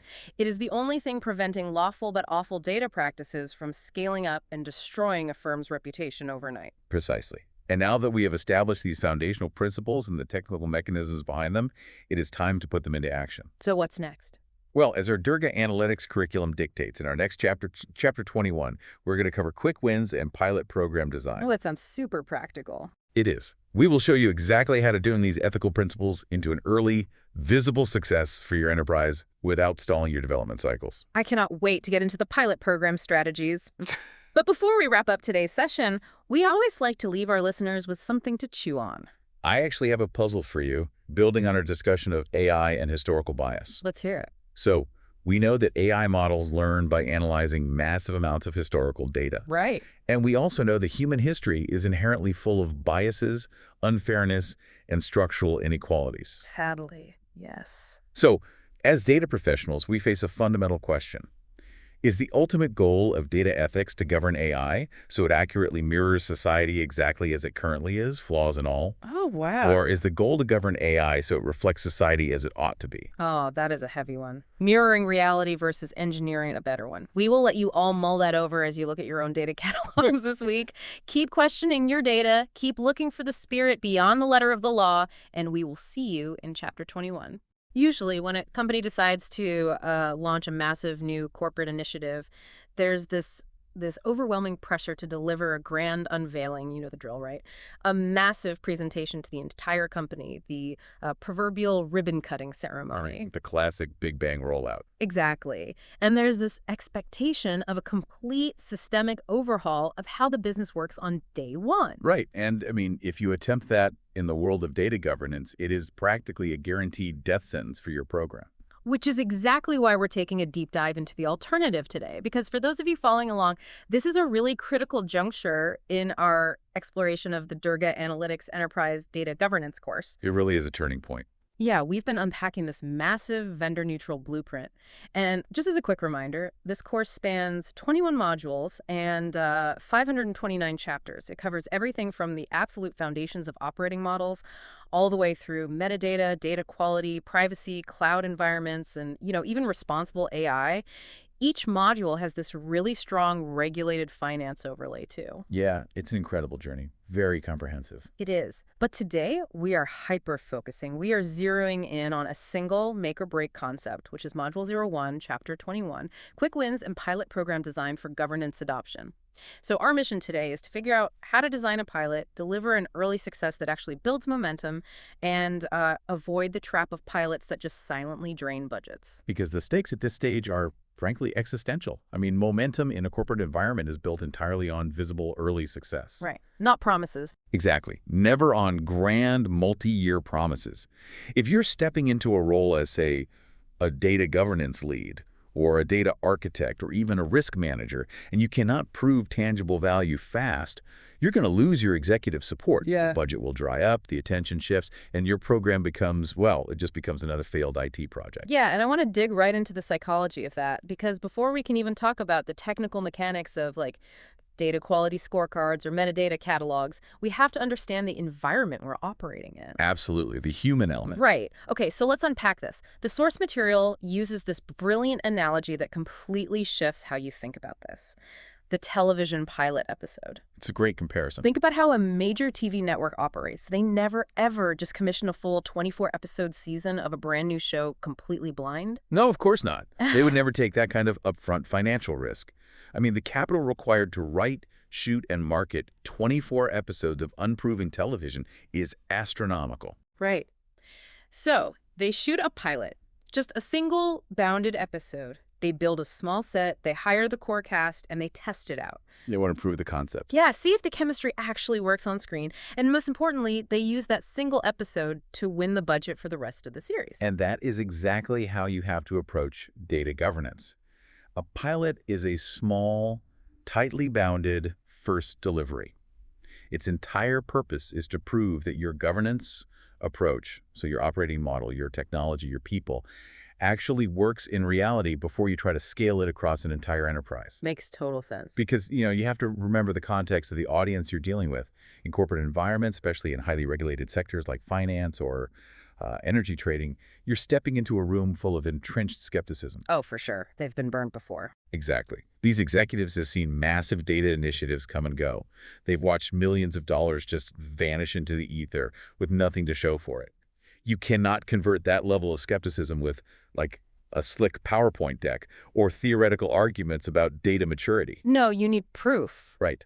You only convert them with hard, undeniable evidence. That connects perfectly to something we explored earlier in the course. The concept of the self-funding sequence from Chapter 14. A good pilot is essentially your first profitable rail line. Precisely. If you build one single train line between two cities and it immediately starts generating profit, well, it suddenly becomes very easy to convince investors to fund a continental railway. Because they can see it working. Exactly. The pilot has to be visible, it has to be undeniably valuable, and it has to serve as a repeatable template. The operational success of that first pilot is literally what buys you the credibility, the executive attention, and the budget to fund whatever phase comes next. Okay, I understand the theory, but I'm going to play devil's advocate here for a second, because I think a lot of ambitious professionals, people listening right now, might fall into this trap. Sure, go ahead. If I have just been hired as the new data governance lead, I want to establish my authority, right? Shouldn't I look for the absolute biggest, most complex, tangled legacy data mess in the entire company and solve that? Because if I slay the biggest dragon, I instantly prove my worth to the C-suite. It is a very natural instinct, Hmm. and it is almost always fatal to your program. Wait, really? Fatal? Yes, the absolute core rule you have to internalize from this chapter is this: visible beats big.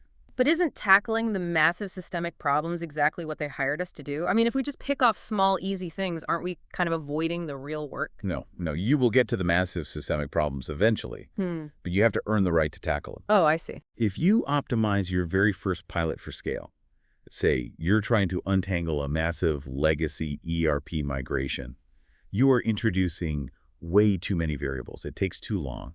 It involves too many different departments, competing priorities, complex dependencies. It's just a recipe for getting bogged down. Exactly. You might be doing incredible back-breaking architectural work behind the scenes, but to the business, it looks like you were doing absolutely nothing. 8 months go by and organizational skepticism hardens. The whispers start, look, another data team that's all talk and no delivery. Ouch. Yeah, I can totally see that happening. Your pilot cannot be optimized for scale. It must be optimized for speed and visibility. Its sole job is to build belief. Okay, that makes so much sense. It's about managing the psychology of the organization just as much as managing the actual data. Precisely. And the Durga Analytics framework actually provides a really practical matrix for choosing these quick wins. It evaluates potential pilots across 3 specific axes, right? Impact, effort, and visibility. Yes, and this matrix is crucial because you will inevitably have 10 different teams screaming that their specific data problem is the most important one. You need a defensible way to choose. Right, any methodology. Exactly. Yeah. And the framework identifies what it calls teal choices. These are the highly favorable pilots. These are the rare opportunities that score high on business impact, very low on technical effort, and incredibly high on visibility. Let's actually walk through what a teal choice looks like in practice so anyone listening can, spot one in their own organization. The first example given is appointing an owner for one critical domain. This is a perfect teal choice. Think about a vital data domain, like customer contact data. Okay. When it's wrong, marketing campaigns fail, compliance breaches happen, customers get angry, but usually nobody actually owns it. IT manages the systems, but nobody owns the data itself. Right, it's just floating in the void. Exactly.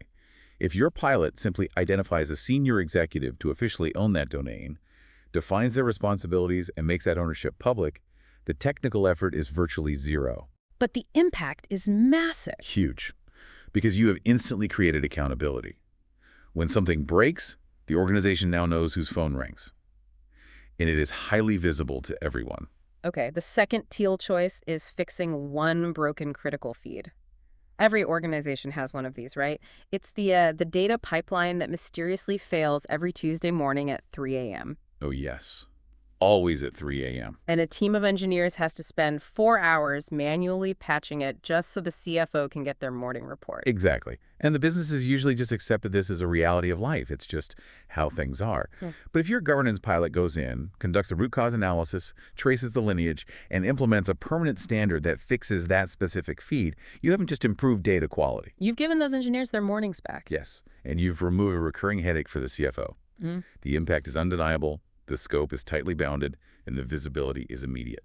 I love that. Okay, the third teal choice is standing up a data quality scorecard for a single critical data set. Right. So executive leadership frequently complains that our data is bad, right? But it's an abstract complaint. Yeah, it's hard to pin down. But if you take one highly visible data set, measure it for accuracy, completeness, and timeliness, and put those hard numbers on a simple red, amber, green dashboard, you completely change the conversation. You make it real. Exactly. Data quality goes from an abstract grievance to a tangible, trackable metric. It's a relatively low effort to build it for just one data set, but the visibility all the way up to the C-suite is incredible. Now, I want to flip to the other side of this matrix because the course also highlights amber choices, the warning zone.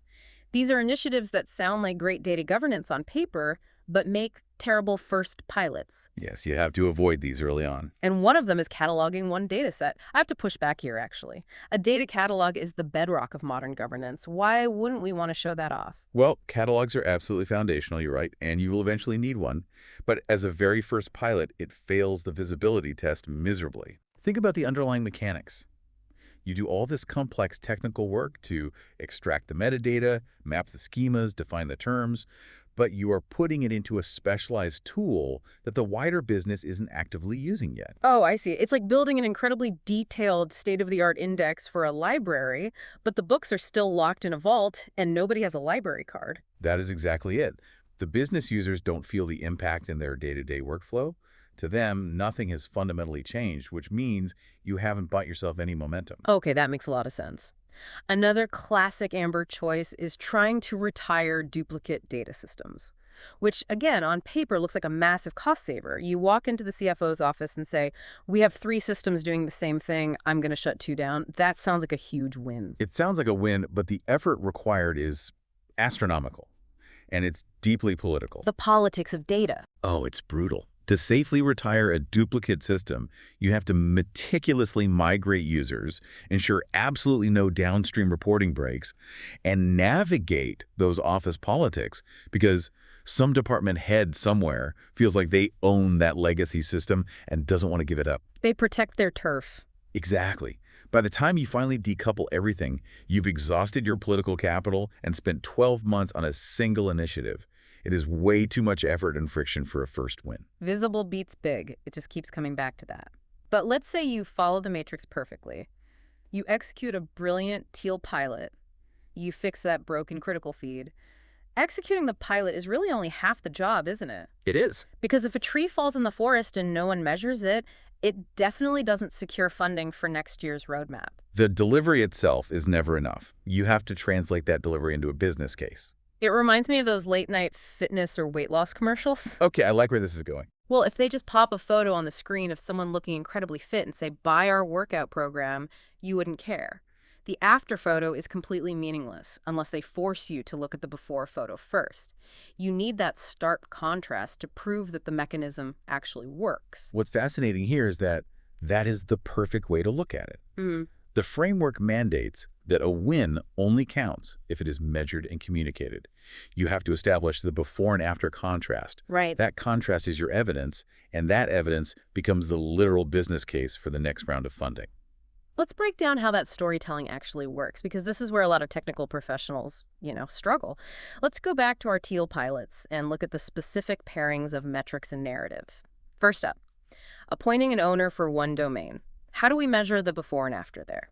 The metric you capture is ownership coverage. It moves from 0% to 100% for that specific domain. But a metric alone is dry. You pair it with a story for leadership. What's the story? You say, before, when this customer data was wrong, marketing blamed IT blamed sales, and nothing got fixed. Today, this domain has clear, named accountability. We have completely eliminated the culture of passing the buck. Wow, that's powerful.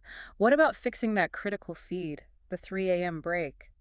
Before you even touch the feed, you capture the baseline. You measure exactly how many hours the engineering team spends manually fixing it every month. The metric is errors reduced and rework hours saved. And the narrative. The story you tell the CFO is, we were burning 40 hours a month of our most expensive engineers' time on manual rework. That pain has been permanently removed, and that engineering capacity has been redirected back to building new products. You are translating a technical fix into hard resource efficiency. That's brilliant. And for the third pilot, the data quality scorecard. The metric is moving from your initial quality baseline to a target state. Say, moving from 60% accuracy to 95% accuracy over 3 months. And how do we pitch that? The story is, executive trust in our reporting used to be based on gut feeling. Now, trust in our data is made visible, it is quantified, and it is actively rising. You can finally trust the dashboards you are using to allocate capital. Evidence paired with narrative. That is how you turn skeptics into sponsors. Now, there's a fascinating layer to this that we haven't even touched on yet. The story you tell and the specific pilot you choose depends entirely on the audience you are speaking to. It absolutely does. And the course goes into great detail about how these pilots must adapt based on your geographical and regulatory environment. Because a pilot that works brilliantly in one country might completely flop in another. Yes, you always have to ask, what does this specific corporate culture genuinely value? And that is heavily dictated by the regulatory regime they operate under. Right. For instance, if you are working in the European Union, the course highlights that your pilots must be compliance-linked. Why is that so heavily weighted in Europe compared to elsewhere? It comes down to the environment created by frameworks like GDPR and strict banking regulations. The EU operates with a heavy audit culture, and the constant threat of massive regulatory fines. The stakes are just different there. Exactly. The dominant pain point in the C-suite isn't necessarily speed, it is regulatory fear. So in the EU, a pilot targeting risk data quality or proving end-to-end lineage for an audit is incredibly visible. You are directly alleviating the specific anxiety that keeps those executives awake at night. But if you take that exact same governance program and deploy it across the Atlantic in the United States, you have to pivot your strategy entirely. You do. In the U.S., the market is hyper-competitive and deeply focused on quarterly earnings. The focus shifts to value-linked pilots. So less about fear and more about growth. Exactly. Yeah. Executives in the U.S. want analytics-enabling capabilities. The compliance angle won't win you the same level of sponsorship. The story you have to tell in the U.S. is all about speed to insight. How did this governance pilot help the business launch a product faster? How did it help marketing target customers more accurately? You have to tie the pilot directly to revenue generation or market agility. The source material also specifically calls out India. What makes that environment unique? India is characterized by explosive hypergrowth and a rapidly evolving regulatory landscape like the Digital Personal Data Protection Act, or DPDP. So it's a mix of both. In a way, in India, you are looking at readiness-linked pilots, localized data pilots that prove you have the capability to handle new privacy mandates without slowing down the incredible pace of business growth. You're proving that governance is an enabler of scale, not a bureaucratic roadblock. It's so crucial to understand those underlying mechanics because it completely changes how you pitch your program. Which brings me to how we actually apply this in the real world.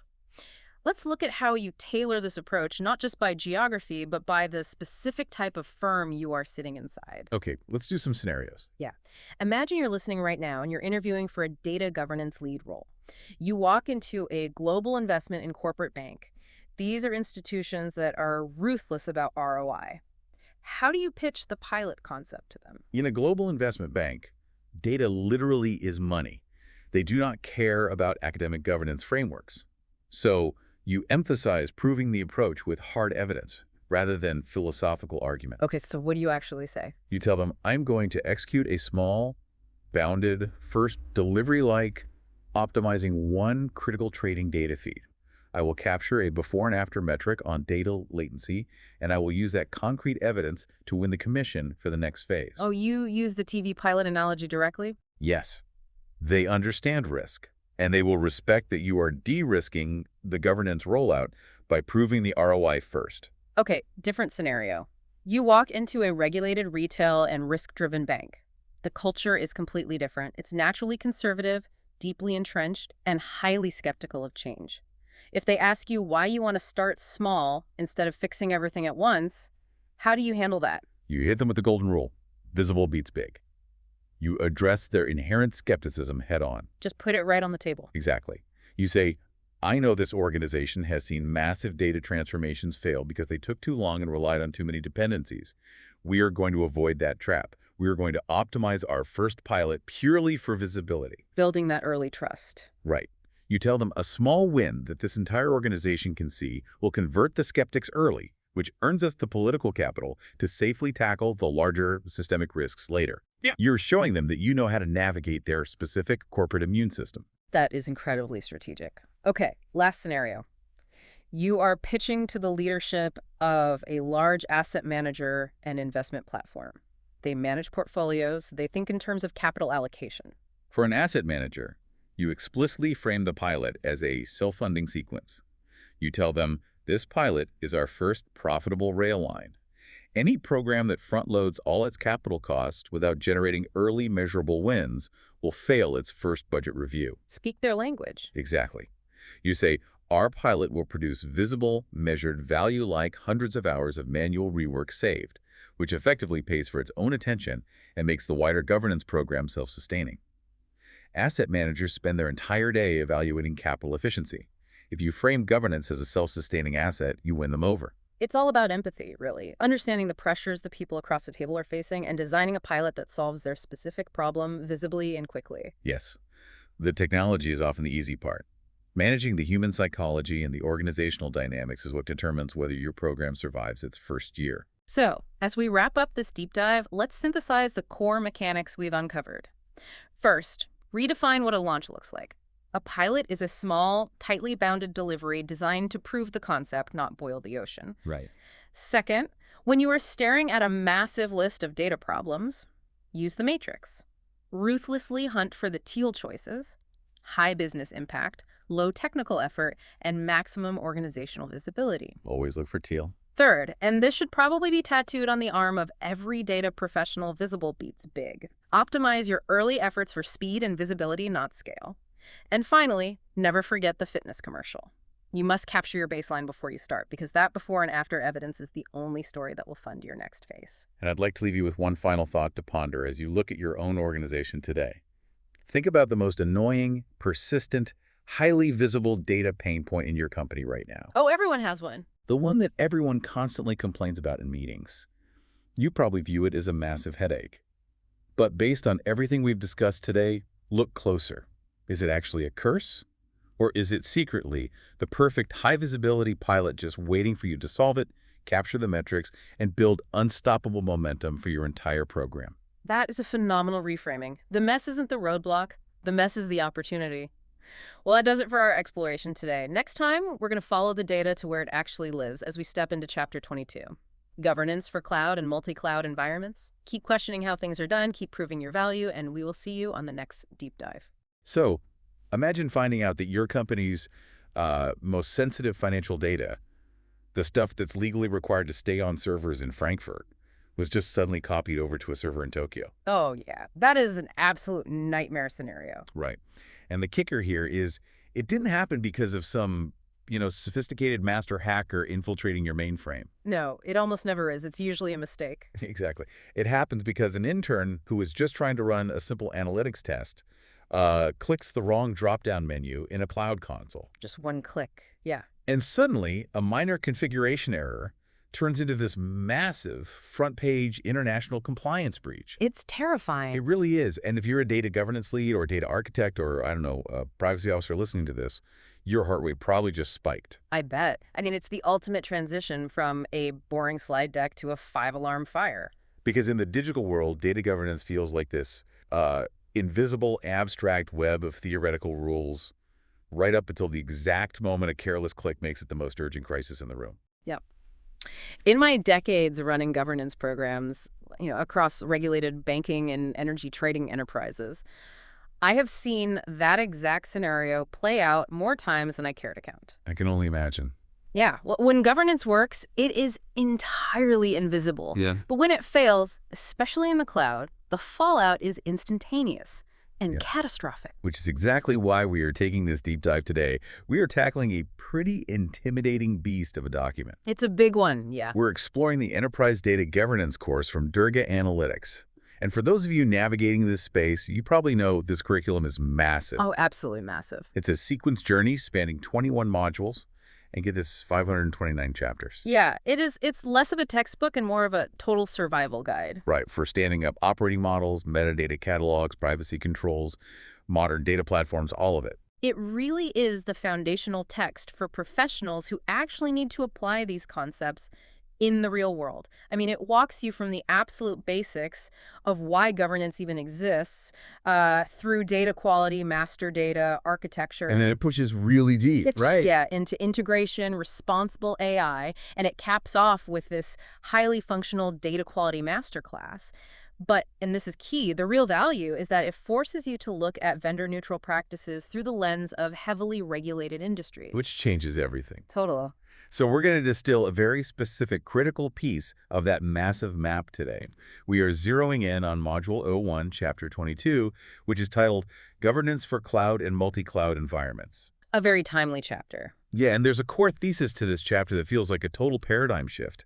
Basically, the takeaway is this: moving your data to the cloud does not change the principles of governance, but it radically, completely changes the conditions. And organizations miss that distinction constantly. I mean, constantly. Really? Like they just throw out the old rule book? Pretty much. They assume moving to AWS or Google Cloud or Azure means they need an entirely new set of philosophical principles.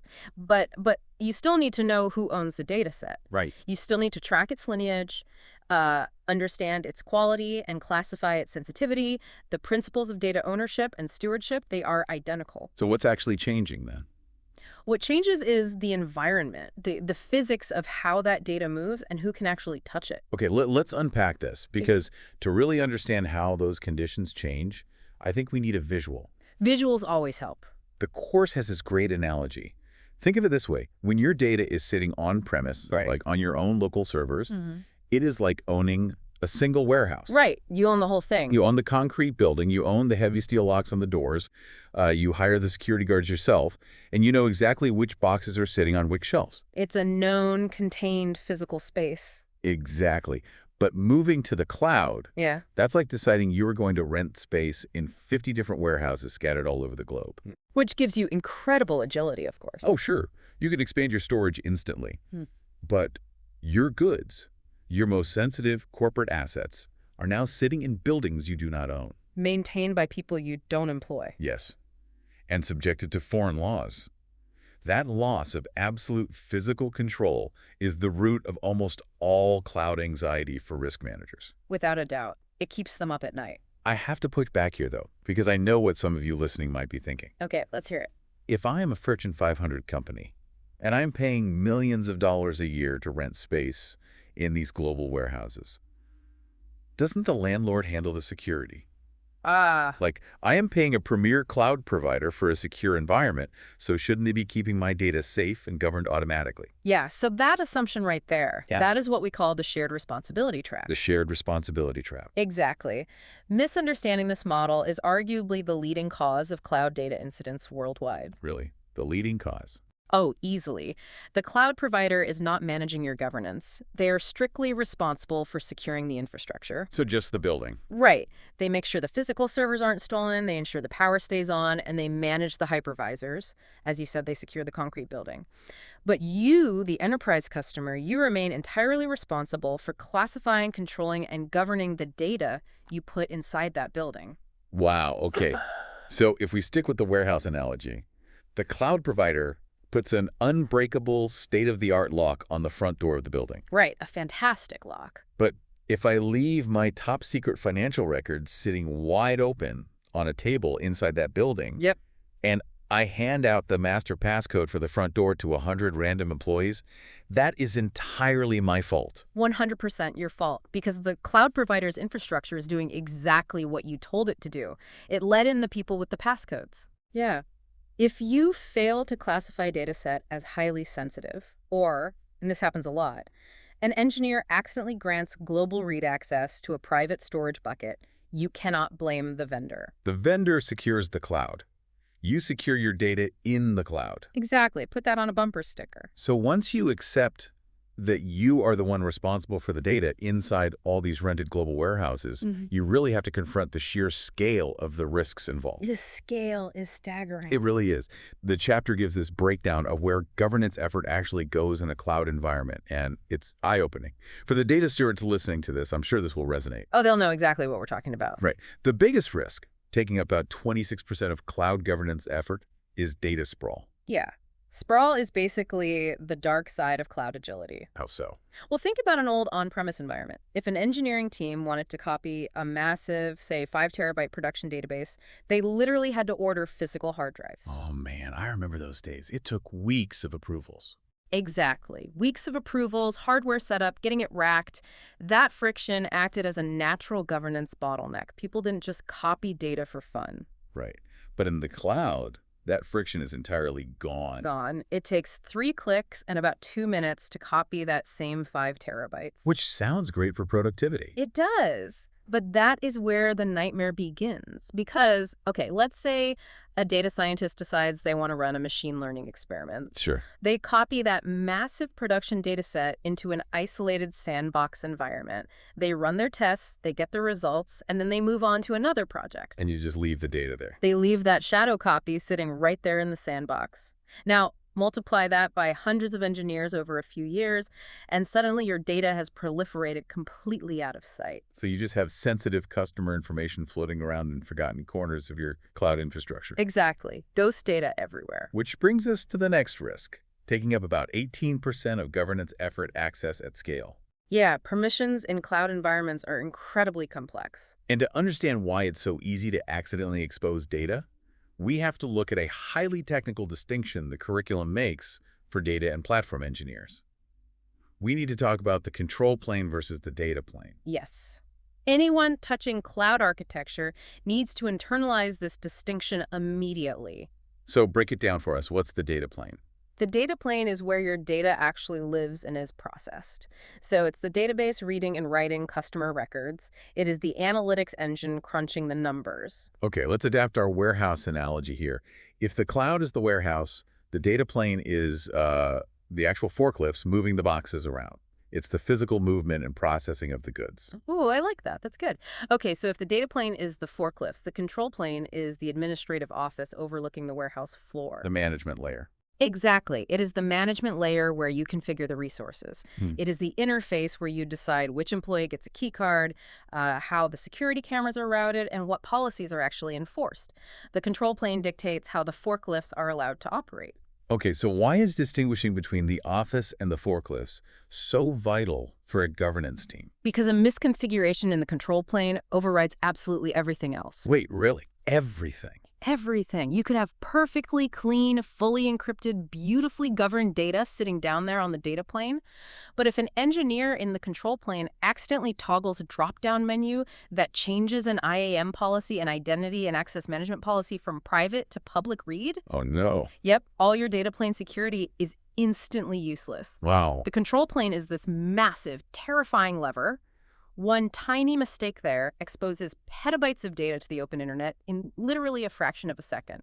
And because that control plane lever is so powerful and allows instant global replication, we run headfirst into the second biggest cloud risk, which takes up 22% of the effort. Residency. Right, residency. Because we're moving data across borders at the speed of light, that single click in the control plane doesn't just copy data down the hall. No, it might copy data into a completely different legal jurisdiction. And in regulated industries, whether you're dealing with retail banking or healthcare crossing borders, is an absolute legal minefield. It's a massive headache. And honestly, professionals constantly conflate the terminology here, which leads to disastrous architecture decisions. Okay, let's get these definitions straight then, because they really are crucial.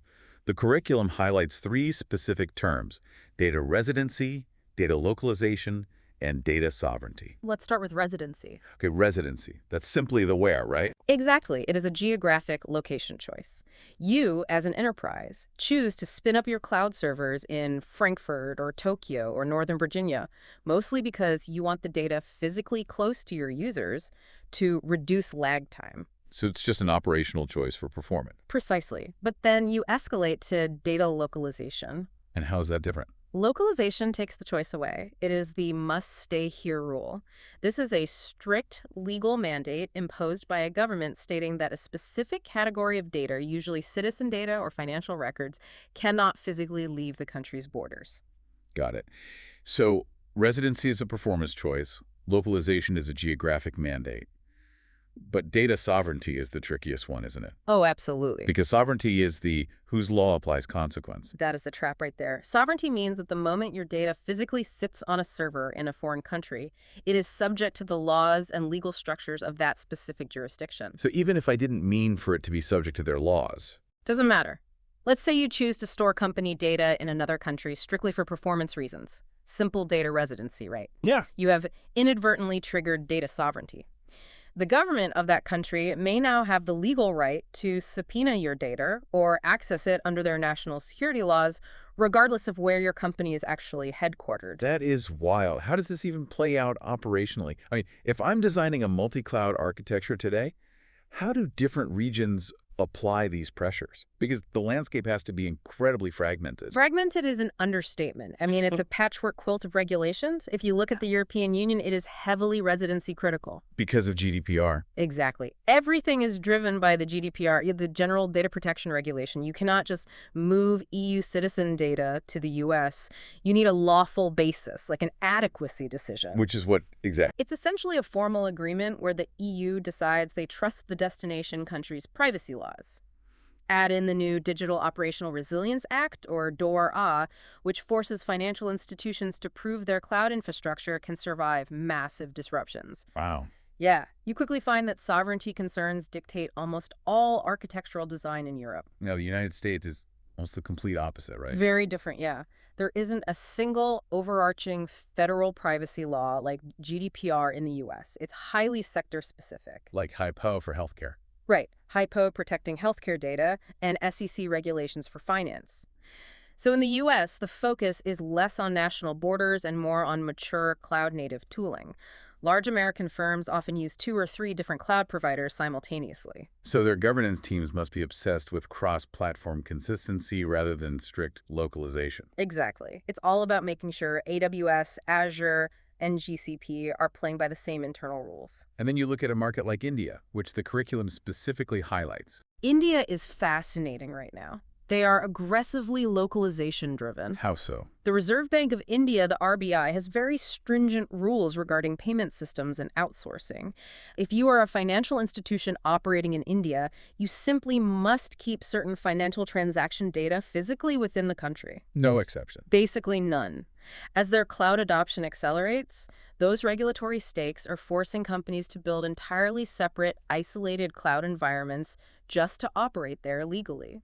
So bringing this all together, what does this actually mean for the people doing the work? We understand the massive risks of data sprawl. We know the shared responsibility trap means we are on the hook for security. And we see the terrifying legal realities of moving data across borders. That's a lot to manage. So how does a governance program actually survive and enforce rules in an environment this vast and this complex? You have to fundamentally change your mechanisms. As we said at the start, the principles remain the same, but the enforcement has to evolve. Meaning? You cannot rely on human beings anymore. Wait, not at all. Not for enforcement. If an engineer requests access to a data set, you can't have an IT manager manually reviewing a support ticket. By the time the manager reads the ticket, the data could have been copied 1,000 times. Right. The speed of the cloud outpaces human reviews. Exactly. You have to move from manual processes to automated, policy-driven controls. Okay, the curriculum outlines a few core mechanisms for this. The first one is resource tagging. But we aren't just talking about putting a sticky note on a file, are we? How does tagging actually work mechanically in the cloud? In a cloud environment, a tag is a piece of metadata, usually a key value pair, that is programmatically embedded directly into the object header of the file, or the storage bucket itself. Okay, so it's baked in. Right. So if a dataset contains personally identifiable information, or PII, you embed a tag that says, say, classification, highly confidential PII.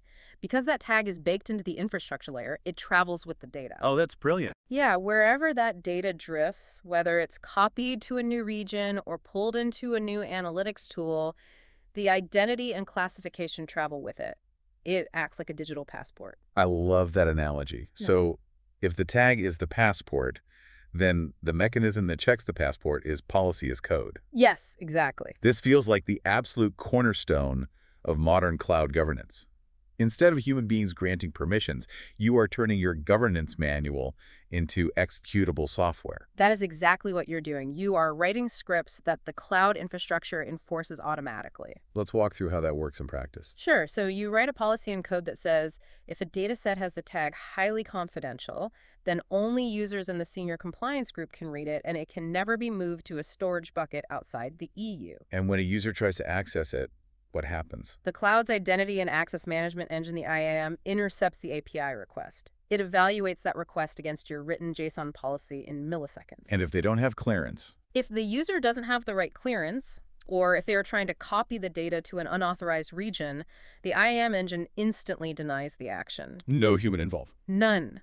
The control is enforced automatically at cloud scale without a human ever having to click approve. Which naturally leads us to the ultimate goal of all of this, right? Yeah. Multi-cloud consistency. The big dream. Because if my enterprise is using AWS, Google Cloud, and Microsoft Azure all at once, which a lot do that, they all have entirely different control planes. Completely different architectures, different IAM engines, yeah. But my company's governance policy doesn't change based on which vendor I'm using. Right, and that is the holy grail for a data architect right now. The goal is to define a control once as policy as code, and deploy automated mechanisms that translate and enforce that single policy consistently across all your cloud providers. So you're abstracting it. Exactly. You want to abstract the governance away from the specific vendor's interface so that highly confidential means the exact same thing and triggers the exact same protections in AWS as it does in Azure. It is an incredible amount of complexity, but when you break down the mechanisms like that, it makes complete sense. It takes work, but it's the only way to survive. Absolutely. So if we zoom out and synthesize what we've covered today from Chapter 22 of the Enterprise Data Governance course, the message is pretty clear. Moving your data to the cloud means you are operating on a global scale instantly. Whether you are ready for it or not. Right. You cannot abdicate your responsibility to the cloud provider. They secure the building, but you secure the data. Perfectly said. And to survive the sprawl, the control plane complexities, and the global legal traps, manual ticketing is just dead. You have to rely on automation, embedded metadata tagging, and policy as code to keep your data safe and compliant. It's a profound shift in daily operations. You are no longer managing static databases sitting in a basement. You are trying to govern a living, breathing, globally distributed nervous system. A nervous system that costs money to run. Which means now that we've mapped out exactly how to govern this sprawling cloud infrastructure, we have to figure out how on earth we are going to pay for it all. Oh, the fun part. Always. Which brings us perfectly to our next topic. Next up in the curriculum is Chapter 23, Budgeting and Funding Models. The course focuses on paying for all of this sustainably without bankrupting the IT department. You definitely won't want to skip that one. For sure. But before we wrap up, I want to leave you with a final thought to mull over, building on what we discussed about automation. Oh, I'm intrigued. What is it? Well, if cloud governance relies entirely on policy as code to manage this massive scale, we are rapidly approaching a horizon where autonomous AI agents will start writing and updating those cloud permissions on the fly to optimize system performance. Like AI writing its own policies. Exactly. If the infrastructure is automatically rewriting its own access rules in milliseconds, we have to ask in the very near future, who governs the AI that is governing your cloud? Wow. That is a wild thought to end on. We started this deep dive talking about physical warehouses and concrete locks, and we're ending with AI writing its own global security protocols. The future comes fast. It really does. Just remember, no matter how advanced the technology gets, you are still the one responsible for what's inside the building. Thanks for joining us on this deep dive. It's like you spend 2 whole years building this flawless data architecture. Oh yeah, we've all been there. Yeah. I mean, your team is perfectly aligned, the leadership is applauding your strategy, the technology is just pristine. It's basically like building a state-of-the-art lighthouse on a really dangerous coastline. Right. And then the annual corporate budget cycle rolls around. The dreaded budget cycle. Exactly. The market dips slightly.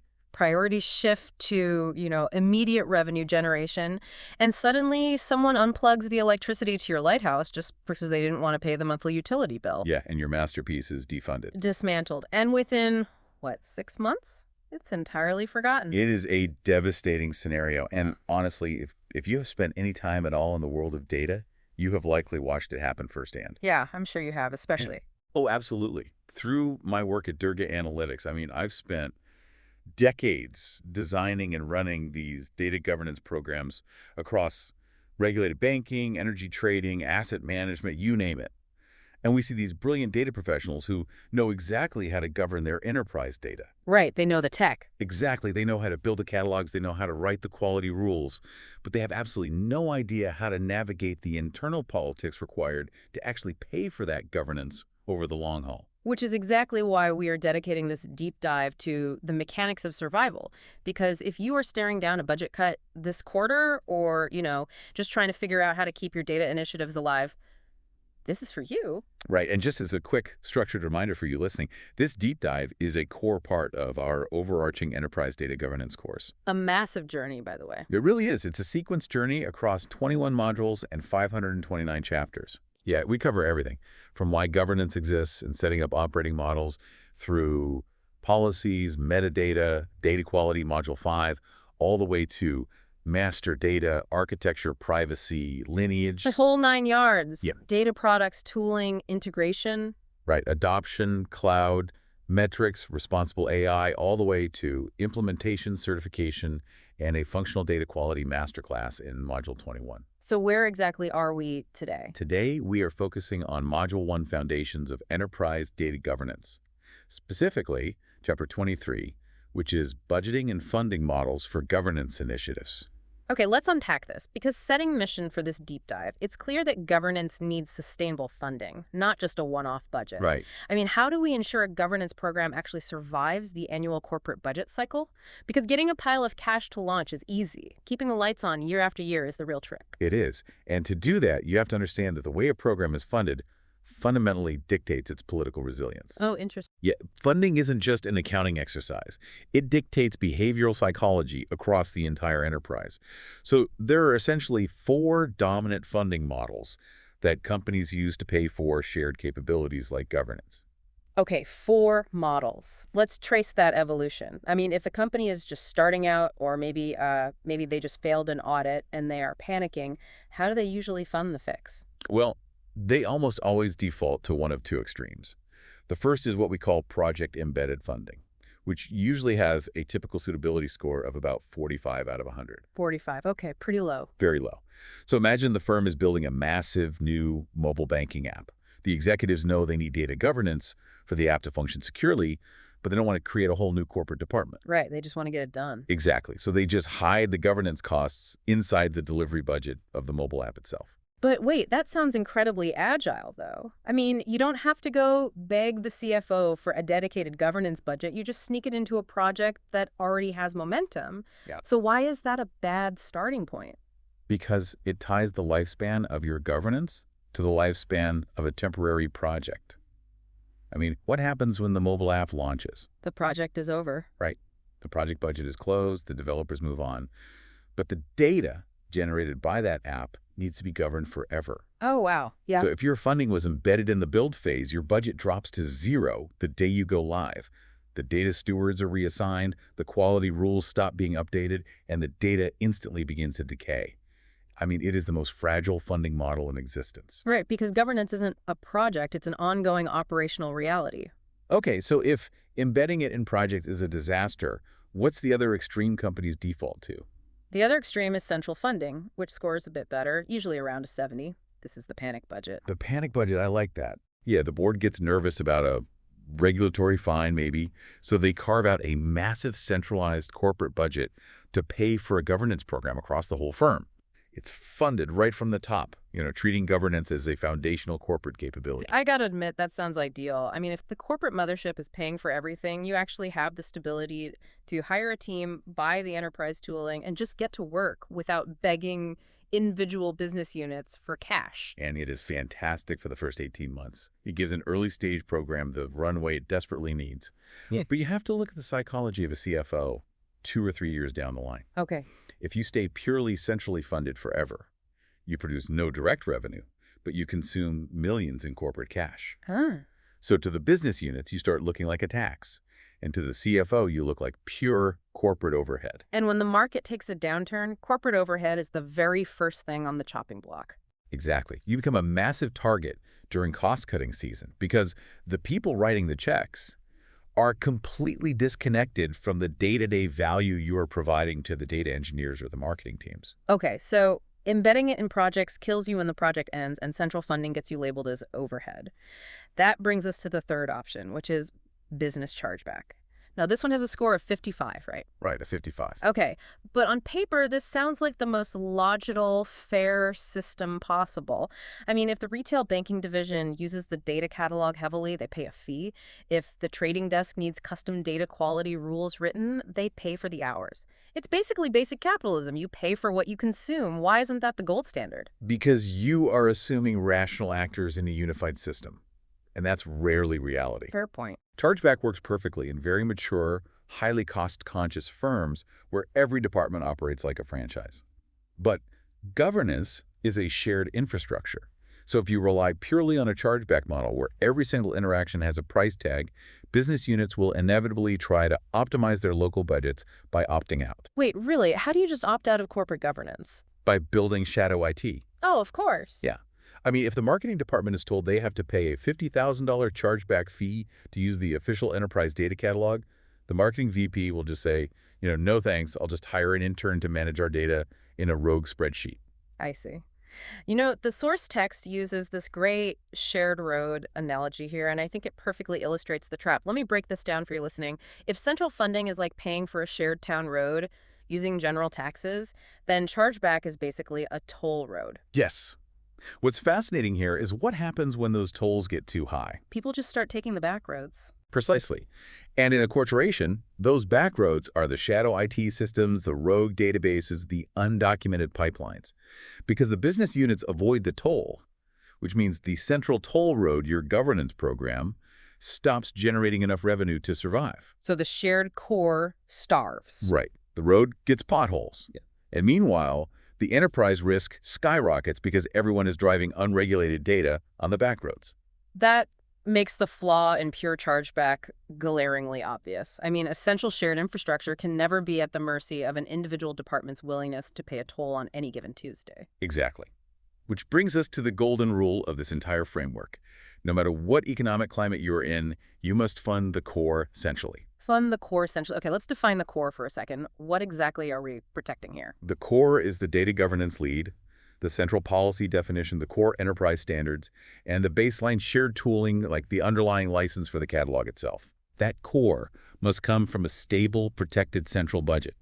Because if that foundational layer relies on volatile project money or the whims of business unit chargebacks, it just vanishes in the first downturn.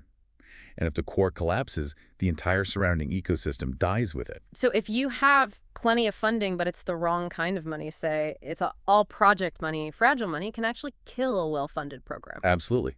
Fragile money is dangerous money, which is why we arrive at the fourth and final model, which resolves this tension, and that's hybrid funding. This one scores an 85. The highest score. By far. Hybrid is the base tax, plus the toll. You use central funding to pour the concrete, to build the road, maintain the standards, and ensure the basic infrastructure is there for everyone. Right. But if a specific business unit, say, a heavy fleet of 18-wheeler trucks, wants to build a custom on-ramp, or needs massive amounts of dedicated data stewardship, well, then they pay a chargeback for that specific extra consumption. That makes so much sense. That allows the core to survive a budget cut while still holding the heavy users accountable for the extra resources they drain. Exactly. It creates a sustainable balance. And it's why hybrid funding is overwhelmingly the most successful model for mature enterprises. But let's push on this a bit, because even with a hybrid model, you still have to go to the CFO every year and justify that central base tax. You still have to ask for the millions to keep the core alive. And CFOs are notoriously unsentimental. They certainly are. Right. And here's where it gets really interesting, because the ultimate dream here isn't just having a defensible budget. It's getting to a point where you don't have to ask for money at all. The source material talks about this concept of self-funding. And I'll be honest, it sounds like corporate magic. I mean, how does a governance program realistically pay for itself? Well, it isn't magic. It is rigorous mathematics. But it does require a big mindset shift. A mature program moves towards self-funding by tracking a very specific payback curve. Okay, tell me about this curve. So in year 1 and year 2, your cumulative net funding position is deeply in the red. You are buying the tooling, hiring the central team, setting up the framework. You are, by definition, a cost center. Right. You were just spending this central budget. But by year 3 and year 4, the dynamic shifts. The policies and catalogs you built start generating measurable operational efficiency. And this is where data professionals often fail. They just don't know how to quantify that efficiency. Because it's hard. I mean, how do you prove a negative? If I am a data governance lead, I can say, hey, we didn't get a GDPR fine this year because of my policies. But a CFO is just going to say, well, you can't put a non-event on the balance sheet. How do you actually prove the savings? By baselining the pain before you fix it and then translating time into hard dollars. Yeah. Let's take regulatory reporting as an example. Sure. Before your governance program, how long did it take the compliance team to track down the data lineage for a regulatory audit? Yeah. Let's say you measure it, and it takes 10 analysts, 400 hours every quarter, manually tracing spreadsheets. Okay, so 400 hours of brutal manual labor. Exactly. Then you implement your automated data catalog and your quality rules. The next quarter, you measure it again. That same report now takes those analysts 40 hours. You've saved 360 hours. Wow. You take those 360 hours, multiply by the fully loaded hourly rate of those compliance analysts, and boom, you have a hard dollar savings figure. You do the same thing for data engineering rework then. I mean, if engineers used to spend 50% of their sprint fixing broken data pipelines, and now they spend 10%, you translate those regained engineering hours into salary dollars saved. Exactly. And if we connect this to the bigger picture, You aggregate all of that.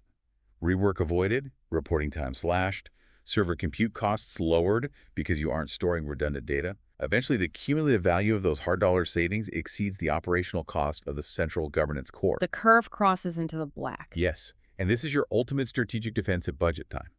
I mean, imagine sitting across from that CFO during a brutal year where every department is asked to cut 15%. If you were just an overhead function, you get cut. Yeah. But if you pull out a ledger showing that your $1 million operating budget actively saved the company $3 million in quantifiable engineering and compliance time this year. It changes the entire conversation. Now, you aren't asking for $1 million.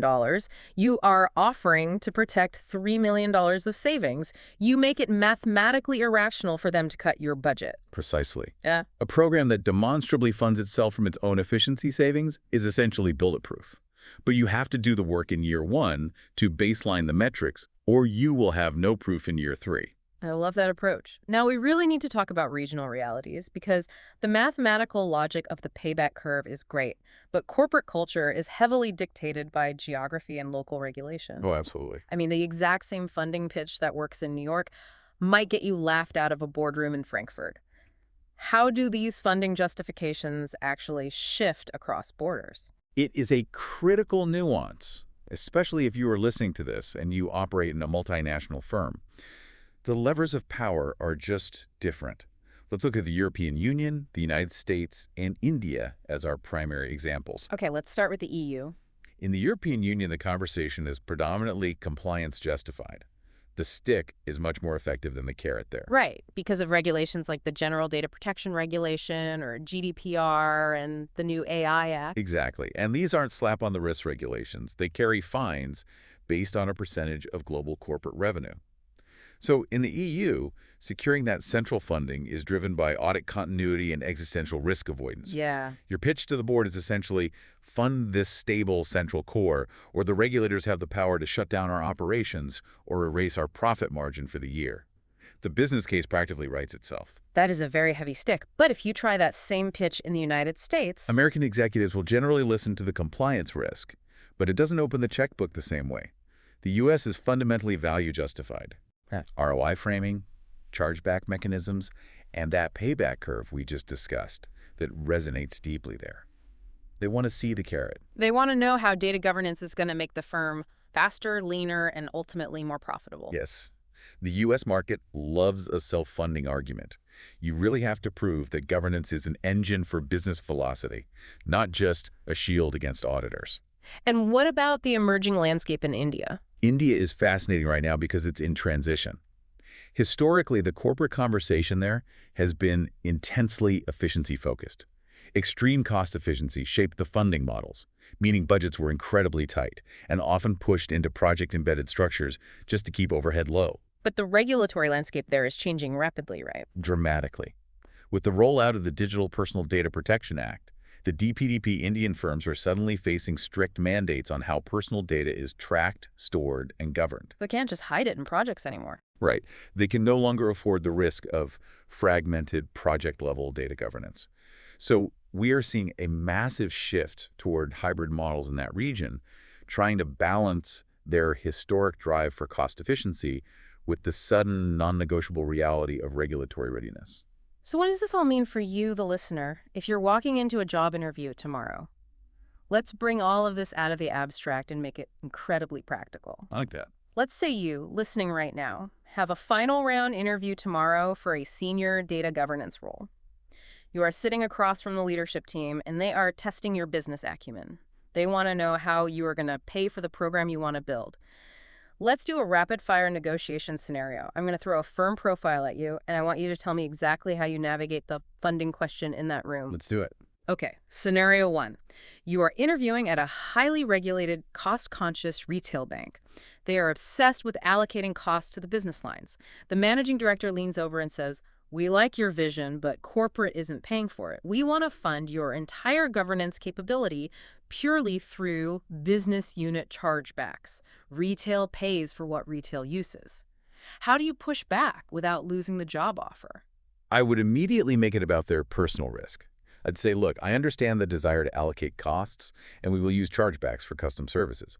But pure chargeback creates an opt-out culture.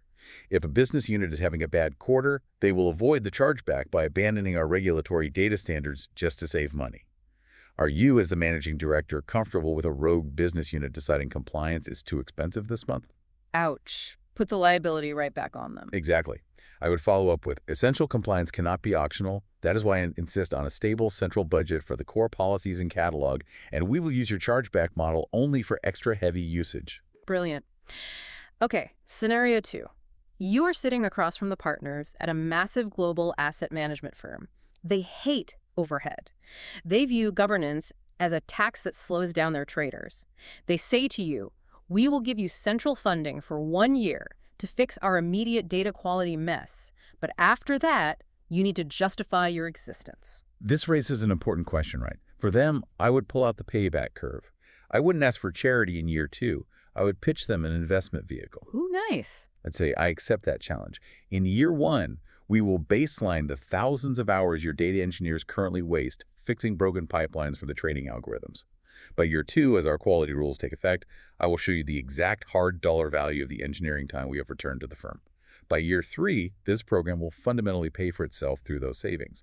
I am not building a permanent tax. I am building an efficiency engine. You speak their language. You turn data governance into an asset with a yield. Because that is what choosing a funding model is really about. It isn't just about moving money around a spreadsheet. It is about shaping the internal politics of the organization. So true. The compromises you accept on day 1 dictate your ability to survive a budget cycle in year 3. If you build a well-funded, technically brilliant program on fragile project money, you have built a lighthouse with no dedicated power supply. Yeah. It will fail. That is the perfect way to encapsulate it. Political architecture is just as important as data architecture. So let's recap the critical nuggets we've explored today to ensure your program survives. First, understand your options, but recognize their fatal flaws. Project-embedded funding dies when the project ships. Central funding eventually gets targeted as corporate overhead. Pure business chargeback encourages business units to build shadow IT to avoid paying the toll. Second, the solution is the hybrid model. You must champion a base corporate tax to pour the concrete for the road and rely on business unit tolls only for the heavy custom traffic. Third, the absolute non-negotiable golden rule. Always, always fund your core centrally. The lead, the standards, and the shared tooling cannot exist at the mercy of volatile budgets. Absolutely non-negotiable. And finally, don't just ask for budget, prove your yield.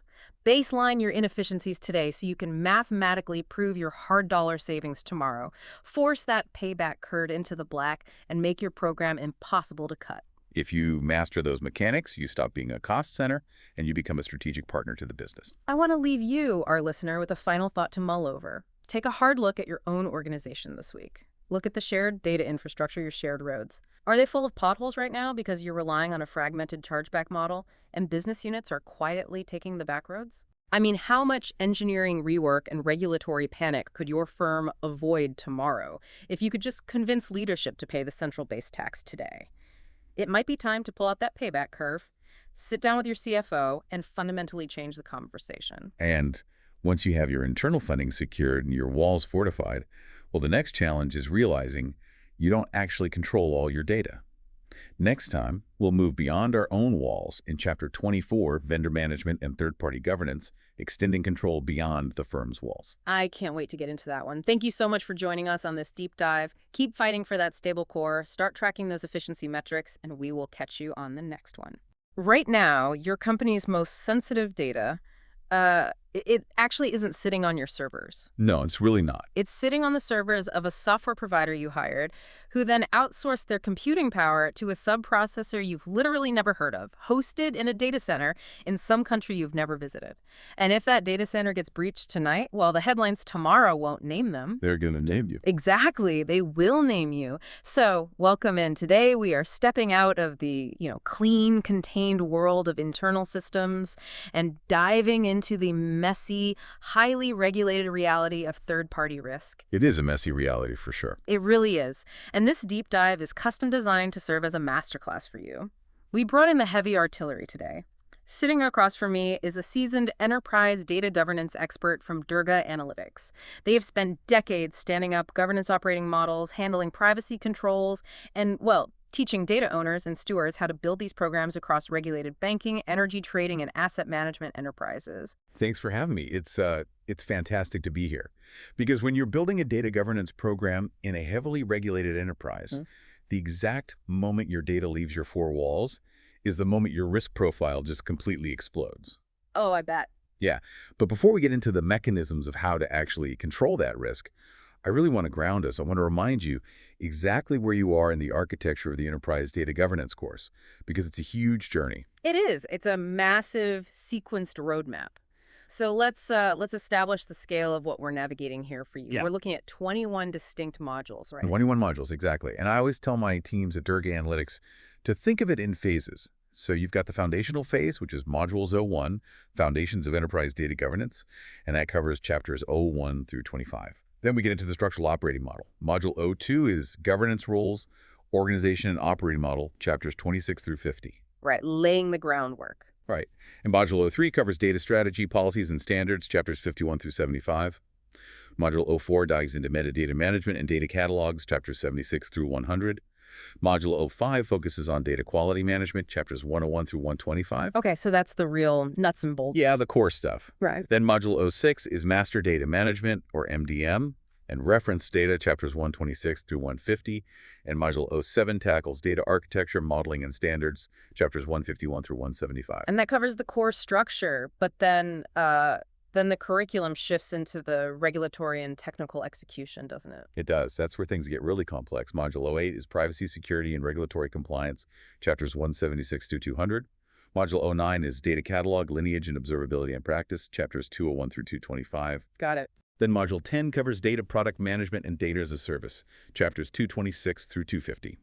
Module 11 explores Tooling and Technology for Governance, chapters 251 through 275. Module 12 is Data Contracts, APIs, and Service Governance, chapters 276 through 300. And Module 13 focuses on Data Integration, Ingestion, and Pipeline Governance, chapters 301 through 325. That's a lot of technical ground to cover. Oh, absolutely. And from there, we move into the advanced operational and cultural phases. Module 14 is Change Management, Adoption, and Cultural Transformation, chapters 326 through 350. Module 15 addresses data governance in cloud, multi-cloud, and data mesh, chapters 351 through 375. Super relevant right now. Oh yeah, everyone's dealing with that. Then Module 16 tracks data governance metrics, reporting, and continuous improvement, chapters 376 to 400. And Module 17 tackles special topics like data ethics, responsible AI, and sensitive data governance, chapters 401 through 425. Which basically leads us right into the final stretch of the course. It's exactly. Module 18 is Implementation, Rollout, and Program Delivery, chapters 426 to 450.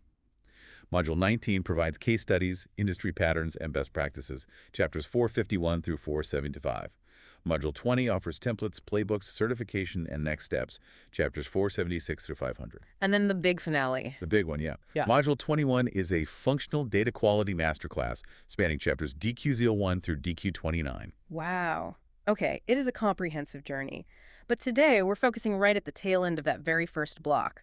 We're in Module 01, jumping straight into Chapter 24, which is Vendor Management and Third-Party Governance Considerations. Yes, which brings us right back to that terrifying scenario you painted in the introduction. The core problem for you as a data governance lead or a data architect or a risk manager is that handing your data over to a third party does absolutely nothing to absolve you of your regulatory responsibility. Nothing at all. None whatsoever.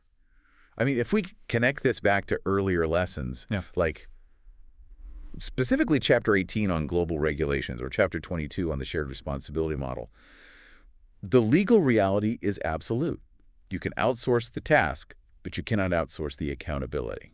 You know, I've always found it helpful to think of this dynamic like lending your car to a friend. Ooh, I like that. Right, like you hand over the keys, they drive off. But if they run a red light or, I don't know, crash into a storefront, the fines, the liability, the total insurance nightmare that all comes right back to you as the registered owner. I mean, you wouldn't just hand over your keys without vetting the driver, right? It's a great analogy, but let's elevate that to the enterprise level. Because in the eyes of a regulator, a data breach at a partner facility is not your partner's breach. It is your breach. Your name on the paperwork. Exactly. Let's say you're an energy trading major, right? I've seen this happen. You hire a specialized SaaS platform to run predictive analytics on your pricing models.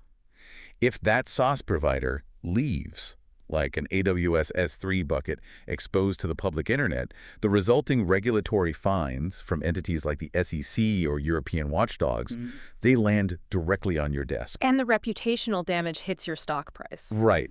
The regulator expects you to have vetted the driver, as you put it, and monitored their driving the entire time they actually had the keys. Okay, so if we are entirely unavoidably accountable here, how do we actually protect the enterprise? And reading through the sources, it seems the very first step in execution is just changing our vocabulary. Like, we need to stop using the word vendor. Yes, absolutely. From a governance, risk, and legal standpoint, the word vendor is dangerously vague. It's really just a procurement term. It means someone you buy things from. Right, like buying office supplies. Exactly. But it is completely meaningless in a court of law or during a compliance audit.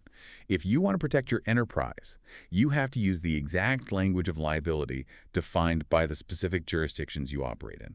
Okay, let's break down those specific roles then, because defining this properly seems to change everything. If an enterprise is operating in Europe under the GDPR, what are the precise terms we have to use in our contracts? So under GDPR, the language dictates control. First, you have the controller. The controller is the entity that decides why and how the data is processed. Which is usually the enterprise. In almost all enterprise scenarios, that is you. You collected the customer data, you define the business purpose for it. Then you have the processor. The processor is the third party acting purely on the controller's documented instructions. That's the entity that procurement might casually call a vendor. Got it. And crucially, you have the subprocessor, which is a secondary company engaged by your processor to help them actually deliver the service. Okay, now, if we shift over to India, under their new DPDP Act, the terminology changes slightly to reflect the nature of the relationship, doesn't it? It does, yeah. And the distinction there is really important. India's DPDP Act uses the term data fiduciary, which is broadly equivalent to the GDPR's controller. But the word fiduciary explicitly implies a legal relationship of trust. Meaning the enterprise holds the ultimate trust of the citizen. Correct. The third party they hire is simply called the data processor. And in the United States, under state laws like California's CCPA or CPRA, the enterprise is referred to as the business, and the third party is the service provider or contractor. But, okay, let me ask you this, because I can hear a platform engineer or a data steward listening right now, and they're thinking, does this really matter to me? It does. Like, if I'm setting up a data pipeline to a third party, does crossing out the word vendor and writing service provider actually change my technical day-to-day operations? It changes everything about the legal guardrails protecting that pipeline. Think about it. If you just call a partner a vendor in a generic contract, you might entirely fail to include the legally mandated clauses that actually restrict their data usage. Huh, interesting. Give me an example. Let's look at the CCPA in California. If you are a business and you hire a service provider, the law strictly dictates that the service provider cannot use your data for their own independent commercial benefit. So they can't, like, train their own AI models on it and sell the insights. Exactly. They are legally barred from doing that. But if the contract doesn't explicitly establish them as a service provider with those exact legal restrictions. Ah, I see where this is going. Yeah. If the contract is vague, the regulator might classify your data transfer not as a standard business service, but as a sale of consumer data. And suddenly you trigger a massive wave of compliance requirements. Consumers now have the right to opt out of that data transfer. You have to put those "do not sell my info" buttons on your website. And if you don't have those, well, you're entirely non-compliant. The exact title in the contract dictates what the third party is technically allowed to do with your data. That makes perfect sense. The precision of the language builds the legal fence. But even if we legally lock down our direct partner, our processor or our service provider, the risk doesn't actually stop there because they almost never do all the work themselves. No, they don't. And that's the scary part. When you hand data to a direct partner, you have visibility. You signed a contract with them. You evaluated their security posture. The real hidden danger, the highest layer of privacy and security risk, lies further down the supply chain. Right. This is the concept of fourth-party risk, which honestly feels like a Russian nesting doll of data liability. That is the perfect way to describe it. Let's say I hire a payroll processor. That processor hires a subprocessor to handle a specific, compute task. And then that subprocessor hires another company just to host their encrypted backups. We are now 3 layers deep. How on earth am I supposed to govern a company I don't even have a direct contract with? I don't even know their name. That invisible layer depth is the absolute nightmare scenario for every chief data officer I work with. A subprocessor is your vendor's vendor. A fourth party is the vendor of your subprocessor.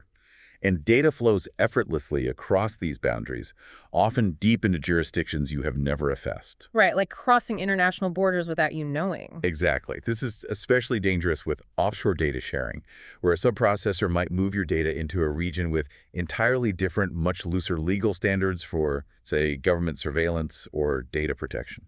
So what is the actual mechanism to stop that? Because I can't fly to another country and start knocking on the door of a fourth-party server farm I have no legal relationship with. No, you can't. The mechanism is called a flow-down clause, and it requires achieving total chain visibility, but enforced from the top down. Top down, okay. You cannot allow unassessed hands on your data. So, in your contract with your direct vendor, you must legally require them to disclose all subprocessors before any data is ever transferred. But more importantly, you hold the direct vendor contractually accountable for every single downstream party. Let me make sure I've got this. So if a fourth party gets breached, I don't sue the fourth party, I sue my direct vendor. Exactly. If their subprocessor suffers a breach, your direct vendor is on the hook to you, just as you are on the hook to the regulator. The flow-down clause mandates that your direct vendor must force any downstream party to sign a contract with the exact same rigorous data protection standards that you originally demanded of them.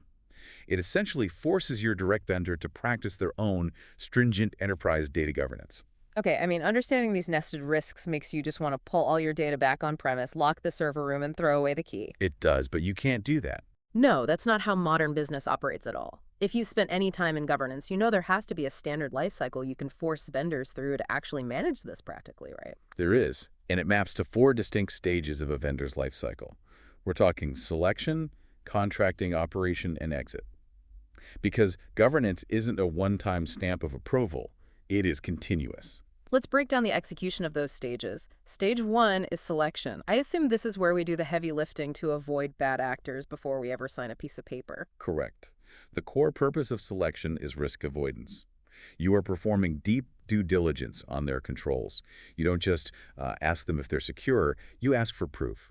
This is where you review their SOC2 reports. Right. And for our listeners who might be newer to the audit side, a SOC2 report system and organization controls is basically an independent third-party audit that proves the vendor actually has the security practices they claim to have in their marketing materials, right? Precisely. It proves their internal controls over security, availability, and confidentiality are actually functioning in reality. You review their incident response plans, their encryption standards. If they fail here, you just walk away. Makes sense. So stage 2 is contracting. This is where we embed the legal enforceability we talked about. Right. This is where those flow-down clauses get finalized. Yeah. You explicitly state the data processing instructions, you mandate subprocessor transparency, and you establish your right to audit. The right to audit. Yes, this clause is critical. It legally permits you, or a third party you hire, to go in and inspect their systems to ensure compliance during the life of the contract. Which leads us perfectly into stage 3, which is operation, the day-to-day reality. But I have to push back here for a second. Sure. Saying we need continuous monitoring and exercising our right to audit sounds really great in a textbook. But in a massive enterprise with like 5,000 SaaS vendors, how is that actually possible without an army of thousands of auditors? It's a great question, and the reality is, you don't audit everyone equally. You use risk tiering. You classify your third parties based on the volume and sensitivity of the data they actually process.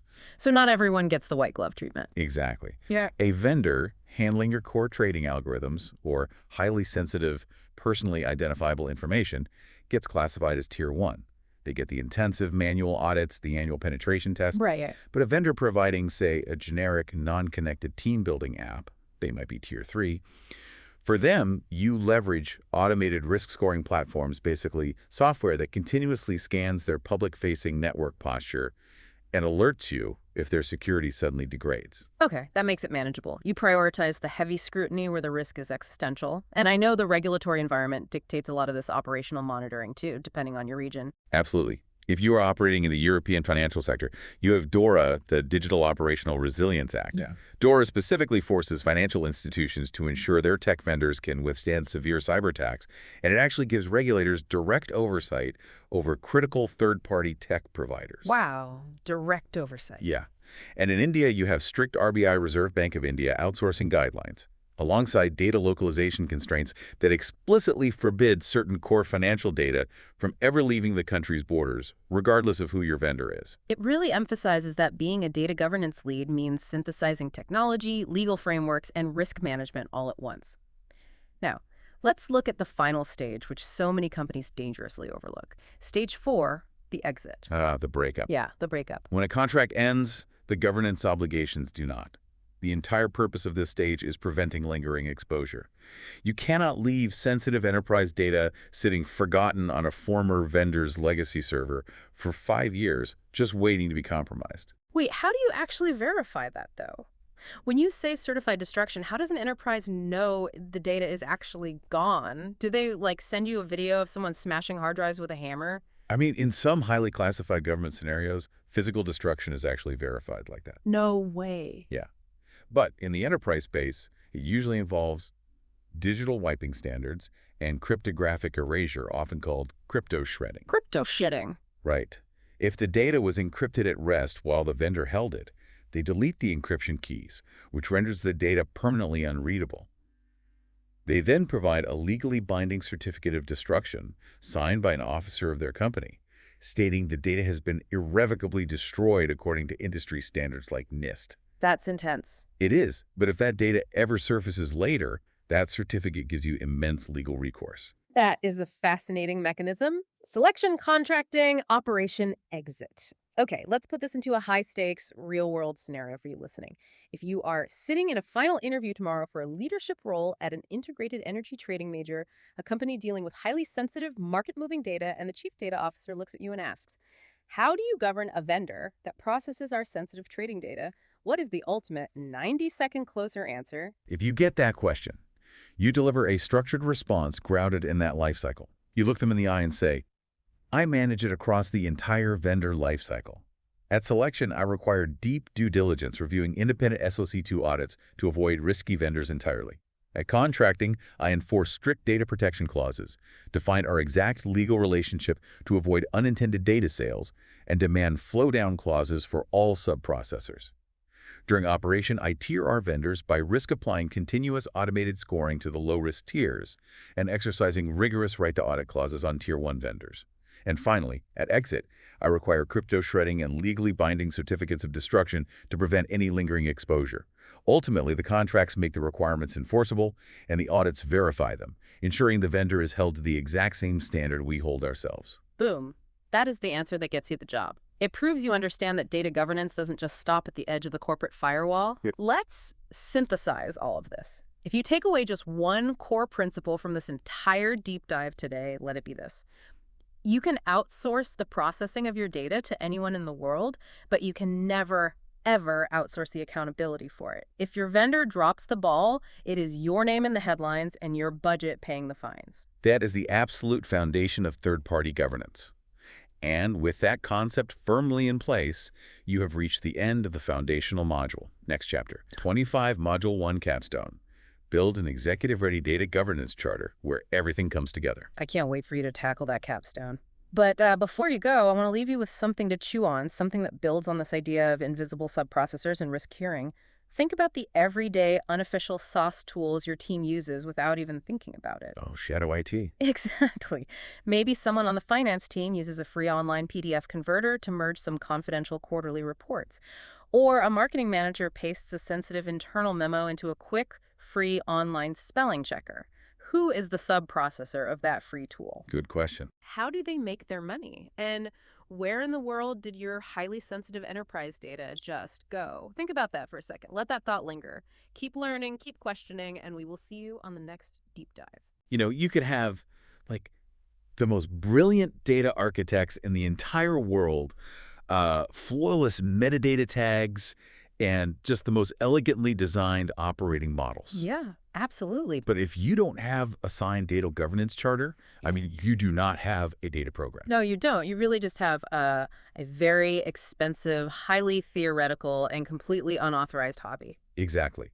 So welcome to today's deep dive. We are talking directly to you, the listener, who is currently on this massive sequence journey through the Enterprise Data Governance course created by Durga Analytics. And it is quite the journey, isn't it? I mean, we're talking about a curriculum built for actual professionals, Right. aspiring and working data governance leads, stewards, architects, privacy officers, risk managers. It's really designed to build actual functional expertise. And just to zoom out for a second and appreciate the scale of what you're tackling here. Mm-hmm. This is a program spanning 21 modules, 529 chapters. It really is. It takes you from the absolute foundations of why governance exists through roles, policies, metadata, catalogs, Yeah. and then all the way into heavy-hitting technical areas. Yeah, like master data management, lineage, data mesh, responsible AI. Right, and it even caps off with a functional data quality masterclass. Yeah. And the whole thing is grounded in vendor-neutral practices with a regulated finance overlay. Which is just crucial because, knowing the theory of data products or cloud integration, it doesn't actually help you if you can't produce precise, defensible statements or job-ready governance artifacts. You really have to be able to apply the theory to the real world. And I think that brings us perfectly to where we're parking today. It's a very critical milestone. We are in Module 01, Chapter 25. The Capstone. Right. The title is Module 1 Capstone. Build an executive-ready data governance charter. Such an important chapter. Because up until now in Module 1, you've absorbed a ton of foundational concepts. But here is the major friction point. None of that knowledge matters if you cannot get an executive to actually authorize and, well, fund your program. Oh, absolutely. And I have seen this exact scenario play out just countless times over decades of designing these programs. Really? Oh, yeah. In regulated banking, energy trading, asset management, you will see these brilliant compliance officers who know exactly how to govern data, but their programs just completely fail to launch. Because they can't sell it. Basically, yeah. Because they can't translate their technical knowledge into a business mandate. So today's really about assembling all of those isolated concepts, the business case, the scope, the life cycle, the metrics, and putting them into a single, cohesive, and most importantly, signable deliverable. Yeah, hearing you describe the weight of this document, it sounds exactly like a country's constitution. That is a perfect framework for it, actually. Because you wouldn't try to, pass laws or collect taxes or establish a court system without a foundational document that actually grants you the authority to do so. Right. This charter essentially dictates who holds power over the data in your enterprise. Yes. You simply do not run a governance program without this source of authority. Because without a charter, you're just a person sending polite emails asking people to please clean up their spreadsheets. Which never works. Exactly. The business will ignore you the second they have a tight deadline. But with a signed charter, you have the authorized power of the enterprise right behind you. It's the specific artifact a sponsor signs to turn a draft idea into an official mandate. Okay, so if a charter is our data constitution, let's look at the actual anatomy of the document. Right. How do we structure this mandate? What are the specific articles that go into it? Well, an executive-ready charter brings the entire first module together into 8 interconnected sections, and they have to flow logically. So we anchor the entire document with the first section, which is purpose and scope. This establishes the two-sided business case. You're telling the executive exactly why the program exists. Usually, that's a combination of driving new business value and mitigating serious regulatory risk. Right. But just as importantly, the scope section defines what you are not doing. Well, that seems like a highly defensive move. You have to explicitly carve out what is out of scope so you aren't suddenly held responsible for governing, literally every rogue byte of data on a legacy server from 2004 on day one. It is entirely defensive, yeah, and it's necessary. If you try to govern everything, you successfully govern nothing. Yeah, that makes sense. So once you've drawn that boundary, you move to the second section, which is roles and RACI. RACI being responsible, accountable, consulted, and informed. Exactly. This is where you name the actual people doing the work. You define the data owners, the stewards, the custodians, and you provide that RACI matrix. And that connects directly to the third section, right? The operating model. Because you need to know how those roles are physically distributed across the company. Yes. Whether it's a centralized team dictating the rules, a federated model where business lines run themselves, or some kind of hybrid of the two. Right. You have to declare the physical structure of your governance organization. But this is actually where many aspiring governance leads stumble, which brings us to the fourth section, decision rights. Wait, I actually want to push back on that for a second. Sure. If we already established the roles in RACI in Section 2, Why do we need an entirely separate section for decision rights? Isn't a RACI matrix already handling who does what? It's a really common trap to think so. Yeah. But listing roles in RACI is merely handing out titles and workflow expectations. Okay. It says, Sarah is the data owner for the marketing domain, and she is accountable for data quality. But stating decision rights explicitly answers the question of what Sarah is actually authorized to do completely on her own. Ah, okay. So it's the difference between giving someone a security badge and actually telling them which high-level doors that badge opens. Yes, exactly. Like, what happens when Sarah wants to change a critical data definition that also impacts the finance department? Can she decide that alone? Probably not. Right. Or does that decision require a consensus from a data governance council? What issues are so massive they actually have to be escalated to the executive steering committee? Wow, okay. Yeah, a charter that lists titles but ignores decision rights, it just leaves the organization paralyzed when cross-departmental conflicts arise. That brings a lot of clarity. So once we know who has the authority to make decisions, what are they actually deciding on?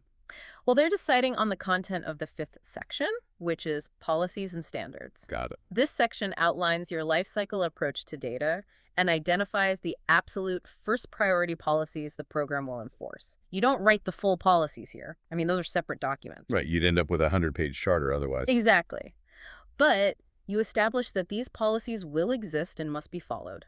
And if we have rules, we have to measure if anyone is actually following them, which I'm guessing naturally leads into the sixth section, metrics and KPIs. You're spot on. We have to measure success, and we have to do it objectively. Okay. If your policy states that customer data must be accurate, your KPI is the specific data quality scorecard measuring, say, the defect rate of customer addresses.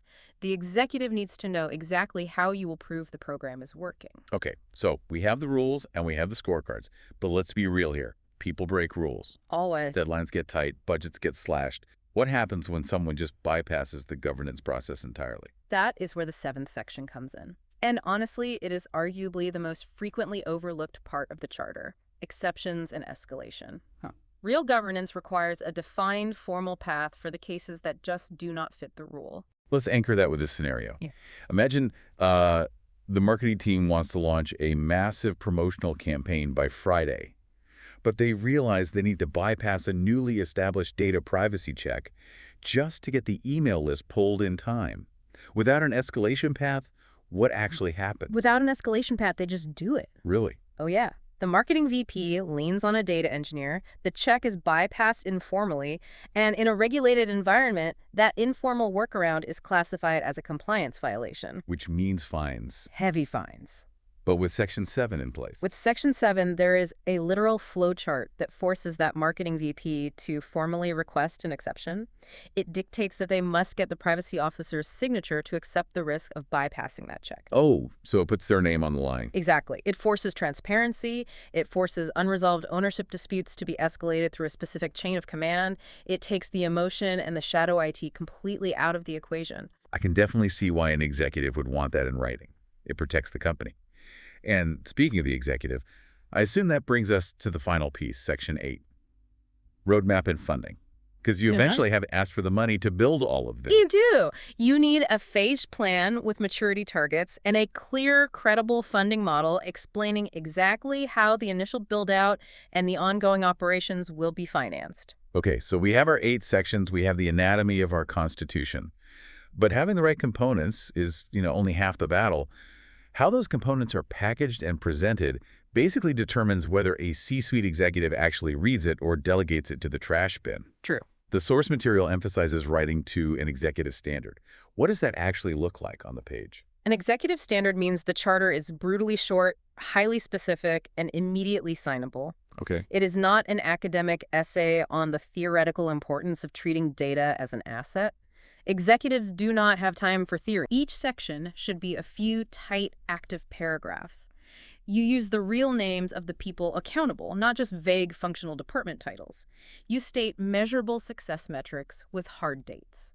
The text mentions running this through something called the sign-off test. Yes. Before you ever step into the room to present this charter, you must ask yourself one question. Could the sponsor read each section independently and know exactly what they are approving, who is taking the fall if it fails, and how they will judge its success? It's almost like a chef doing a blind taste test before serving a dish to a harsh food critic. I like that. Yeah, if you taste it blindfolded and any part of it tastes vague, or if you can't identify the specific accountable names, or if the success isn't measurable, you fix the recipe in the kitchen.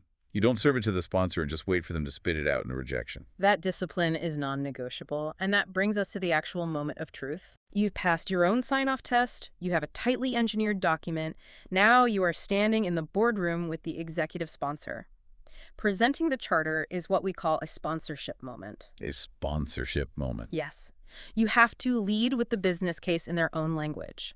You have to prove your scope is laser-focused and you aren't trying to boil the ocean, and you must preemptively answer their questions about cost and timing. Because no matter what, they're going to ask what it costs and when it will be done. Every single time. So let's look at how you defend this in the real world, because your defense strategy changes drastically depending on the industry you are sitting in. Let's start with a global investment bank. High stakes, massive regulatory pressure. Incredibly high pressure. In an investment bank, your defense of the charter hinges on airtight accountability.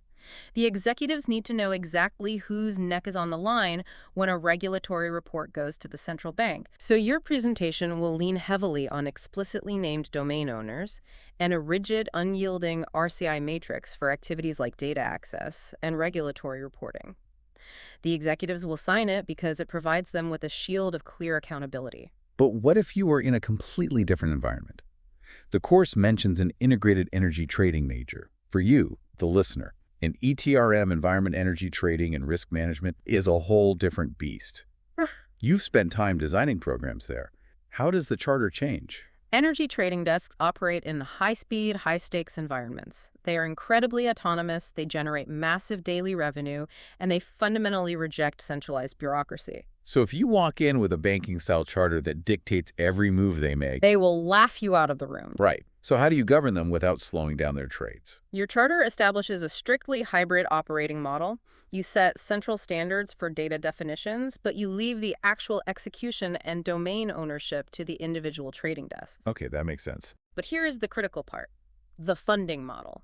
In your charter, you outline a phased approach that starts with hybrid funding, but aggressively moves toward a self-funding model by year 3. Wait, how exactly does data governance increase a trader's margin to the point where they willingly pay for the program themselves?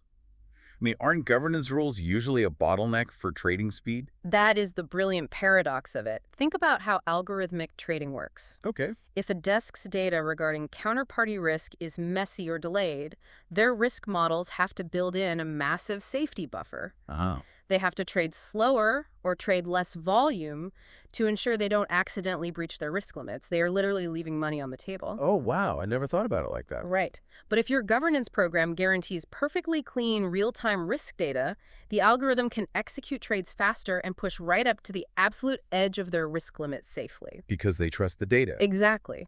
Good data governance literally translates into wider profit margins. Once the trading desks realize that, they will happily fund your program. That is a phenomenal mechanism to understand. It actually makes a phrase from the source material click into place for me.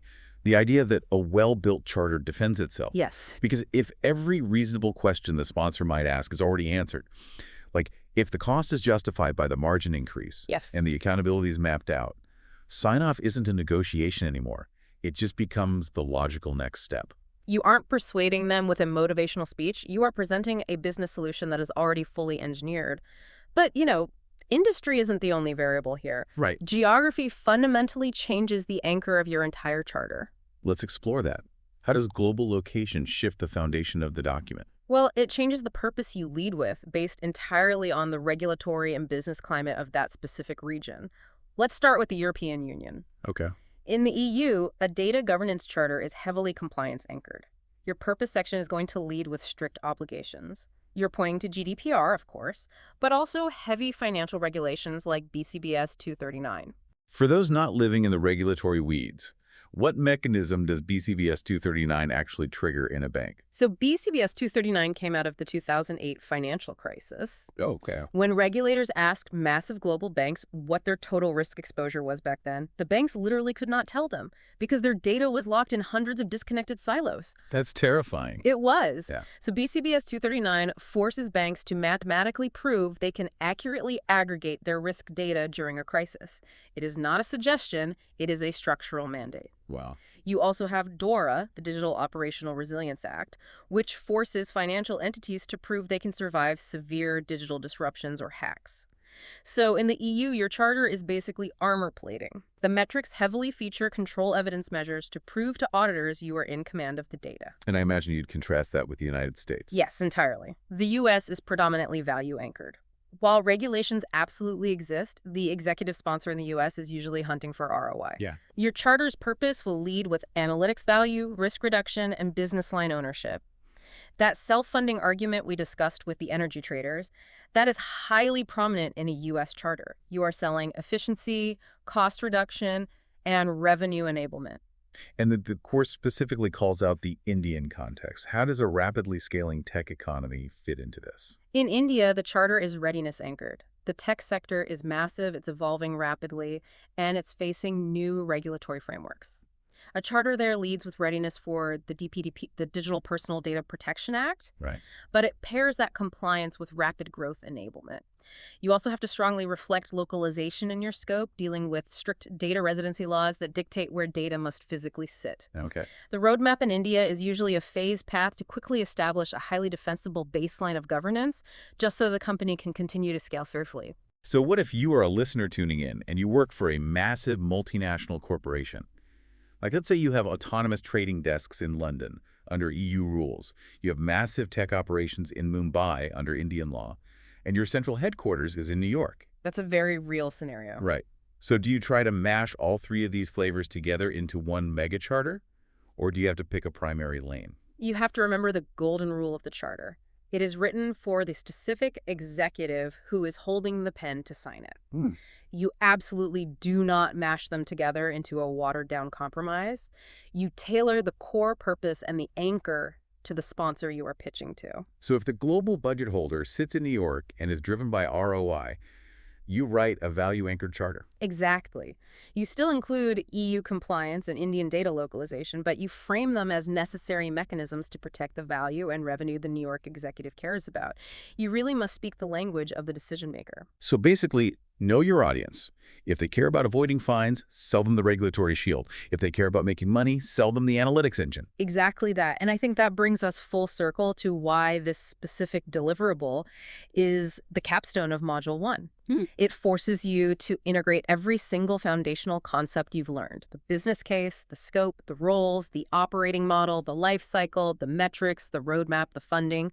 They all become interlocking gears within one coherent, enforceable document. It is the ultimate bridge between just knowing data governance concepts in your head and possessing the actual authorized power to stand up a real-world program. It's the exact skill an aspiring professional needs to prove they are ready to lead an enterprise initiative. And now that Module 1 is complete and your charter is signed, it is time to look at the rules of the road. Right.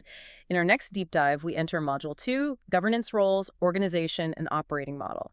And eventually, we will move into how your shiny new charter meets industry standards like DAMA DMBO and DSAM. I am really looking forward to that transition.